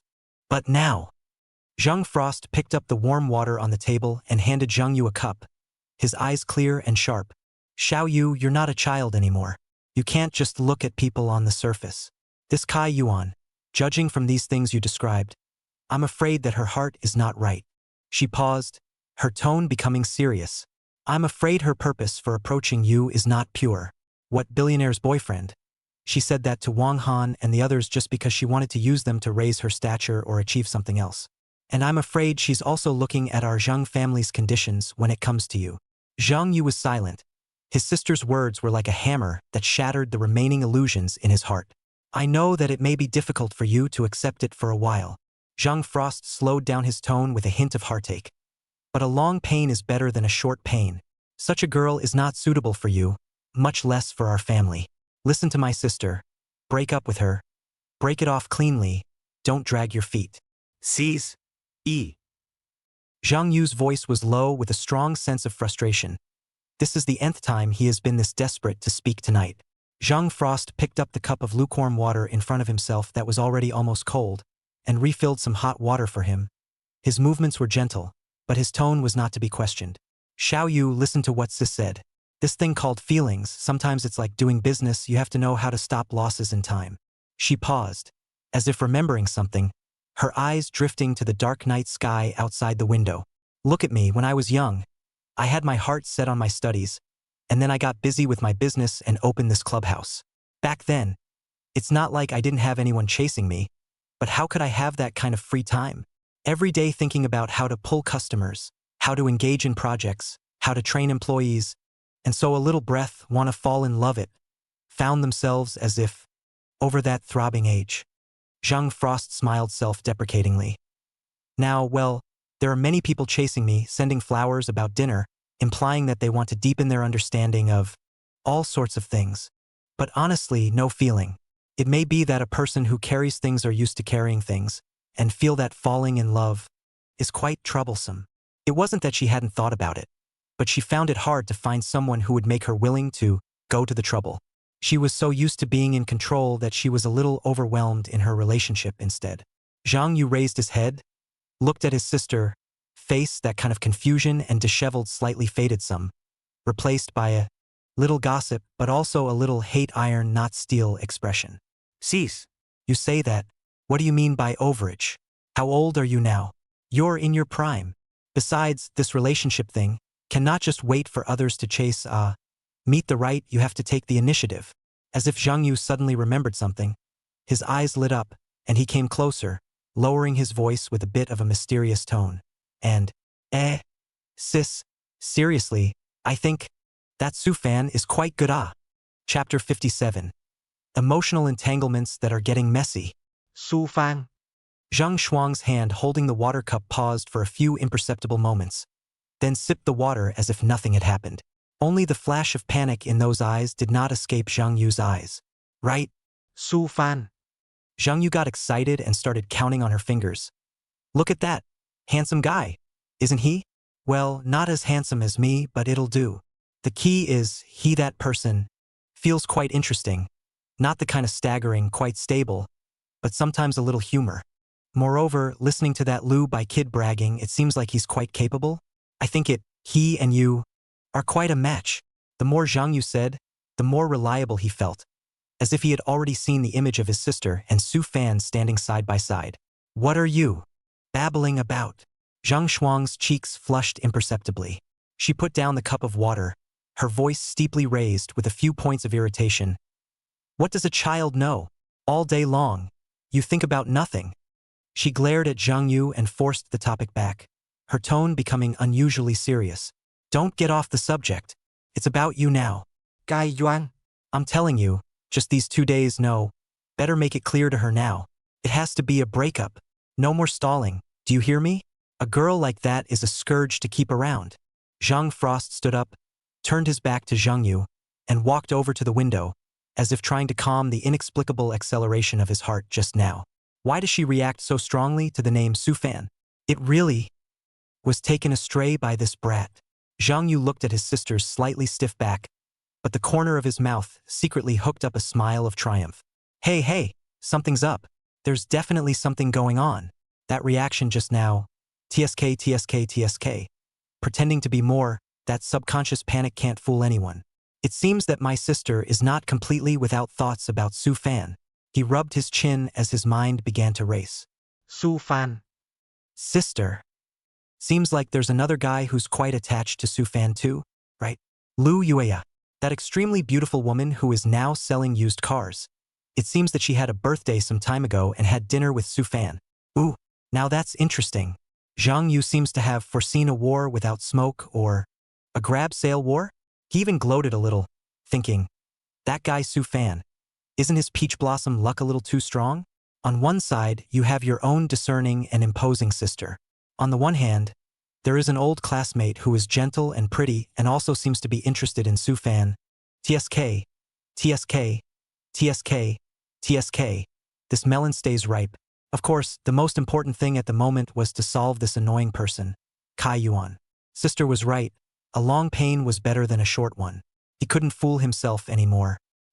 Under the same night sky, different corners of the world play out different matters of the heart. Lu Yueya had just finished her shower, and her body still carried the fresh scent of shower gel and the heat of water vapor. She was dressed in loose cotton pajamas, her hair draped wetly over her shoulders, droplets of water dripping down her tresses to her collarbone, bringing a hint of coolness. For some reason, she felt a little less comfortable. Not the hard kind of being sick, more like a feeling of emptiness in your heart. Maybe a little low on food at night? Or are you just too tired from standing around all day today? She couldn't say. Back in her cubicle, she reached for her cell phone out of habit. The screen lit up, and the WeChat interface was clean with few new messages. She hesitated and clicked on Su Fan's avatar. The chat still lingers on the last time about the vehicle transfer. Her slender fingers tapped on the screen and typed out a line. Hello, busy? How are you enjoying the Aston Martin? Any problems? Click send. She put her cell phone on the nightstand, grabbed the hairdryer and started blow-drying her hair. The buzzing filled the small room and temporarily covered the inexplicable irritation in her mind. After blow-drying her hair until it was half dry, she turned off the hairdryer and the room was instantly quiet. She picked up her cell phone and looked at it again. Still no reply. What is Su Fan doing? Did you not see it? Or did you see it and don't want to reply? An unspeakable sense of loss slowly surged like a tidal wave. She bit her lower lip, her fingers unconsciously digging into the edge of her cell phone case. Why did it matter so much if he returned the message or not when it was obvious that he was just casually asking about the car? She sighed, feeling a little ridiculous. People may be really busy or long asleep, but that little bit of expectation in her heart still made her unable to resist picking up her cell phone again, clicking on that familiar avatar again, and sending another message over. If you run into any operational problems, feel free to ask me, haha. Good night. After sending it, she snapped her cell phone screen face down on the nightstand, as if that would insulate her from the agony of the weight. She pulled the covers over her head and wrapped herself tightly, closing her eyes, but she couldn't sleep.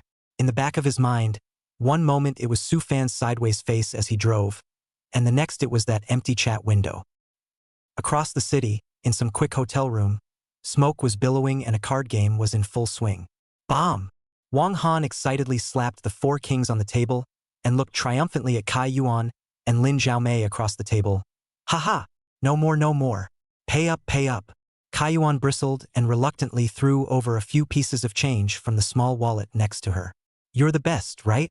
Really? Your hand stinks.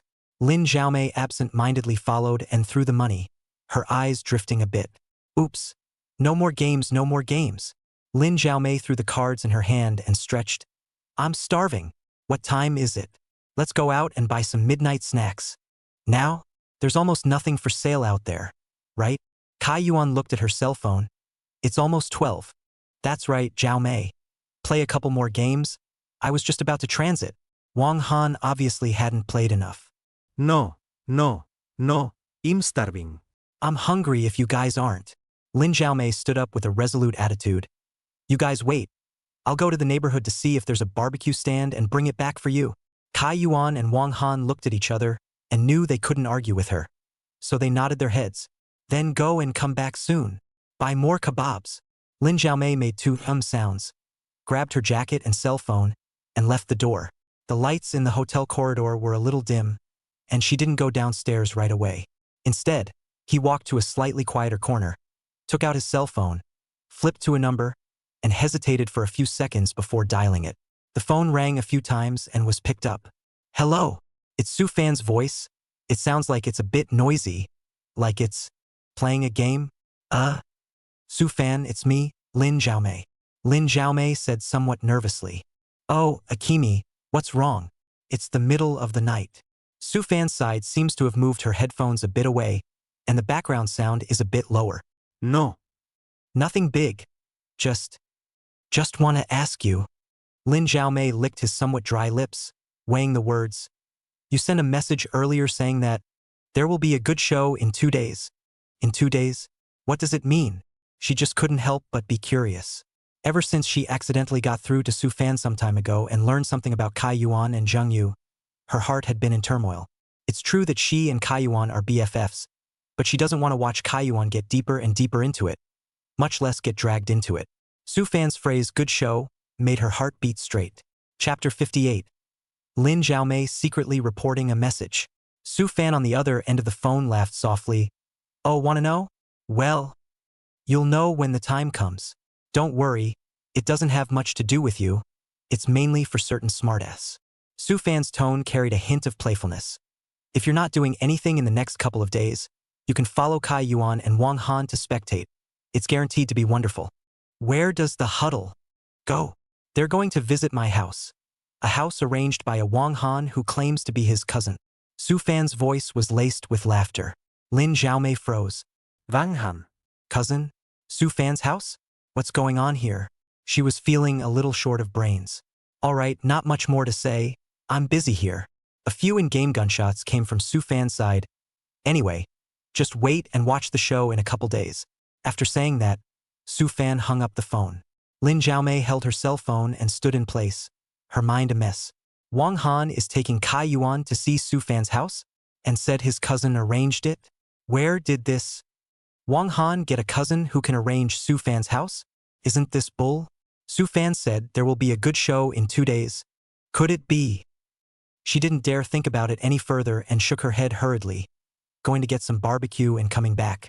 Back in the room, Kai Yuan and Wang Han had stopped playing cards and were getting together to look at their cell phones, not knowing what funny video they were swiping. I'm back. What delicious food did you buy?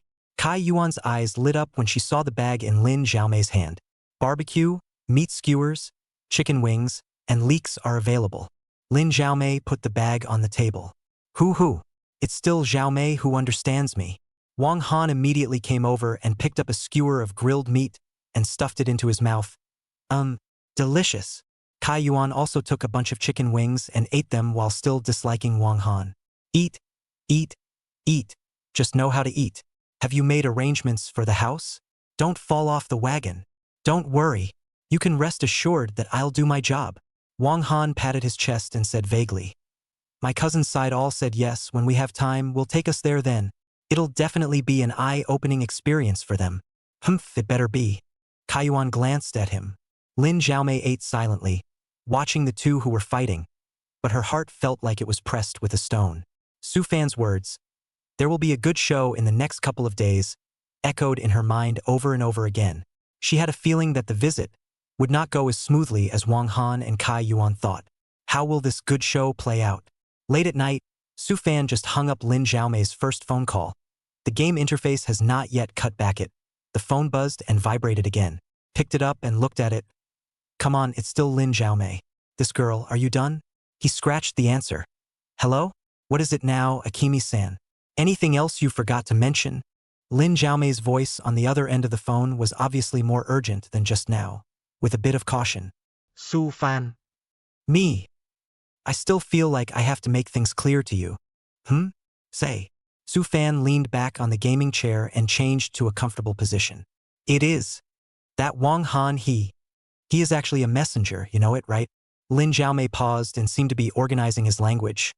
He targeted you so much, saying something in the group about taking everyone to see the house to hit you in the face and whatnot. In fact, it's actually mainly Kai Yuan's intention. Oh, Su Fan raised an eyebrow, which was not a surprise. Kai Yuan.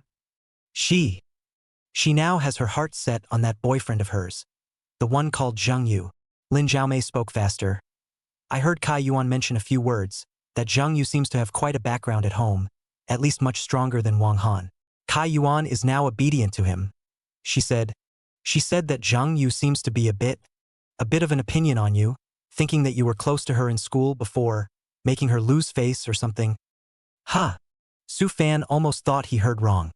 Zhang Yu? He has a problem with me? What's going on here? I don't know exactly what's going on. Anyway, Kai Yuan said so. Lin Xiaomei's voice trailed off. She let Wang Han take the lead, presumably because she also wanted to show off in front of Zhang Yu, or perhaps Zhang Yu authorized her to do so. I am not sure. So, Lin Xiaomei took a deep breath. I mean, you should keep a low profile tomorrow. That Zhang Yu doesn't sound too good to mess with you. Yue, don't get tough. Can't afford to make a mistake. Su Fan heard and understood. So, after all this time, the root of the problem may lie with that Zhang Yu? Because she and Choi Won used to be lovers, the real boyfriend is upset. And then Kai Yuan flirts with lickspittle Wang Han in order to please her boyfriend? What kind of drama is this? Are all young people nowadays so brainwashed? He let out a soft chuckle, his tone a little playful. Okay, thanks, Akimi-san, for calling again to remind me. You're welcome. Lin Xiaomei didn't seem to expect him to react so flatly. But well, Su Fan's words changed. No matter whose intention it is, what should be done tomorrow is still done, you just look forward to it. Lin Xiaomei's side went silent, presumably unable to be whole by Su Fan's unorthodox attitude. All right, there's nothing I'll hang up first. I'm here ready to wash up and go to bed. Su Fan yonder. Oh, well, then you pay attention to safety. Lin Xiaomei finally admonished. After hanging up the phone, Su Fan threw the phone aside and rubbed his temples. Youngyu? It's kind of fun. He got up and stretched, shuffling out of the room in his slippers. The lights in the living room are still on. Dad Su-hai is leaning on the sofa watching TV. Mom Su Shouqiao is holding a small scissors next to the manicure. Dad, Mom, still not sleeping? Su Fan walked over. I'll sleep after watching this program. Su-hai pointed at the TV. What about you? No more games. No more playing. Ready for bed. Su Fan said, seeing the basin by his mom's feet. Mom, let me wash your feet? Su Shouqiao looked up at him and waved her hand. No, I'll just do it myself. So hurry up and go to bed. Gee, Mom, it's okay. I'll do it, you rest. Su Fan moved a small bench to sit down without being told, and gently put his mom's feet into the warm water basin. Su Shouqiao couldn't argue with him, so she had to let him go, her mouth still chanting. You say you boy. Come back, just come back and do this. Su Fan scrubbed gently while taking a closer look, his brows furrowing slightly. Mom, your heel is so dry it's cracked. Does it hurt? Hey, old habit. It's easy to do this once the season changes. It doesn't bother me. Su Shouqiao was not amused. How come it's not in the way? This must be how difficult. Su Fan said, turn around, I'll take you to that foot bath city in front of the neighborhood to do some nursing. Let people give you a good maintenance. What's the point of going there? It's a waste of money. Su Shouqiao immediately objected. It's tens of hundreds of dollars a time. Wouldn't it be nice to have that kind of money to buy some pork ribs for stew? No way. Mom. Su Fan cried and laughed. It's different now. My son is rich. What's this amount of money? From now on, you can go whenever you want. Don't save it. Just enjoy it. Next to him, Su-hai also put down the remote control and cheerfully helped. That's right, listen to your son. Now that my son has made a fortune, it's time to honor your mother. Su Xiaoqiao gave the old man a blank look, and then looked at her son, although her face still wore a bit of heartbroken money expression. But the laughter in the corner of her eyes could not be hidden. I know, you two are the only ones who can talk. Chapter 59 Miraculous Socks with Amazing Results. After washing and drying his mom's feet, Su Fan suddenly remembered something and pulled out a few beautifully packaged boxes from the backpack he brought with him. By the way, Dad, Mom, got some goodies for you. Su Hai and Su Xiaoqiao curiously came over to look. The box contains socks, which look like ordinary solid color socks, but the fabric seems to be quite special. Socks? What's so rare about that? Su Hai picked up a pair and looked at them. Dad, this is no ordinary sock. Su Fan said mysteriously. This stuff can physical therapy, maintenance, and cure diseases. It's good for both of your joints and blood circulation. What the hell? Su Xiaoqiao looked disbelieving. Socks can cure diseases? You're talking nonsense again, aren't you? Where did you hear that? Su Hai also put down his socks and looked at his son skeptically. Fanzi, have you been tricked? Those selling health products out there nowadays specialize in fooling people. Oops, really not. Su Fan hurriedly explained. He had already thought of something to say. This is cutting-edge technology. It was developed by one of our country's top scientists' laboratories, using a particularly rare material, and it is said that the world has only produced 20 pairs. Yes, just 20 pairs. Super precious. Looking at his parents' increasingly disbelieving eyes, Su Fan secretly laughed in his heart, but his face was serious. It's true. Let me tell you, this is something that I wouldn't tell ordinary people. It's because, some time ago, I didn't help participate in a project and inadvertently discovered a kind of outer space mineral samples that are very valuable for research. Yes, from outer space, and then reported it, the state in order to reward me, so it specially approved to give me 10 pairs of these socks. Outer space minerals? Su Xiaoqiao's eyes widened. You still find minerals? Hey, good luck, good luck. Su Fan was vague. So yeah, these socks are golden. You guys have to wear them well. Don't lose them. Su Hai and Su Xiaoqiao glanced at each other, obviously still half believing. This statement from my son sounds more outrageous than a sci-fi movie on TV. What outer space minerals, what 20 pairs of global... All right, even if what you say is true.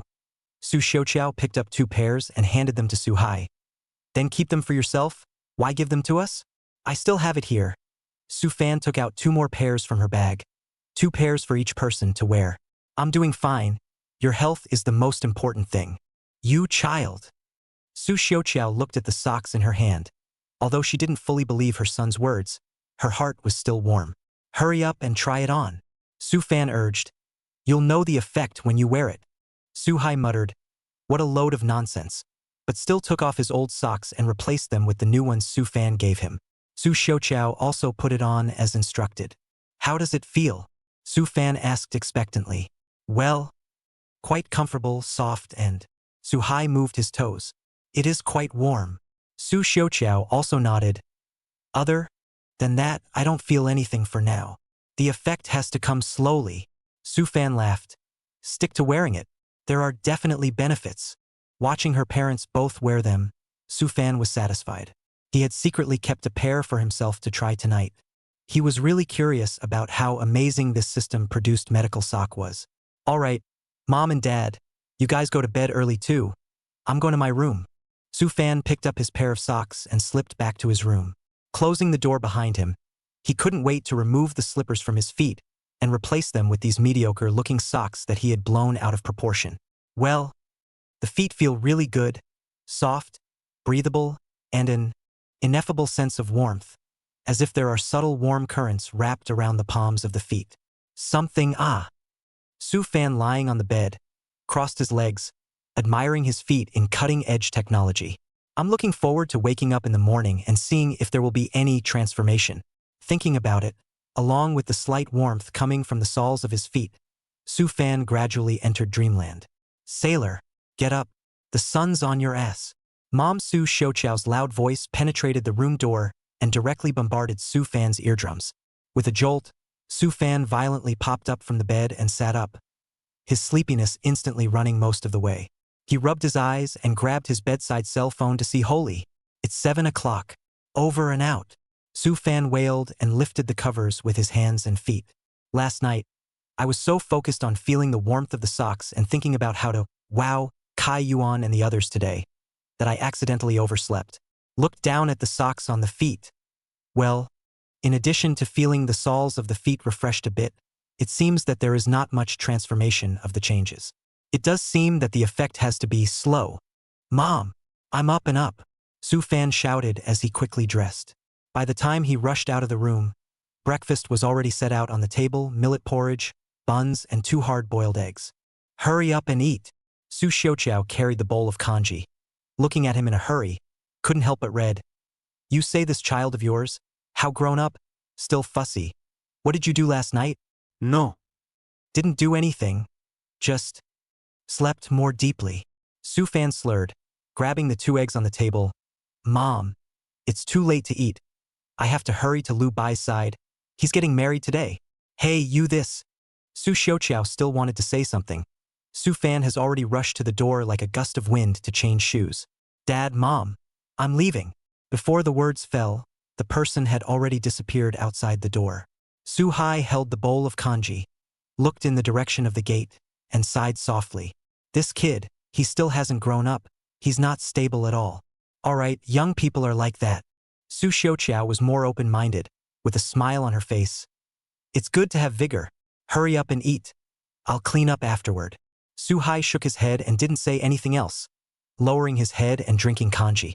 After breakfast, Su Hai sat in the living room to watch the morning news, while Su Xiaoqiao went back to the bedroom to get ready to change her clothes, intending to go out to buy some food.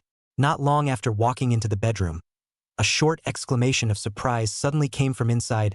Oops, what's wrong? Su Hai's heart tightened, thinking that something had happened to his old partner. He hurriedly put down the remote control and quickly rushed into the bedroom. As soon as he entered the door, he saw Su Xiaoqiao sitting on the edge of the bed, holding her right foot with an astonished expression, looking left and right. What are you doing? Scared me with a start. Su Hai sighed in relief and said without a trace of humor. It's not. Lao Su, you quickly look. Su Xiaoqiao raised her head. Her eyes glazed over, pointing at her feet, her tone full of disbelief. My feet don't seem to hurt much anymore. Su Hai froze. It doesn't hurt anymore? Didn't you say yesterday that you couldn't even walk? Su Xiaoqiao has a slight case of plantar fasciitis due to years of hard work. Combined with dry skin in old age, heels tend to crack, especially in winter, and are painful and itchy. Yeah, look. Su Xiaoqiao stretched her feet out in front of Su Hai. Before I went to bed last night, those cracks on my heels were still hot and painful, and the dead skin was thick. You see now, this crack seems like it has healed a lot, and this skin you touch is not delicate and smooth a lot. Su Hai half-heartedly went over and took a closer look, and also froze. Su Xiaoqiao's heel, originally dry and rough, even some yellowish hard skin. It does look a lot more moisturized at the moment, and the few visible cracks have actually closed up and lightened in color. The overall glow of the skin is enhanced, not as dry as before. Chapter 60. The wedding car was unveiled and was too domineering. Hey, it's still true. Su Hai sked. What's going on here? What kind of medicine did you put on it? Where did I put medicine? Su Xiaoqiao suddenly remembered something and her eyes brightened even more. It's a sock. It must be the sock that Fan Fan gave yesterday, she said, hurriedly lifting her other foot and comparing the two. Yes, both feet are the same. They become much more comfortable and the skin condition gets better with the naked eye. Socks. Su Hai also reacted. His mind instantly flashed through his son's outrageous remarks yesterday about minerals from outer space and 20 pairs from all over the world. Could it be that what the kid said was true? The couple looked at each other, both seeing shock and a hint of unbelievable absurdity in the other's eyes. If the sock is really that amazing, how golden does it have to be? What outer space minerals? Sounds like bull. But this effect is real. The more Su Hai thinks about it, the more he feels that this matter is permeated with a wave of evil, and even a little afraid. If this is really some state secret, cutting-edge technology, will the two of them, ordinary people wearing, get into trouble? Oops, my ass. Su Hai slapped his thighs and couldn't care less about comfort. Hastily bending down, He carefully removed the new socks from his feet, folded them carefully like some treasure, and placed them on the bedside table. What are you doing? Sushukiao wondered. This thing is too evil. Su-hai lowered his voice, his expression serious.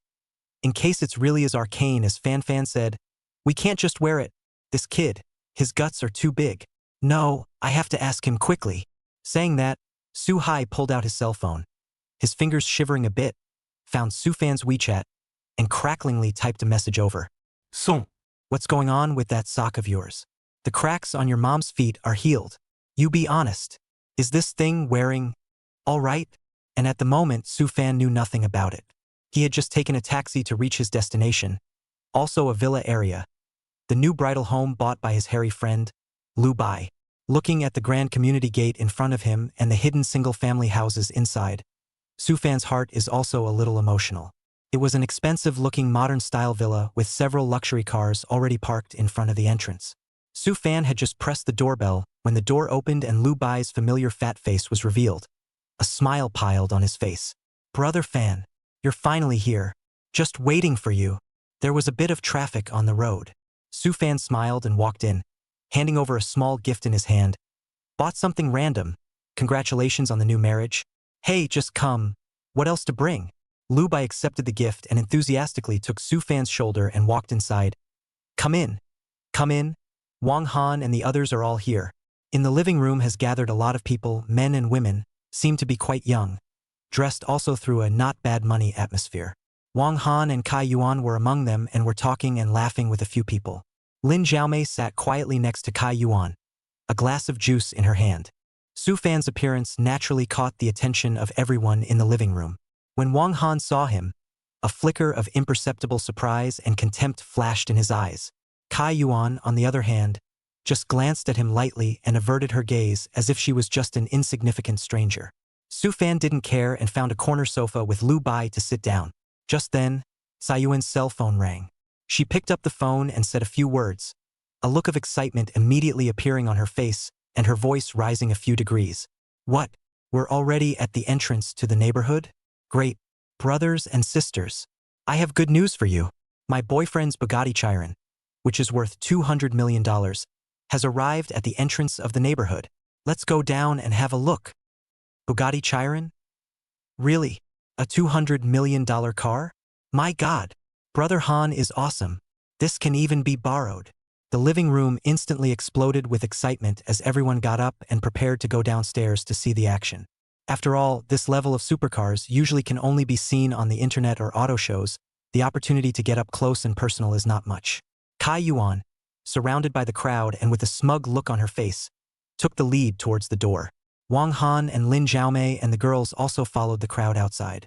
Su-fan and Lu Bai looked at each other, but they were not that excited. Brother Fan go? Lu Bai asked. Go. Su-fan shrugged and stood up. He had a general interest in his car, but since everyone else was going, he didn't want to seem too particular. The two men followed the crowd unhurriedly. As she passed by Lin Xiaomei, she seemed to have sensed something and subconsciously looked back at Su-fan. Today's Su-fan, dressed in a casual outfit, looks ordinary, but that kind of calm and relaxed temperament, and those around the eager to go to see the luxury car, look a little fickle crowd out of place. Especially when Wang Han announced the news just now, everyone was excited. He was the only one with almost no expression on his face, as if the $200 million sports car was nothing more than that in his eyes. How can Su-fan be so calm? A trace of doubt flashed through Lin Xiaomei's heart. Then she turned back and followed Wang Han out of the villa. The vast group of people followed Wang Han outside the villa. It was like going to see some rare treasure. Su-fan and Lu Bai unhurriedly adorned in the rear of the line, looking at the front of the men and women who were so excited that they were about to share the same hand and foot. Su-fan's heart a little want to laugh. The group quickly walked out of the gate of the villa area. Sure enough, a huge van was parked on the side of the road with the logo of some professional auto transport company emblazoned on it. A couple of big brothers in work uniforms were busy at the back of the car, looking like they were getting ready to unload. In the security booth at the entrance of the neighborhood, the big brother of the security guard poked his head out and looked at this side with a serious face. What's going on? Why did it stop here? Wang Han was the first to rush over and ask staggeringly. A big brother unloader who looked to be in charge wiped the sweat off his face and helplessly pointed to the limiting pole and gate at the entrance to the neighborhood. Boss, this car is too tall and too long to enter your neighborhood. Just now tried. The big brother of the security guard did not allow to enter, saying that he was afraid of scratching and touching the facilities inside. Hey, we can't keep car haulers out of our classy neighborhood. Wang Han was a little upset, feeling that he had lost face in front of his friends, and rolled up his sleeves to go to the security guard to argue. Forget it, Han. Lu Bai hurriedly pulled him back. What's the point of fighting with security on this big day? He turned his head and said to the big brother unloading the truck, Master, it's fine. Just unload it here, please. Good Lu. Big brother unloading the car nodded, then turned to the crowd of onlookers and shouted, All backward retreat ah! Pay attention to safety. This car is very expensive. Let's stay away from it. Don't rub against it. As soon as these words came out, the crowd that was still trying to move forward immediately hooted and hollered and took several steps back. Are you kidding? A car with $200 million, if you really touch a piece of paint, you'll have to sell your house to pay for it. The big brother unloading the truck watched the crowd make a safe distance, and only then did he begin to direct his men to operate the hydraulic plates. With a creak-creak sound, the van's huge tailgate slowly opened, revealing the inside was tightly fixed, beast corner. It was still covered with a car coat, but the smooth lines and exaggerated silhouette were enough to make the heart beat faster. Holy! It's coming out, it's coming out. Quickly, quickly. Cell phones at the ready. Take a good seat and post your friends later. The crowd began to stir again, each one stretching their necks and holding up their cell phones, ready to record the exciting moment. Chapter 61 Kai Yuan shows off. Gets hit in the face. Hey, Wang Han. How the hell did you get this car? It's too awesome. A boy came to Wang Han's side and asked with a face full of envy. Yeah, it's not easy to borrow this car, is it? How much does it cost to rent it for a day? Another girl asked curiously. Wang Han was about to open his mouth, but Kai Yuan, who was next to him, jumped ahead of him and said with a bit of reserve and complacency, This car is my boyfriend, one of his little brothers. Yesterday I even drove it out for a drive, and it felt just like that. The pickup was fast, but the view wasn't very good. As soon as she said this, a chorus of marveling and envious voices immediately resounded around her. Wow, hope you've driven them all. Really? A Bugatti Chiron. Your boyfriend is too good, isn't he? All the little brothers drive this kind of car. Sister Yuan, what does your boyfriend do? It's so awesome. Kai Yuan was surrounded by the crowd, with just the right amount of smiles on her face, raising her chin slightly.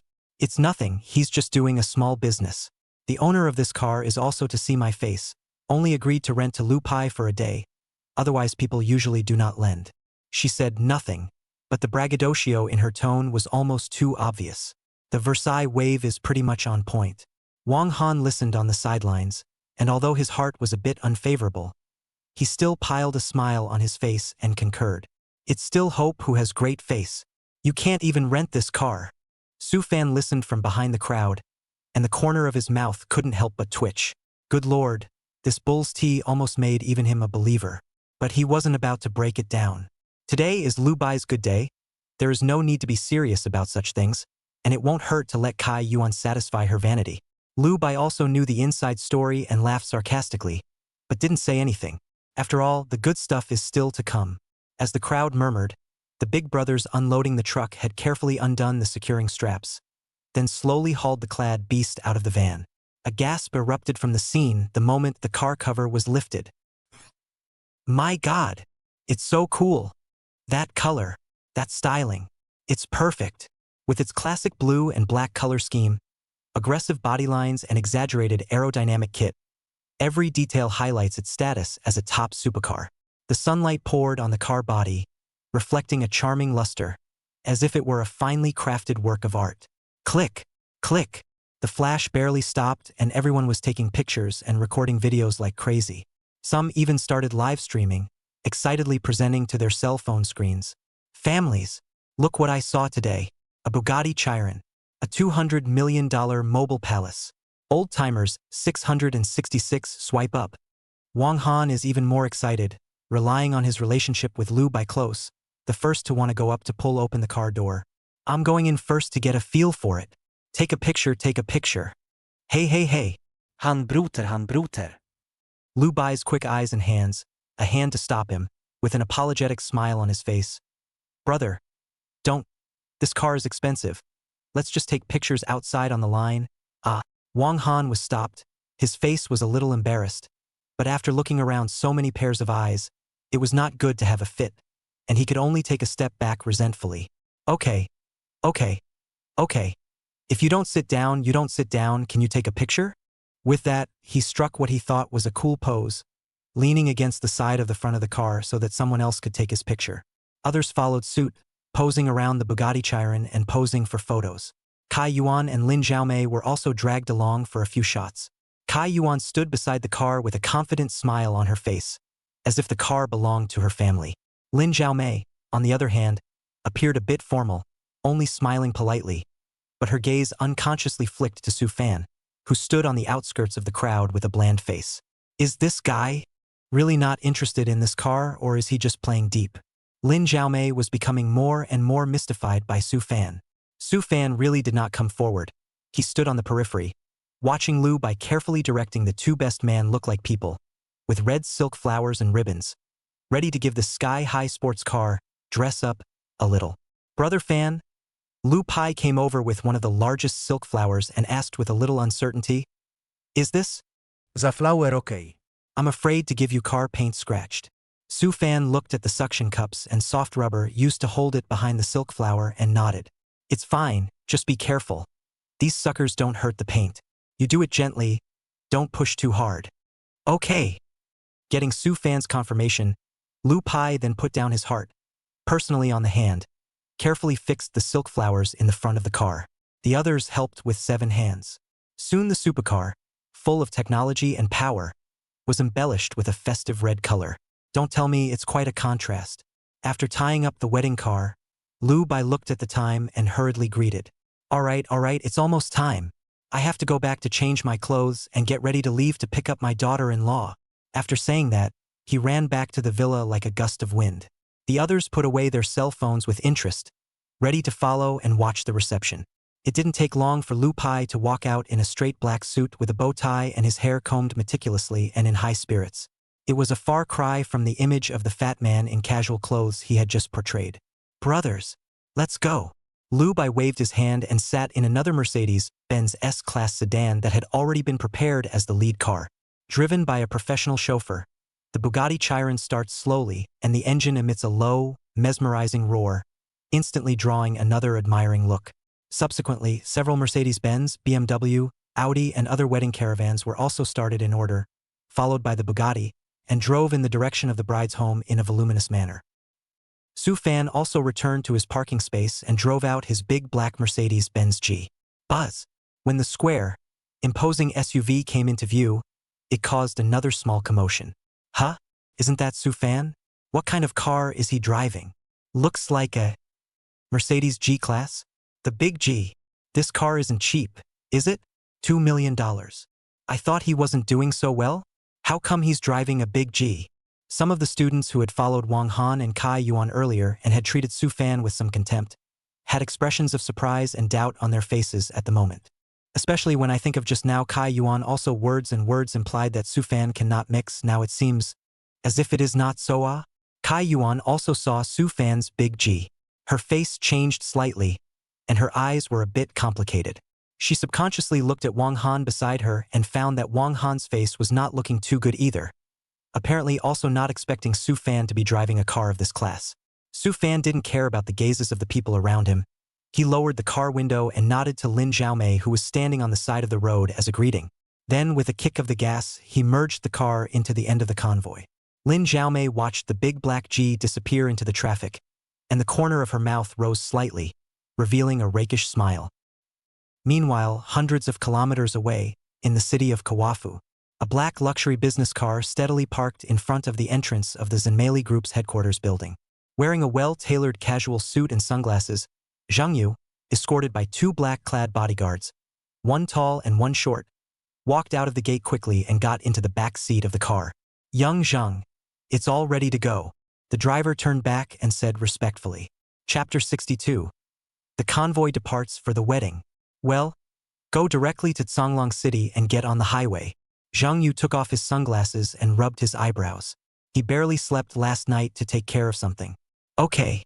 The business car started smoothly and soon merged into traffic. Zhang Yu leaned back on the wide and comfortable seat, took out his cell phone, tapped WeChat, found Su Fan's avatar, and sent a message over. Brother Fan, I'm off. I'll be in Songlong about this afternoon. After sending it, he put the phone down, closed his eyes, and began to close them. This time, I went to Songlong City, besides attending Lu Bai's wedding. More importantly, to deal with Kai Yuan, along with Su Fan. Su Fan just put the big G into the fleet. Not yet had time to feel the taste of being surrounded by a lot of luxury cars. The phone, ding-dong, rang. He touched it out and looked at it. Ooh, it was a Weibo message from his mom Su Xiaoqiao. Tap on. Su Xiaoqiao. Son, that sock you bought for me and your father, I'm wearing it. Why do I feel that the heel piece seems to be less dry, as if it's really as God as you said? Su Fan looked at the message and the corner of his mouth couldn't help but twitch. His fingers flew across the screen. That's a must. Can I still lie to you? High-tech products that specialize in nourishing the skin. Wear them consistently for better results. Not more than a few seconds later, the mom came back, and the content made Su Fan almost throw the phone out. Su Xiaoqiao. Well, then your father and I will wear them first. By the way, son, these socks are quite expensive, aren't they? If you want to sell them in the future, remember to tell us in advance. We'll wash and iron them for you, fold them up, and make sure they're as good as new, so they won't affect your sales. Pfft. Su Fan didn't hold back and almost spewed out laughing. My own mom, hey, isn't your frugal spirit a little too far ahead of its time? And you wash and iron them and sell them as new? What do you think this is? Used platform heirlooms? He forced a laugh and returned a crying expression, then hurriedly changed the subject. Mom, did you and my dad make it over to the bride's house? Sue embroidery coquettishly. It's early. Your Uncle Lou and his family have a lot of relatives, so we came over to help greet them. How about you? Did you follow the convoy? Su Fan. Followed at the end of the line, will be there soon. Su Xiaoqiao. Okay. Then you take care of yourself, see you later. After the end of the business negotiation with the mother, Su Fan saw the following unread message. Is Zhang Yu sent? Brother Fan, I'm off. I'll be in Songlong about this afternoon. Su Fan thought for a moment and replied, Okay. Be safe on the road. The wedding ceremony is estimated to end at noon, and we'll meet at the entrance of the Villa Mansion neighborhood at around 1 p.m. I'll send you a locator at that time. Wanshou Villa Community is Lu Pai new bridal quarters, but also Su Fan is ready to give his parents retirement villa community. Only in one place, but a residential building and a detached house, and the surrounding scenery is very different. Zhang Yu replied back in seconds, Roger, Brother Fan. Done. Su Fan put away his cell phone and returned his attention to the convoy. The Bugatti Chiron was at the front of the road, and the low engine sound could be faintly heard from several cars away. It's like a walking hormone, constantly attracting the attention of passers-by, followed by a trail of Mercedes, BMWs, and Audis, all of which are also worth a lot of money. Su Fan drove his big G, following nonchalantly at the end of the convoy. Although it's the tail end of the team, the square, hardcore styling stands out even in a sea of clean sedans and sports cars. He pondered in his heart, Lu Bai, this guy, in order to get married, really put down blood money. This convoy, not to mention in Songlong City, even if it was put into the provincial capital, it would be quite explosive. It didn't take long for the convoy to arrive in the neighborhood where the bride, Li Xiaolin's house, was located. It's an old neighborhood that looks a little older, but it's extra busy today. Balloons and ribbons were hung at the entrance of the district, and many neighbors and passers-by gathered at the curb, holding their cell phones and snapping pictures of the luxury motorcade. I'll go. Whose family is getting married here? Such a big show. The lead car is a Bugatti, right? My God. Tens of millions of dollars. The ones in the back are all luxury cars too. Mercedes-Benz, BMW, Audi, and a big G. When did Songlong City have such an awesome wedding caravan? The murmurs rose and fell, filled with envy and awe. The convoy slowly drove into the neighborhood and stopped underneath Li Xiaolin's house. Brothers, prepare to charge. Lu Bai jumped down from the Mercedes-Benz S-Class, straightened his suit and bow tie, and waved his hand in a spirited manner. Su Fan also hurriedly parked his car and met up with a group of brothers from the best man's group. It's not that easy to get married. The bride's group of girlfriends had been waiting in tight formation, blocking the entrance to the flat. Want to pick up our Xiaolin? It's not that easy. Red packet.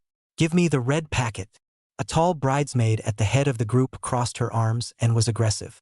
Lu Bai hemmed and hawed, prepared for this, pulling out a large pile of red envelopes from his arms and handing them to Su Fan. Fanzi, it's up to you. You're our trailblazer. Su Fan took the red packet and cried and laughed. So I'm the best man to spread money, right? His mouth sputtered, but his movements were not slow. He squeezed his way to the front, a smile piled on his face. All the beautiful sisters, please do me a favor and raise your hand. The groom can't wait. There's a big red packet. With that, he slipped red envelopes into the hands of the bridesmaids. Gee, how can this be good? Well, this thickness is okay. Next. The bridesmaids made a few token excuses, and then started inspecting the goods with smiles on their faces. The first door, red bag opening, went through without a hitch. However, this is only the beginning. After entering the building, there is a second door, a third door. Each door has a different barrier. There were requests for the groom to sing, for push-ups, and for a pledge to be read.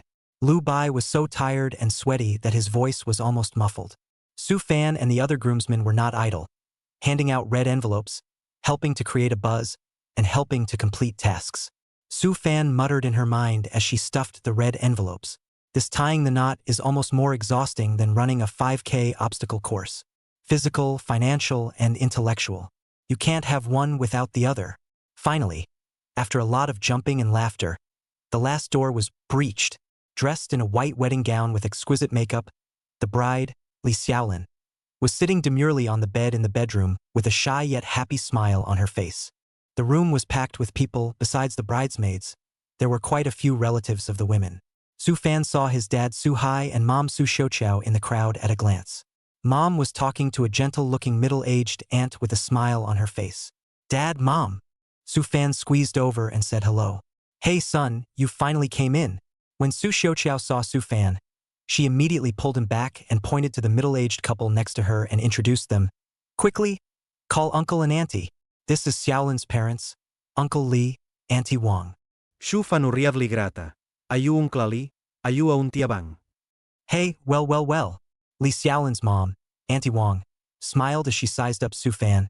I've heard my in-law's mother talk about you for a long time, and you're really a talented man. Next to him, Uncle Li, Li Chuan, Li Xiaolin's father, also smiled and nodded. He looked to be in his late 50s, of medium build, wearing a dark jacket with a kind face, but with a calm and experienced look in his eyes. Su Hai patted Su Fan's shoulder and said to Li Chuan, Old Li, this is my son, Su Fan. Then he said to Su Fan, Fanzi, your Uncle Li and I have been old friends for decades. We've grown up together since we were wearing crotch pants. Chapter 63 Wedding Scene, Spitting Hotel? Huh? Really? Su Fan was a bit surprised. Not realizing that there was this relationship, he hurriedly called out again, Uncle Li. Li Chuan laughed and patted Su Fan's arm. Good boy, as spirited as your father when he was young. No need to be so polite, we'll all be family from now on. Su Fan noticed that Li Chuan's fingers were thick-boned, with a layer of thin calluses on the belly of his fingers, not like an ordinary office sitter. Su Xiaoqiao added from the side, Your Uncle Li is a great expert. He knows a lot about those old objects, especially ancient wooden furniture. The family has a lot of good things in their collection. Oh! Su Fan's eyes lit up. Although he didn't know much about antiques, he accepted some paintings, porcelain, and the like in the things that the system could replace. It would be great to have someone who knows what they are doing to ask for advice. Uncle Li still likes antique furniture? Su Fan asked smoothly. Li Chuan smiled and waved his hand. Oh, talk about no expert. Is their own blind pondering. Like those old ancestors passed down the craft just. He paused, a mysterious glint flashed in his eyes. By the way, when the wedding is done, I do have something important to do. It concerns some old objects, and I might be able to let all of you have a long time to see it at that time. But there's no hurry now to sell a secret. Let's do the children's wedding first. Something important, to see the world. Su Fan was a little curious in his heart, but looking at Li Chuan's appearance, it was clear that he did not intend to go into details right now, so he did not pursue the matter. The house is in an uproar, looking for wedding shoes, giving tea to the in-laws, taking group photos. Various processes are carried out in an orderly manner. Su Fan, as the best man, was involved throughout the whole process, helping to pass things at one time, helping to maintain order at another, and occasionally dealing with the good-natured jokes of the bridesmaids. After about an hour or so of fooling around, the auspicious time had come. Lu Bai carefully picked up the beautiful bride Li Xiaolin from the bed amidst the crowds and cheers. "Oh, the bride carries away. Go, groomsmen. Give me a kiss. Give me a kiss." There was a lot of uproar and blessings. Lu Bai hugged Li Xiaolin with a happy smile on his face. As he walked steadily towards the outside step by step, the crowd flanked the newlyweds as they descended the stairs, and the sound of firecrackers was once again deafening. The bride was carefully helped into the lead car, the Bugatti Chiron, and Lu Bai followed. Then the groomsmen and bridesmaids, family and friends from both sides, got into their respective cars. Su Fan got back into his big G and started the engine. Buzz! He followed the convoy as it slowly drove away from the festive old neighborhood. On the way back, the convoy was still the center of attention. Many passers-by took out their cell phones to take pictures, and some even followed along in their cars. Soon, the news of Songlong City surprised 10 million Bugatti wedding caravan, spread on local social media and short video platforms. Various photos and videos were frantically reposted and commented on. Trenchless. Whose young master is this getting married? The Bugatti is leading the way, followed by all the luxury cars. It's a great lineup. I saw it on the road today. The sound, it was so soulful. Confirmation that it's a marriage I can't afford. This is definitely the most trenchant wedding caravan ever in our Songlong City, right? There's no one. Lu Pai's wedding, before the official start, has been relying on this king bomb level wedding caravan in Songlong City, a hit by the good people as Songlong City's most trench wedding caravan. The wind for a moment. The caravan was as voluminous as a long dragon, finally arriving at the Rodman Hotel, the venue for the wedding. This hotel was famous in Songlong City, not because it was so luxurious and modern. Quite the contrary, it is known for its rich classical Chinese style. Flying eaves and arches, carved beams and painted buildings, two mighty stone lions at the entrance, all revealing a heavy sense of history. The Bugatti Chiron in the lead steadily came to a halt. The red carpet had already been laid out in front of the hotel, and 2 rows of Cheongsam-clad welcoming ladies were all smiles. Lu Bai got out of the car first and carefully invited Li Xiaolin out of the car. "Ooh, this hotel is a bit old, isn't it?"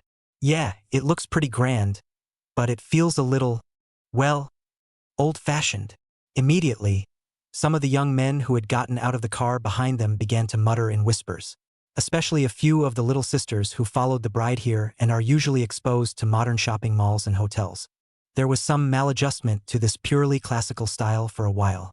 Su Fan parked his big G and walked over as well, just in time to hear the murmurings. He looked up at the hotel's plaque. The 3 gilt characters Rodman were strong and powerful. Together with the ancient architecture, it had a unique flavor. Personally, he thought it was quite distinctive, much better than the cookie-cutter glass-walled hotels. "Old-fashioned? I think it's all right, quite cultured," Su Fan said casually. As soon as he spoke, a slightly shrill female voice rang out. "A cultural heritage? Su Fan, when did this aesthetic of yours become so retro?" Su Fan twisted his head to see, get this, an acquaintance Kai Yuan. She wore a champagne-colored bridesmaid dress today. Her makeup was exquisite, and she stood in the middle of several similarly dressed girls, appearing deliberate. Beside her stood a young man in a suit with slicked back hair. Su Fan has some impression. Seems to be called Wang Han. Used to follow Kai Yuan's ass when she was studying. I've always been aesthetically diverse. Su Fan responde Laiti. There's really nothing to talk about with an ex-girlfriend, especially on an occasion like this. Wang Han obviously wanted to show off in front of Kai Yuan and immediately interjected. Yuan is right. This hotel's decoration style is indeed too outdated. Look at the wooden pillars and the carvings. It feels like a guest house from the last century. Who does this anymore? It's rustic and expensive, and I don't know what this hotel owner thinks. He looked as if he was some kind of design guru as he was pointing the way. Hearing this, Kai Yuan immediately agreed. That's right. I heard that this hotel seems to have some official background. TSK, how much taxpayers' money did this cost? To engage in this kind of face-saving project, it's really... When she said this, A few unidentified students next to her nodded along. Yeah, it doesn't look cheap. I guess it's to receive some kind of leader? Typical formalism. For a while, there was a lot of criticism of the hotel, as if they could not show their advanced aesthetics and independent thinking without a few words of criticism. Su Fan frowned, thinking that these people were really idle. It's none of your business what the hotel's style is. Besides, what do you know? Just then, a deep and calm voice with obvious displeasure rang out. Oh? A few of you seem to have strong opinions about our Rodman Hotel in Songlong City. The crowd looked at the sound, only to see the bride's father, Li Chuan, at some point standing not far away, his face a little gloomy. He had just been busy greeting his relatives and had just come over to hear the harsh comments. When Kai Yuan and Wang Han and the others saw that it was the bride's father, they were a bit embarrassed and snapped their mouths shut. Chapter 64. Li Chuan spoke. Too relieved, Li Chuan swept his gaze over the few of them and finally landed on Kai Yuan and Wang Han, who were talking the most vigorously, and slowly opened his mouth.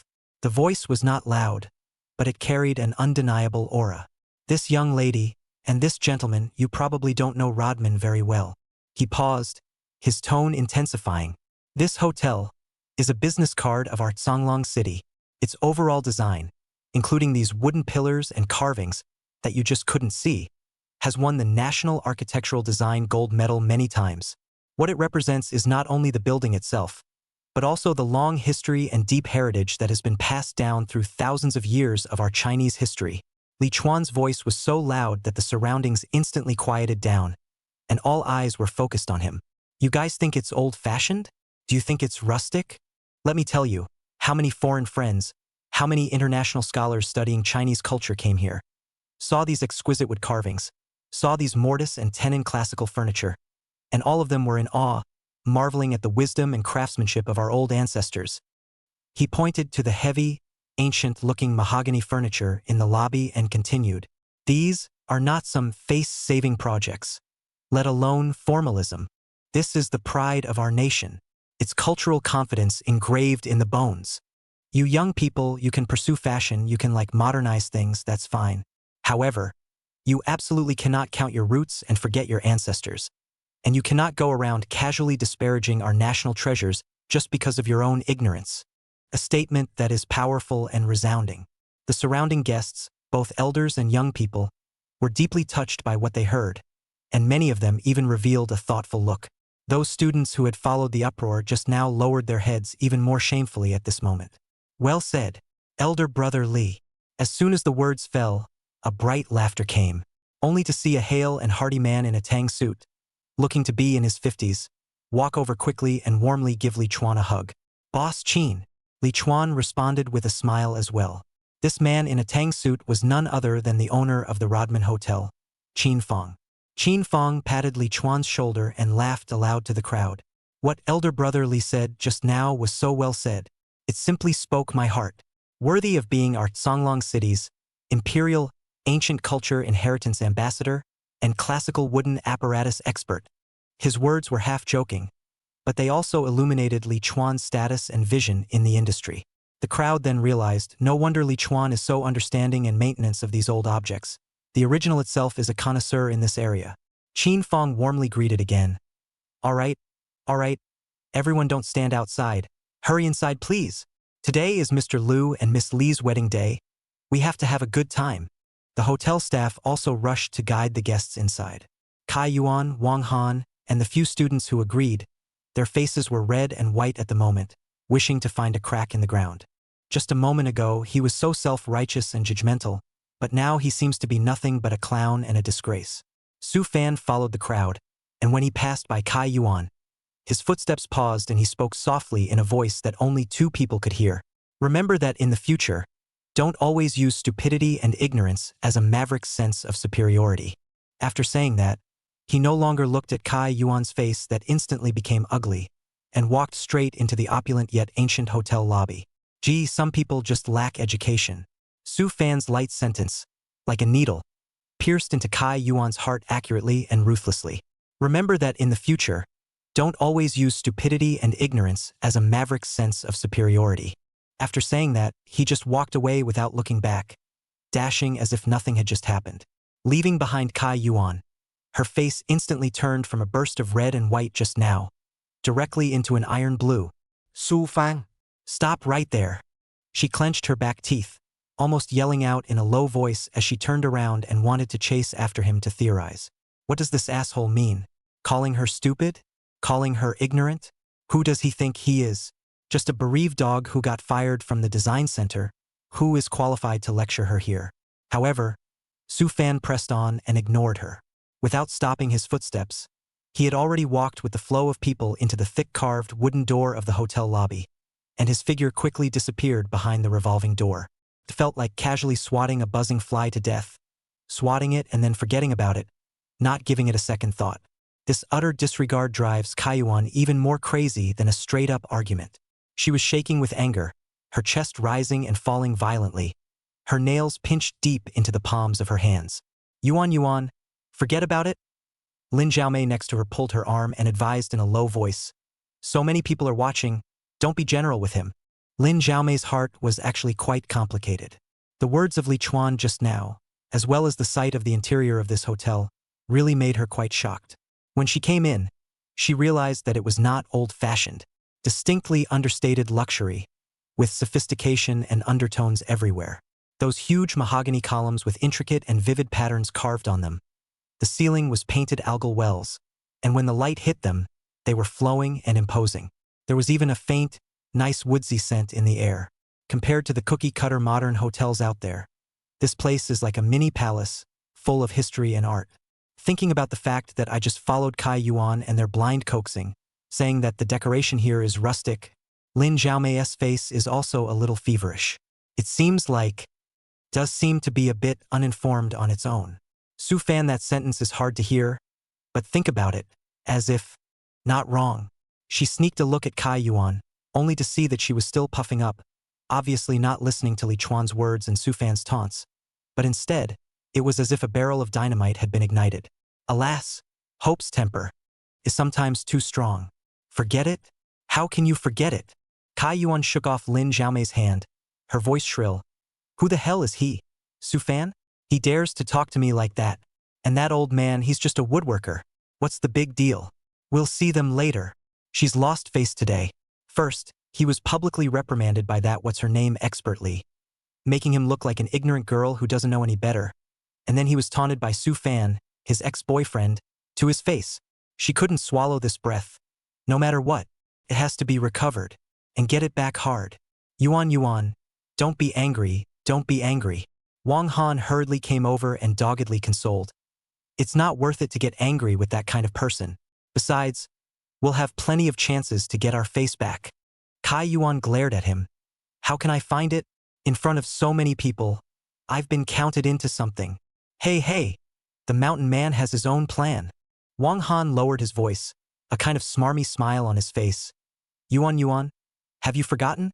Don't we still have to take everyone on a tour of that house this afternoon? Kai Yuan froze. You mean, that luxury villa decorated with $100 million? Right. Wang Han's eyes glowed. Think about it. How luxuriously decorated is that house? How design-oriented it is. When we have dinner later, or when we visit in the afternoon, let's properly introduce that house. Focus on the fact that many of the design concepts of this house were adopted from your suggestions. It can even be said that you took the lead in modifying the design program. Sayuan's eyes slowly lit up. Chapter 65, Wedding Scene at Each Other's Throats? Wang Han continued to add oil and vinegar. You think, that house, masterly so love classical culture, must have also gone to sea, may also be quite proud of it. When the time comes, let's take all the credit on you, and say that you're so young and have such an insight into modern architectural design, and have good taste, much better than some people who only know about old antiques. At that time, everyone will definitely be impressed with you. That Li Chuan, when he hears this, can his face hold it? Didn't he just lecture us on our lack of appreciation? Let's show him who really understands design. Maybe, when he feels guilty, he'll have to apologize to you in turn. Right? Kai Yuan came to a realization, the anger on her face gradually replaced by excitement. You're right. Let's do it like this. I want everyone to know that I, Kai Yuan, am not without taste. I just can't appreciate those old-fashioned things. I'm the connoisseur of modern and fashionable things. The more she thought about it, the more she felt that this idea was simply wonderful. Not only could she save face, but she could also secretly hit that Li Chuan in the face. It was like killing two birds with one stone. When the time comes, let's see who dares to underestimate her. What about Su Fan. Kai Yuan remembered Su Fan's cloudy face and hated it again. That bastard can't just let it go either. Is it not easy to clean him up? Wang Han bristled in disdain. Yuan, have you forgotten? We're in Chuanfu City now. Whose territory is this? With Mr. Zhang here, why would we be afraid of a foreigner? He's jumping up and down now, but when the wedding is over, we'll have plenty of ways to make him cry. Well, you're right. Kai Yuan nodded, feeling slightly more comfortable. Yes, we can't be in a hurry. It's not too late for a gentleman to take revenge, not to mention that it won't take 10 years. Su Fan this account. First write down, wait for the free hand and then slowly calculate. She calmed down a little, and only then did she notice that Lin Xiaomei next to her hadn't been saying much, and seemed extraordinarily quiet. Xiaomei, what do you think? Wang Han is a good idea, right? Kai Yuan asked. Lin Xiaomei froze for a moment when she was named, then smiled somewhat unnaturally. Huh? Oh. Pretty good. In her heart, she didn't really approve. Isn't this a lie to take someone else's design work on yourself? And at someone's wedding, is that really a good idea? Wouldn't it be even more humiliating if it was broken up? But looking at Kai Yuan and Wang Han's excitement, she couldn't directly pour cold water on them and could only vaguely cope. I have a bit of an upset stomach, so I'm going to the restroom first. Lin Xiaomei found an excuse to temporarily break away from this small group that made her feel less comfortable. Looking at the back of Lin Xiaomei hurriedly left, Kai Yuan did not think too much. Attention quickly returned to the plan of how to stun the whole scene. At this point, some of the students who had already walked into the lobby and were guided to their seats by the staff began to say hello. Hey, shouldn't we go along for the ride? A male student shouted. Yes, send the gift first. Go. Which way is the accounts table? Everyone was up and ready to go to the check-in table set up at the hotel to deliver the red envelopes. Huh? Where's Su Fan? Someone suddenly realized that someone was missing. I saw him follow the crowd in just now. How come he's gone in a flash? Probably went to the bathroom? Let's not wait for him, let's go first. Kai Yuan and Wang Han glanced at each other and coldly grunted in their hearts. It's better to fall into the toilet and drown, so as not to be an eyesore. Just as everyone was preparing to move, Su Fan's figure leisurely walked over from the direction of the accounts table near the door. There was also a cell phone in his hand, as if he had just finished operating something. He walked right up to these tables that his classmates had reserved and sat down on his butt before speaking slowly. Okay. No need to look around. I've already scouted the way for you. He pointed in the direction of the ledger table. Over there, cash sweeping code can be, Alipay WeChat can be, it's quite convenient. Just write your name clearly. Go over there yourself. After saying that, he picked up the menu on the table and studied it to himself, as if he had just gone to do a trivial and insignificant thing. Students. This guy, when did he go over there? He's moving too fast. Moreover, this tone, this posture, how to feel like he is one of the organizers of this wedding, as if he is arranging the flow for everyone. Several students looked at each other, then silently got up and walked in the direction Su Fan pointed. Well, now that we've explored the road, let's go to and pay up. Kai Yuan looked at Su Fan's calm and self-contained appearance. The fire that had just been suppressed, miso, came up again. This guy, he always manages to steal the limelight without even realizing it. Damn it. All right, now that the road has been explored, let's not dawdle, big guy. A few students gave each other a wink, silently got up, and walked towards the direction Su Fan had just pointed to the account table with the red cloth covered with sign in books. It's only natural that you have to pay your dues, whether it's sooner or later. Kai Yuan looked at the back of the departure of the few students, and then look at the steady as a mountain sitting there, has begun to study the menu of which dish is more hard. Su Fan, the heart of the fire that has just been forcibly suppressed, miso, a burst of up to 3 feet high again. This guy, what's going on? It always manages to steal everyone's attention on such seemingly insignificant occasions in a cloudy way. Just now it was obvious that the group of them were ready to go along with the gift, but it turned out that he beat them to it, and made it seem as if he was the organizer showing everyone the way. Abominable. What an abomination. Just as Kai Yuan secretly gritted her teeth, Wang Han next to her also looked at Su Fan with extreme displeasure. He was already holding a grudge because he had been disliked by Su Fan a few times before. Now look at Su Fan, this kind of everyone is drunk and I am awake alone pretentious style, is even more angry. Yo, Su Fan.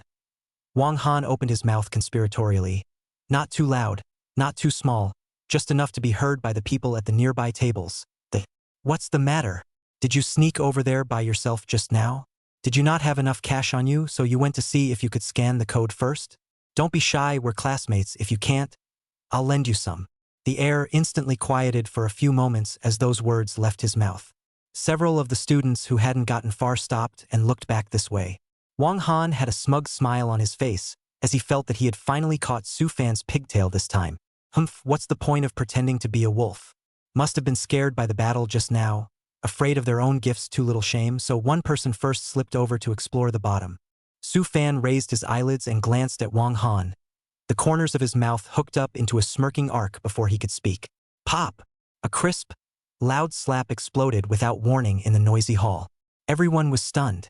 Wang Han covered the left side of his face that was instantly red and swollen and looked at the person in front of him incredulously. The person who hit him was surprisingly Lin Xiaomei. Lin Xiaomei, who had just run away with the excuse of having an upset stomach, had returned at some point. Her pretty face was frosty, her almond eyes were round, and her chest was slightly heaving from anger. Wang Han. Watch your mouth. Lin Xiaomei's voice was not loud, but it carried an unquestionable anger. What about Su Fan? Is it your turn to talk about it here? To talk about it in a weird way? Don't you have any idea of your own behavior? Wang Han was dumbfounded and furious. Lin Xiaomei, are you ing crazy? You hit me? For this piece of you hit me. Waste. Lin Xiaomei sneered. I think you're the real waste. Other than looking down on others based on your family's money, what else can you do? Su Fan, no matter what, is still 100 times better than you. This sudden turn of events left everyone dumbfounded. Chapter 66, $20,000 in gift money to amaze the whole audience. What's the situation? Kai Yuan also froze as she opened her mouth to say something. However, looking at Lin Xiaomei, who was furious as if she wanted to eat someone, and then looking at Wang Han, who was covering his face and was shocked and furious, he finally just frowned tightly, glanced at Su Fan with complicated eyes and did not say anything. She was quite upset about it. On the one hand, she felt that Wang Han did speak excessively and was a bit humiliated. But on the other hand, Lin Xiaomei's reaction was too intense, wasn't it? Slapping Wang Han in public for Su Fan? When did they get so close? Su Fan, on the other hand, remained calm and even watched the farce in front of him with interest, as if he were an outsider. This melon is a bit of fun to eat. The surrounding students were even more afraid to let out their breath, pretending to look at the ceiling, the carpet, and the menu, but they just didn't dare to look at the three people in the center of this storm. What's going on here? Classmates' wedding scene. First a few people secretly competing with each other to climb, and now staged girlfriends for a friend's ex-boyfriend angrily slapped their own object of the drama? There's so much information that the CPU is a little dry burned. Wang Han was scolded by Lin Xiaomei and his face turned green and white for a while, especially being slapped by a girl in front of so many classmates. It was simply a strange shame. He pointed at Lin Xiaomei, his fingers shaking. You! Who the hell are you, the object of this? You wait for me! Putting down his harsh words, he felt a hot pain on his face, and lost all his face. It would be a self-inflicted humiliation to stay any longer. He glared fiercely at Su Fan, turned around and wanted to leave. Wait! Just then, a male student who had made his way to the ledger table suddenly shouted. He just happened to see the name and amount on the sign and book, and turned back with a shocked face, looking at Wang Han and then at Su Fan with an odd expression. Wang Han's footsteps lurched and he turned back impatiently. What for? The male student gulped, pointed in the direction of the accounts table, then pointed at Su Fan and stammered. Wang Han. You? Didn't you just ask Su Fan how much she came with? Wang Han's heart thumped with a sense of foreboding, but he still stalked on. Yeah, what's the matter? Isn't he broke? No money? The male student's voice rose an octave as if he had heard some great joke. Who says he doesn't have any money? At this time, an old gentleman with white hair who was responsible for keeping the books and collecting the gifts, probably heard the argument over here, also raised his head, held up his presbyopic glasses, and said slowly but clearly in Wang Han's direction. That Mr. Su Fan, right? Just came over to scan the code to pay. came with $20,000. 2 million. These two words were like a flat thunderstorm, instantly blowing up the entire room. Everyone's eyes swished and focused on Su Fan. 20,000? You're kidding. Most of the students who came to the wedding today have pretty good families. But with the gift is basically 2,000 at the bottom, the relationship is particularly good may be given to 5,000 or 8,000, tens of thousands of rare. Su Fan, the guy who everyone thought had an ordinary family and an average job, went along with 20,000? This is not scientific. Where did he get that kind of money? Did it take months of paychecks? Or is he actually a hidden dirtbag? Wang Han was completely dumbfounded, and the expression on his face looked like he had swallowed 100 flies. From red to white and back again. It's wonderful. He just mocked someone for not having any money, and then they turn around and throw out $20,000? This face slapping hurt even more than that slap from Lin Xiaomei. It hurt to the core. He opened his mouth, trying to say something, but couldn't get a word out. It was like a lump of lead in his throat. The gazes cast by the surrounding students, some surprised, some probing, some mocking, and even more gloating, made him feel like he was stripped naked and thrown on the street, with no place to hide. Kai Yuan was also in shock and disbelief. 20,000? Sui Fan went with 20,000? She's been with him for so long. How come she didn't know he was so rich?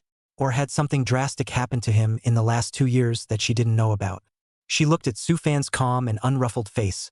Her heart was mixed, and an indescribable sense of loss spread quietly. And our protagonist Su Fan? It was as if he hadn't even heard the commotion over here, nor did he care about the crowd's astonished gazes. Just picking up his chopsticks, he took one of the peanuts on the table and threw it into his mouth, chewing slowly and nodding in passing. Well, these salt-baked peanuts taste good, with just the right amount of heat. Wang Han felt like his lungs were going to explode.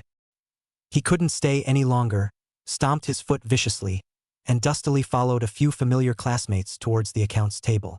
Just that back, how to penetrate a woeful and unwilling. Lin Xiaomei's heart was much more comfortable as she watched Wang Han get defeated. Who made him hang around Choi One all this time and question himself about who his boyfriend was? Why doesn't he weigh who his girlfriend is? With a cold snort, Lin Xiaomei walked to the empty seat next to Su Fan and sat down, but also did not talk to Su Fan. Just poured himself a cup of tea and sipped it with a puff of air. A small storm, thus the curtain fell for the time being on the impact of $20,000 of gift money. But the way the students looked at Su Fan had completely changed. The wedding ceremony went by the book.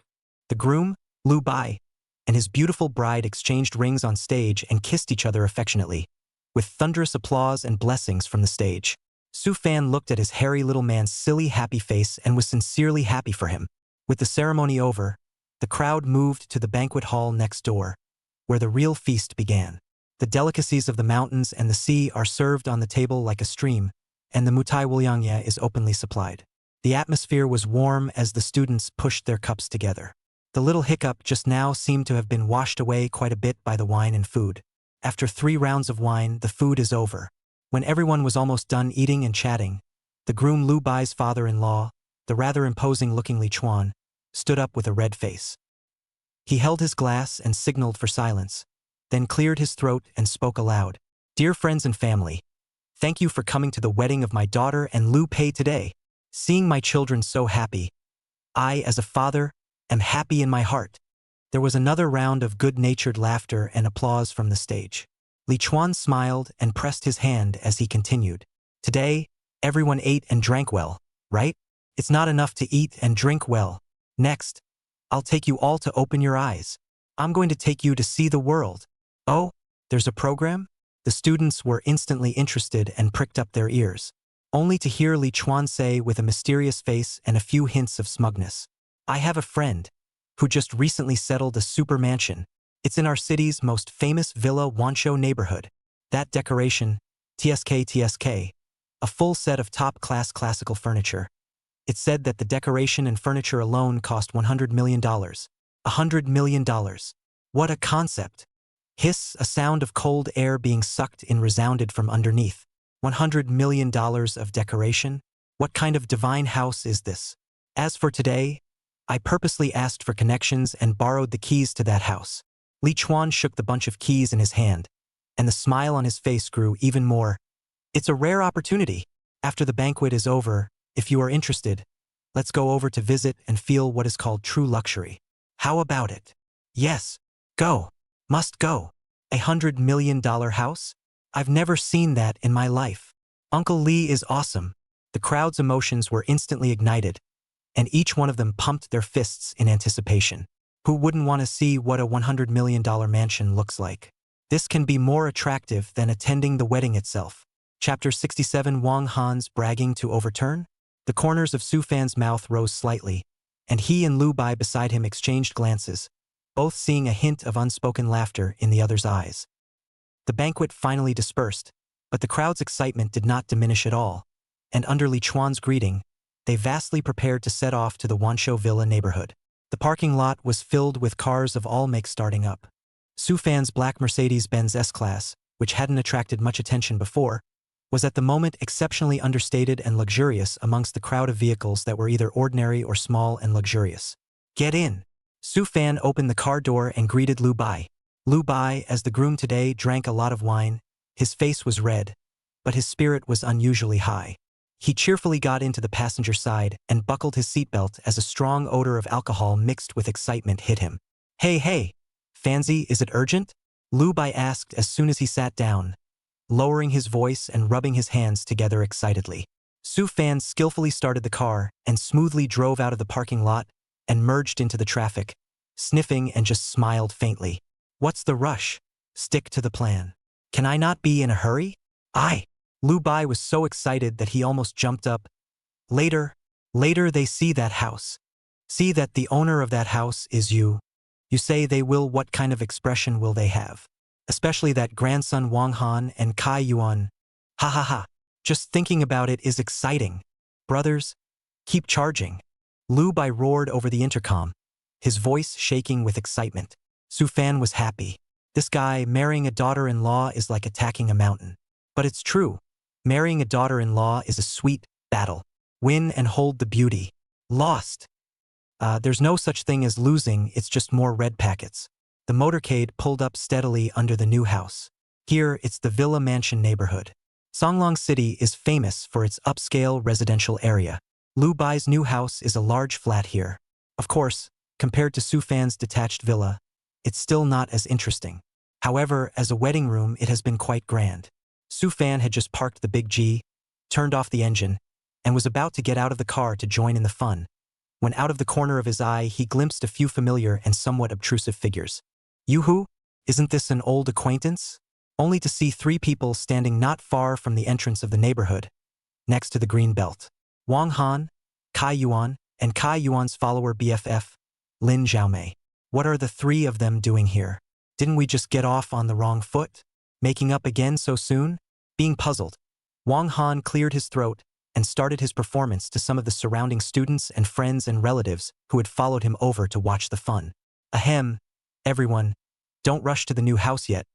All look here, look this way. He raised his volume to attract attention.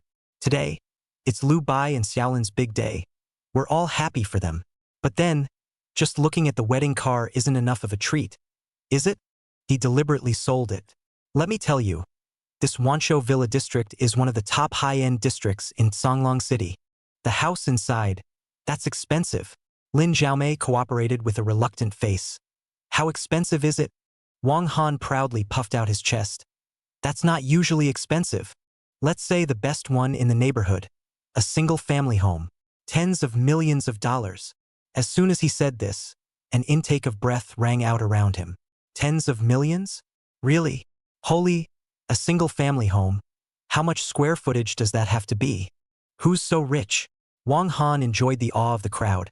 His eyes swept over Kai Yuan's face, and when he saw her expression of being honored, his heart was even more beautiful. He waved his hand. Far away, but near. That tens of millions of dollars of detached villa, which is less than 500 meters from here, belongs to my cousin Wang Chan. What? Your cousin? Wang Han, your cousin is so awesome? The exclamations got louder.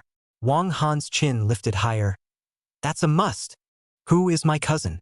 Young talent, the elite of the business world. He paused, looked into the eager eyes of the crowd, and threw out the bait. As it happens, my cousin was there today. I said hello to him. Take advantage of this festive energy and take everyone up there for an eye-opening tour. Well, want to go? Wanna go? Of course I want to go. A villa of tens of millions of dollars. Who wouldn't want to see it? The crowd immediately stirred, each one rubbing their fists, eager to rush in immediately. Kai Yuan also spoke at the right time, her voice carrying just the right hint of reserve and braggadocio. Yeah. Cousin Wang Han is very nice, he's just usually busy. Lin Jiaomei nodded her head like a dork next to her. Yes, yes, yes. Brother Wang Chun is super nice. And Yuan is very close to Wang Chun. The implication in those words caused many people to change the way they looked at Kai Yuan. To be on good terms with a business elite who lives in a tens of millions of dollars mansion, this Kai Yuan, is not simple. Su Fan stood on the outskirts of the crowd, holding his arms, and almost didn't laugh out loud. These two, it's a shame they don't go into comedy. One comic and one jokester, they work so well together. And tens of millions? And the detached house belongs to his cousin? How dare you blow it? However, Su Fan didn't poke him. When watching a movie, it is natural to let the actors perform to their heart's content. Only this time they have to touch the nail, simply messed with him. Su Fan okay. Clearly this invitation to see the house is the idea of the old man Li Chuan. He is good. While people to pick up the pro-home, students have not had time to enter the building. It is a direct hustle and bustle, but also with other people to grab a baby. We don't know what will happen if we really make a scene later. These guys are really going to lose face this time. Just then, a less than patient voice came from the back of the crowd. Wang Han. What's the point of dilly-dallying? The crowd turned around to see a young man in a casual suit, but with a few obvious irritations on his face, walking over. It was Wang Han's cousin, Wang Chun, with a key cupped in his hand. He originally didn't want to take care of Wang Han on this one. What tour of the mansion? Idle. Why should he give a tour of his client's mansion to this bunch of 8-bit hicks? But he couldn't help that Wang Han had rubbed it in on the phone half a day before and made a point of mentioning it. Cousin, Kai Yuan is coming too. She wants to see. You remember Kai Yuan, don't you? The one I told you about, the one whose family is related to Mr. Zheng. Mr. Yung. Only after hearing these two words did Wang Chun barely suppress his fire. Although he didn't think much of Wang Han's cousin, thinking that he was pompous and incompetent. But the Mr. Zheng he mentioned, he still has some ideas. If he could hook up with Mr. Zheng through Kai Yuan, it would definitely be a big boon to his family's business. So, for the sake of this potential face of Mr. Zheng, he endured. Isn't it just a tour of the house? It wouldn't hurt to show them, and it wouldn't hinder anything. Thinking of this, Wang Chen's face slightly slowed down, but his tone was still not very good. Okay. Here's the key. Hurry up if you want to see it. Don't delay. He handed the key to Wang Han. Wang Han hurriedly caught it, and his face opened up with a smile. Thank you, cousin. Cousin atmosphere. Then he immediately turned around and, like a general who had won a battle, waved his hand at the tour group. Brothers and sisters, welfare is here. Follow me. A group of people immediately followed with excitement, clustering around Wang Han and Kai Yuan, and walking towards the elevator entrance in a great hurry. That scene, if you didn't know, you'd think it was some kind of tour group. Su Fan looked at the gang's backs and shook his head. Chapter 68 Zhang Yu arrives. A good show begins. If it wasn't for the fact that the good part was still to come, deliberately lined up for Kai Yuan and the others, they really didn't want to bother with this group of people. Just as Wang Han and Kai Yuan were about to lead a group of spectators backward to visit the so-called multi-million villa mansion, Wang Han and Kai Yuan were about to lead a group of spectators backward to visit the so-called multi-million villa mansion. Wang Han and Kai Yuan were about to lead a group of spectators backward to visit the so-called multi-million villa mansion. Ding ding ding ding ding ding ding ding ding ding. Su Fan's cell phone suddenly rang. The crisp ringtone stood out in the slightly noisy environment. In the crowd, Wang Han and Kai Yuan and the others subconsciously glanced back. Su Fan pulled out his cell phone. The screen displayed an unfamiliar local number. Who is it? Sales call? It's not like that. A salesman is too dedicated to make a sales call at this hour. Isn't he? He hesitated, but pressed the answer button. Hello. On the other side of the phone, a respectful and somewhat eager voice immediately came. Hello? Brother Fan. From what you're saying, you didn't save my cell phone number. Brother Fan. This sound? Why does that sound familiar? Su Fan froze for a moment, his memory searching quickly. It seems like... Is the who? Yeah, it's not saved, your... Brother Fan. It's me, Zhang Yu. The voice on the other end of the line rose steeply, seemingly a million times more helpless and sad. Youngyu? Su Fan's eyes instantly lit up. You've arrived in Songlong? Su Fan confirmed. Here it is here. Zhang Yu adjusted his mind. Brother Fan, I just got off the highway, and the navigation says I'm already at the entrance of the Wanshou Villa neighborhood. Brother Fan, where are you? I'm not familiar with this place. Why don't I take the navigator over to you? You're in front of the neighborhood? That fast? Su Fan glanced at the front door of the villa, where Wang Han and Kai Yuan were gloating. A group of family, friends and classmates gathered around them, chattering, apparently still discussing the tens of millions of dollars of villas and mansions. He glanced to the side again. Wang Chun stood a little farther away, his hands in his pants pockets, and his face still had an impatient expression. But for the sake of the illusory face of Mr. Zheng, he still forced himself not to leave. Eyes met. Electricity. A brilliant, so-called shrimp pig heart plan, instantly molded in Su Fan's mind. Oh, I can't change my plans, but I can't help it if I fall asleep and someone brings me a pillow. And it's a golden pillow. Now that's a good show, even better. Su Fan's tone became relaxed and cheerful into the phone. Don't you move. Just wait for me in front of the neighborhood. I'll be right over to you. Okay. Brother Fan, you slow down. Not in a hurry. Zhang Yu answered in a loud voice. Hang up the phone. The smile on Su Fan's face grew even wider. He once again looked at Wang Han and Kai Yuan, who were still surrounded by the crowd at the entrance of the detached villa, enjoying the false glory. Come on. The show goes on. Never stop. I'll give you a big surprise later. A surprise that you'll never forget. At the same time, Lu Pai is happily assisting his daughter-in-law Li Xiaolin, followed by both parents, and entered the newly purchased wedding room. This large flat, but also Lu Pai parents' most of their life's work. Although it is not as good as Su Fan's trenchless single-family house. However, in Songlong City, it is also definitely considered to be the upper middle level, which is more than enough to be a wedding room. Dad, Mom, Dawn, you guys go ahead and sit down while I see where the students are. Lu Pai settles the bride down and turns his head. Just now there is also a large group of classmates and friends behind the caravan in great numbers. How come in the blink of an eye, everyone's gone? He was just wondering when his father-in-law, Li Chuan, had a sullen face and also realized that something was wrong. Little Lu where are those children? Don't be afraid that they've gotten separated, or that something has gone wrong. I figure that 80% of them were snubbed by that Wang Han kid. Lo bifeind ignorance. How can this work? Li Chuan frowned. Since the people are here to congratulate us, we have to send them back in a good way. In case something does happen, we won't be able to account for it. Go down and look. Lu Bai followed his father-in-law Li Chuan downstairs as if he was watching a good show. Sure enough, he saw that Wang Han was spitefully leading a large group of students who were preparing to enter Su Fan's villa. Li Chuan touched his pocket at this time, and his face became even more odd.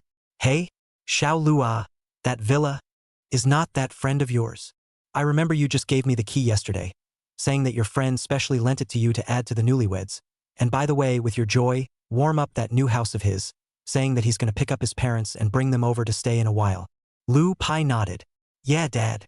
Li Chuan let out a hi-ya.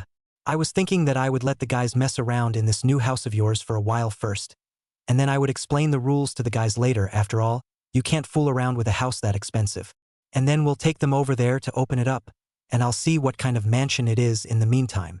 As a result of this, how did your classmates take people there directly? Is it hard to believe he owns that house? Li Chuan was flabbergasted. Lu Bai cried and laughed. Dad, where are you thinking? That house is owned by Su Fan. Fanzi never even bothered with Wang Han, let alone letting him bring anyone in. I heard Fanzi mention a word about it, as if it was Wang Han, which one of his relatives, who was involved in a part of the renovation work of that villa.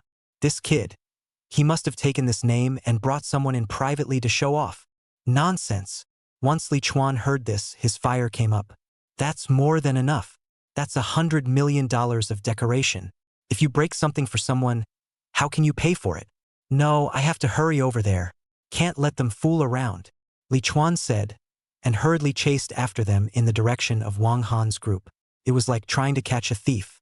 Lu Bai looked at the crowd. Su Fan was not there, but also afraid of any chaos, hurried to follow. Just after chasing out not more than a few steps, he saw Su Fan slinking back from the cell door side, with a bit of an inexplicable smile on his face. Sailor! Lu Bai hurriedly shouted. Li Chuan also stopped, panting and pointing in the direction that Wang Han and the others had left, and told Su Fan about the situation. After hearing this, Su Fan only smiled faintly, but a trace of realization flashed in his eyes. Uncle Li, don't be anxious or angry. This matter, to put it bluntly, it's still Kai Yuan pulling the strings at the back. Just watch the show in peace. Su Fan's tone was relaxed and casual, as if she had everything under control. Watching a play, Li Chuan first froze, and then his eyes turned. Looking at Su Fan's chesty look, he instantly tasted something.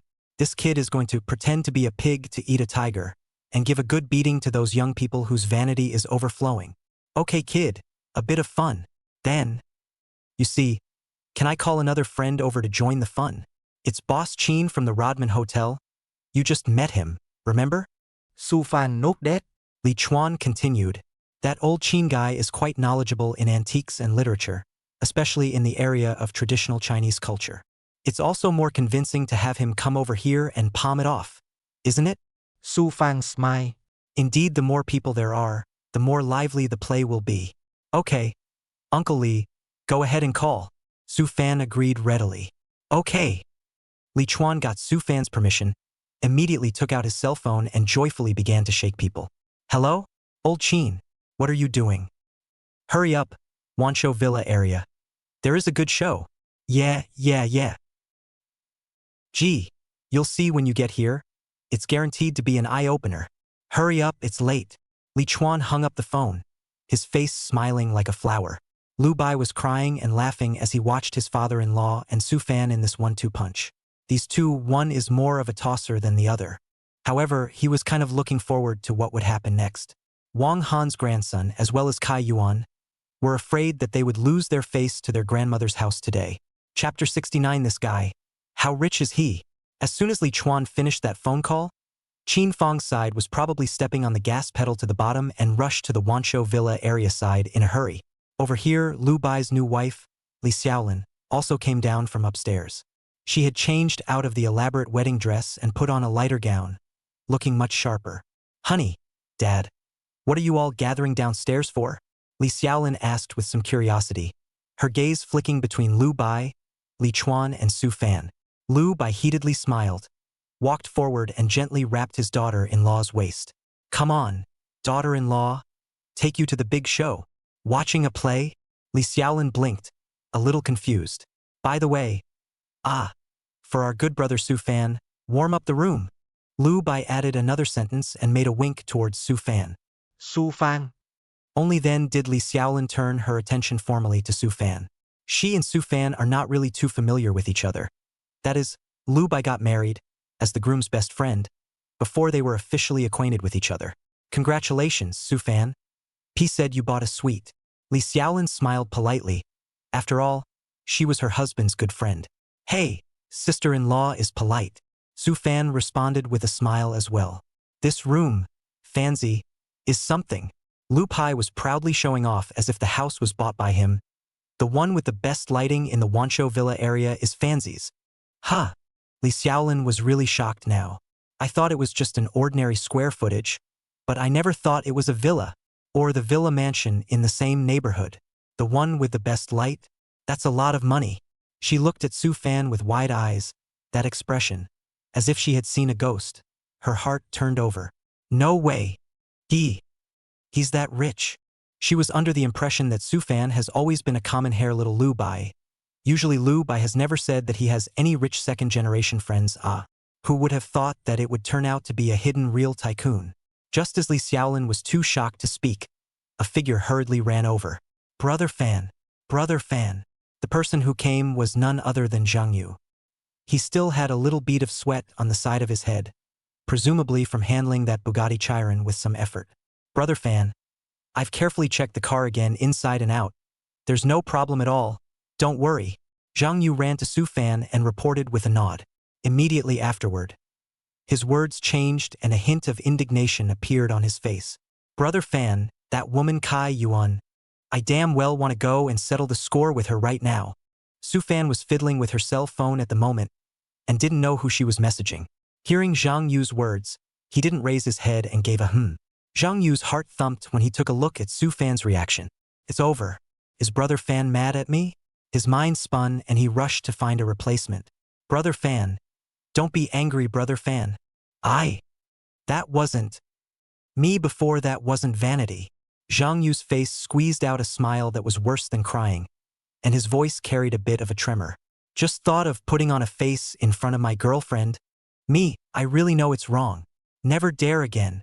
Only then did Su Fan put away his cell phone, raised his eyelids to look at him for a moment, and said faintly, I'm not mad.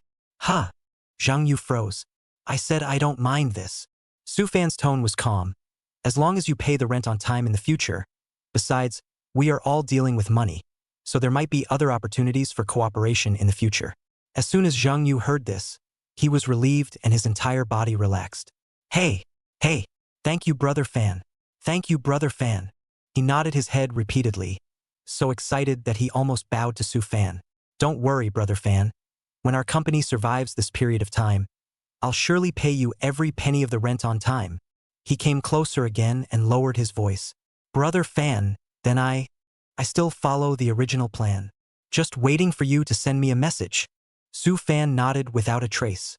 Well, why don't you go ahead and find a place nearby to eat and get some rest? Okay, then I'll wait for your news. Zhang Yu got the go-ahead and went off on his ass. Looking at Zhang Yu's departing back, Li Xiaolin was filled with questions.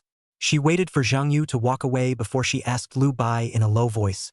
Honey, who is that guy? He's with Su Fan. Oh, him. He's the one who asked Fanzi to borrow the Bugatti to lend to Kai Yuan.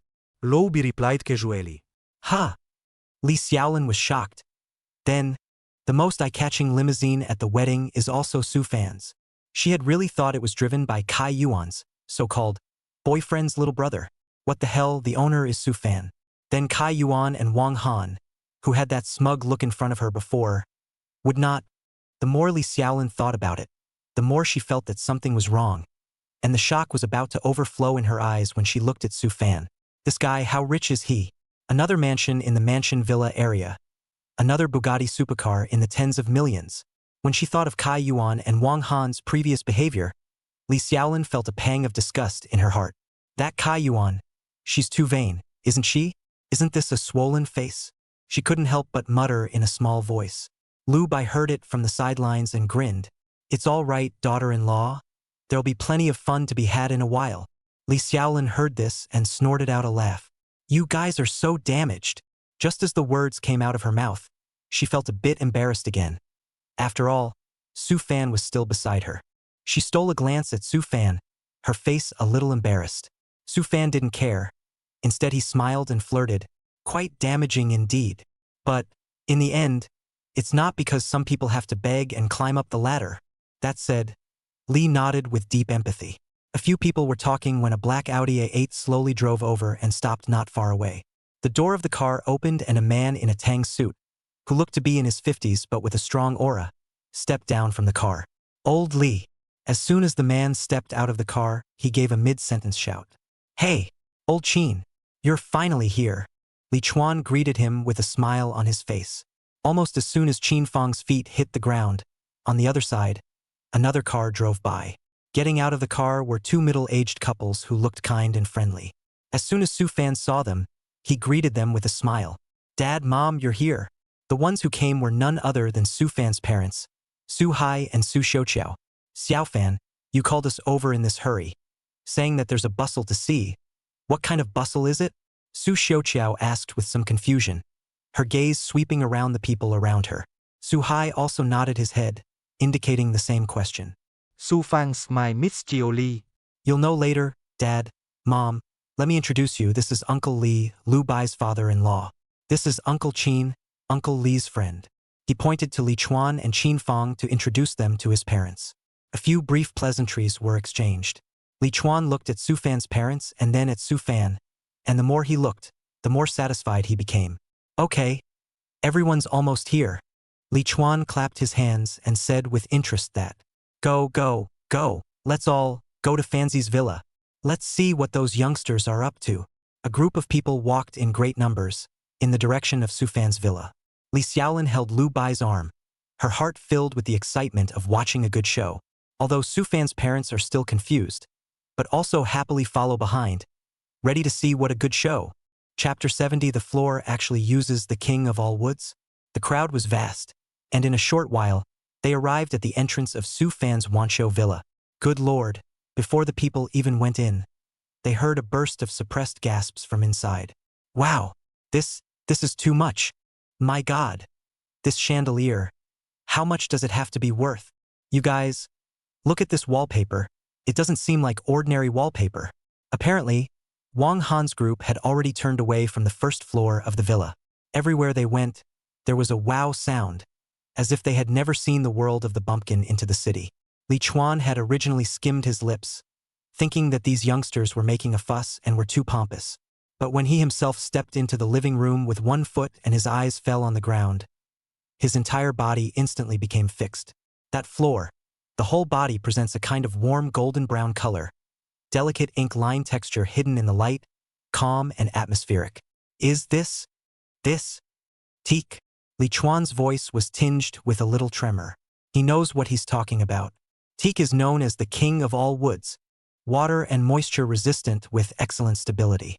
And the more you use it, the more golden and beautiful it becomes. The point is, this stuff is expensive. Take teak for flooring and in such a large area. This handiwork is simply understated to the point of luxury and elegance that makes the heart tremble. Li Chuan subconsciously glanced at Su Fan next to him. This kid. Okay, the aesthetic can be He secretly marveled in his heart, but his face did not move. He didn't intend to pick a fight with his old friend Qin Fong. Right now this villa is owned by Su Fan, a youngster. He was waiting to see what kind of dumbfounded expression that old kid Qin Fong would have when he finally realized the truth. That scene, it's exciting to think about. Su Fan didn't pay much attention to Li Chuan's expression, as he was turning his head to look at his parents. Dad, Mom, what do you think of the decor? Furniture-wise, do you have any particular favorites? Su Fan asked softly. Su Hai and Su Xiaoqiao have never seen this scene before. The luxury of this villa had far exceeded their imagination. Yes, great. Su Hai rubbed his hands together and was a bit incoherent. Fancy. How much does a house of this style cost? Su Xiaoqiao was also fond of it, but was more worried. Son, this house looks quite expensive. This decoration, it must cost a lot of money. It's nice to look at, but we don't refer to this kind of decoration. It's too expensive. She is not afraid of her son's pursuit of luxury and fashion, but she feels that life should be lived in a small way, not too wasteful. Especially this teak floor, although she cannot name but also can see that absolutely not cheap goods. Step on it all feels soft underfoot, afraid to step on the bad. Su Fan smiled faintly and held her mother's arm. Mom, don't worry. Just say if you like it or not. Don't worry about the money. A few of the students next to him couldn't help but mutter in whispers at those words. Listen, isn't this typical Versailles? Not so what? Open your mouth. Can't afford it, don't brag hard. Wang Han's ears were sharp, and when he heard this, his heart was slightly relieved. He cleared his throat and looked at Su Fan in a deceptively casual manner. Su Fan, what about your Mercedes Big G? That car, I heard it's pretty expensive too, right? He was genuinely a bit worried about what kind of luck this guy Su Fan had gotten. In case it does get developed, that's not good. So he had to sidestep the truth. Su Fan glanced at him faintly. Oh, you mean that one? Used car. Just driving around. Used car. Wang Han's eyes lit up and his heart was relieved. He said so. How could this kid Su Fan suddenly be so rich? Turns out it was a used car to fill the doorway. Used cars cost a lot of money, don't they? Wang Han continued to pursue the question, wanting to get to the bottom of Su Fan completely. It's not bad. It's only about $2 million. Su Fan's tone was so flat that it sounded like she was talking about $200. Pfft, how many? Wang Han didn't catch his breath and almost suffocated. $2 million? Buy a used car? His brain buzzed, feeling a little inadequate. This guy Su Fan, what did he do after graduation? Robbed a bank or won the lottery? How come you're so rich all of a sudden? There was also a sound of cold air being sucked in from the surrounding people. What is the concept of buying a used car for over $2 million? Wang Han's face was green and white, so embarrassed that he could pick out a set of 3 rooms with his toes. In order to cover up his loss of composure, he hurriedly changed the subject and forced himself to be calm. So what if you bought a $2 million car? This teak. It's one of the most valuable wood species in the world. Using teak for flooring TSK, even if I had the heart, I might not dare to do that. Unlike some people who can't figure out the value and open their mouths. What he said was clearly a compliment to the floor, but secretly he was mocking Su Fan for puffing up his face and not knowing anything about the industry. Su Fan simply ignored him, not even bothering to give him a look. This kind of clown, the more you talk to him, the more he comes on. Wang Han was even more furious when he saw that Su Fan didn't pick up the fight, but there was nothing he could do about it. At that moment, someone in the crowd shouted, "If the first floor is this beautiful, surely the second floor is even better? Should we go up and take a look?" This statement was immediately echoed by the crowd. Yeah, go up there. It's definitely prettier upstairs." Noisily, the group hooted and hollered as they headed toward the second floor. Li Chuan followed the crowd, but was not as relaxed as the others. One might even say a little nervous. The ones on the first floor, he didn't have the good sense to get too close for a closer look though. But just a few cursory glances and the heart was already in his throat. That imported, handmade, customized carpet is absolutely top-notch when you step on it. Those paintings hanging on the wall, the wood used for the frames, 1,000-year-old mahogany, is no joke.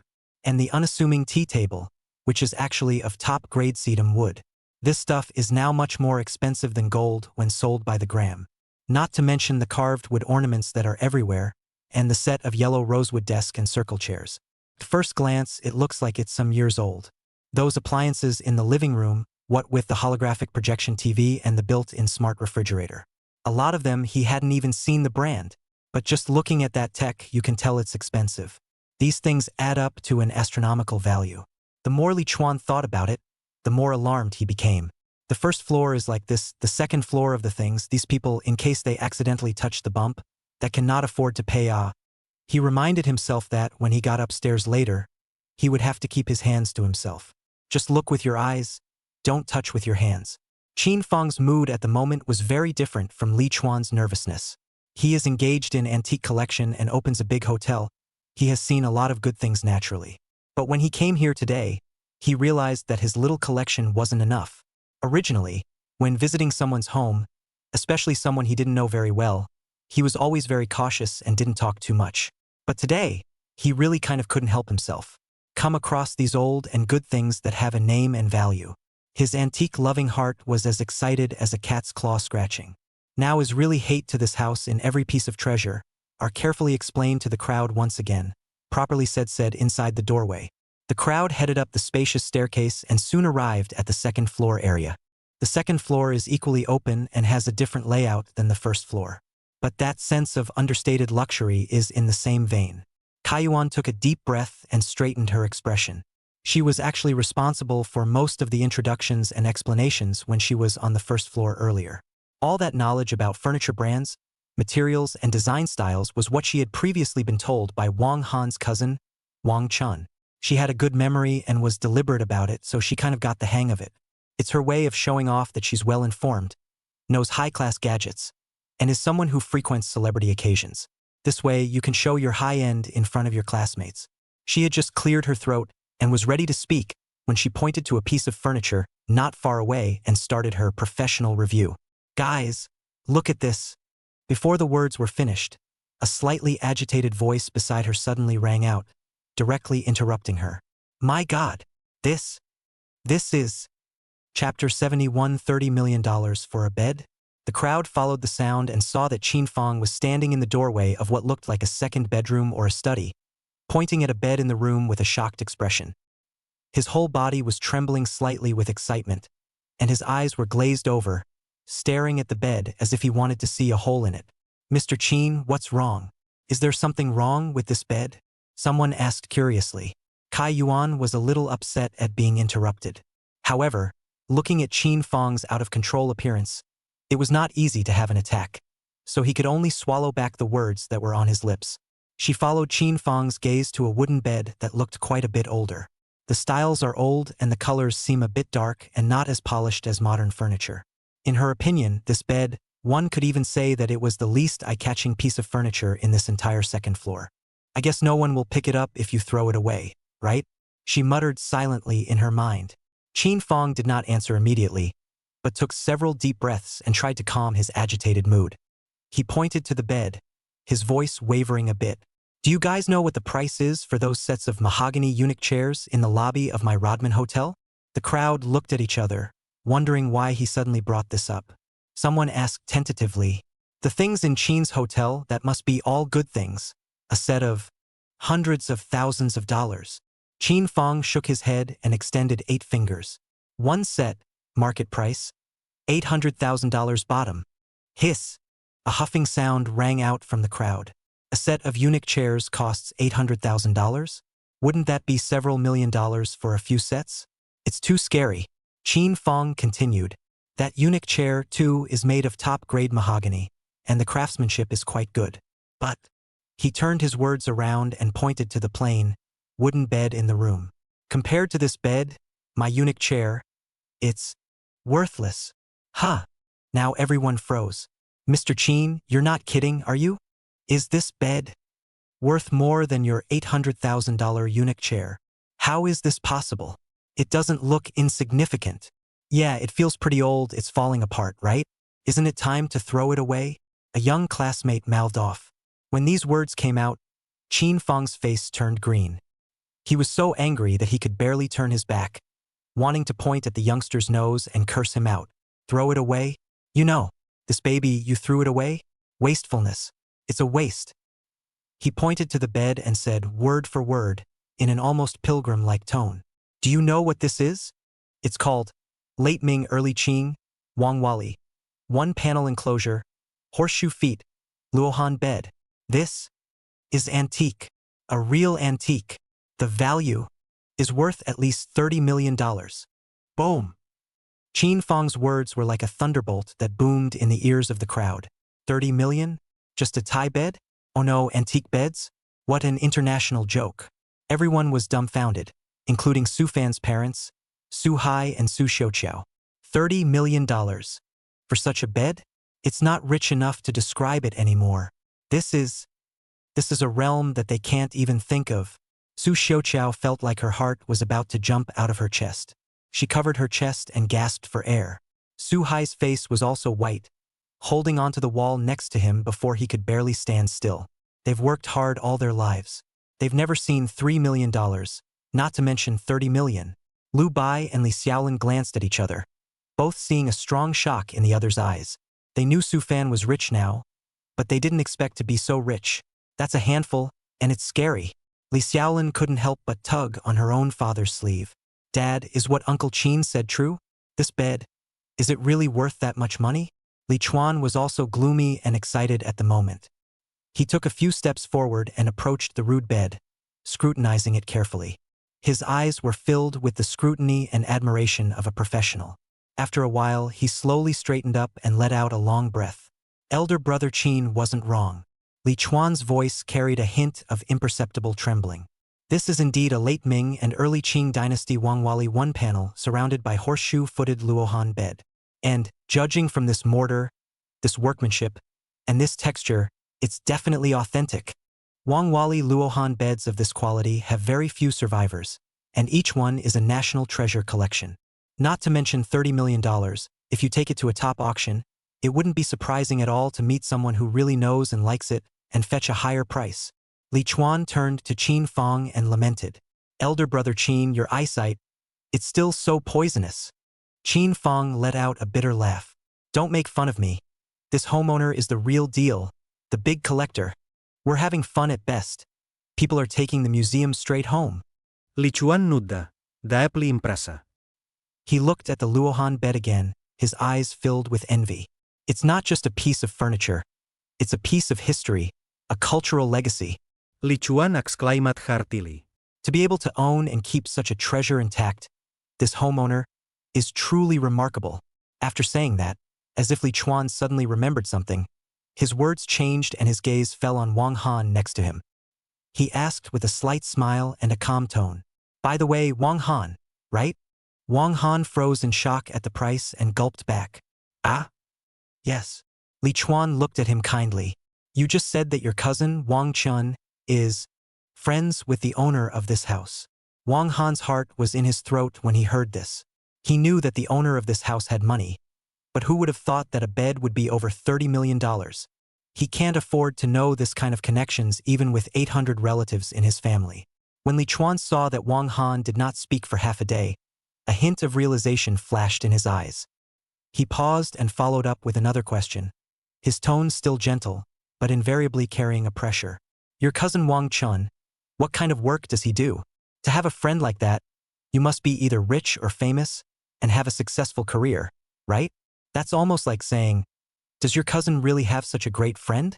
Wang Han felt like he was being roasted on a fire, and cold sweat beaded down. He gulped.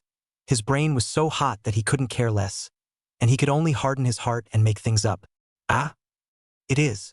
Wang Han forced himself to be calm and squeezed out a smile on his face that was worse than crying.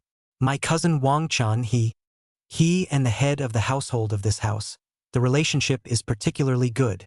You could say that is ironic, right? It's just ironic. The more he said it, the better he used the word, as if it added credibility. So, my cousin comes over here a lot and is familiar with the area. What Kai Yuan said before, I also heard my cousin mention it.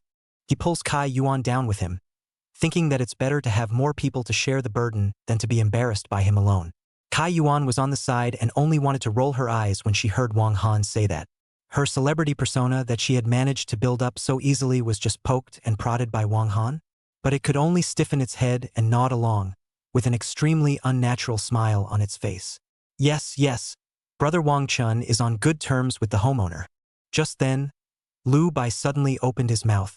Hey, just look at this bed. The other things in this room. Surely they're not simple either? Chapter 72. Is it Versailles or a swollen face? When Lu Bai said this, the crowd's attention was indeed diverted from that sky-high bed. Yeah. Just looking at this one bedroom is so trenchant. The other rooms must be even more so. This villa is so big. There must be a lot of rooms, right? This second floor, it seems like this is the only door that opens, huh? Someone with sharp eyes pointed deeper into the corridor. Sure enough, the doors to all the rooms on the second floor, except for this bedroom that was open for tours, were tightly closed, giving off a sense of mystery. This looks like a guest bedroom, right? If the guest bedroom has a $30 million bed, what does the master bedroom look like? Dare not think, poverty limits my imagination. Wang Han, didn't you say that your cousin has a strong relationship with the homeowner? Why don't you ask your cousin to open the other doors as well, so we can have a look around? I don't know who suddenly shouted. The moment these words came out, everyone's eyes swished and focused on Wang Han again. Wang Han. Holy, why me again? He felt like he was a living target today, specialized in drawing fire. Kai Yuan was also in a hurry next to him and quietly gave Wang Han a wink. The meaning was obvious. Hurry up and think of a way. Wang Han's heart was so bitter. How did he know where his cousin Wang Chun was now? When he was at the gate earlier, Wang Chun did follow him in. But it doesn't seem to have gone upstairs, so I guess it's out on a temporary errand. But now so many people are watching. If he says he can't open it, then wouldn't all the power he just blew be broken? No, in order to save face, he really had to find a way to open this door today. Lin Xiaomei, who was standing beside Wang Han, looked at her boyfriend's embarrassed look of riding a tiger and rolled her eyes helplessly. She was Wang Han's real girlfriend, but Wang Han's mind seemed to be all about how to match Kai Yuan's pretense today. It's ridiculous. Then looking at the cloudy Su fan on the side, Lin Xiaomei suddenly felt in her heart. This man, it seemed, was much more powerful than he thought. That kind of calm and unruffled demeanor was not at all comparable to someone like Wang Han, who had a swollen face. Wang Han stiffened his head and cleared his throat. Ahem. Well, it's nothing. He pulled out his cell phone and pretended to be calm. My cousin is probably busy downstairs, so I'll give him a call and ask him to get the key. Oh no, just give me the password. He stepped aside and dialed Wang Chen's number. Hey, cousin busy? Wang Han's voice was lowered and his tone was tinged with flattery. Wang Chen on the other end of the phone seemed a bit impatient. Say something. I'm busy with other guests over here. That, cousin, the one upstairs, is the password for the other rooms in Mr. Su's house. Can you give it to me? Wang Han asked cautiously. Passwords? What do you want the password for? Wang Chen's tone was wary. That was all set up by the owners themselves. How would I know? Don't, cousin. Wang Han was anxious. I am here. I am here with a few friends to see the house. Everyone thinks you're extraordinarily close to this homeowner, and they're all waiting for the door to open to see what's going on right now. If I said I couldn't open it, wouldn't that be a slap in your face? People would think you're on normal terms with the homeowner. Wang Han began to mess around, trying to put pressure on Wang Chun. Wang Chun was silent on the other end of the phone for a few seconds, seemingly weighing the pros and cons. He is indeed the main person in charge of the renovation Mr. Su found, but the relationship is far from being able to enter and exit people's bedrooms at will. However, Wang Han was right. It would be really bad for his face if this got out that he couldn't even open a door. Okay. The password is 991,005, so memorize it. Wang Chun finally gave a string of numbers reluctantly. It won't happen again. Don't get me in trouble. Ai, thằng yêu của Xin. Don't worry, absolutely not. Wang Han was like an amnesty, and a smile immediately appeared on his face. Hanging up the phone, he walks back in triumph and shows Choi Won the password on his cell phone. Here, the code is done. Go ahead and open it. Kai Yuan took the phone, glanced at the password, and whispered it under her breath. Strange.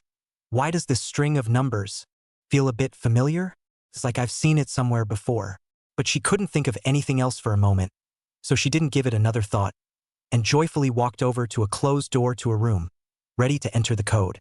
Just then, Su Fan, who hadn't said much, suddenly opened her mouth and asked the parents beside her, Dad, Mom, what do you think of this house? If we install fingerprint unlocking in the future? Su Xiaoqiao froze for a moment. Fingerprint unlock? What's that for? Su Hai also frowned. Yeah, it's a second-floor bedroom, and there's no outsiders in there, so there's no need to go through all that trouble, right? In the old couple's opinion, it always feels a bit redundant and unsubstantial to have so many high-tech things installed at home. Su Fan smiled and explained. It's mainly for security to prevent theft. What if an unscrupulous thief gets in? He thought for a moment and added, but if you guys don't like it, forget it, a combination lock would actually work, or just use a regular key. He was mainly concerned about his parents' age, fearing that they would not be accustomed to using too complicated smart devices. As soon as the words fell, Wang Han, who was preparing to watch Kai Yuan open the door on the side, immediately seized the words and spoke in a conspiratorial manner. Yo, Su Fan, not that I'm talking about you. You don't understand this, do you? Who uses fingerprint unlocking in high-end homes these days? It's long outdated. He pointed to the door that Kai Yuan was about to open and said smugly, see, this kind of advanced combination lock, all with face recognition. Just swipe your face. How convenient. You still know too little. This kind of thing. I guess you've never even heard of it, let alone afford to use it. Wang Han's tone was full of contempt and bragging, as if he was the owner of this villa. When Su Xiaoqiao and Su Hai heard this, their faces became a bit embarrassed. They didn't really know the lock could be facial recognition. I just said I couldn't use it, so now I look a bit of a turd. Su Fan, however, didn't even frown, but instead smiled lightly. Oh, face recognition. He glanced at the door and said in a calm tone, any smart device that the owner can't operate efficiently and easily is, in my opinion, garbage. Forget it. Why don't I replace all the doors in the house with sensor unlocked ones from now on? People walk up to the door, automatically recognize their identity and unlock the door senselessly. That's called convenience. After a pause, he added gently, that stuff isn't that expensive. A set of them, I guess it's only a couple $100,000. Hundreds of thousands of not expensive. Wang Han's face turned green when he heard this. He was just bragging about the high end of facial recognition. As a result, when Su Fan opened her mouth, she directly said that she wanted to change to a more powerful induction unlocking, and said that hundreds of thousands of dollars is not expensive. This is a ING nightmare. The surrounding people were also in an uproar, looking at Su Fan with their own thoughts. A few $100,000 in the eyes of the average person is enough for a down payment on a small house. In Su Fan's mouth, it's just not expensive? Is it Versailles or a swollen face? Su Xiaoqiao and Su Hai glanced at each other, both seeing heartache in the other's eyes. They are happy when their son is successful and can make money. But this spending money like water is really making them feel a bit of pain. How hard does one have to work out there to make that kind of money? They would rather their son not be so generous and just get on with his life. Chapter 73 Emerald Chandelier? So luxurious. Meanwhile, hundreds of kilometers away from that noisy villa, Lu Yueya was accompanying Zhou Yiwen, walking inside the showroom of a top luxury car customization center. Zhou Yiwen was wearing a competent white suit today, her long hair casually draped behind her shoulders. It looks both feminine and valiant. She turned her head sideways and looked at Lu Yueya, who was beside her in a professional set of dresses that outlined her figure. The corner of her mouth curled into a playful smile. Oh yeah, why do I feel that you're looking better and better these days? Are you in love? Are you having good luck? Lu Yueya gently ruffled the strands of hair hanging around her ears and replied in a calm tone. Mr. Zhou, you're making fun of me again. I'm either at the office or on a business trip every day. How can I have time for a relationship? Zhou Yiwen let out a tisk, clearly not believing her. Really? I've heard that you've been getting pretty close to a certain boyfriend lately. Huh. She emphasized the word boy with a teasing look in her eyes. Lu Yueya's heartbeat couldn't help but miss a beat, and Su Fan's face with a faint smile instantly flashed through her mind. She denied it in a heartbeat. Mr. Zhou, where did you hear the gossip from? It's just ordinary classmates. Don't guess. Regular classmates? Zhou Yiwen raised an eyebrow and came closer, lowering her voice. Can a regular classmate make you blush at the mere mention? Look at you. Your ears are red. Mr. Zhou. Lu Yueya was a little embarrassed by what was said, and reached out her hand to gently push Zhou Yiwen a little, ranting, If you keep this up, I'm going to ignore you. She took a few quick steps, trying to pull away and change the subject. Let's just hurry up and take a look at the target vehicle this time. The client side is still waiting to hear back. Zhou Yiwen looked at her slightly flustered back and couldn't help but laugh out softly. This girl, still so unamused. Putting away her joking mind, Zhou Yiwen also quickened her pace and followed Lu Yueya. The two arrived at the deepest part of the showroom, in front of a supercar shrouded in special lights. It was a sports car with a deep starry blue color throughout. The body lines are smooth and tense, and every detail is full of futuristic and power. Zhou Yiwen's expression suddenly became serious. She reached out and gently stroked the cool bodywork with a hint of admiration in her tone. The Pininfarina Battista Anniversario is limited to 5 units worldwide, and this one, the only one with deep customization by Pininfarina officials, was made by the owner for an additional fee. Whether it's the color scheme, the interior materials, or the exclusive nameplate, it's one of a kind. She paused and reported a number that made Lu Yueya suck in a breath of cold air. This car, when it first landed, was over $43 million. 43 million? Lu Yueya's voice trembled a little as her beautiful eyes widened. The number, for her, was astronomical. She'd seen a lot of rich people, though, working at Manzanar. Still, such an expensive personal ride struck her deeply. Zhou Yiwen nodded and continued. The owner has recently had some problems with his financial chain and is desperate for cash, which is why he has entrusted us to get out of the car as soon as possible. Price-wise, there will definitely be a discount, but it won't be too low. She looked over at Lu Yueya, a shrewd glint in her eyes. Suya, are you interested in a challenge? Zhou Yiwen followed her advice. If you can successfully sell this car, in addition to the normal sales commission, I'll personally give you a big red packet of $50,000. $50,000 in red. There is also a high commission. Lu Yueya's heart raced uncontrollably. This is not a small amount of money for her. More importantly, if she could complete such a large order independently, it would be a huge boost to her position in the company and her future development. In her mind, she couldn't help but see Su Fan's figure once again. The young man who seemed ordinary, but always showed amazing financial power without realizing it. Should try contacting him? Lu Yueya's breathing was slightly shortened, and her heart was in a heavenly battle. At this moment, within the villa where Su Fan was located, the atmosphere was also becoming a bit subtle because of an item. Kai Yuan, Wang Han, and a group of other students, as well as the two experts Qin Fong and Li Chuan, were still visiting with great interest. Qin Fong's gaze fell on a chandelier hanging in the center of the living room ceiling. The chandelier was intricately shaped and gorgeous, with countless crystal-clear pendants refracting the bright light, illuminating the entire living room as if it were daytime. Tisk, that's quite a handful. Qin Fong stroked his chin and scrutinized it. Elder Qin, is there anything to this lamp? A curious student asked. Qin Fong pointed to the biggest ones on the chandelier, green pendants like pigeon eggs, and spoke slowly. If I'm not mistaken, these green parts are made of no ordinary crystal or glass. It's jadeite, and it's a very high-quality Burmese old pit glass seed jadeite. You see how translucent it is, with a full head of water, and the color is a top-notch sunny green. He took a deep breath, his tone tinged with awe. Such a piece of emerald alone is worth a lot, and no less than 100 pieces were used on this lamp. Conservatively, I'm afraid the cost of the materials for these emeralds alone will be close to $10 million. What? $10 million? The crowd was in an uproar, raising their heads and looking incredulously at the extravagant to the core chandelier.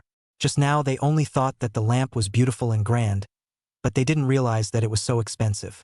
Using jadeite as a chandelier, and such a large amount of top-grade jadeite, this kind of design idea is truly both gorgeous and original.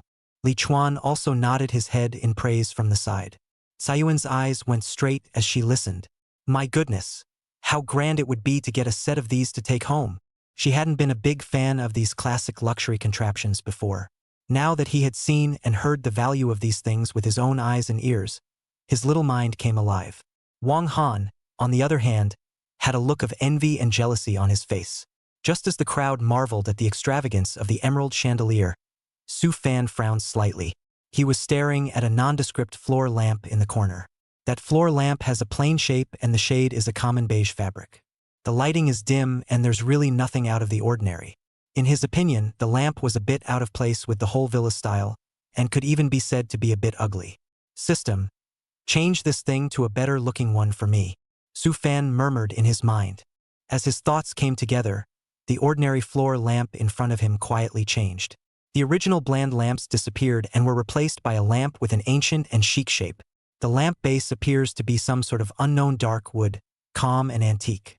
The lampshade, on the other hand, is made of countless tiny colorful glazed beads strung together to form a full embroidery ball shape. The light came through the cracks of the glazed beads, mottled with a dreamlike beauty. Once this light appeared, the entire corner seemed to be lit up with a strange atmosphere. Su Fan nodded in satisfaction. That was more or less the same. He casually asked towards Qin Fong, Elder Qin, you give another look at this lamp. How much is it worth? The gazes of the crowd followed Su Fan's pointing and landed on the newly appeared glazed lamp. Eft. Wang Han was the first to fail to hold back and almost laughed out loud. Su Fan? I mean, do you really not understand? That chandelier is Burmese emerald, worth $10 million, and you're pointing at a broken glass lamp and asking for a price? A few other students whispered. Yeah, this lamp looks so old. The beads on it are colorful. It's not plastic, is it? Even if it's glass, the glass doesn't look very translucent. It's definitely not worth much. Chapter 74 can't even get $100 million for it? In the opinion of these students, Su Fan must have seen that the emerald chandelier was so expensive, and also wanted to find something to show her vision, but ended up picking the most unremarkable one. Wang Han said even more proudly, Su Fan, I see you are an amateur. This kind of stuff that can be bought for tens of dollars on the street stalls. It's not good enough for you to be able to look at it. Su Fan, however, ignored the mockery of the crowd and just looked at Qin Fong. Qin Fong didn't pay much attention to it at first, thinking it was just an ordinary decorative lamp. But when his gaze truly focused on that glazed lamp, the expression on his face gradually froze. He pushed the old glasses on the bridge of his nose and slowly approached, scrutinizing them. Under the light, those tiny glazed beads, each of which seemed to contain a flowing luster, combined together to form an ineffable rhythm. Qin Fong's breathing gradually became a bit ragged, his eyes filled with shock and disbelief. He reached out his hand, wanting to touch it, but stopped in mid-air, as if he was afraid of disturbing some rare treasure. This could be, this could be, this could be, this could be, this could be, this could be, this could be. Qin Fong's voice trembled a little as he jerked his head up and looked at Su Fan with burning eyes. Could this be the glass embroidery ball lamp depicted in Dream of the Red Chamber, used only by Lin Daiyu and Jia Baoyu? At these words, the whole room was silent. The The scorn on Wang Han's face froze. The dream of the red chamber? Glass hydrangea lamps? What the hell is that? Sounds like it was awesome. Qin Fong continued excitedly. This is not something that can be measured in money anymore. Qin Fong's cheeks reddened with excitement. This lamp, its very existence, simply makes up for a great deficiency in literature and the arts and crafts. If you're hard-pressed to put a price on it, Qin Fong took a deep breath and said decisively, "Don't say 100 million, you can't get 100 million for it. This is a priceless treasure. It's a national treasure." Boom! It was as if the crowd's brains had been thrown into an explosive thunderbolt, and they instantly went blank. You can't even get $100 million for it? A national treasure? What they had just casually flirted with has a broken glass lamp, had, in the blink of an eye, transformed into an existence that they would never dare to think of. The smile on Wang Han's face was completely frozen, as if he had been cast in a fixation spell. His mouth was so open that it could be stuffed into an egg, but he couldn't send out a single word. The reversal, too, came as a surprise. After a short period of dead silence, an overwhelming commotion finally erupted from the crowd. No. "That can't be right." A boy with glasses spoke up shakily, his voice full of disbelief. "Dream of the Red Chamber, isn't that a novel? How can something in a novel really exist?" The other girl also chimed in with a small voice, obviously highly skeptical of Qin Fong's claim. "Yes, old Mr. Qin, would you be mistaken? This lamp looks really beautiful. But to say it's a national treasure, this is too. That's right. There are a lot of crooks these days, and it's not unheard of to take a novel and make up a few sentences just to try to raise the price." A few young classmates spoke to each other. Although he didn't dare to loudly refute this figure of Qin Fong, the meaning of his words was obvious. Unbelievable.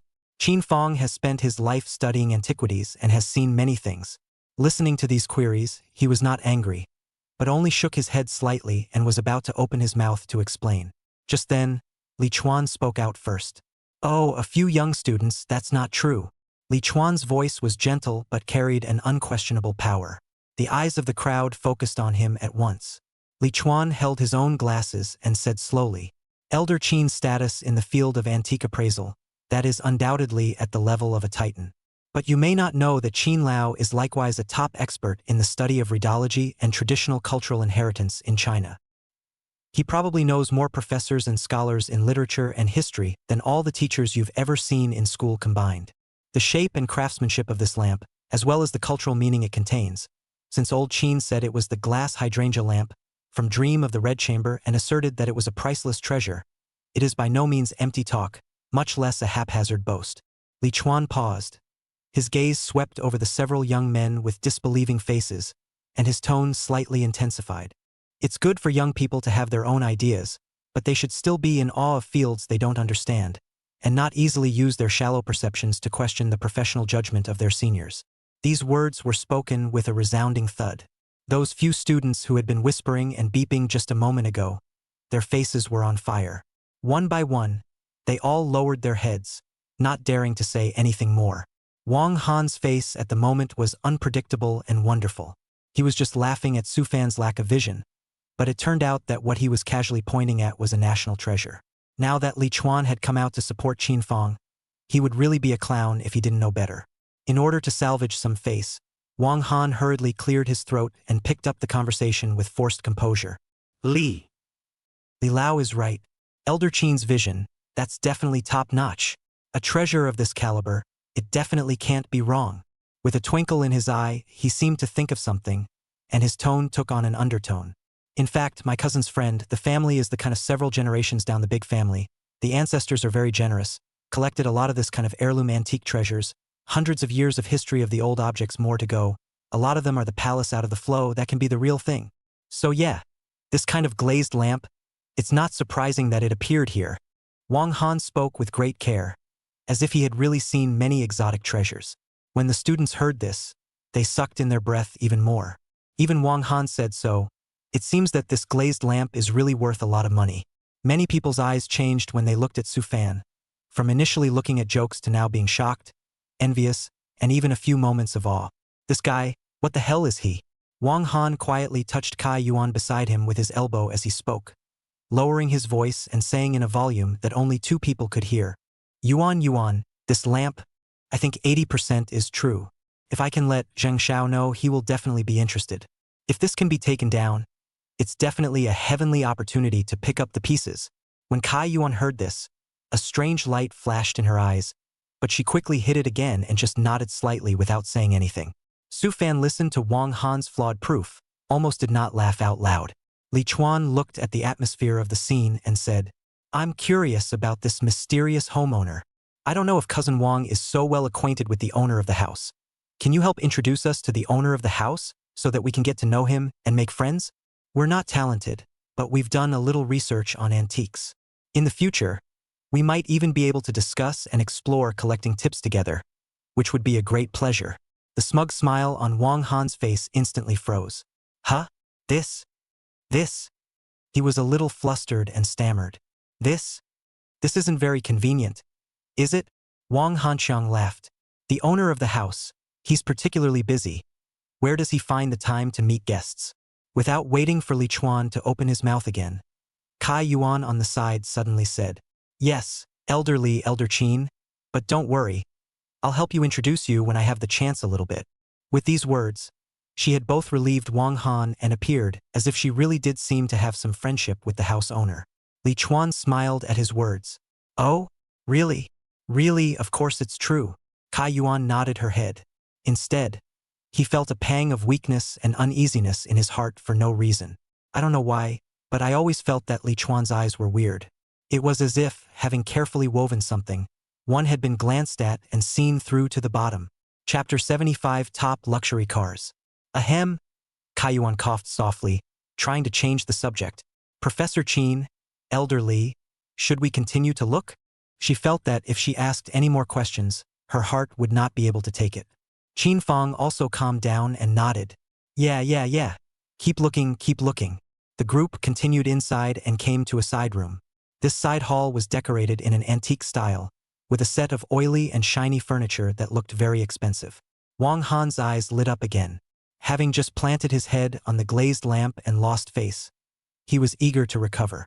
The furniture set, he happened to have swiped a similar presentation on some short video the other day and thought he was good again. He cleared his throat and spoke before the crowd. I know this furniture. The crowd sniffed and looked toward him. Wang Han saw attracted attention. More pleased, pointing to the set of furniture, began his professional explanation. It's called that something. Purple. Rosewood. Yeah, it's definitely rosewood. Look at this color. You guys, how deep it is. This wood grain, how nice it is. He stumbled over his words, clearly not quite having enough of a knowledge base from his improvised efforts. Moreover, this kind of furniture craft is particularly complicated, what is called mortise and tenon. Yes, mortise and tenon construction. No nails, extra strong. As he spoke, he secretly observed Qin Fang and Li Chuan's expressions, hoping to receive a hint of affirmation. However, Qin Fang only frowned slightly and didn't say anything. Li Chuan was even more unresponsive. Su Fan secretly laughed in his heart. This guy, he is starting to show off again. Wang Han was still there searching his stomach and thinking about what to say. This kind of furniture, it can be expensive now. A set down, how can it be a few $1,000,000, right? Even tens of millions are possible. The more he spoke, the more he felt he was right, and his tone grew more certain. The students listened in awe. Although Wang Han didn't speak fluently, it sounded as if it made sense. Million? Really? The wood does look premium. Just when Wang Han was about to drift off, Li Chuan finally spoke, and he gently shook his head. Lad, you're right about something and you're wrong about something. Wang Han's smile froze for a moment. Li Chuan stepped forward and gently caressed the armrests of that mahogany chair with appreciation in his eyes. This set of furniture is not rosewood as you said, but big red sour branch or cross-toe yellow sandalwood. Look at the texture, fine and clear, and the oil is sufficient. It is indeed good material. Qin Fang also nodded and added, cross-toe yellow sandalwood. In the Ming and Qing dynasties was an important material for the court to make furniture.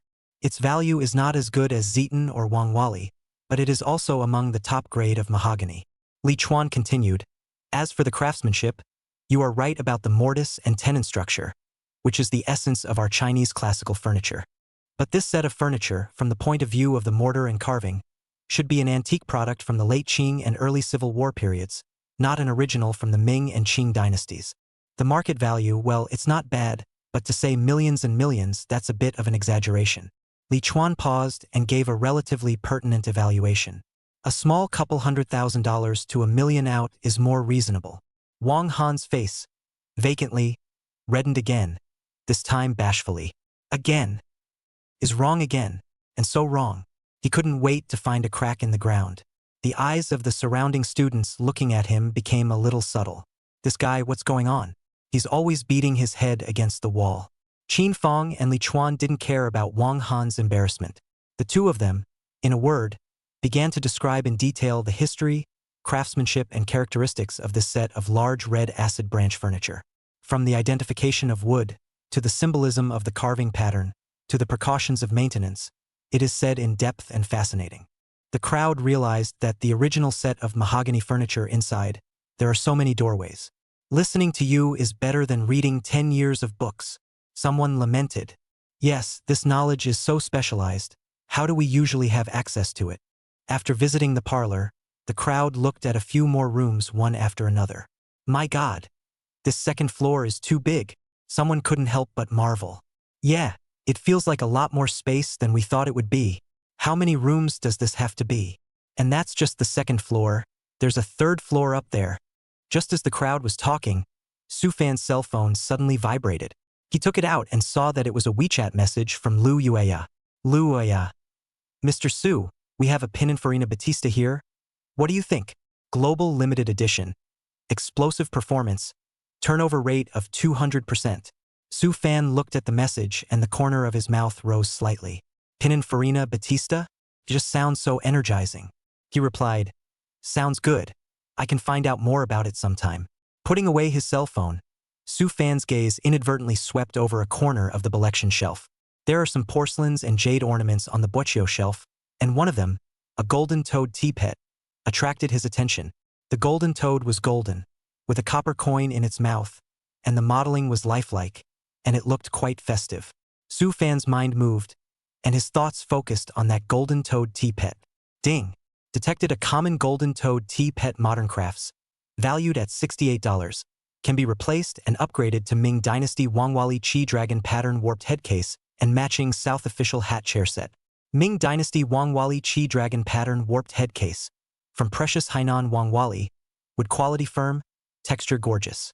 The surface of the case save frame inlaid with a single board, ice plate along the edge, the waist relief Qi Dragon pattern, smooth and vivid lines. Dental plate carving complex, legs and feet flared, elegant lines. Supporting the South official hat chair also for Wangwali made, simple modeling, hitching brain curvature is beautiful armrest line rounded ride comfort. This set of table and chairs is an elegant instrument for the study of the literati in the Ming Dynasty, with high artistic and collector's value. Estimate: $120 million. Su Fan's breath caught slightly. Wangwali, still from the Ming Dynasty. A set of tables and chairs plus 4 chairs was estimated at a surprisingly high $80 million to over $100 million. This is simply more amazing than the book value of the National Treasure glazed lamp just now. Although Qin Fong said that the glazed lamp was priceless and could not be exchanged for $100 million, this Wangwali furniture given by the system was a real valuation. Su Fan forced down the excitement in his heart and did not move on the surface. He was now looking forward to hurrying to get all these things home and enjoying them. Meanwhile, in another part of Songlong City, outside a self-built villa manor that covered a vast area, Lu Yuya looked up at the imposing manor in front of her and couldn't help but smack her lips. Sister Zhou, is this the home of the mysterious tycoon you mentioned? This is too trenchant. This manor, it's like a small castle. Zhou Yiwen was also a bit emotional. Yeah, it's my first time here too. And the customer just said for us to come over and look at the car. The two men straightened their instruments and headed toward the gates of the estate. After informing him of his identity, a middle-aged butler dressed appropriately and with meticulously combed hair came out. The two of you are Ms. Lu and Ms. Zhou from Wanzhong Car de Allership, right? The butler had a professional smile on his face. Yes, hello? I'm Zhou Yiwen. And this is my colleague, Lu Oya. Zhou Yiwen responded politely. Both of you, please come with me. My husband is in the middle of a meeting, and I'm in full charge of the car. The butler bowed slightly and made a pleased gesture. Lu Yueya and Zhou Yiwen followed the criminal butler through the manicured garden to a huge detached garage.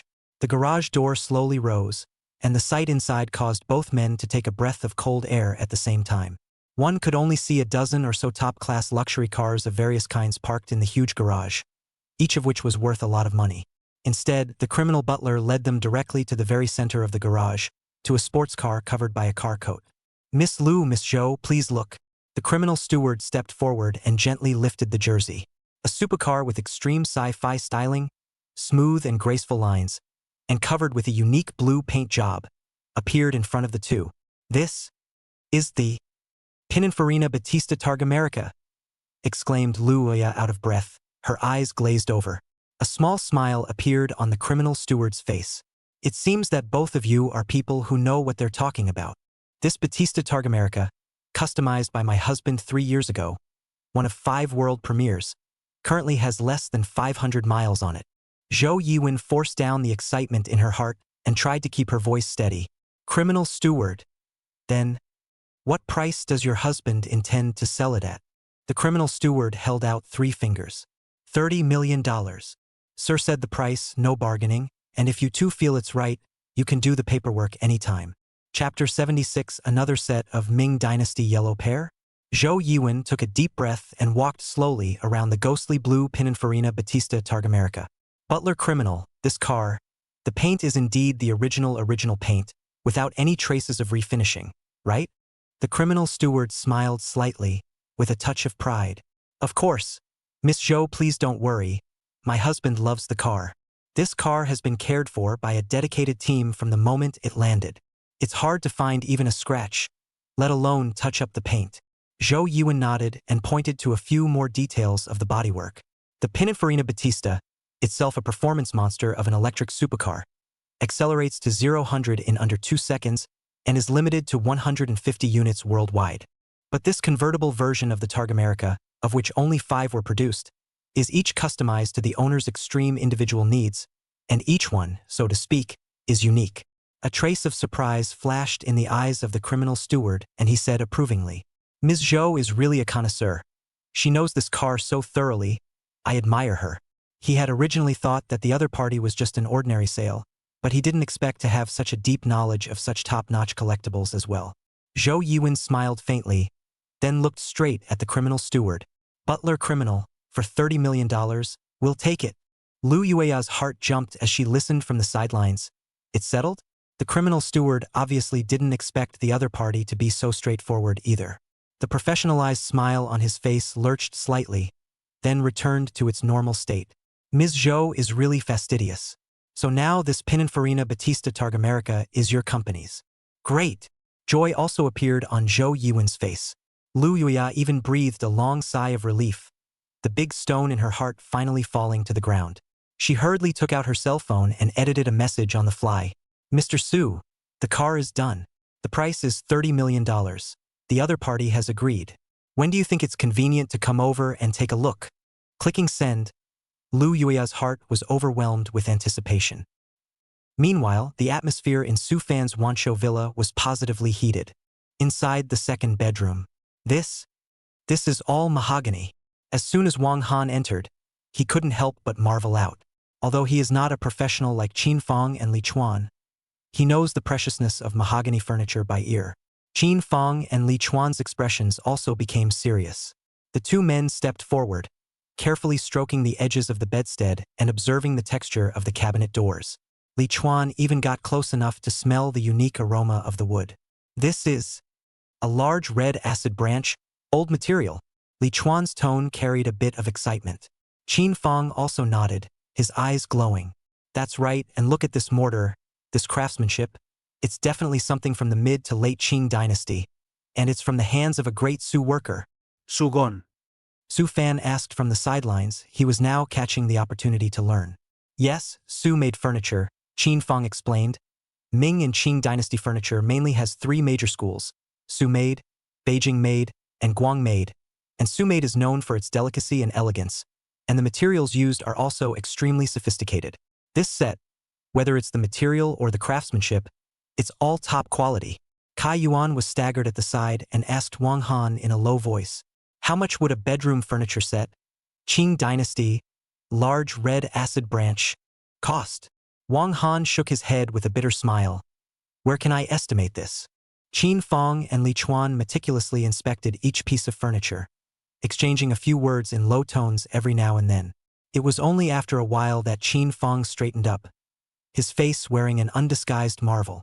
"This set of mahogany furniture in the second bedroom, if I'm not wrong, its value is afraid to be no less than $48 million. Hiss. When these words came out, Kai Yuan and Wang Han sucked in a breath of cold air. 48 million. Another astronomical figure. Elder Qin, you're not kidding, right? Wang Han felt like his tongue was a bit tied up. Li Chuan added from the sidelines, "Little Wang Qin old brother's eyesight is not wrong. This set of large red acid branch with sufficient material, good quality, and is a complete set of Su works of fine art. This valuation is only less and not more." Su Fan forced down the ecstasy in his heart and tried to keep his face as calm as possible. The system produces, it's really awesome. He now sort of understands that these furniture given by the system, taking out just any one of them, can cause an earthquake in the collection world. "Well, after this room, let's go to the study," Qin Fong suggested, already full of anticipation for just how many other treasures were hidden in this villa. "All right, the two of you, this way please." Su Fan guided the crowd to the study. The arrangement of the study is relatively simple, but the same through a calm atmosphere. A wide desk with a divan chair was backed by a row of top-heavy bookcases. Qin Fong and Li Chuan's gazes were attracted to the desk and chair at first. Su Fan watched as the two experts began to scrutinize them again. He thought for a moment and opened his mouth to ask, "Elder Qin, Uncle Li, I have a question to ask." "There's no harm in saying so, young friend Su." Qin Fong responded as he observed the desk's mortise and tenon structure. If Su Fan organized his language. "If there is a set of yellow rosewood tables and chairs from the Ming Dynasty, in perfect condition, how much would it be worth roughly?" As soon as his words left his mouth, Qin Fong's hand stroking the edge of the desk gave a slight lurch, and an obvious look of doubt appeared on his face. Li Chuan also raised his head and looked at Su Fan with some surprise. "Ming Dynasty? Wang Wali? Table and chairs? This kid, why is he asking about this all of a sudden? Qin Fong furrowed his brows slightly and looked at Su Fan with a probing look in his eyes. Just then, Su Fan's cell phone suddenly rang. He picked it up and it was an unfamiliar number. "Excuse me, I'm taking a call." Su Fan smiled apologetically at the crowd and stepped aside to answer it. Hello? Is this Mr. Su Fan Su?" A polite male voice came on the other end of the line. "Yes, I am. And may I ask who you are?" "Hello, Mr. Su, we are from Hongda Cargo. You have a batch of customized furniture that has been delivered to Songlong City. The value is relatively high, probably at, the list is written at the level of 10 million.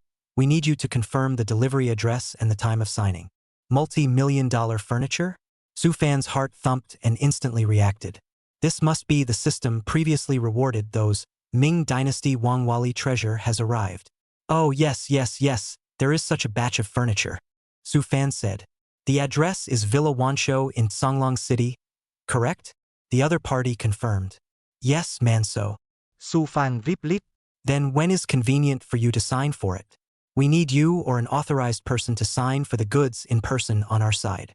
Su Fan glanced at Qin Fong and Li Chuan who were studying the furniture in the study, as well as Wang Han and Kai Yuan who had curious faces. He must not be able to go down there himself right now, or he'd be too big a target. Gotta find someone to help pick it up.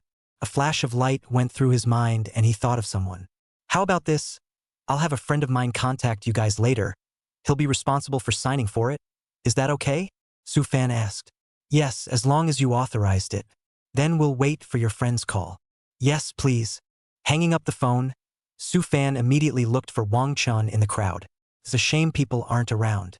He had no choice but to take the initiative to contact Wang Chun and ask him to sign for the goods. Chapter 77. Living in a mountain of gold? Wang Chun was currently standing outside the courtyard of the villa, spitting at the end of the phone. "Mr. Liu, You can rest assured that this batch of material is absolutely for you to use the best. The price aspect are good to discuss. He just hung up the phone, wiped the sweat on the forehead. The phone ding-dong sound. Is the owner of Mr. Su sent a message. Wang Chen's heart thumped. Mr. Su. The owner? Why is this master contacting himself all of a sudden? He hurriedly clicked on the message, only to see it read. Wang Chen, are you over here at the villa now? Wang Chen's hand shook, and his cell phone almost fell to the ground. Bad. This owner, Mr. Su, isn't going to come over for an inspection himself, is he? There are so many people in the villa now. Wouldn't it be the end of the line if they crashed? This is a big client. We can't afford to offend. Wang Chen was as anxious as an ant on a hot pan and hurriedly returned. Mr. Su, I'm here, yes. What are your orders? I have a shipment of furniture arriving. Would it be convenient for you to help pick up the shipment? Send it to this side of the villa. Su Fan's message came back quickly. Furniture? Pick up? Wang Chen froze for a moment, then let out a long sigh of relief. So it's a pickup. Scared the out of me.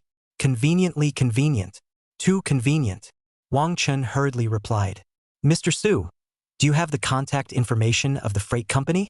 Or it's fine to have them contact me directly. I'll make the arrangements. Okay. I'll send you the phone number of the freight company, so you can directly dock with them and have them deliver the goods to the villa's entrance. Su Fan quickly sent the phone number. Good Lu. Mr. Su, you rest assured. My side to ensure that you arranged properly. Wang Chen patted his chest to guarantee. It's a great opportunity to work for this top rich owner, Mr. Su. Su Fan received Wang Chen's reply and was relieved. That way, you don't have to go downstairs yourself, lest your identity be blown early and the good show be half the fun. He put away his cell phone and walked back to his study as if nothing had happened. Inside the study, Qin Fong and Li Chuan were gathered around a tie-shirt chair, discussing heatedly. Qin Fong watched Su Fan come in, put down the magnifying glass in his hand, and said in a serious tone, Xiao Sua, it's good that you're interested in classical furniture, but to learn this stuff, you have to take it one step at a time. You can't be overly ambitious. He pointed to the desk in front of him. Like this Wang Wali, you cannot just look at how much money it is worth. You have to first understand its material, craftsmanship, age characteristics. These are fundamental. Su Fan was a bit puzzled. I didn't say I wanted to learn, but as he looked at Qin Fong's serious face, he couldn't refute it and could only nod his head in agreement. What Mr. Qin said is true. I will pay attention in the future. Li Chuan also added from the sidelines. Old Qin is right. Xiao Su, do you know how much the furniture in this house in front of us is worth, conservatively estimated, when you add it all up? Su Fan shook his head cooperatively. Li Chuan stretched out 3 fingers. At least this number, 300 million. 300 million. Wang Han and Kai Yuan listened on the sidelines. Their eyes glazed over. 300 million. Boy, this is not furniture. This is a mountain of gold. Wang Han even sucked in a breath of cool air in his heart. $300 million of something. That's not even something a little old man like me can imagine. It's useless to know, you can't touch it anyway. Su Fan was calm on the surface, but in his heart, he was also slightly surprised. The things rewarded by the system are really the best of the best. Qin Fong looked at the shocked expressions of the crowd, smiled faintly and continued. So yeah, this business is deep. Of course, it's not as if folk don't have a chance to pick up the slack. When I was young, I heard of many instances where I paid a small fortune for a big treasure. For example, someone in the countryside to collect old furniture, a few $100s to collect a pair of unremarkable wooden boxes. The results of pulling back to clean up, found to be a gold nanmu, turn around and sold hundreds of thousands of dollars. There are also people shopping in the thrift market, found a broken bowl, go back to find an expert look. Actually, is the Song Dynasty official kiln porcelain valuable? Qin Fong spoke in a colorful manner, and the crowd listened with great interest as their eyes began to light up. Pick up the slack. That word just makes your blood boil when you hear it. Who doesn't want to spend a little money on something big and get rich overnight? Wang Han and Kai Yuan glanced at each other, both seeing a hint of stupidity in the other's eyes. Kai Yuan cleared her throat and pretended to be calm. Mr. Qin, these pickups you mentioned, those are all small probability events, right? Now that information is so advanced, where are there so many leaks to pick up? We still have to keep our feet on the ground and not think about pie in the sky. She said so on her lips, but in her heart, she was calculating that she would go to those antique markets later, in case she could really pick up any treasures. Qin Fong nodded approvingly at Kai Yuan's words. Well, this little girl has a great awareness of this. That's right, the mindset is most important in this collecting thing. You can't take chances. How could he know the little things in Kai Yuan's heart? Only thinking that the girl was really penetrating. Kai Yuan's cheeks were slightly reddened by Qin Fong's praise, but her heart was so happy that she felt she was simply the embodiment of both wisdom and beauty. The two old experts, Qin Fong and Li Chuan, took another meticulous turn in the study, nodding their heads from time to time, exchanging whispers. The look of awe on their faces never faded. Finally, Qin Fong cleared his throat and looked at Su Fan, his tone carrying a few moments of solemnity mixed with incredible excitement. We just carefully totaled it up again. This study's Ming Dynasty Wangwali table and chairs, truth be told, 300 million bottom, that's only a little less. Li Chuan added from the side. That's right, and that's just the value of the material and craftsmanship on its own. If you count its rarity and historical legacy, it's even more immeasurable. Then there is the second bedroom set of large red acid branches, Suzhua fine, we estimated at 48 million, now look, only to say lower, 50 million is absolutely stable. Qin Fong continued. Together with some other scattered ornaments and small pieces of furniture in the villa, although the value of the individual pieces is not high, but it is superior in taste, adding up to not a small amount. We've made a rough estimate that the total value of just all this movable furniture has, I'm afraid, broken through the $400 million mark. 400 million? Wang Han and Kai Yuan were once again a bit dazed by the number. Saying 300 million just now was scary enough, and now a 400 million comes out? How much did the villa itself cost to buy? 100 million? 200 million tops, right? The furniture inside alone is worth 400 million? It's like moving a mountain of gold into a house. Qin Fong looked at their shocked looks, smiled slightly, and threw out another addition that made their hearts skip a beat even more. And that's just the furniture. I see that the decoration of this villa, from the design to the materials used, is also absolutely top-notch, and many places are customized models of the master's handwriting. So I'm afraid that it's not something that ordinary decoration companies can do. That part, if you include it, I'm afraid you'll have to add another sizable number. Li Chuan nudda. That's right. The overall value of this has far exceeded the physical value of the villa itself. I'm afraid. Is going to be floating around 500 million overall. Chapter 78. Scared stupid by money. 500 million. When this number was calmly spat out from Li Chuan's mouth, Kai Yuan felt her heart miss a beat. She subconsciously glanced at Su Fan next to her. 500 million. What kind of concept is that? A lot of people don't make money in a couple of lifetimes. If Zhang Yu and their family want to take over such a property, Kai Yuan suddenly had this thought in her head. Previously, she had also vaguely heard Zhang Yu mention that he seemed to be interested in some high-end real estate on this side of Songlong City. Villa Mansion was even listed as one of his key targets. But now it seems that this Villa Mansion is no longer a simple property. It's like a small private museum, although Zhang Yu's family is also considered a rich family. But to take out $500 million to buy such a set of real estate, I'm afraid it would have to hurt and even require a meeting at the family level to discuss it, right? Kai Yuan had mixed feelings in her heart. I just hate how I didn't just climb right up to such an awesome rich bigot. She shot a glance at Su Fan.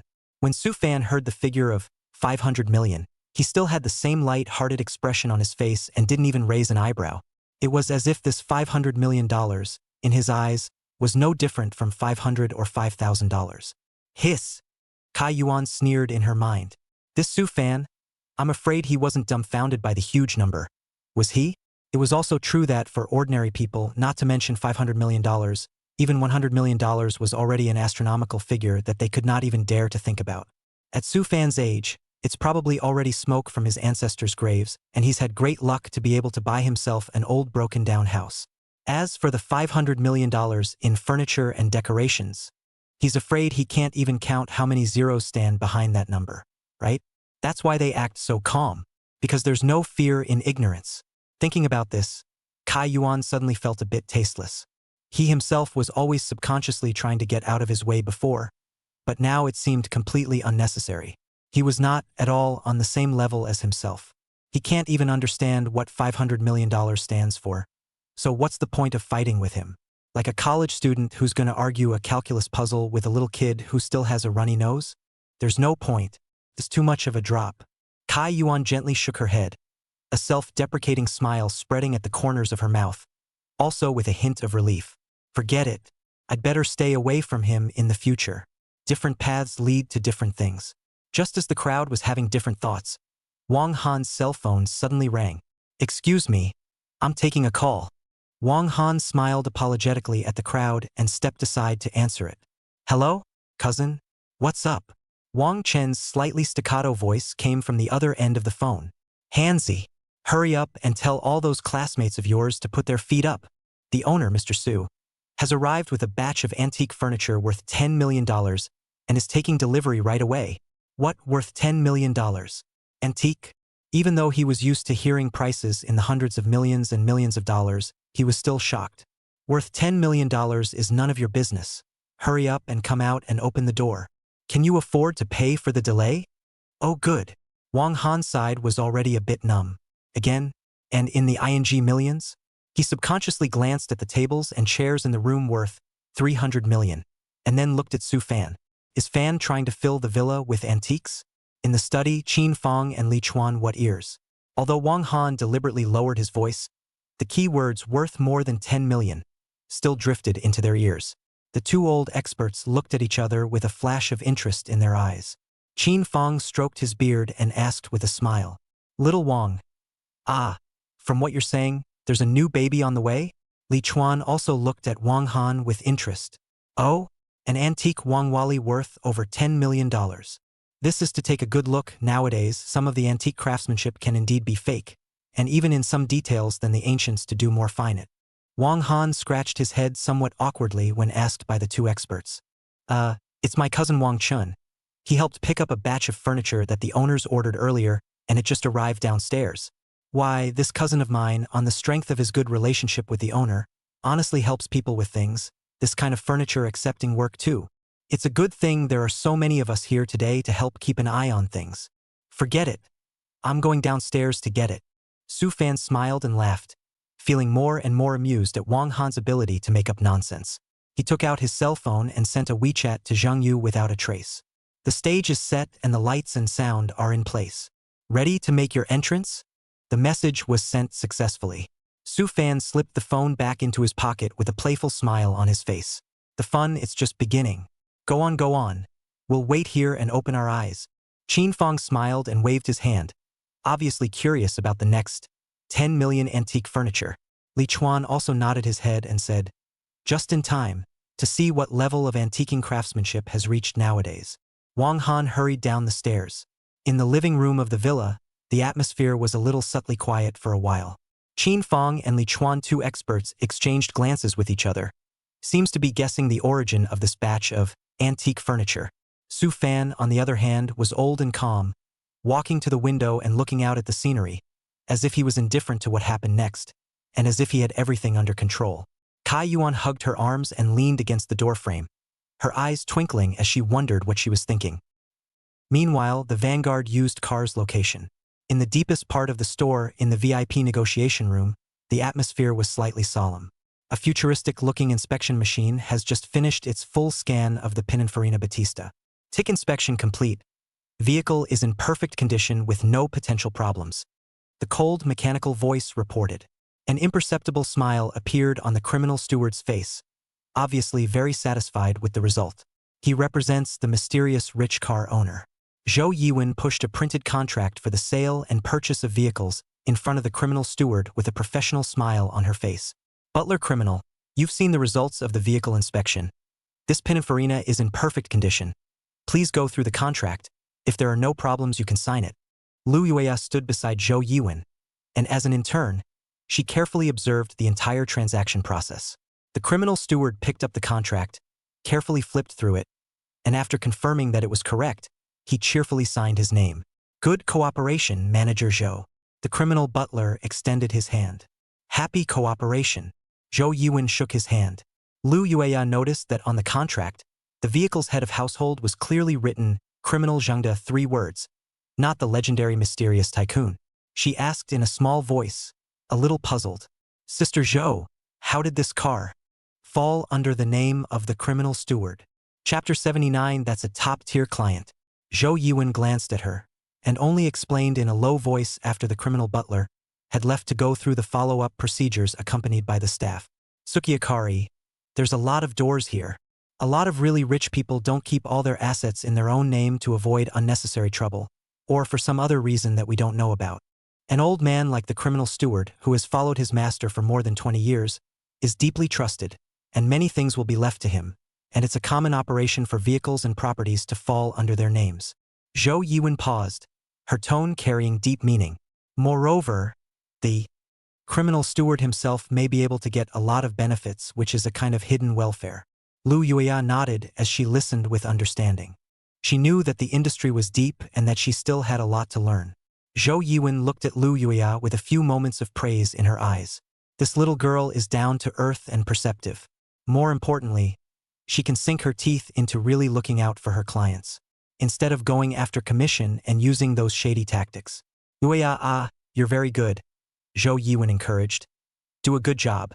This industry is complicated, but as long as you stick to your heart and serve with all your heart, you will definitely be able to make achievements. Lu Yuya smiled gratefully. Thank you, Sister Zhou. I will try my best. She suddenly remembered something and her eyes lit up. Sister Zhou, didn't you mention that classmate of mine earlier? He just messaged me back, really interested in the supercar, and said he wanted to see it. Oh, that's great. Where is he now? Zhou Yiwen came to be interested. Well, others are looking at houses right now over in the Vansho Villa neighborhood. Should we ship this Pininfarina over to him? Maybe he's really interested, Lu Yuya suggested. Villa Mansion neighborhood? That's the top rich neighborhood in Songlong City.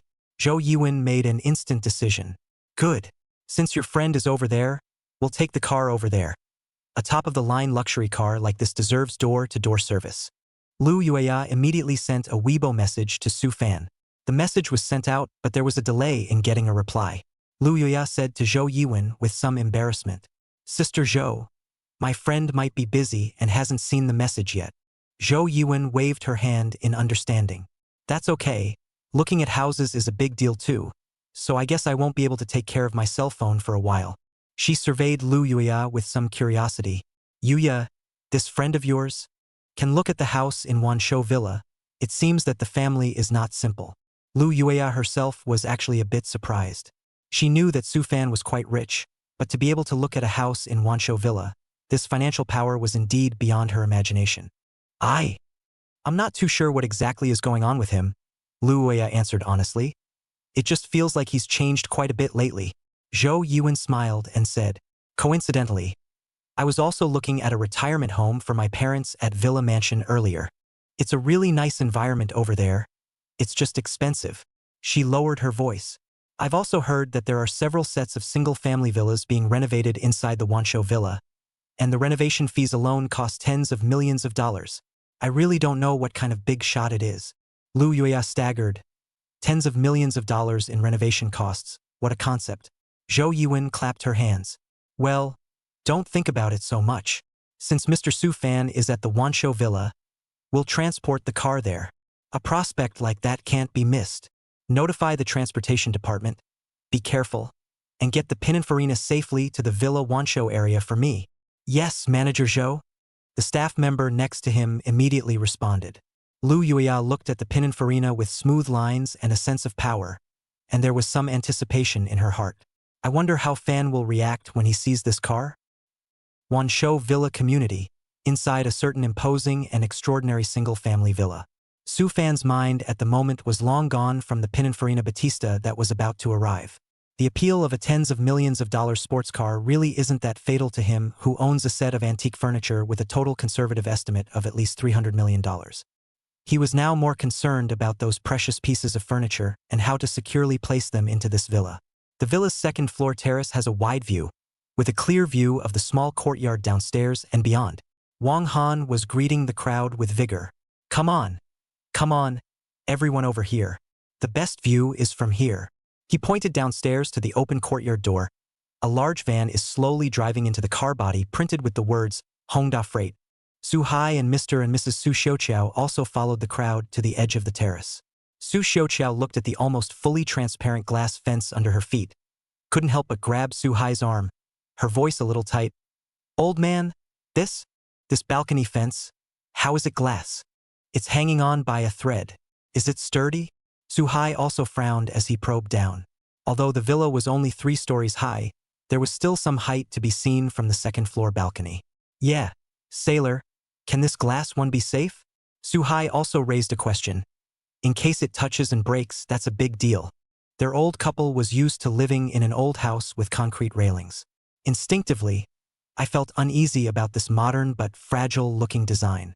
Lubai sniffed, smiled and walked over, gently knocked on the thick tempered glass fence, making a dull thud sound. Auntie and uncle, don't worry. These are specially tempered laminated glass, which is very strong. A young man who had been accompanying the viewer next to him added in due course. Yes, I'm in the glass business. I know all this glass. It's all very naughty, don't worry. If you don't believe me, listen to this ringing. Even if it does get damaged by a very, very large external force, it won't break into sharp shards and fall like ordinary glass. The film in the center will hold them together for maximum safety. Nowadays, a lot of balconies and floor-to-ceiling windows in high-end residences use this material, which is beautiful and safe. After listening to Lu Pai and the man's explanation, the worried looks on Su Hai and Su Xiaoqiao's faces only slightly eased. Oh, so it's like this, that's good, that's good. Sushuko patet herchest. This house now, it's really getting more and more advanced, we can't keep up with it. Suhai lamented. Su Xiaoqiao couldn't help but ask Su Fan again. Fan, that. Then the house we live in later, the balcony will also be like this. As soon as she said this, the corner of Wang Han's mouth imperceptibly skimmed, with a hint of sourness if any. Auntie, the houses in this Wanshou villa can all be uniformly planned and designed, and the balcony is naturally not much different. The house here, though, is not for the faint of heart. He didn't finish his sentence, but the air of superiority and innuendo was obvious enough. Su Fan smiled faintly and took over. Mom, don't worry. The house we looked at has the same balcony as this one and the same safety standards, only better. When Wang Han heard Su Fan say this, the expression on his face became even more wonderful. It was as if he had heard some heavenly joke. But it was not good to have a direct attack in front of Su Fan's parents. Chapter 80. Could it be that the real owner of this villa is Su Fan? Just then, the rear compartment door of the van downstairs slowly opened. A few porters in uniform walked in cautiously. The crowd on the terrace stretched their necks and looked on curiously. The first thing to be lifted out of the wagon was a long object, wrapped tightly in a thick shockproof soft cloth. Although it was hard to see the whole thing, the weight was not light, judging from the stoic silhouette and the strained expressions of the workers. Qin Fong, who had been silently observing, had his eyes narrowed slightly at this moment. He held the glasses on the bridge of his nose and whispered to Li Chuan beside him. Old Li, look at that shape and size. Li Chuan also gazed at it intently and mused. Well, like case several. Looking at the carrying stance, it shouldn't be ordinary goods. Immediately afterward, several more objects wrapped in the same manner were carried out one after another. It looks like the form of a chair. Qin Fong's eyebrows raised slightly as a hint of surprise flashed in his eyes. This feels like a bit of déjà vu. He had a vague feeling that he had seen a record or picture of this form and the solemnity with which it was carried somewhere. Downstairs, Wang Chun was standing by the van, meticulously directing the workers. Slow down, all of you, and be careful. Especially that biggest desk table. It's golden. Hold on to both sides. Watch your step. Don't bump into anything. Wang Chen's voice was not loud, but it was filled with unquestionable majesty. It was as if all this furniture was his, and he valued it 100 times more than anyone else. Not long after, that largest Wangwali Cloud Dragon pattern warped headcase, the most expensive and largest piece of furniture in the lot. The workers, under Wang Chen's command, spent nearly 10 minutes before the table, which was wrapped tightly with a thick felt blanket, was carefully carried into the living room on the first floor of the villa. Subsequently, those equally precious Wangwali 4 out-of-the-box official chairs were also invited into the house piece by piece. Throughout the entire process, both Wang Chun and those porters wore a highly tense and focused look on their faces. They took each step extremely slowly and steadily, fearing that the slightest negligence would cause damage to these valuable treasures. The level of care was as if they were not moving furniture, but absolute treasures that would shatter at the slightest touch. The crowd on the upstairs terrace took it all in. Furniture that can be treated so solemnly by a freight company, and even personally escorted by the owner, has a value that can be imagined. Although Wang Han knew that his cousin was here to make a delivery, he didn't expect the battle to be so big. He looked at the workers downstairs as if they were on the verge of a war, and was staggered in his heart, with a new perception of the owner's financial strength.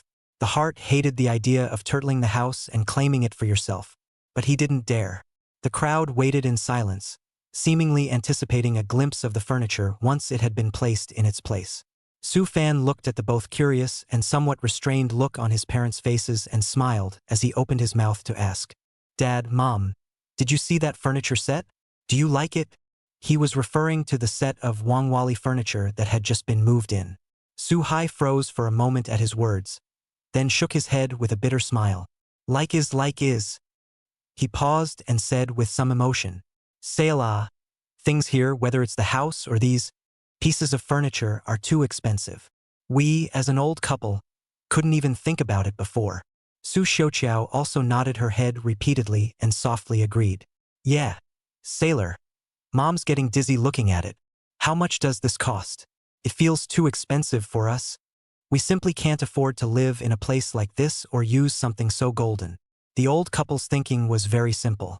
They felt that something so expensive was beyond the scope of their daily lives and would make them feel uncomfortable or even be a burden. Wang Han listened on the sidelines, and the corner of his mouth curled up in a mocking arc again. He said grimly, "Su Fan, Uncle and Auntie are also telling the truth. Like it or not, but you have to live your life according to your means. You're looking at a villa here and asking about the design and the fingerprint locks, and now you want to replicate the furniture as well? I'm telling you, people who don't have money, even if they pretend to have it, they won't be rich. Instead, the imitations will always be fakes. When the time comes if..." Hey, he didn't finish his sentence, but the meaning couldn't have been clearer. That is, he felt that Su Fan was beating his face against the wall. When Su Fan heard this, he just glanced at him lightly and said in a calm tone, "It's just tens of millions of dollars of stuff, and that's about it in my opinion. What's the point of pretending? Is it worth it?" The moment his words came out, it was like a small stone thrown into a calm lake, instantly stirring up layers of ripples. A few, tens of millions? Just. The others on the terrace, including Qin Fong and Li Chuan, were surprised by Su Fan's glib tone. That's tens of millions of dollars. In Songlong City, it was enough to buy several sets of such top-notch villas. Just and so-so? Wang Han was even choked to the point that he could not speak for half a day. He stared at Su Fan with wide eyes, his face a burst of red and white. He wanted to ridicule Su Fan, but he didn't expect to be disliked by Su Fan in a more Versailles way. He doesn't believe it. He absolutely did not believe that Su Fan could talk about tens of millions of dollars so lightly. This kid, he must be pretending, right? He's just toughing it out, saying such big words to cover your heart. Wang Han thought viciously in his heart, looking at Su Fan with eyes filled with disdain and deeper jealousy. Su Fan didn't pay any more attention to Wang Han. He knew that it was futile to explain any more to such people. He just looked downstairs, waiting for the furniture to finish moving. Punishing Kai Yuan and Wang Han and others is one thing. Living your life is another thing. Today, he was to let everyone know that he, Su Fan, was no longer the Su Fan of the past. And this house, this furniture, including the upcoming supercar, is just the beginning. Kai Yuan listened to Su Fan's breezy, just a few tens of millions of dollars of stuff, and her contempt grew even more. She snorted, her tone snarky. Tens of millions of something? Su Fan, are you awake from your nap? The owner of this villa, that's a real upper-class circle of people. People buy these things, but it's just a drop in the bucket, a sprinkle. As for you, she looked Su Fan up and down contemptuously. I'm afraid I couldn't afford a chair leg here if I sold myself. Her words were like poisoned needles, viciously stabbing at Su Fan in an attempt to embarrass him in public. Wang Han listened from the sidelines, the corner of his mouth hooked into a smug smile, obviously very satisfied with Kai Yuan's assist. He felt that Su Fan should always have no place to go now. Su Fan, however, only smiled faintly, his gaze still cast on the moving company on the first floor, and did not seem to take her mockery to heart. Just then, Wang Chen's gaze fell on the terrace and saw Su Fan standing leisurely. In an instant, his entire body froze as if he had been cast in a stasis. His mouth was slightly open and his eyes were glazed over, disbelief written all over his face. "Mr. Su." "Su." Wang Chen's voice carried a hint of imperceptible trembling, almost squeezed out from between his teeth. Lin Zhaomei, who had been carefully observing everything, seemed to think of something at this moment and violently sucked in a mouthful of cool air. A bold yet incredibly reasonable thought flashed through her mind. Could it be that the real owner of this villa is Su Fan? Chapter 81 The Finished Wang Han. The moment this thought popped up, Lin Zhaomei herself was startled. But the more she thought about it, the more likely it seemed. Then think of Su Fan's previous cloudy attitude. That tone of disdain for tens of millions of things. Geez. The other people on the terrace were also confused by Wang Chen's sudden reaction and his Mr. Su. What's the situation? How could Wang Han's cousin speak to Su Fan in such an almost reverent tone? They looked at each other in disbelief for a moment. Only Wang Han, who looked at his cousin's expression like he had seen a ghost, thumped in his heart and an ominous premonition arose. Cousin, you? Wang Han stammered, trying to ask something. But where did Wang Chen care about him at the moment? Wang Chen's cold sweat had slipped from his forehead to his cheeks. He just felt his legs go weak. Done. This time it's really over. He went so far as to lend the key to his cousin without the consent of the real owner, and let him bring in such a large crowd to visit.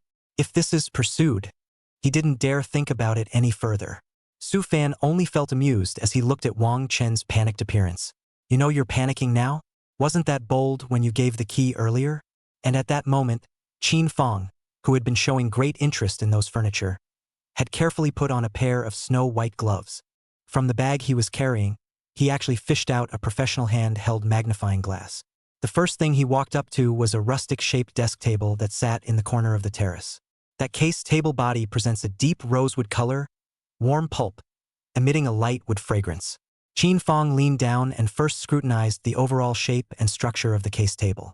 Then lift the magnifying glass and come up to the carvings, mortise and tenon construction, and even some of the subtle wood grain of the case table, watching with extreme care and concentration. His brow furrowed and stretched at times, and a low exclamation or two escaped his lips from time to time. This texture, this wrap, and this carving. Li Chuan followed. Although not as professionally equipped as Qin Fong, his eyes were equally sharp. With his calloused fingers, he gently, extremely gently brushed over the surface of the case table, feeling the years settle in. The terrace was a little eerily quiet for a while. Everyone's gazes were involuntarily focused on Qin Fong and the desk table. Kai Yuan and Wang Han also temporarily forgot about the tit-for-tat earlier and watched with some curiosity. Although they didn't understand this, they could see that Qin Fong's solemn look didn't look like he was pretending. After a while, Qin Fong straightened up. He took off his magnifying glass, and the expression on his face was one of unspeakable excitement and shock. He took a deep breath, his voice trembling slightly from excitement. Old Li, you to see this. He pointed to a carving on the case table and said to Li Chuan, look at the eyes of this dragon pattern, this aura, this demeanor. This is definitely not something that a recent imitation can have. Li Chuan also went over to take a closer look, and then sucked in a breath of cool air. Hiss this. This blade, sharp and not too mellow, in one fell swoop, simply divine.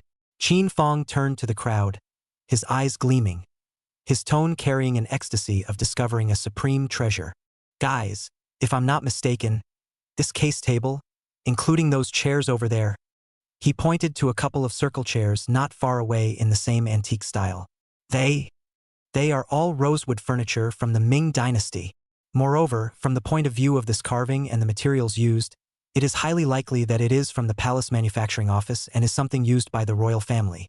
It is a real Superbe antica. What? Ming dynasty antiques. Or is it the royal family? Qin Fong's words were like a heavy bomb that exploded in the calm crowd. Su Fan's parents, Su Hai and Su Xiaoqiao, had their mouths wide open, their eyes filled with disbelief. It's a Ming dynasty antique. Valuable doesn't even begin to describe it. Lu Bai was also shocked. He looked at the furniture and then at Su Fan. His mouth moved, but he couldn't say a word. Lin Zhaomei, on the other hand, was even more certain of her previous suspicions, and looked at Su Fan with a complex light in her eyes. Wang Han and Kai Yuan, on the other hand, were completely dumbfounded. Ming dynasty antiques? This house? It's like a treasure room. Li Chuan also came back to his senses from the initial shock at this moment. He carefully stroked the armrests of that Tai-shir chair, feeling the delicate and warm touch, nodding his head repeatedly. Elder brother Qin is right. This is definitely a Ming dynasty treasure. Look at this crust, this degree of weathering, and this kind of system. It's a typical Ming style and it's one of the best. Oh my God! A student couldn't help but exclaim. This is too powerful. Why do I feel that, in this room, there is nothing that a mortal like me can touch? Holy crap! The cheapest ones here are even whole house smart appliances, a girl said with a pale face. Just when the crowd was still immersed in the great shock brought by the antique, Wang Chan finally gathered enough courage and shivered as he walked up to Su Fan. He almost fell to his knees with a plop, but Su Fan was quick to help him. Mr. Su. I'm sorry. Wang Chen's voice was tinged with tears and filled with remorse and fear. I was confused too. My cousin Wang Han said that a big client wanted to see the house. Maybe it can bring some business, so I let people see come. It's all my fault. I shouldn't have given a tour of your house as an exhibit. I'm sorry. Please excuse me. Wang Chun was so anxious and incoherent that sweat soaked his shirt. Su Fan looked at him in this manner and said indifferently, "Oh, yeah." He paused, his gaze turning to Wang Han and Kai Yuan, whose faces had turned as white as paper, his tone carrying a hint of playfulness. Big clients? In this room, which one of them is your big client? I heard that student Wang Han and this student Kai Yuan both claimed that this cousin Wang Chun of yours and the owner of this villa are close friends, and that their relationship is ironclad? Once Wang Chun heard this, how could he not understand that he was being punked by his cousin? He turned around fiercely and stared angrily at Wang Han, his eyes red. Wang Han. He hissed, and that voice was filled with anger at being lied to and used. You little! How dare you lie to me?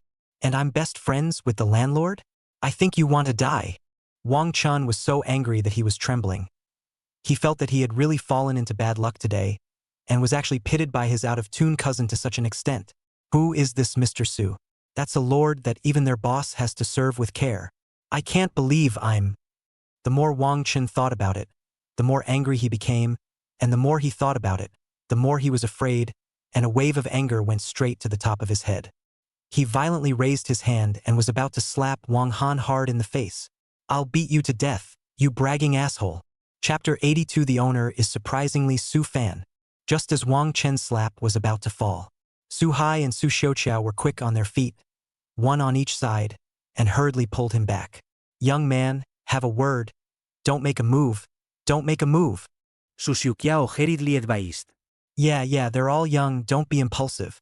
Impulsiveness won't solve the problem. Su Hai also chimed in. Wang Chen's chest rose and fell violently, obviously furious. He glared fiercely at Wang Han, with a look that looked like he wanted to eat someone. Cousin, I.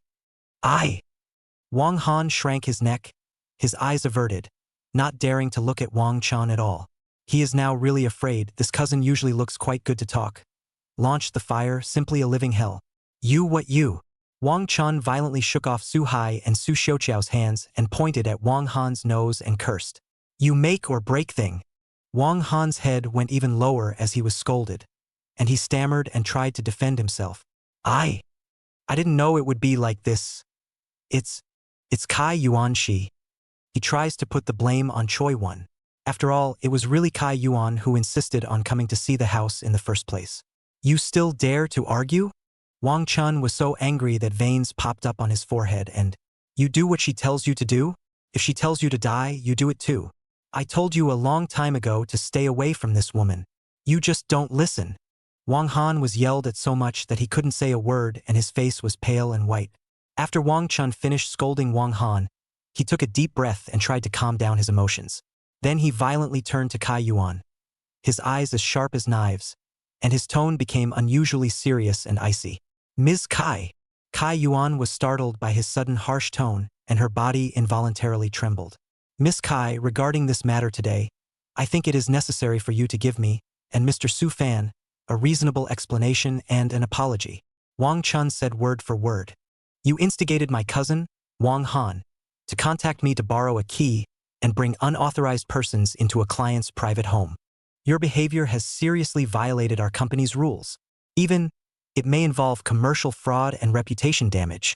Wang Chen's voice was not loud, but every word was like a heavy hammer, hitting Kai Yuan's heart hard. The surrounding students also held their breath, not daring to utter a single breath. That's when they realized the gravity of the situation. It's no longer simply a matter of watching. This seems to be going to the legal level. Sayuan's face went a shade of red and white. How could she not have expected this to be so serious? She panicked, but the vanity that she had developed over the years did not allow her to bow her head and admit her mistake in front of so many people. Her eyes rolled back in her head, and she immediately revealed a pitiful, bewildered expression. Manager Wang, what are you talking about? Why can't I understand? She blinked and tried to squeeze out a few tears, but unfortunately failed. What instigation? What fraud? I really don't know. It's Wang Han. It's Wang Han who said that you have a particularly good relationship with the landlord, and said that he could bring us in for a visit. I'm just tagging along to see what all the fuss is about. She shrugged off the blame as if she was the one who was the most innocent victim. Wang Han looked at Kai Yuan dumbfounded. He couldn't believe his ears. This goddess that he had always held in his heart. This woman for whom she herself had gone out of her way to offend her cousin and the great owner. How dare you dump all the pot on him in front of so many people without hesitation? Kai Yuan, you. However, Kai Yuan didn't even bother to look at him, and just continued to look at Wang Chan with that innocent and aggrieved look. The pitiful bit of anger in Wang Han's heart was instantly extinguished under Kai Yuan's icy eyes. He lowered his head, his voice hoarse. I'm sorry. Is my fault. It's my fault. I took the liberty of bringing everyone in. It has nothing to do with Kai Yuan. You don't blame her. I can't believe he's still excusing Choi Won. Wang Chun looked at his rotten cousin and was so angry that he almost spat out a mouthful of blood. Humph. He looked at Kai Yuan. Good one has nothing to do with you. Wang Han is at fault. He should naturally take responsibility. But Kai Yuan, do you dare to say you're not responsible at all? Who are you not to apologize? Kai Yuan sniffed a little sharply and shouted. Why should I apologize? It's not like I had anything to do with it. Just because the owner of this villa is Su Fan. Mr. Su Fan. Wang Chun almost roared out. Just by the fact that you guys trespassed into Mr. Su Fan's private residence today without his permission, you say, what's to stop you from apologizing? Boom. These words, like a thunderbolt, exploded in Kai Yuan's mind. What? The owner of this villa turned out to be Su Fan? How is that possible? That's absolutely impossible. Kai Yuan's face instantly turned as white as paper, bloodless, and her body swayed, barely able to stand still. Her eyes widened in disbelief as she looked at Su Fan. Looking at the serious-looking Wang Chen again, his mind went blank. The poor boy Su Fan who was worthless in her eyes and whom she had abandoned so viciously. Surprisingly, the owner of this smart villa worth hundreds of millions of dollars? This is more ridiculous than pie in the sky. The surrounding students were also in an uproar, looking at Su Fan with eyes filled with incredulity. Oh my God! Owner is actually Su Fan. Holy! No wonder he was so calm from beginning to end. So it turns out that he is the real master. Lin Xiaomei looked at Su Fan. She knew that this man was not simple. Su Fan's parents were briefly shocked and immediately calmed down by Su Fan. Qin Fong, on the other hand, was so shocked that his eyes went wide. How could he not expect that this young man was actually the owner of this villa?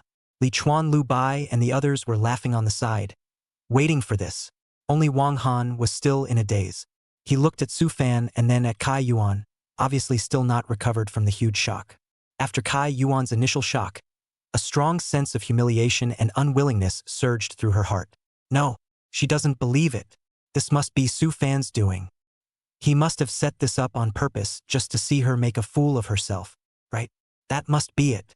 She took a deep breath and forced herself to calm down, trying to maintain the last vestiges of her decency. She lifted her chin and glared at Su Fan with spiteful eyes, gritting her teeth. Su Fan. So it's you. Humph, what a good tactic. Getting back at me with such a dirty trick. You feel accomplished, don't you? Let me tell you, Su Fan, even if this villa is yours, so what? In my eyes, you're still the same worthless piece of. You lost. You lost miserably. completely and utterly lost to me. The more she spoke, the more agitated she became, and her voice became sharper and sharper, as if she wanted to vent all her resentment and discontent. Do you think it's a big deal to have a Thai villa? My boyfriend, Zhang Yu, he's the second son of the Zenmei Group. He's worth $10 billion. The bag he casually gave me is enough to cover your property fee for this villa for a year. He drives a car that's a limited number of top-of-the-line supercars from around the world. What about you? What kind of crap car do you drive? Su Fan, what are you comparing me to? You will never be able to compare to me. You can only ever be stepped on by me. Kai Yuan hissed in a frenzy, already somewhat tongue-tied in order to save her face.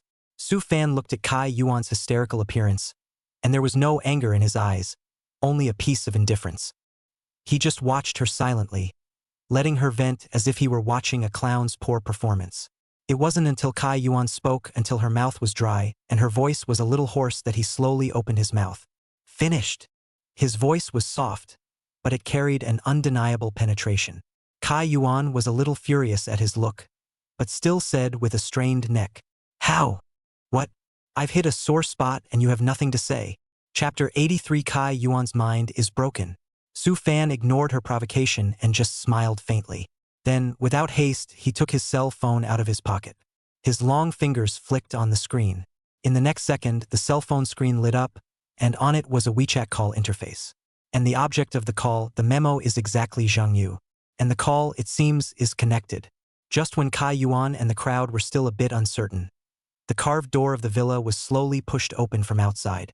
A young man in a high-fashion suit with a handsome face but an unusually cold expression stepped in. He walked straight to Su Fan and bowed slightly, very respectfully. "Seo."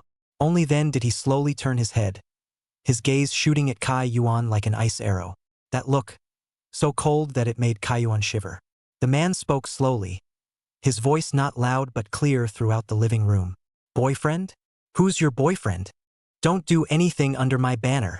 Zhang Yu's voice carried an extremely oppressive feeling, causing Kai Yuan to instantly panic. Her body shook and she hurriedly stepped forward, squeezing out a smile that was worse than tears. "Zhang Yu, you're here. Listen to me. I was just joking with him. I was bullied by him." She tries to dump the pot on Su Fan in an attempt to win Zhang Yu's sympathy and protection. However, Zhang Yu's next words directly interrupted her fantasies. He sneered, his eyes even colder. "Bullying? You deserve my comfort and protection when you're bullied. Don't you? Are you worthy?" His unrelenting words were like a hard slap in Choi Won's face. Kai Yuan's face instantly turned pale. How could she not expect that Zhang Yu would be so heartless to her? Zhang Yu ignored her shocked and aggrieved expression and continued coldly. "Let me ask you, my Bugatti Chiron, did you take it and use it? I told you before to drive whatever you want, but I didn't tell you to take it to make extra money. Did I?" Hearing Zhang Yu mention the Bugatti Chiron, Kai Yuan's heart sank hard. She borrowed Zhang Yu's car to attend Liu Bai's wedding. Indeed, received Liu Bai tens of thousands of dollars of hard work. She did this extremely covertly. How did Zhang Yu know about it? What earn extra money? I don't have any." Kai Yuan's eyes flashed and she denied with a stiff upper lip. Zhang Yu's eyes became even more stern. He glanced at Liu Bai next to him, then said in a clear voice, "Don't pretend. Liu Bai already told me that you borrowed my car and charged him tens of thousands of dollars privately. Kai Yuan, you've got a lot of nerve. You, how did you know?" Kai Yuan was completely dumbfounded, and the words that came out of her mouth carried a hint of panic. She subconsciously looked at Su Fan, her eyes filled with suspicion and resentment. It must be Su Fan. Everything was a ploy on his part. He must have taken offense to the fact that he dumped him, so now he's out to hurt himself. Seeing that Zhang Yu had directly named him, Liu Bai also stood out and said with a somewhat complicated expression, "Kai Yuan, for the sake of the face of my wedding, you borrowing the limousine did help a lot, and I'm quite thankful for that. But you shouldn't borrow a car without the owner's permission. Much less should I be asked for money under that name. Even if you really need money to borrow a car, the owner has to want it. If I'm going to give my money, I'm going to give it to the owner of the car, not to a thief." Liu Bai's words directly characterized Kai Yuan a thief. When the surrounding people heard this, their eyes changed when they looked at Kai Yuan. Kai Yuan's face turned pale and her body shook as she tried to retort, but she didn't know what to say. Just then, Lin Xiaomei stepped forward. She looked at Kai Yuan, her heart and eyes full of indignation. The next second, she pulled out her cell phone. Kai Yuan, do you think you've done a seamless job? Lin Xiaomei said coldly. Before Kai Yuan could react, Lin Xiaomei had already tapped on a recording file in her cell phone. The next second, a clear recording played out in the living room. Lu Bai, anyway, the family has money. Give him some face on the line, the Bugatti Chiron I borrowed out to drive. At that time with Lu Pai said, this car is not good to borrow. Spent a lot of my favor. Ask him for a 40,000 yuan hard work. Anyway, he will not care about this little money. By the time the money comes in, we sisters will go out and have a good time. On the recording, Kai Yuan's voice is clearly audible, her tone full of calculation and triumph. The recording was played and the living room was silent. All eyes were focused on Kai Yuan. The evidence is overwhelming. Kai Yuan's face was already completely bloodless, and she took 2 steps back, as if she had lost all her strength, and slumped to the ground. Wang Han saw Lin Xiaomei play the recording and was puzzled and shocked. He looked at Lin Xiaomei with a hint of questioning in his voice. Lin Xiaomei, why are you doing this?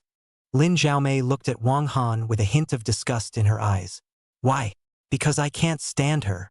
She and I used to be friends, but how many times has she stabbed me in the back? Do you know that you lickspittle?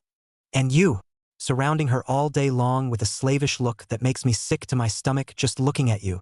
Don't you see who you are, boyfriend? I'm so blind to have even looked at you. Lin Xiaomei's words swept Wang Han in like a machine gun. Wang Han was cursed speechless, his face green and white. Zhang Yu looked at Kai Yuan, who was paralyzed on the ground, and the coldness in his eyes deepened a few more points. He didn't say anything else, just pulled a car key out of his pocket.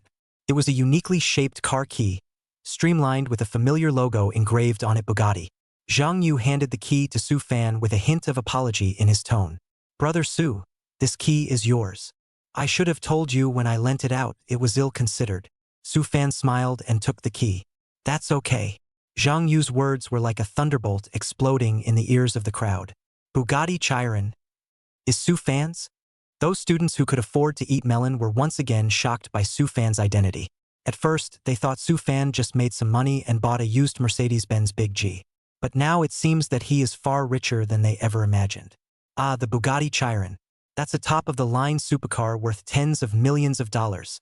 Kai Yuan was paralyzed on the floor, and her mind went blank when she heard Zhang Yu's words. The Bugatti Chiron is Su Fan's? How is that possible? How could that loser she was calling a loser own a Bugatti Chiron? This was even more unbelievable to her than the fact that she knew the villa was Su Fan's. Her eyes looked straight at the key to the Bugatti Chiron in Su Fan's hand, and she was in a trance, as if she was in a dream. Chapter 84. Kai Yuan is crazy? She doesn't believe it. She couldn't believe what was happening in front of her was real. It's definitely fake. Zhang Yu. Kai Yuan suddenly raised her head with a hint of madness in her eyes. Is this a play you put on with Su Fan? Isn't it? Zhang Yu frowned, his eyes getting colder. He looked at Choi Won like he was looking at a jumped-up clown. Acting? He snorted coldly. You think we have to act with you? Doesn't your heart know whether or not he's strong, brother Fan? You! Kai Yuan trailed off. Don't fool yourself here. Zhang Yu poked her mercilessly. You're just annoyed now. Annoyed. Kai Yuan let out a shrill laugh as if she had heard a great joke. I'm pissed off about what? I'm pissed off that a loser suddenly got some money? Yes. Zhang Yu nonchalantly shot back. You're just annoyed. Annoyed that brother Fan has become stronger than you imagined. Annoyed that you looked the other way in the first place and dumped a golden son-in-law. He stared at Kai Yuan and said word for word. You think Fan only has a Bugatti Chiron now? You think he just bought a villa? You have no idea how good he is now. You have no idea what you're missing. What? Kai Yuan was shocked and had a bad feeling in her heart. Zhang Yu ignored her shock and continued. Do you know how much he rents in a year just for those stores on Chapel Long Street? I'm telling you, $20 million. He collects over $20 million a year in rent alone. 20 million? Zhang Yu's words were like dropping a bomb in the living room and everyone was shocked by the number. Over 20 million. What's that concept? That's a lifetime's worth of money. They looked at Su Fan in shock, as if they were recognizing this person for the first time. That classmate who was ordinary in their impression had such a staggering wealth. The stores on Zhuabao Long Street. That is one of the busiest commercial streets in Chuanfu City. Kai Yuan was even more thunderstruck. Her mind went blank. Only the number over $20 million echoed. Chuk Pao Chung Street. Stores. Wasn't Su Fan a poor worker in design before? How can he afford to buy a store on Chapel Long Street? They still used to collect rent. And the rent alone for 1 year is surprisingly high at over $20 million. No wonder. No wonder I saw Su Fan at Chopper Long Street earlier. At the time, it was still too much for him to shop around. Turns out he was there to collect rent. Her eyes looked straight at Su Fan, her voice carrying disbelief and trembling. Zhuabao Long Street. Those stores are yours. Zhang Yu snorted, his eyes filled with sarcasm. Or what? You think I'm telling you a joke? Those are all Brother Fan's properties. He just didn't tell you. I don't believe it. It's impossible. Kaiyuan shook her head violently, trying to deny it all. You lied to me. You conspired to lie to me. Zhang Yu's face lost its patience. Believe it or not, I don't have time to bull you here. Kaiyuan was shaking with anger. She looked at this trash in front of her, who used to be toyed with by her at will, but now possessed the wealth and status that she couldn't even dream of. A strong jealousy and unwillingness grew wildly in her heart. She's not happy about it. She regretted it. Why? Why didn't she see the potential in Su Fan in the first place? Why did she do that to him? She sat paralyzed on the floor, her eyes lax and her mouth agape. No way.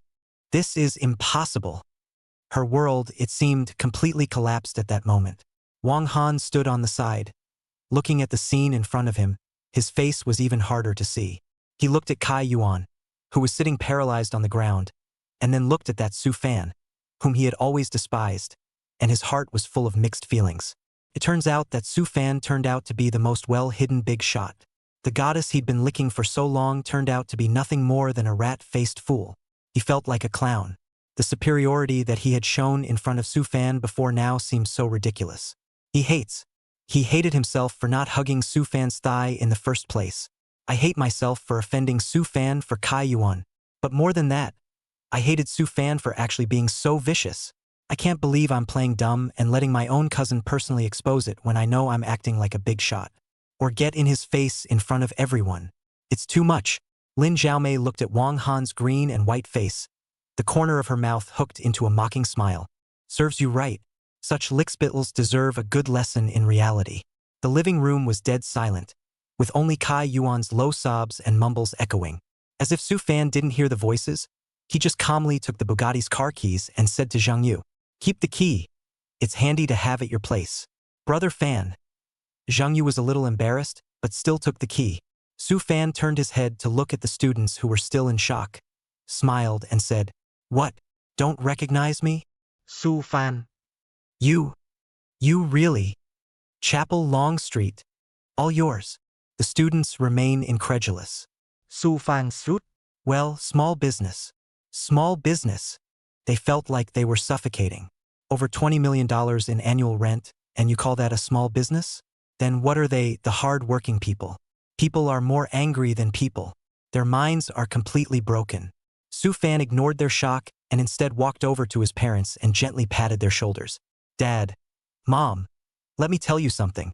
Taking his parents aside, he lowered his voice and said, "Those stores on Long Street in Zhuabao are indeed mine. But then again, it's not as exaggerated as Zhang Yu said. What more than 20 million, that's all his exaggeration. It's just some small business. I help other people to rent the house, earn a little difference in price and so on." Su Hai and Su Xiuqiao were still a bit confused. Although his son said it was a small business, Zhang Yu said it so clearly just now. Bugatti Chiron, Chopper Long Street, over 20 million, they felt a huge shock to their perceptions. Especially Su Xiuqiao. She looked at her son with a hint of uncertainty in her eyes. Fan you say, is true? Didn't lie to Mom." Su Fan smiled and held her mom's hand. "Mom, why would I lie to you? I'm really doing a little business. Don't worry about it. On the contrary, you guys," he changed his words. "This house in the future you will live in peace. Furniture should be used. Do not need to be too loving, really worried. I can remove those antiques. I just want you to live in peace and stay well. And don't worry about the money. Son, this? Suhai didn't know what to say for a moment. Sufan smiled and continued. All right, Dad, Mom. I'll have Lubai help you move later. I've been in touch with the high-end housekeeping company, so I'll get you another nanny to take care of you when the time comes. Dad, Mom, you're getting old. Stop working so hard and enjoy yourselves. Moving. Nanny. Suhai and Su Xiaoqiao came back to their senses. The son is really planning for them. They were touched and at the same time a little uneasy in their hearts. Sailor, isn't a nanny or something too costly? Su Xiaoqiao was still somewhat used to frugality. It doesn't cost anything, Mom. Su Fan's tone was firm. I have the ability to give you guys a good life now, so just listen to me. Okay? Chapter 85 Introducing a Blind Date? Suhai looked at his son. His eyes filled with relief and pride. His son. Really grown up and productive. He patted Su Fan's shoulder and said, Ok. Listen to you. Su Xiaoqiao also nodded. Although she was still a little apprehensive in her heart, she trusted her son. Right, Fan, Su Xiaoqiao suddenly remembered something. When should you also find a girlfriend, You see you Lu Pai are married. Right. Suhai also followed and agreed. You're not too young. Hurry up and find a suitable one. Get the marriage done, and we'll have grandchildren sooner. Su Fan was a bit helpless. Dad, Mom, this matter is not urgent. Before he could finish his sentence, Lu Bai, who was on the side, interjected with a smile. Brother Fan, don't be in no hurry. Look how pathetic you are as a single dog when we're all married. Get lost. Su Fan glared at him without a good look. Zhang Yu's eyes lit up when he heard that Su Fan was looking for a girlfriend, and he hurriedly came up. Brother Fan, looking for a girlfriend? Take a look at my sister. She's perfect for you, Zhang Yu said eagerly. She's, pretty and capable. She even started her own company. How awesome. Not only that, but it cooks. It can really be said that she can go up to the hall and down to the kitchen. Definitely a good wife and mother type. On top of that, my sister is single now.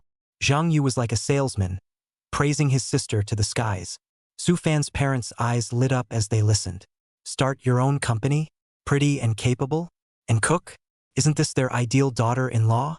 Su Xiaoqiao hurriedly asked. Really? What's your sister's name? How old is she? Got a picture. There.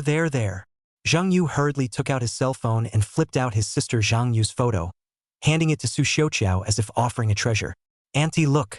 This is my sister Zhang Shuang. Su Xiaoqiao and Su Hai took the phone and looked at the photos carefully. Zhang Shuang in the photo is really pretty and has a very outstanding temperament. The more Su Xiaoqiao looked at it, the more satisfied she became, nodding her head repeatedly. Ouch! How handsome! This daughter looks like a good kid. Su Hai also nodded his head in praise. Well, not bad. Not bad. They looked at Su Fan with a hint of expectation in their eyes. Su Fan looked at his own parents who couldn't wait to meet with Zhang Shuang immediately to propose marriage, and a few black lines popped up on his forehead. He hurriedly pulled Zhang Yu aside and whispered, I said, Zhang Yu, what are you doing? Introducing you to someone. Brother Fan. Zhang Yu had a serious face. My sister is really special. Haven't you seen it too? Can't you see it? All right. Su Fan hurriedly interrupted him. Let's talk about this later. You go out with me first. He pulled the puzzled Zhang Yu and hurriedly left the living room. Only Su Hai and Su Xiaoqiao were left behind still reminiscing about Zhang Shuang's picture, their faces full of smiles. Lu Bai and Li Xiaolin looked at each other in disbelief, not understanding the situation at all. Kai Yuan and Wang Han's faces were even uglier. Especially Wang Han, he felt that Su Fan was deliberately embarrassing herself. The group of people were too embarrassed to remain in the villa and followed Su Fan and Zhang Yu out the door. At the door, Wang Han was still glaring at Su Fan, thinking that it was all Su Fan's fault that he and Kai Yuan were so humiliated today. Zhang Yu looked at Wang Han's look and got angry when he thought that Wang Han was also in Kai Yuan's gang and was always pestering Kai Yuan. He begins to wonder if he's being conned by Kai Yuan and Wang Han, who have teamed up in a premeditated scheme. What are you staring at? Zhang Yu was furious and raised her hand to give Wang Han an earful. Pop! Crisp voices rang out in the empty yard. Wang Han was struck dumb and covered his face as he looked at Zhang Yu incredulously. Kai Yuan was also dumbfounded, not expecting Zhang Yu to make a sudden move. You dare to hit me? Wang Han slowed down, shocked and angry. What's wrong with beating you? Zhang Yu justified. You licking dog. You deserve it. Just then, an extremely cool-looking sports car slowly drove over. The car door opened and a tall, beautiful woman in a professional suit got out of the car. She had long black hair draped over her shoulders, delicate features, fair skin, and an outstanding temperament. As soon as she stepped out of the car, the eyes of everyone in the room were drawn to her. Even Zhang Yu and Wang Han, who were arguing, stopped. Wow! Lu Bai couldn't help but let out a low cry. This beauty is too pretty. Zhang Yu's eyes lit up when he saw the beautiful woman and immediately greeted her. Ms. Willow. The beauty smiled slightly, revealing a mouthful of white teeth.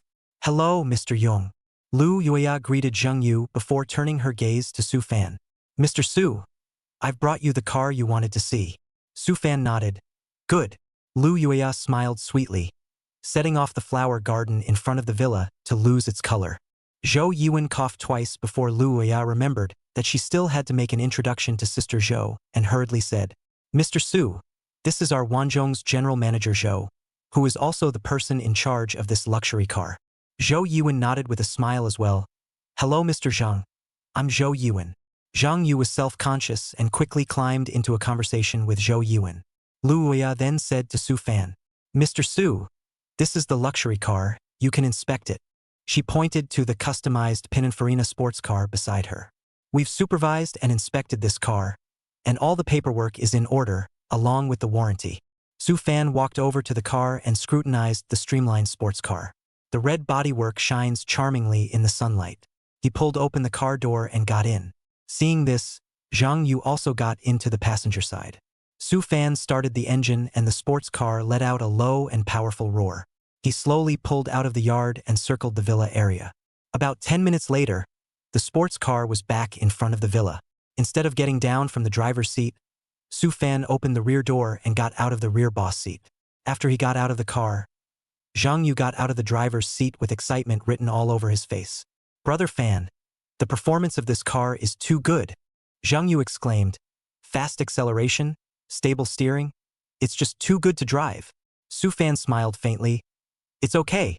The back row is more enjoyable. The crowd listened and looked at him with seeming understanding. Such a cool sports car, and it's for riding in the back? However, it's a Pininfarina custom. The fact that you can sit in the back means that the space and comfort in the back of this car is absolutely extraordinary. Su Fan walked towards Lu Yuya and Zhou Yuan, ready to talk about the price. Zhou Yuan stepped forward and smiled. Mr. Su, about this car, our boss gave a one-bite price. She paused and glanced at Su Fan before spitting out a figure that shocked everyone present. $30 million. Zhou Yuan's voice was not loud, but it was like a thunderbolt that exploded in the ears of the crowd. Before Su Fan could say anything, the few students around him had already been unable to stop themselves from sucking in cool air, their face muscles twitching along with them. $30 million. I thought the Bugatti was expensive up front. In just 2 hours. A direct record high? No, it's not a new high. It's the highest. Chapter 86. Buy a luxury car in just 5 minutes? Wang Han and Kai Yuan were even directly dumbfounded, their mouths open as if they could stuff down an egg. $30 million for a car is a threshold they will never touch in their lifetime. The more Kai Yuan thought about it, the more she felt that she had been blind in the first place. It even started to disgust Zhang Yu. After all, isn't Zhang Yu a vain person? Why should he be poked and prodded when it comes to himself? But at this point, no one cares about their jealousy. Everyone is circling around Pininfarina. Mr. Su, it's like this. This car cost us $30 million when we recovered it. Noticing the shock of the crowd, Zhou Yuan added another sentence. Originally, our boss meant to sell it for $32 million at the minimum. She paused and looked over at Su Fan with a professional smile on her face. But Mr. Su, you're quick. The deposit transfer was timely, and you're Lu Yuya's friend. So, our boss gave a best price. $30 million, and that price includes all handling and licensing fees, as well as several future maintenance visits. A real bite. Su Fan did not show any particular surprise when he heard this price. He'd checked the price of a customized Pininfarina model before. This is a good enough deal for the price. He nodded and said nothing more. Everyone present, except for Lu Uya and Zhou Yiwen, felt their brains spinning a bit. $30 million for a repossessed car intended to be sold for $32 million. Because Su Fan is cool and a friend of the car dealership sales, she just sells it for $30 million? And all expenses are included? How does this operation feel like a joke? But looking at Zhou Yiwen's serious expression, they knew again that this was no joke. The world of the rich was really beyond their comprehension. Without delay, Su Fan directly said to Zhou Yiwen, "Okay, $30 million then. Where's the contract? Sign it." He sounded calm, like he was talking about buying a regular sedan for tens of thousands of dollars. Zhou Yiwen and Lu Yueya glanced at each other, both seeing satisfaction in the other's eyes. It was just like what Lu Yueya had said. Su Fan did things cleanly and without delay. Zhou Yiwen immediately took out the long-prepared car purchase contract from her briefcase. "Mr. Su, this is the contract, please take a look." Su Fan took the contract and quickly skimmed through it. The terms of the contract are very clear: the price, the model, the responsibilities and obligations of both parties, written clearly. He confirmed that there was no mistake and signed his name directly on the contract. "Can you please provide me with a bank account?" Su Fan finished signing and said to Zhou Yiwen, "Okay, we have many cooperative bank accounts in Wanzhong. Mr. Su, which bank account is convenient for you to transfer money?" Zhou Yiwen asked with a smile. Su Fan thought about it and said, "Whichever is convenient." All the money he had now was in that black gold card with no limit. Seeing this, Zhou Yiwen quoted a Huaxia bank account. Su Fan took out his cell phone, logged into the bank app, and entered the account number provided by Zhou Yiwen, as well as the amount of $30 million. Drip. The phone made a crisp sound and the transfer was successful. He showed Zhou Yiwen the page of the successful transfer. "Ms. Zhou, please check." Zhou Yiwen took the phone and looked at it, then took out her own phone and logged into the company account to check. A few seconds later, a smile appeared on her face. "Okay, Mr. Su, the payment has been received. We'll get you through the closing process right away on our end." The whole process, from Su Fan saying signing the contract to the $30 million arriving, took less than 5 minutes. All the students present, including Kai Yuan and Wang Han, watched this as if they were watching a movie. 30 million. Right before their eyes, like running water, it turned out with a crash. And it was outdoors, so easy to close the deal. It gave them a whole new perspective on the whole rich people buying cars thing. It turns out that when rich people buy a car, they don't go to a forest store, they don't haggle over the price, but they do it right at their doorstep in a direct transaction. And money, like numbers, turns on a dime without hesitation. Zhou Yiwen put away her cell phone and said to Su Fan, "Mr. Su, is this car going to be driven back directly, or will we consign it for you on our side?" Su Fan glanced at the Pininfarina beside him and said thoughtfully, "I'll drive myself back." It was a car he hadn't gotten a good feel for yet, so of course he wanted to drive it back himself. "Okay, no problem," Zhou Yiwen said with a smile. She also handed over all the formalities of the vehicle, including the invoice, certificate of conformity and warranty, to Su Fan. "Keep these in your possession and feel free to contact us if you have any questions." "Okay, thanks." Su Fan put these documents away. "Right, Mr. Su." Lu Oya stepped forward at this moment and said to Su Fan with a smile, "I wonder if you have any time lately? I'd like to invite you for dinner." Su Fan looked at Lu Oya, who was wearing a professional suit today and looked exceptionally competent. But there was still that gentle smile on his face from his college days. "Recently?" Su Fan pondered slightly. "I'm free all the time, depends on your time." "Great." A happy smile appeared on Lu Yueya's face. "Then I'll contact you on WeChat and we'll make an appointment for a time and place. Or you can order it." "Good." Su Fan agreed. Lu Yueya chatted with Su Fan for a few more moments before preparing to leave. She joined Zhou Yiwen and got into another work van. "Mr. Su, then we'll leave first, you drive slowly," Zhou Yiwen said to Su Fan. "Okay." Lu Yueya lowered the car window and waved at Su Fan, revealing a sweet smile. Su Fan, B. "Bye." Su Fan responde. The work truck slowly pulled away. In the car, both Lu Yueya and Zhou Yiwen were in a good mood. The deal went through and it was a great result for all of them. "Sukiakari, you're such an amazing classmate," Zhou Yiwen lamented. $30 million for a car. "Buy it when you say so without blinking an eye." Lu Yueya smiled and nodded. Yes, Su Fan has changed so much. So big that she sometimes wondered if she had recognized the wrong person. But in her heart, Su Fan is still the sunny teenager in college. He's always been good, Lu Yuya said softly. The atmosphere of the scene became somewhat subtle as we watched the work trucks leave. The students who had originally come to watch the fun were now keeping their heads down, not daring to look at Su Fan. How did they taunt Su Fan just now? Say he has no money, say he has no eyes, say he... Now, Su Fan was not only the owner of the villa, but also directly dumped $30 million and bought a Pininfarina. The smack in the face came so fast and so hard that it left them with no place to go. There were a few boys who looked at each other, then gathered enough courage and walked up to Su Fan. Su Fan. I'm sorry. We just talked too much just now. Yeah, we shouldn't have said that about you. The others followed suit. Su Fan glanced at them and didn't say anything, only nodding lightly. He knew what these students had in mind, but he didn't have to bother with them too much. After all, these people were no longer in the same world as him. Chapter 87. This board doesn't work. This board is too brittle. Seeing Su Fan nod his head, the crowd was relieved. Although Su Fan didn't say anything, she at least forgave them. Kai Yuan stood aside, her face pale. She wanted to go up and say something to salvage something. However, when he saw Su Fan's bland expression, he couldn't take a step. Zhang Yu walked over at this time and glanced at Kai Yuan with great disgust. Brother Fan, you've finished looking at the car. Let's go. He directly ignored Kai Yuan's presence and said to Su Fan, Aha! Su Fan not dead.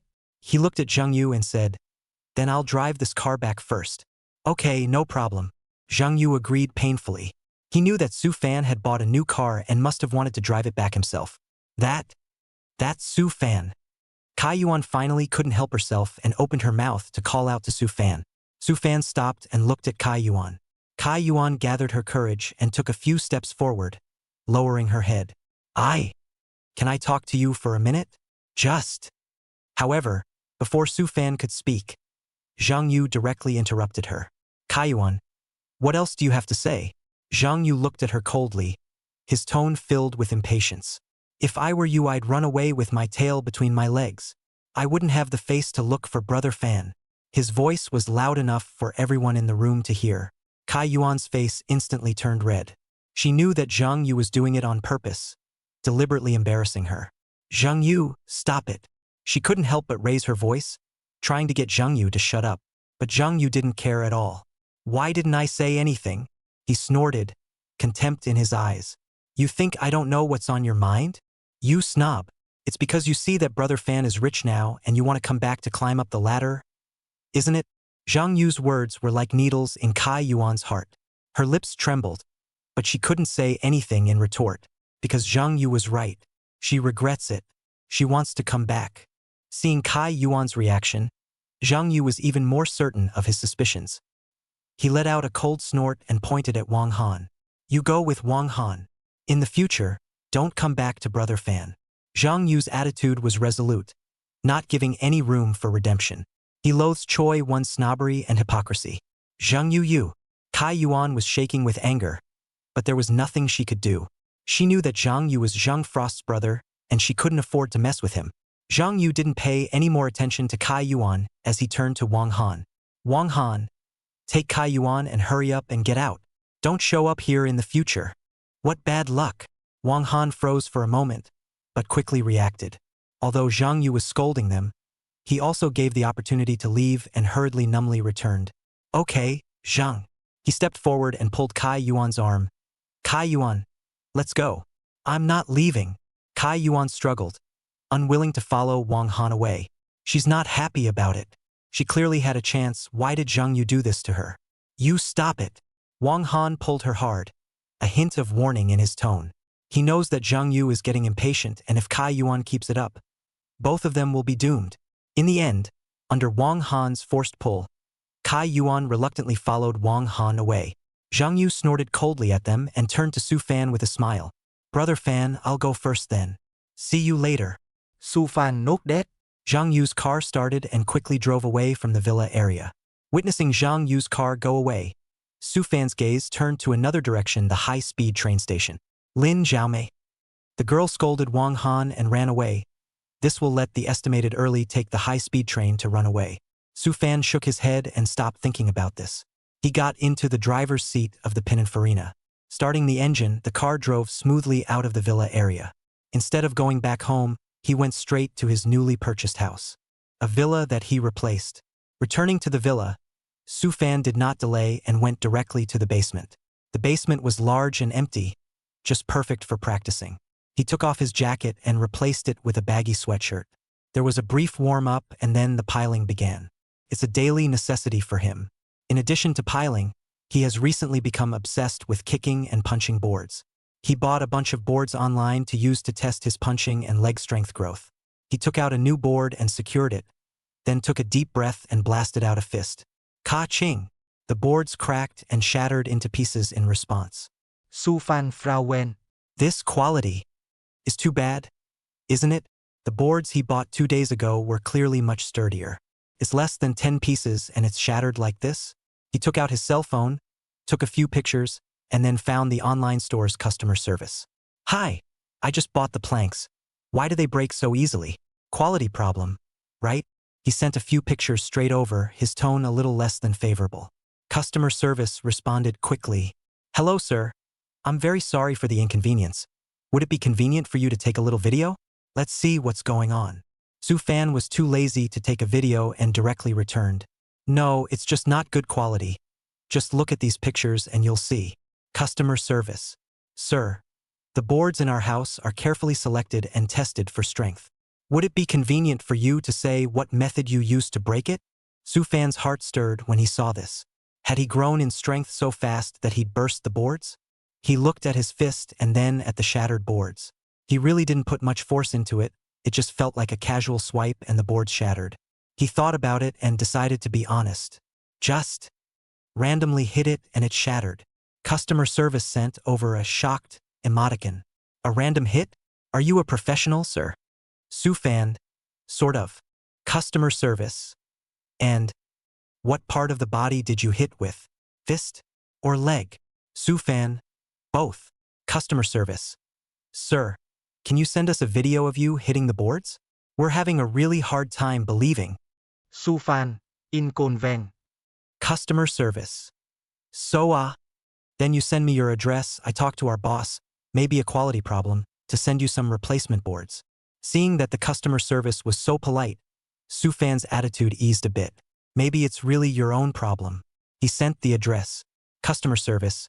Yes, sir. Please wait a moment. I'll report back to the boss. After a while, customer service sent a message. Sir, to confirm the address with you, you're in Kawafu City, right? Shufan.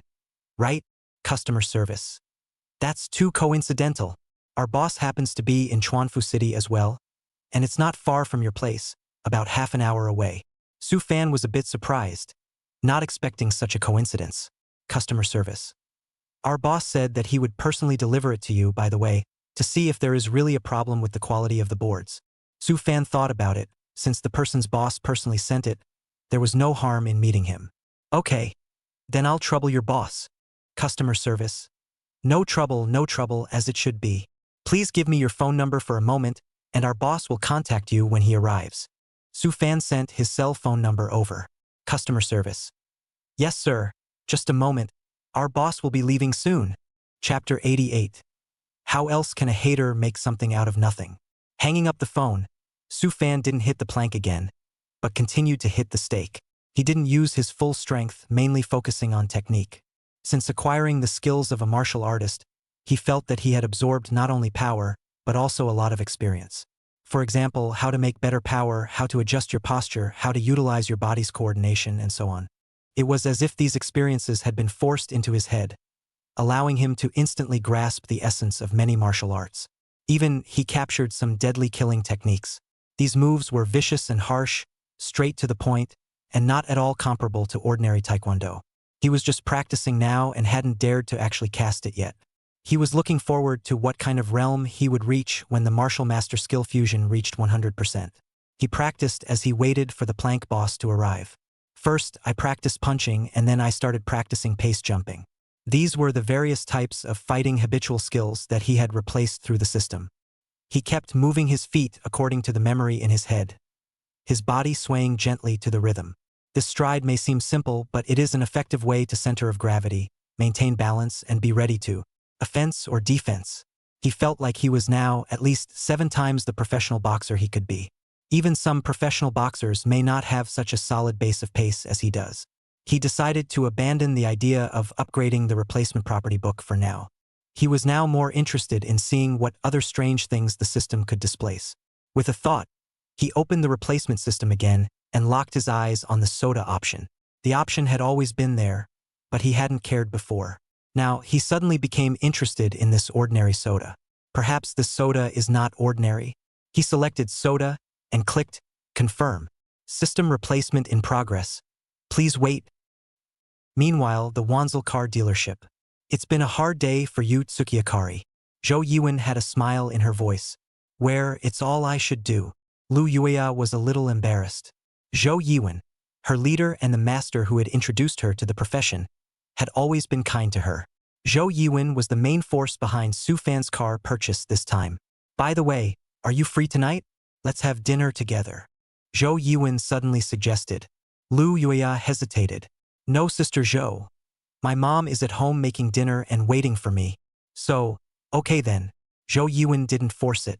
But Yuya, you've done me a great favor this time, she continued. Huh? What? Lu Yueya was a little unsure. I've already greeted the finance side. Your commission will be credited to your account right away, Zhou Yiwen said with a smile. Ah? Sister Zhou, how can this be good? Lu Yueya became even more embarrassed. After all, the car was supplied by Sister Zhou. What's there to be embarrassed about? What's yours is yours.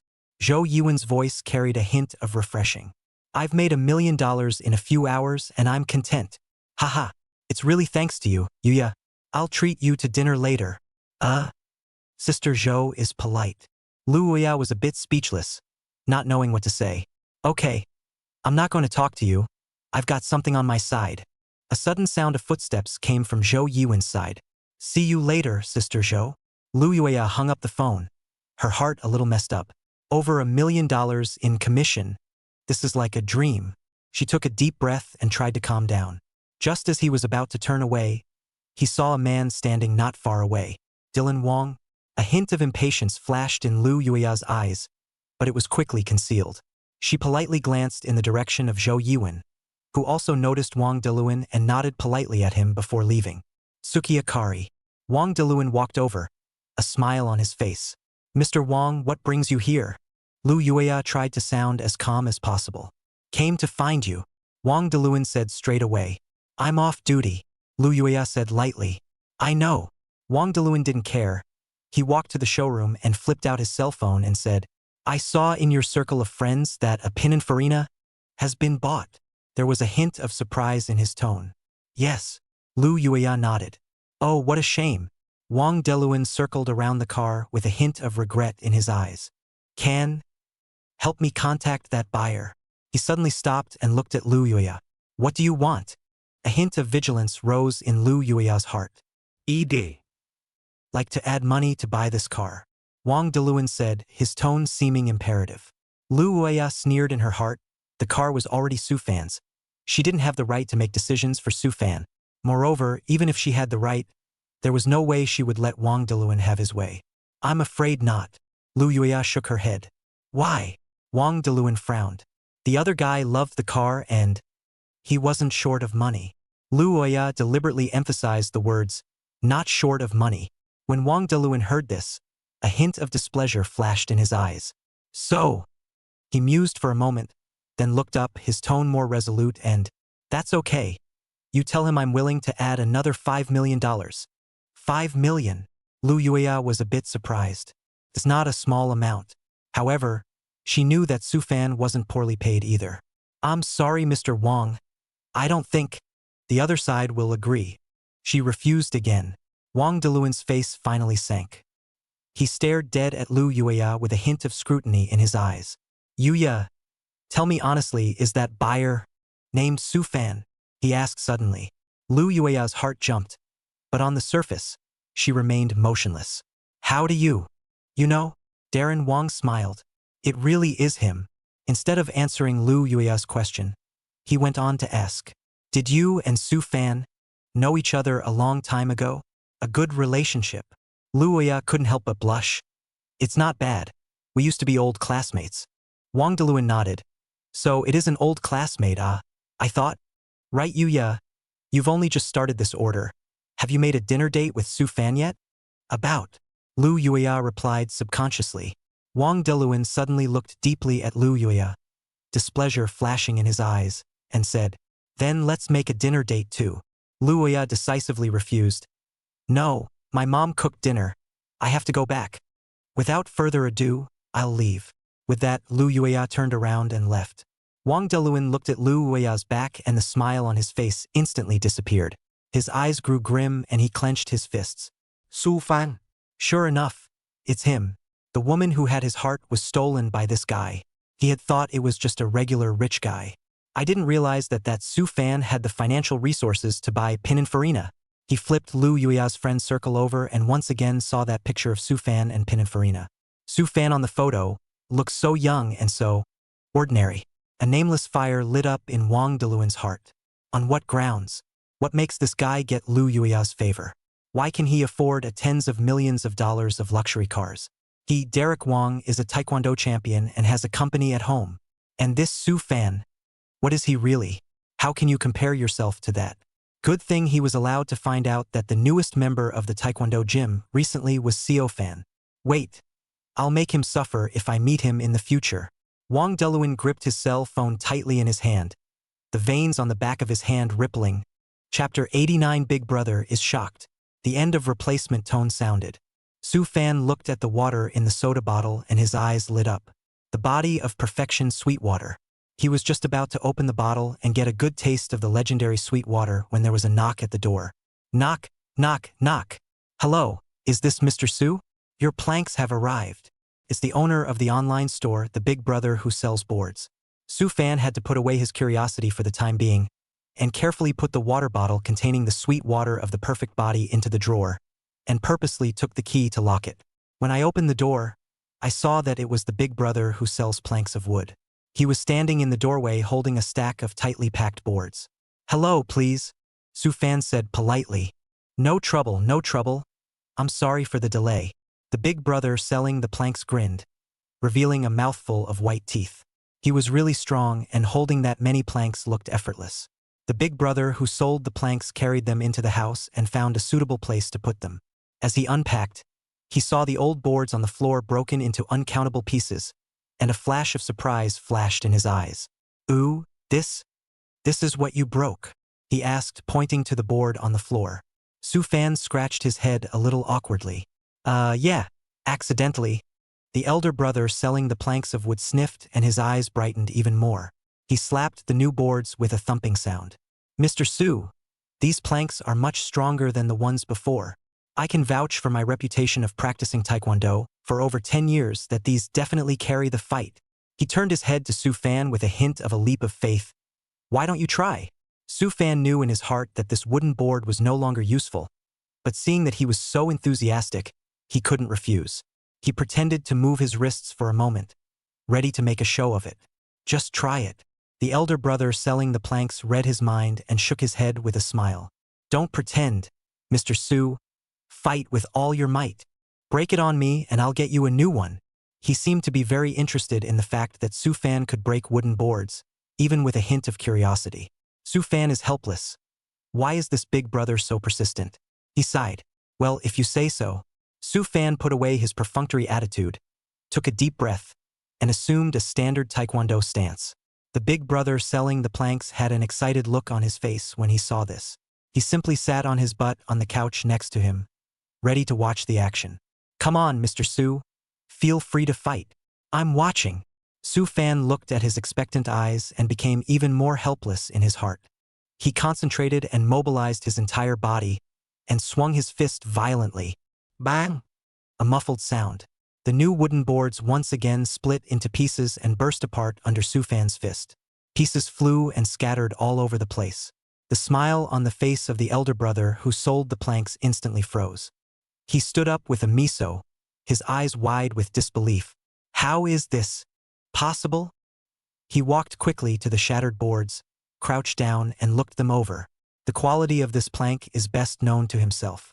Usually one piece is good, 2 pieces are good, but a stack of 10 together is hard for anyone to break. This isn't a show board. This is a solid hardwood board. But this young man in front of him had done it with ease. And, by the looks of it, it seems to have retained its power. The elder brother who sold the wooden boards stood up and looked at Su Fan as if he had seen a ghost. "Mr. Su, this is what you have practiced, ah?" Su Fan was even more embarrassed. Just casually practicing. He couldn't say he was cheating by the system, could he? You can pop this stack of planks with some casual practice? The elder brother selling the wooden boards obviously didn't believe it. He circled around the shattered boards twice.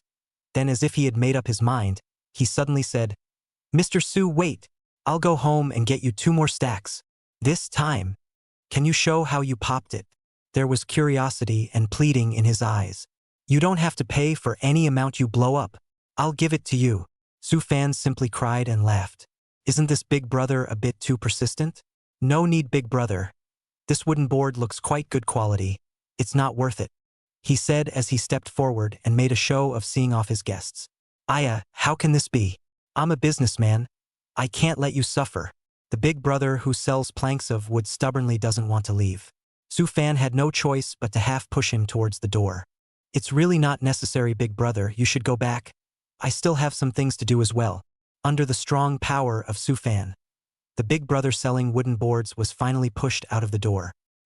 He stood in the doorway, looking at the closed door of the room, then down at the wood shavings scuffed on the soles of his shoes, his face still in disbelief.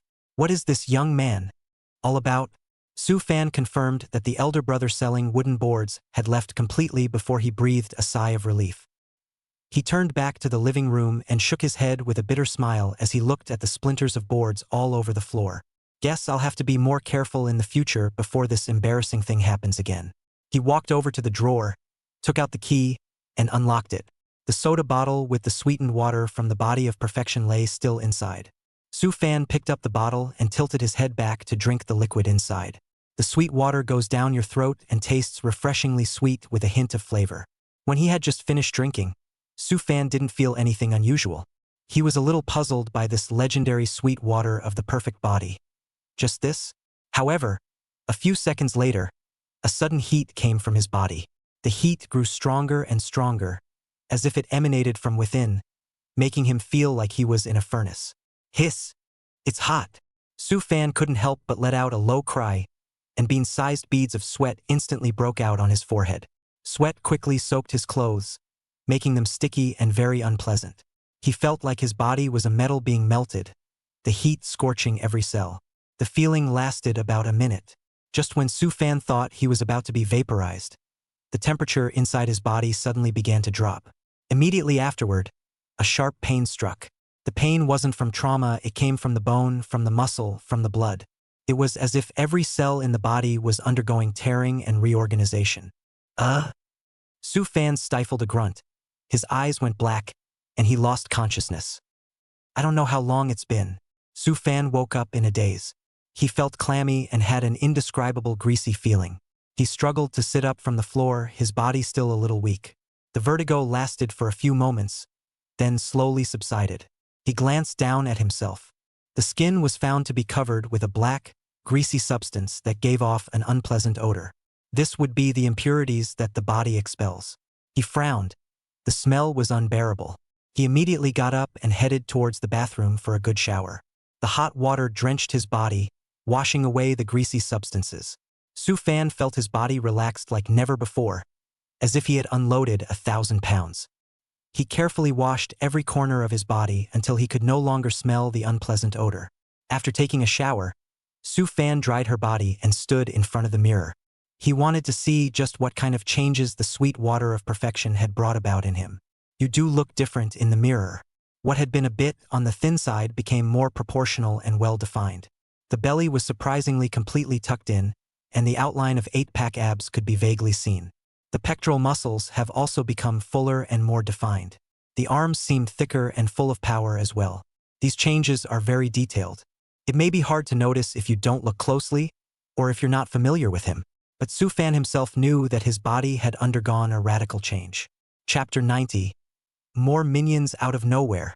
Su Fan pinched his arm. The muscles were tight and full of elasticity. He felt as if he had inexhaustible power. A sense of confidence washed over me like never before. He couldn't help but strike a few poses in the mirror, admiring himself. Hey, that body, it's just amazing. He was even beginning to look forward to the muscle definition that would become more pronounced after the exercise. Just as he was muttering narcissistically in the mirror, his cell phone suddenly rang. It's Zhang Yu calling. Su Fan picked up the phone, and before Zhang Yu could speak, ghostly, he suddenly came out with a sentence. That? I say, why don't you let me beat you up? After saying this, Su Fan himself froze. What's wrong with his brain? On the other end of the phone, Zhang Yu also visibly froze. Huh? Punch me? Why? Once Su Fan heard his tone, he hurriedly smiled and changed his words. Haha. Just kidding. Just kidding. Oops. Just thought you owed a punch. Ahem. No, I said the wrong thing. He cleared his throat a little sheepishly and hurried to change the subject. What do you want with me? Zhang Yu didn't seem to have recovered from the shock she had just experienced, and her tone carried a bit of doubt and tentativeness. That isn't a big deal. It's just that I was driving and thought I'd pick you up and have dinner together. He paused and added, by the way, there are my 2 little brothers. I'll show you around then too. Su Fan's heart thumped. With 2 little brothers? This is the rhythm of the Hongmen banquet, isn't it? However, on second thought, Zhang Yu was more or less scared of himself now, so he shouldn't play any tricks. Besides, after the baptism of perfect body just now, he felt that his physical quality was absolutely outstanding. Even if something does come up, you should be able to handle it. Okay, where to wait? Su Fan asked. Send me the address. I'll come over. Su Fan thought about it, and now that there was still some undissipated heat in his body, he didn't really want to stay in the house. Might as well go outside and sneak around. Tell you what, why don't you wait for me near the entrance to the Celestial City, and I'll sneak over there. Su Fan was talking about the luxury residential area of Chuanfu City, the city in the sky. This place is famous in Kawafushi City and is divided into high-rise apartments and villa areas. The houses in the villa area that are all thousands of square meters at the bottom, the price is so high that it is not ordinary people can afford to live. Su Fan's heart has actually been quite yearning for this place, thinking that in the future, if conditions permit, he must live in the big villa there. Even if a large villa is a bit far away now, it's okay to buy a large flat first. After sending the address, Su Fan changed into casual clothes and went out the door.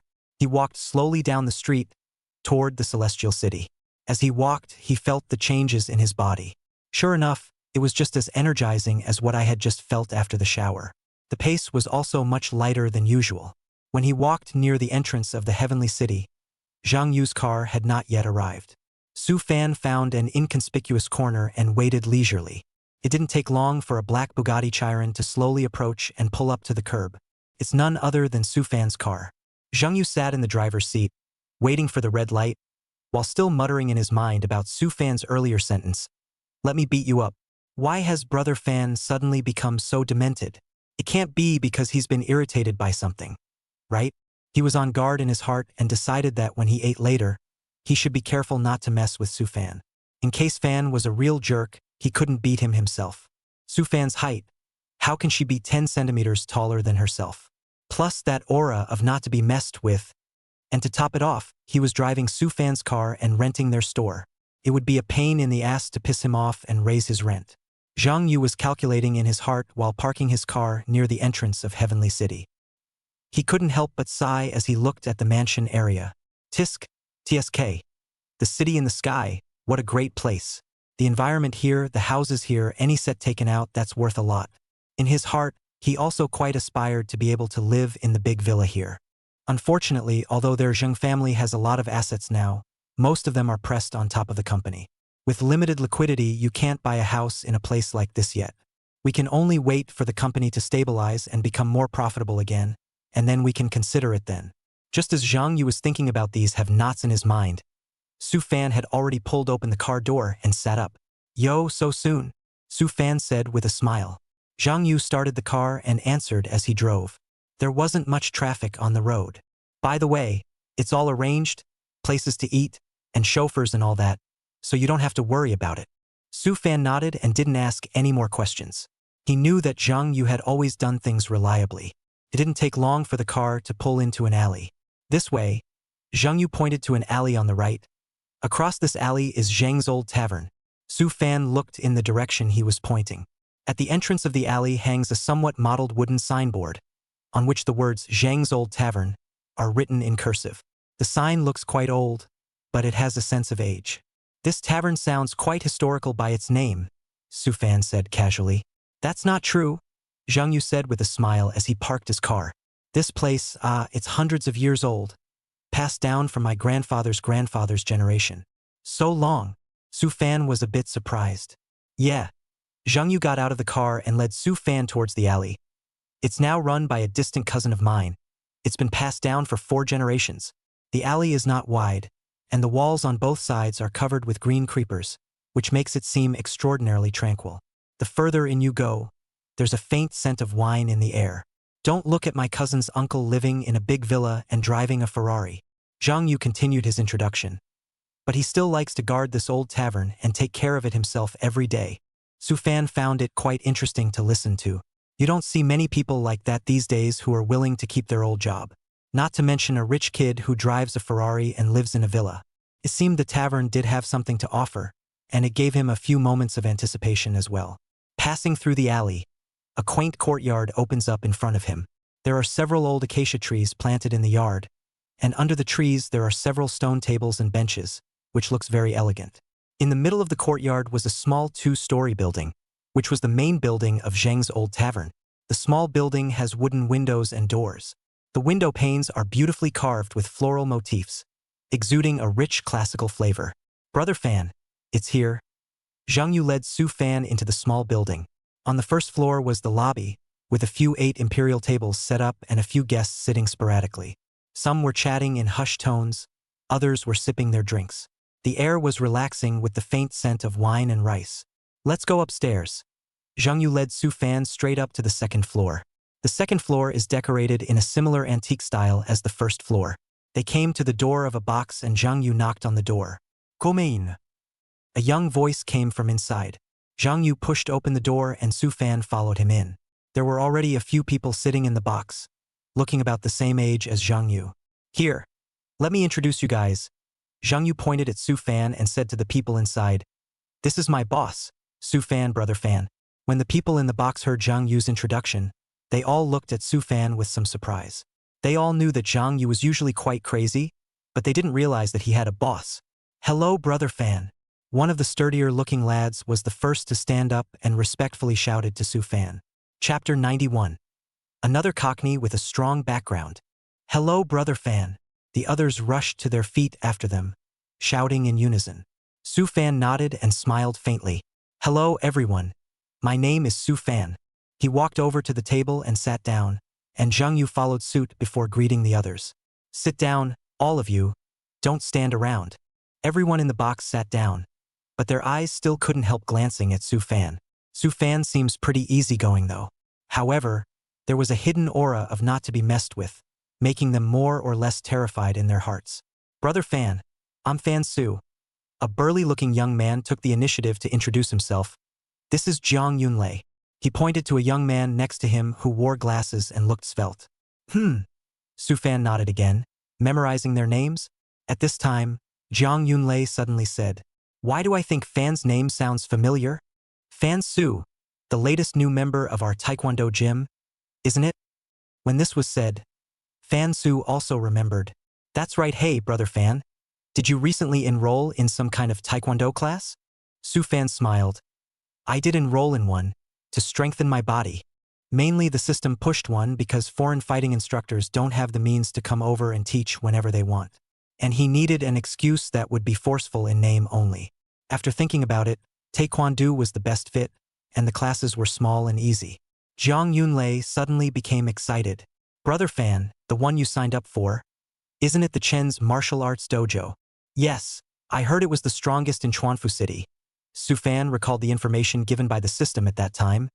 It seems to be run by some Taekwondo champion called Chun Xiong.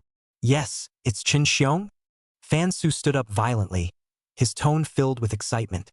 Jiang Yunlei was so scared that his glasses almost fell off and hurriedly reached out to catch them. Looking at the reaction of the two of them, Su Fan was a bit puzzled. What's wrong? Is this Chun Xiong famous? He enrolled in this taekwondo gym solely on the recommendation of the system. The system said that the director of this museum is very strong and can help him to improve his physical quality to meet the requirements of the perfect body. As for who the curator was, he didn't really care too much. Famous? More than famous. Fan Su's face turned a little red with excitement. Chen Xiong is a legend in the taekwondo world of Chuanfu City. Taekwondo champion. Get awards? Claim to fight all over the world. Ah. Right. Jiang Yunlei also nodded repeatedly. Brother Fan, it's really destiny. We're going to be senior brothers from now on. Are you guys from that dojo too? Su Fan asked, not realizing that the world was so small. I was just looking for a random taekwondo gym to get ready to learn. And I didn't realize that we were kind of meant to be. These words were even more like a thunderbolt in the ears of Fan Su and Jiang Yunlei. You're just picking up a taekwondo gym? That's a little too Versailles. Isn't it? It's hard to get into their taekwondo gym. Those who can come and learn are from good families. It's not at all like your average taekwondo gym. Even a lot of kids from rich families can't get in if they want to. And for Su Fan, it was surprisingly random. The way they looked at Su Fan was no longer just surprise, but also carried a hint of awe. To be able to make Zhang Yu call out his boss, and to say so gently that Chen's martial arts hall was just a random one he found. This brother Fan is definitely not an ordinary person. Zhang Yu watched this good show from the side and was happy in his heart. He had long known that Su Fan was not simple, and now that he saw his minions being shocked, he felt doubly honored. Just then, Zhang Yu remembered some of the troubles that Fan Su and Jiang Yunlei had mentioned to him earlier, and decided to take the opportunity to let Su Fan know about the situation. Right, Fan Su and Yunlei. Zhang Yu looked at the two of them. How's that thing you told me about earlier? The conflict with Wang Deluan? Hearing the name Wang Deluan, the smiles on the faces of Fan Su and Jiang Yunlei instantly disappeared, replaced by a hint of gloom. Don't mention it, Fan Su sighed. That kid is too arrogant. Relying on his family's money and power, he doesn't put people in his eyes at all. Jiang Yunlei followed suit. Brother Fan, that Wang Deluan, he has a particularly bad personality and is also very arrogant and unselfish. Su Fan listened to their descriptions with some curiosity in his heart. To be able to make Fan Su and Jiang Yunlei so scrupulous, this Wang Deluan seems to have an uncomplicated background. Wang Deluan? Su Fan repeated the name. Which Wang family is it? Zhang Yu cleared his throat and began to introduce Su Fan. This Wang Deluan, is the male son of the Wang family in Chuanfu City. The Wang family is one of the largest families in Chuanfu City, with industries involving real estate, finance, energy, and so on, with tens of billions of assets. In order to further expand the family's power, the Wang family has been engaging in family marriages over the years. Zhang Yu continued, their eldest daughter, Wang Biqing, was then married to the eldest son of the Chuanfu City Construction Group. The city in the sky you're looking at was built by the Wang family in conjunction with Chuanfu City Construction. Zhang Yu pointed to the mansion district vaguely visible outside the window. The Wang family has made a fortune from this. When Su Fan heard this, his heart moved slightly. The city in the sky. He's just been to the door today. I didn't realize that it was built by the Wang family in conjunction with Chuanfu City Construction. The Wang family now wants the remaining son and daughter to continue the union as well. Zhang Yu continued. But their son, Wang Deluan, seems to be particularly repulsed by this kind of marriage. He's still chasing a regular girl, but not yet though. Zhang Yu laughed, a hint of gloating in his tone. I guess I wanted to find one that I liked, not one that the family assigned. As for the youngest daughter of their family, her name is Wang Yisin, and she went into the entertainment industry, Zhang Yu said. But with the Wang family behind her, she's making a name for herself in the entertainment industry and doesn't have to worry about all the subterfuge and whatnot. Su Fan listened to Zhang Yu's introduction and gained a preliminary understanding of the Wang family. It's a family that has grown in power through family unions. Then what's going on between you and that Wang Deluan? Su Fan asked. Well, that Darren Wang is, how can I put it, particularly difficult to socialize with. Zhang Yu thought about it and said with deliberation. This person of his, he's a bit of a deadbeat, or rather, a bit of a snob. Zhang Yu sighed. If the other party's background is bigger or stronger than their Wang family, he'll be able to restrain himself and be quite talkative.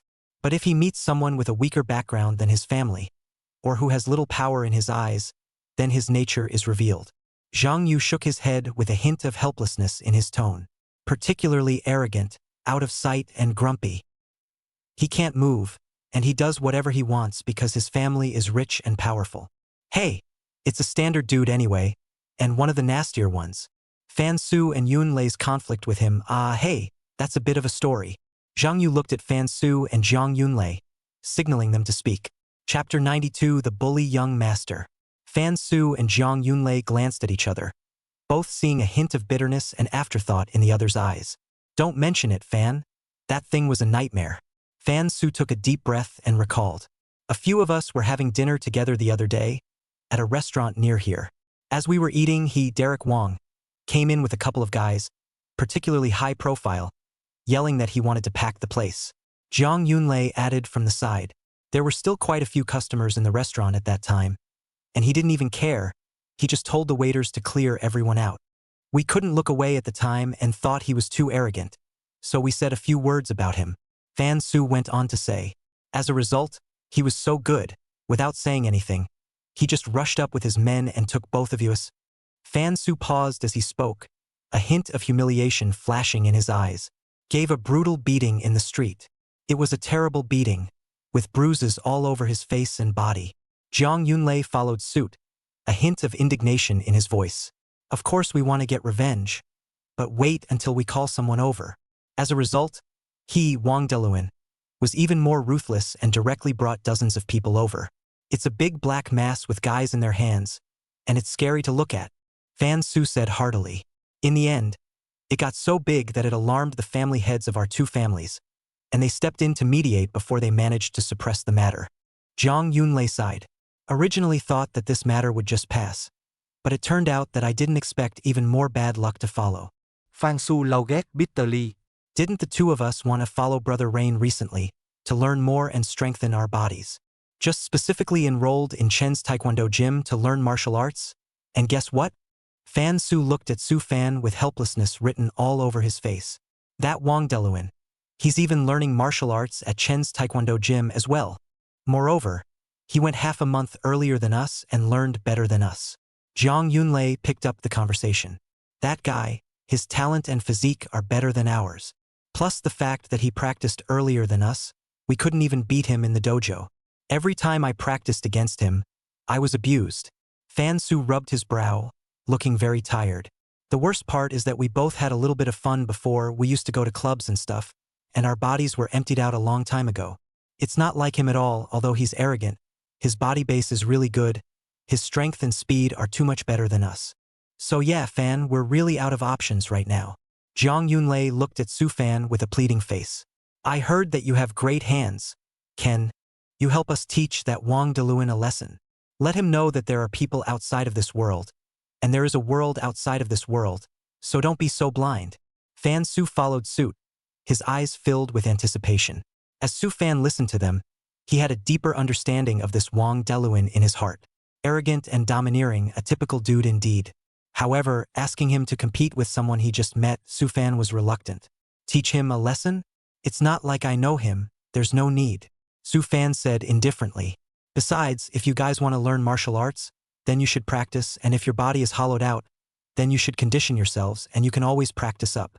It shouldn't be anything if you don't actively mess with him, right? A trace of disappointment flashed across both Fan Su and Zhang Yunlei's faces as they heard this. Of course, they hoped to take advantage of Su Fan's hand and take out a mouthful of bad anger. But since Su Fan had said so, they couldn't force themselves. Well, this one. Fan Su hesitated a little, wanting to speak. Zhang Yunlei followed suit and lowered his head, looking preoccupied. Zhang Yu saw the difference in them and asked, "What's wrong? Anything else?" Fan Su and Zhang Yunlei glanced at each other, and in the end, they didn't say anything about Wang Deluan's private inquiries about Su Fan. They were worried that if they spoke about it and angered Su Fan, then wouldn't they be even more in danger of being cleaned up by Wang Deluan? So it's better to keep this to yourself for now. It's fine. I just think that Wang Deluan is too annoying. Fan Su Huriden Daigu. Yes, you're right, Brother Fan, we'd better practice on our own. Zhang Yunlei followed suit. Let's not talk about that party pooper. Come on, Brother Fan, Brother Rain, let's keep drinking. Fan Su raised his glass in an attempt to liven up the atmosphere. Zhang Yu looked at Fan Su and Zhang Yunlei, always feeling as if they were hiding something else from him. However, seeing that they were unwilling to speak, Zhang Yu didn't pursue the matter any further. All right, drink, drink, drink. Zhang Yu also raised his glass. Come on, let's drink to our brother Fan's arrival. The crowd raised their glasses and drank from them. The next time, they didn't mention anything about Wang Deluan. The atmosphere gradually became lighter as everyone chatted with each other. Fan Su and Zhang Yunlei toasted Su Fan from time to time, their words filled with respect and admiration. Su Fan also smiled in response, clinking glasses with them every now and then. For Wang Deluan, he didn't give a damn. The wine is over. Zhang Yu saw that it was about time, so he got up and said, well, that's it for today. Fan, I'll take you back. Su Fan nodded. Okay, please. Fan Su and Zhang Yunlei also got up in a hurry and said, brother Fan, brother Rain, let's get you out of here. The group walked out of the private room and towards the elevator entrance. While waiting for the elevator, Zhang Yu suddenly remembered something. Right, brother Fan, you just said you're going to train at the Taekwondo gym? Is that tomorrow? Zhang Yu asked. Tomorrow morning. Su Fan nodded. Oh, that's just right. Zhang Yu smiled. I don't have anything to do tomorrow morning. Why don't I go with you? Good. It's just the right time to stop by. Su Fan readily agreed. Hey, that's a good feeling. Zhang Yu was even happier when he heard that. The elevator came quickly, and several people entered it together. After leaving the restaurant, Su Fan looked at Zhang Yu. You're still driving the Bugatti back today? Ah, brother Fan, you have so many cars, and you don't drive this car. I'm keeping it for you. You don't want to take it back, do you? No, just asking. Just remember to keep up with your monthly maintenance in the back. Su Fan shrugged. I happen to be going back as well. Don't worry, brother Fan, I'm sure I'll take care of you. I'll take you home first then. With that, Zhang Yu pulled open the car door and got into the driver's seat. Su Fan followed and got on the passenger side. Fan Su and Zhang Yunlei stood on the side of the road and respectfully watched the Bugatti Chiron go away. They didn't withdraw their gaze until the car disappeared from sight. Brother Fan is really deep. Fan Su exclaimed. Yeah. Brother Zhang Yu has such respect for him. Zhang Yunlei followed suit. The two men looked at each other again, a complex look flashing across their faces. About Wang Deluan, they still didn't dare to say anything. Forget about it. It's better to do more than less. It's better to take care of yourself first. Chapter 93. 2 sets of divine grade soft armor. In the car, Zhang Yu drove the Bugatti Chiron with an uncontrollable excitement on his face. He hummed a little tune as he drove. Brother Fan, your car is really cool to drive. That's for sure. What a bargain for you, kid. Su Fan said with a smile. What was on his mind was to finalize the King of House Villa in the city in the sky as soon as possible. That's a villa with a total area of 2,000 square meters. It's exciting to think about. Brother Fan, are you going back to Sanlin View Bay? Zhang Yu asked. Aha. Su Fan nodded. The Bugatti Chiron was fast, and it didn't take long to get to the entrance of St. Lansing Bay. Well, just leave me here, Su Fan said. Okay. Zhang Yu stopped the car. I'm leaving then. Bye-bye. Su Fan got out of the car and walked towards the entrance of the neighborhood. Zhang Yu escorted Su Fan into the neighborhood, and only then was satisfied to step on the gas and drive away in the Bugatti Chiron. Su Fan returned home, took a shower, and lay on the bed. He was still keeping in mind the matter of the number of times the divine wealth replacement system would be refreshed tomorrow. I wonder what goodies I can replace tomorrow? With such anticipation, Su Fan gradually fell asleep. Early the next morning, Su Fan was woken up by a ringing phone. He touched his cell phone in a daze and glanced at the caller ID. It's an unfamiliar number. After hesitating for a moment, Su Fan still picked up the phone. Hello? Hello? Is this Mr. Su Fan? A sweet female voice came over the phone. I am. Who are you? I'm the operator of the Chen's Taekwondo gym in Songlong City. The person on the other end said, I'm calling you to inform you that your training is scheduled for 9 o'clock this morning. So please be at the gym on time. Oh, okay. Su Fan glanced at the time. It was almost 8 o'clock. Hurry up and get up and wash. Wash up and sit on the edge of the bed. He opened the system interface to check the refresh count of the Divine Wealth Replacement System. Sure enough, the count has been refreshed. After thinking about it, he decided to use the Divine Wealth Replacement System a number of times first. targeting the real estate book. Ding. Locked successfully. Begin replacement. Congratulations to the host for obtaining a set of King of Heavenly Cities Building Villas Building Number 5. Hiss. Su Fan sucked in a breath of cool air. Surprisingly, it is a direct replacement for the King of the Building Villa in the City in the Sky. He hurriedly clicked on the details page to check it out. Name of item. City in the Sky King Villa Building Number 5. Level Divine. Description. Located in Songlong City's top villa area City in the Sky, covering an area of 2,000 square meters, the main building of 3 floors, with a large private garden, independent swimming pool, underground garage, etc. The interior decoration is created by a team of top international designers, with a luxurious atmosphere and a cost of $70 million. Turnkey with 10 professional maids attached. Salaries are paid monthly and covered by the system. Su Fan's eyes went straight as he watched. This is not a villa. This is a mansion. And it comes with 10 servants and the system covers the wages? This is just awesome. He was happy in his heart. With this villa, he would be considered to have a complete foothold in Songlong City in the future. Su Fan glanced at the system interface again, and there were still 2 replacement counts. As he thought about it, the operator at the Taekwondo gym had reminded him earlier that he could bring his own uniform. Even though the system gave away a set, I'd like to see if I can replace it with a better one. Su Fan glanced at an old t-shirt in the closet. Targeting old clothes. Ding. Locked successfully. Begin replacement. Congratulations to the host for obtaining 2 sets of divine grade soft armor black and blue. Soft armor? Su Fan was a bit surprised and clicked on the details page. Item name. Divine Soft Armor Attack Nullification. Level Divine. Description. The latest technology products developed by Budo Studio. Made of special material, light and comfortable to wear.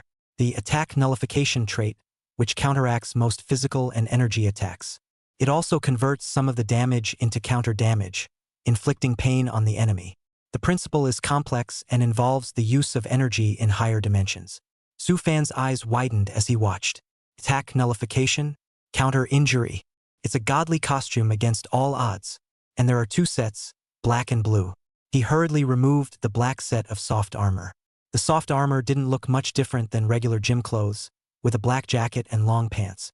Su Fan tried it on, and it was really light and comfortable with no sense of heaviness at all. He took a small swing at his arm. There's no feeling. Su Fan tried squeezing the soft armor on his arm a little harder again.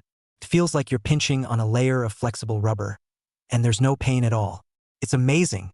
He thought to himself, if this soft armor was worn to a Taekwondo gym, wouldn't it be invincible? Meanwhile, Songlong City Martial Arts Hall. Flora. How about practicing with me later? Wang Deluan rushed a cute little girl named Hua Rui. The receptionist girl, Chun Huarui, shook her head. Young Wang, not today. I have something to do. What's the matter? Are you waiting for that Su Fan kid? Wang Deluan bristled, a hint of disdain in his tone. What's the point of waiting for the kind of people who got lucky to get a membership? Chun Huarui sniffed, her brows frowning unnoticeably. Young Wang, please watch your words, she said in a calm tone. Mr. Su is our member, and we will provide him with training services in a serious and responsible manner. Wang Deluan snorted disdainfully. With his kind of appearance, I'll see how long he can last. He paused, and then said to Chun Huarui, Rui Hua, I think you'd better consider me. I, Wang Deluan, am a member of the Wang family, and as you can see, my strength is definitely much better than that kind of nobody. Chun Huarui smiled and didn't take his words. Just then, a tall and sturdy middle-aged man walked out from inside. Huarui, is Su Fan here yet? The middle-aged man asked. Dad, not yet, Chun Huarui answered. The middle-aged man was none other than the director of the Taekwondo Hall and Su Fan's future master Chun Xiong. Chun Xiong looked to Wang Deluan and then to his daughter, Chun Huarui, with a hint of helplessness on his face. Rui Hua, you're not too old. It's time to think about personal issues. There was a hint of concern in his tone. Don't stay in the pavilion all the time. Get out and meet more people. Chun Huarui sniffed with a playful smile on her face. Dad, I told you, you have to beat me to get a boyfriend, she said, and raised her chin at Wang Deluan. A trace of embarrassment flashed across Wang Deluan's face as he sniffed. Although his strength was good, there was still a huge gap compared to Chun Huarui. Chen Huarui, however, had grown up practicing martial arts with Chen Xiong, and her strength was unfathomable. Wang Deluan wouldn't dare to fight her. Chen Xiong shook his head helplessly and looked at Wang Deluan again. Young Wang, how have you been? It's okay, Curator Chen. Wang Deluan barely managed to squeeze out a smile. Chen Xiong asked again, that Su Fan? Do you understand him? He had heard his daughter mention Su Fan before, and knew that this member's origin was somewhat special. Wang Deluan sniffed with a hint of disdain on his face. Curator Chen, what's there to know about the kind of people who got lucky? He said contemptuously. I think he's just playing around. He won't last long. Chen Xiong sniffed and frowned slightly. He always felt that Wang Deluan's attitude towards Su Fan was a bit strange. He didn't think much of it though, just nodded. On the other hand, Chen Huarui, who was on the side, had an expectant gleam in her eyes. She was full of curiosity about this mysterious Su Fan. I wonder what kind of person he really is? I hope he's not just playing around like Derek Wong said. She doesn't want to waste time. Chapter 94. A kick in the pants? Su Fan changed into that set of God-grade soft armor in his room, which was soft and snug to the touch, and not at all bulky as he had imagined. In the mirror, she looked no different than she usually did. However, Su Fan knew that this thin layer of soft armor was enough to allow him to ignore most physical attacks. Moreover, it comes with an anti-injury function, so it is really a godsend for offense and defense. Thinking of the black technology running shoes that the system had replaced earlier, Su Fan materialized it with a thought. It's an ordinary-looking pair of sneakers, but after putting them on, Su Fan could clearly feel a weak force surging through the soles. He tried to control it, and his body instantly became lighter, as if it was going to float. Upon further control, it became heavy again, and the floor shook slightly beneath his feet. The lightweight gravity running shoes were customized for him. It will come in handy later on for both chasing and escaping. With everything ready, Su Fan went out with her backpack. At the front desk of the Taekwondo hall, Chen Huarui glanced at the time from time to time and muttered a little in her heart. Why isn't that mysterious Su Fan here yet? It can't be that you're really not coming. After all, she had called and invited him herself, and if he didn't show up, she was going to lose face. As he was thinking, a young man walked in the doorway. Chen Huarui's eyes lit up. Isn't this Su Fan? So much more handsome in person than in the picture. That look, that aura, it was just too much for her liking. Hello, Mr. Su. I'm Flora Chen. Welcome. Chen Huarui warmly greeted her. Su Fan smiled politely. Hello, Matt Lee. You're just in time. I'll take you to see my dad, Chen Huarui said as she guided Su Fan inside. On the way, she curiously surveyed Su Fan and asked with a smile. Mr. Su, you look fine and tender. Why would you want to learn Taekwondo? Is it because you want to defend yourself? Su Fan sniffed and felt a little helpless in his heart. He didn't learn martial arts for self-defense, of course, but just wanted to rationalize his knowledge of martial arts. After all, those skills given by the system were too unbelievable. If you don't find a reason, it's easy to arouse suspicion later. Sort of. Su Fan made a perfunctory remark. Hey, don't worry. You can definitely learn the real thing by studying with my dad, Chen Huarui said proudly.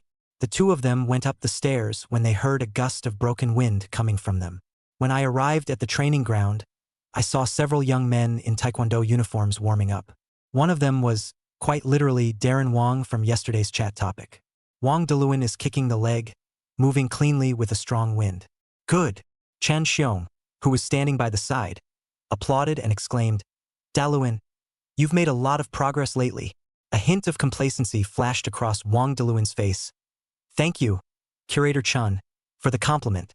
By the way, Curator Chen, can you arrange a chaperone today? I want to test the results of my recent training. Sure.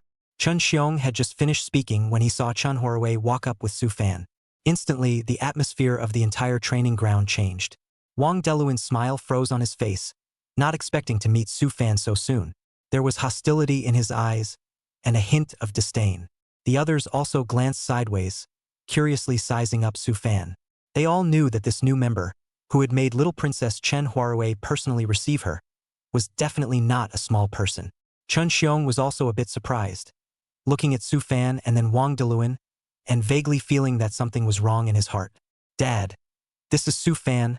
I brought him to report for duty, Chen Huarui introduced. Su Fan? You're Su Fan, huh? Wang Diluan stepped forward with a hint of provocation in his tone. What, you're reporting for duty today? I thought it would take you a couple days. Su Fan gave him a faint look and didn't say anything. Seeing this, Chun Xiong hurriedly rounded up the situation.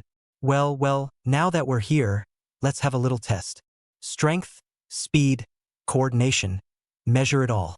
Curator Chun, I think it's better to do this. Wang Diluan suddenly spoke up. The new guy, he's definitely not familiar with our training here. Why don't I accompany him for a couple of moves first? It's also a way to help him warm up. Chun Xiong hesitated for a moment, looking at Su Fan and then at Wang Diluan, who was eager to try. He knew of Wang Diluan's strength, and he also knew that his daughter valued this Su Fan. However, since Wang Diluan took the initiative, it would be good to let Su Fan feel the atmosphere of the actual battle first. Also good. Chun Xiong nodded in agreement. But point blank. Su Fan, you've just arrived. Be safe. Don't worry, Curator Chun. I'll pay attention. Wang Diluan said confidently, and in his heart, he had already begun to calculate how to give Su Fan a downward spiral.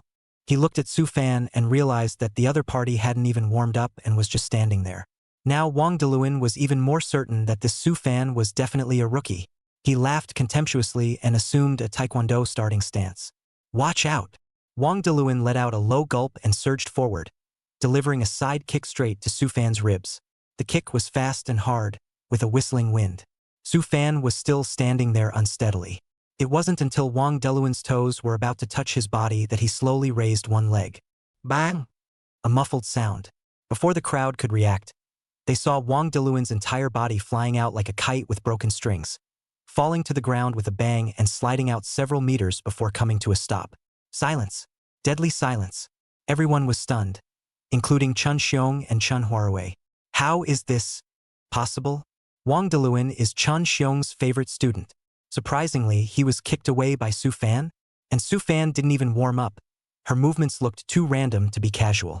Wang Diluan struggled to get up from the ground with an incredulous expression on his face. He rubbed his chest, feeling like his ribs were breaking. You make a fraud. Wang Diluan pointed at Su Fan and roared. Su Fan shrugged with an innocent expression. I didn't do anything, just a random kick. A random kick? Wang Diluan was so angry that he almost spat out blood. He's the young master of the Wang family and an excellent student of the Taekwondo gym. A rookie who just kicked it and flew away?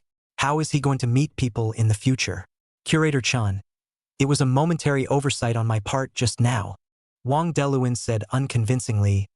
Do it again. Chun Xiong frowned as he looked at Wang Diluan, and then Su Fan with a scrutinizing look in his eyes. He felt that this Su Fan was not simple. That kick just now was definitely not a casual one.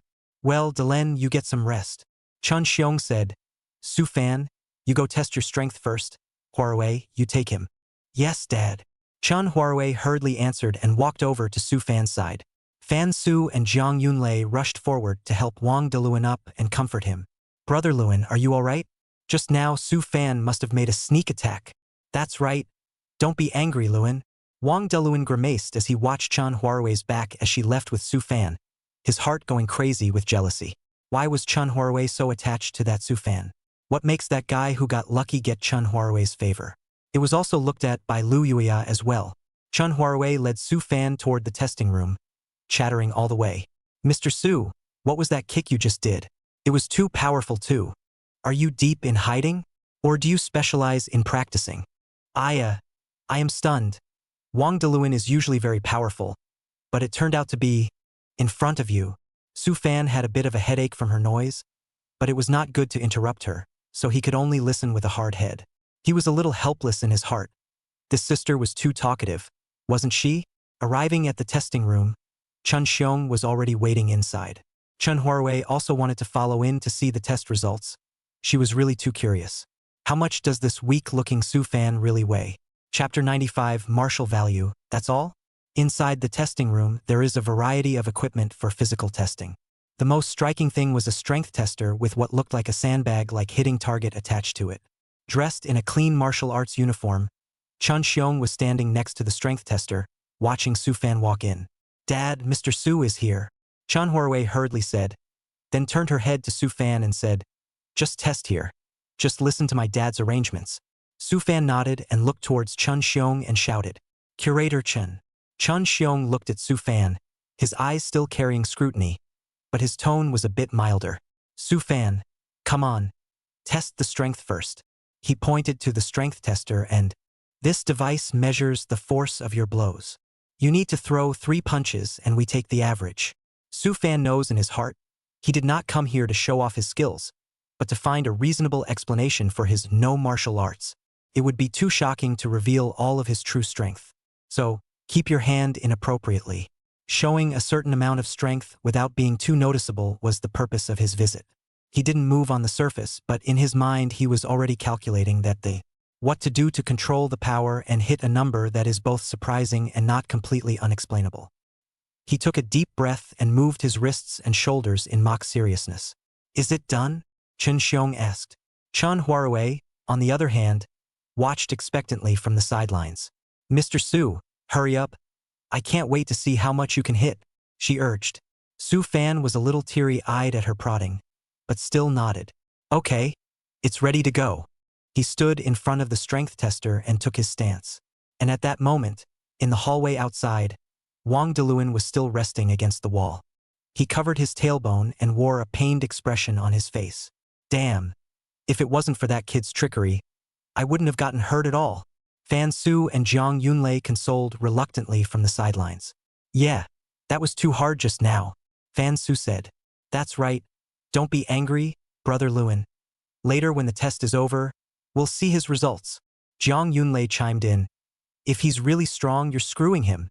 Wang Deluan savored that this was not right, but he could not tell where it was wrong. He forced himself to endure the pain and gritted his teeth. It's not over today. He'll wait for me. He looked at the closed door of the testing room with jealousy and hatred in his eyes.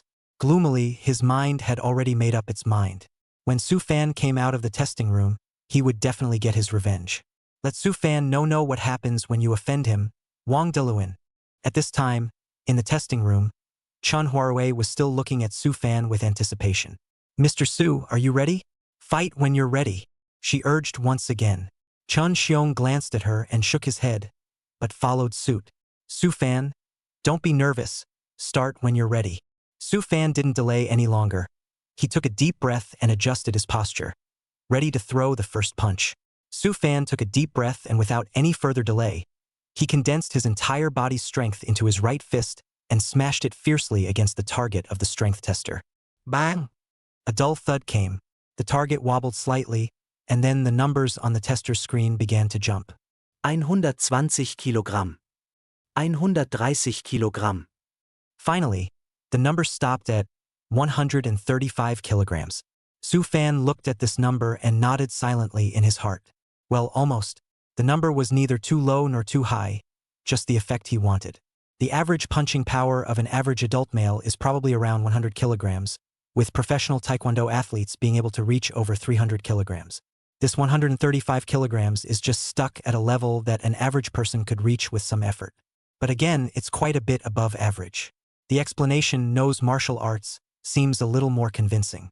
As expected, when they saw this number, both Chen Huarui and Chen Xiong's expressions were a bit surprised. Chen Huarui's originally expectant eyes instantly became somewhat confused. The little mouth was slightly open, as if she couldn't believe what she was seeing. Huh? Just. That's all. She couldn't help but mutter, her tone tinged with obvious disappointment. She had just seen Su Fan kick Wang Deluan so far away with her own eyes. That's a lot of force. How come you're only punching with this much power now? It's not at all what she thought it would be. Chen Xiong's brows also frowned slightly, and the scrutiny in his eyes became even more intense. A 135 kilograms punch is really not that low for someone who is not professionally trained. One might even say it's good. However, if it is said that it is made by people who know martial arts, then this number is very common. It was a far cry from the casual punches he threw in his own weekday training. Could it be that just now in the corridor, Su Fan had really used some kind of trickery or just so happened that Wang Deluan was unsteady on his feet? He began to mutter in his heart, and his eyes towards Su Fan took on a slightly probing look.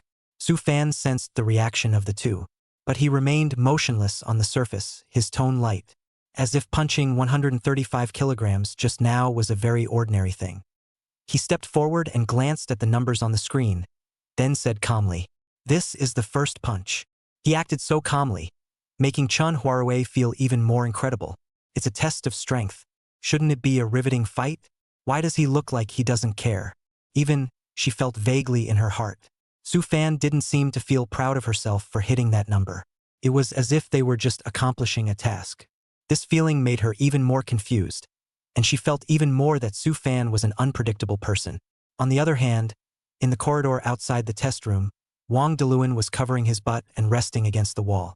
He pulled out his phone, trying to divert his attention, and casually swiped through his social media apps. Suddenly, he scratched to a dynamic about a photo of Lu Yueya attending a recent event. He then reacted violently. Last month? Seems to be Lu Yueya's birthday. Wang Deluan cursed in his heart.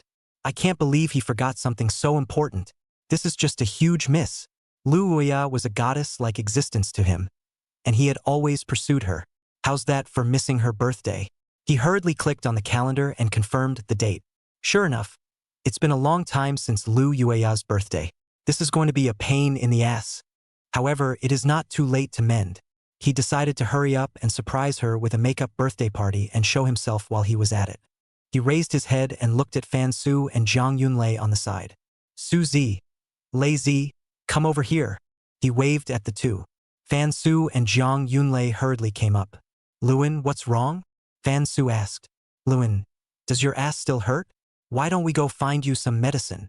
Jiang Yunlei said, but without much sincerity. Wang Deluan waved his hand, not caring about the pain in his buttocks, with an eager expression on his face. No, ask you guys something. I've been so busy lately that I forgot about Lu Yueya's birthday. There was a hint of chagrin in his tone. Huh? Lu Yueya's birthday is over. Fan Su and Jiang Yunlei were also a bit surprised. Chapter 96. Makeup birthday party? Well, it's been a few days. Wang Deluan sighed. So I wanted to make up a birthday party for her. What do you guys think about making up a birthday party? Fan Su and Jiang Yunlei looked at each other and hurriedly opened their brains, giving Wang Deluan an idea in your words and mine. Luan, since it's a makeup party, it definitely has to be a bit more grand than a normal birthday party to look thoughtful. Fan Su said. Right. Should we invite some of her favorite friends over? And the cake definitely has to be customized. The gifts must also be carefully prepared. Jiang Yunlei added. What about a venue? Should we find a fancier restaurant or bar to charter? Also, do you want to have a surprise? Like fireworks or something? The two of them talked about it, and Wang Deluan nodded his head as he listened. All of these suggestions sound pretty good to follow. Just as he was listening, a sudden flash of light came to his mind. Lu Yueya is quite familiar with that Su Fan kid. Even in Lu Yueya's heart, Su Fan was obviously much more important than herself. What if this kid knew that he was going to make up a birthday party for Yueya? What if he went to mess it up? No way. Never let him know. Wang Deluan's face instantly became gloomy. He looked at Fan Su and Jiang Yunlei with a warning in his tone. By the way, none of you can tell anyone about this. Especially that Su Fan kid. He pointed to the closed door of the testing room, his eyes hostile. If I hear the slightest rumor and know that it was one of you who said it, don't blame me for being impolite when the time comes, he said viciously. As soon as Fan Su and Jiang Yunlei took a look at Wang Deluan's face, they knew that he was serious and hurriedly nodded and assured him. Don't worry, Brother Luan. We definitely won't say anything, Fan Su hurriedly said. That is, Brother Luan, what do you take us for? We'll definitely listen to you. Jiang Yunlei followed suit. We promise. Mouths are tighter than zippers. Never tell that kid. Wang Deluan looked at the two men with satisfaction and eased his tone a bit. Well, it's good to know. He grunted, his mind already made up. This make-up birthday must be grand, so that Lu Yueya will know who is the best match for her. He rubbed his ass, feeling the pain ease slightly. He thought about it again and felt that something as important as making up a birthday party might not be manageable by just the three of them, him, Fan Su, and Jiang Yunlei. Gotta find someone reliable to help with the planning. One person instantly came to his mind, his sister, Wang Yisin. Despite her young age, Wang Yisin is very talented at throwing parties and organizing events, and well-connected and spooky. With her help, surely she could make Lu Yueya's birthday party beautiful.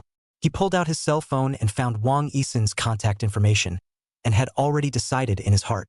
She needs to be contacted urgently to discuss a makeup birthday party. Meanwhile, the heavenly city. Inside an imposing glass-walled building, a crew is in full swing filming an idol drama.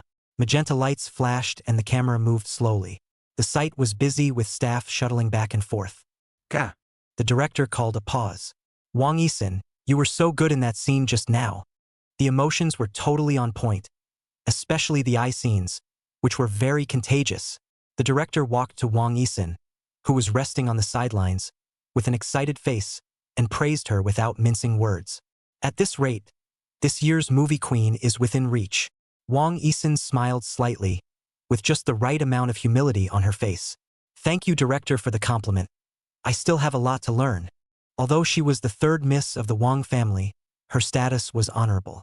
However, she is very serious in her career, and her acting skills are recognized as a powerhouse in the industry. Just as she was chatting with the director about the scene, her cell phone rang. She picked it up and saw that it was her brother Wang Deluan calling. Hello, brother? Wang Yisin picked up the phone with a few casual tones. Yes, Sin, are you busy? Wang Deluan's voice came out of the phone, sounding a bit anxious. Well, it's filming at the theater. What's up? Is something wrong? There's a matter that I need to ask for your help. Wang Deluan paused and said, Do you remember Lu Oya? Just the one I've been telling you about. I know why. Wang Yisin was curious in her heart. She knew that her brother had always had a crush on Lu Oya. Her birthday is long over. I was out of town earlier and forgot about it. Wang Deluan's tone was tinged with chagrin. That's why I wanted to make up a birthday party for her. Huh? Didn't Lu Yuya's birthday pass long ago? Wang Yisin said slowly and carelessly. Yes, that's why we have to make up for it. Wang Deluan explained. I want to do it in a grand way to give her a surprise. You've got a lot of ghost ideas and a lot of contacts. Can you help me plan this? Wang Yisin listened and said with a smile. Okay. What's so hard about that? But where are you going to do it? It's in the city in the sky, our neighborhood. Wang Deluan said. Coincidence. I've been filming here recently. Wang Yisin's eyes lit up. It's just as well. I can arrange for our crew's logistics team to help set up the venue. They're all very professional in this area. Really? That's great. Hearing this, Wang Deluan was delighted. Thank you, EXN. I knew you were the most reliable. What are you thanking for? It's just a family. Wang Yisin paused and asked, But brother, why don't you do it yourself? Shouldn't this kind of thing be done in person to show more sincerity? Wang Deluan sighed. Don't mention it. I've been in extra training at the Taekwondo gym lately, and I just can't get away. And I'm worried that Lu Oya might invite a kid named Su Fan to dinner, just to collide with the surprise I'm preparing. There was a hint of annoyance and concern in his tone. Wang Yisin heard this and understood a few points in her heart. This brother of hers, he's just too easily jealous and holds grudges. All right, brother, I know. Leave this matter to me. Don't worry. Wang Yisin said, I'll arrange everything and ensure that Lu Oya is satisfied. Wang Deluan heard this and was much more solid in his heart. Although he and his sister Wang Biqing are also siblings. But for some reason he always felt closer to his sister Wang Yisin. It was probably because Wang Biqing always favored her father's idea of marriage, while Wang Yisin was more supportive of him pursuing the person he liked on his own. Then I'll work hard for you, Yi Xian. Wang Deluan said. By the way, this must be done secretly. Don't let Lu Oya know. I know. It's a surprise. It must be kept secret. Wang Yisin said with a smile. After hanging up the phone with his sister, Wang Deluan remembered the name that made him sleepless again, Su Fan. No way. Never let that kid ruin his plans. He pulled out his cell phone and found the contact information for the city in the sky property. Hello. How are you? I'm Wang Deluan. His tone carried a bit of arrogance. Young Master Wang. Hello there. What are your orders? A careful voice came from the other end of the phone. It was Cheng Meng, the property secretary. There's something to tell you. Wang Deluan said. In a few days, I plan to make up a birthday party for Miss Lu Oya at her house. Oh? Miss Lu Oya's birthday party. Okay. We'll definitely cooperate fully. Cheng Meng hurriedly responded. The point is, I'm going to be on strict defense for this birthday party. Wang Deluan's tone carried a warning. Do not let anyone unfamiliar enter the neighborhood, especially the ones that just don't look like they're trippin'.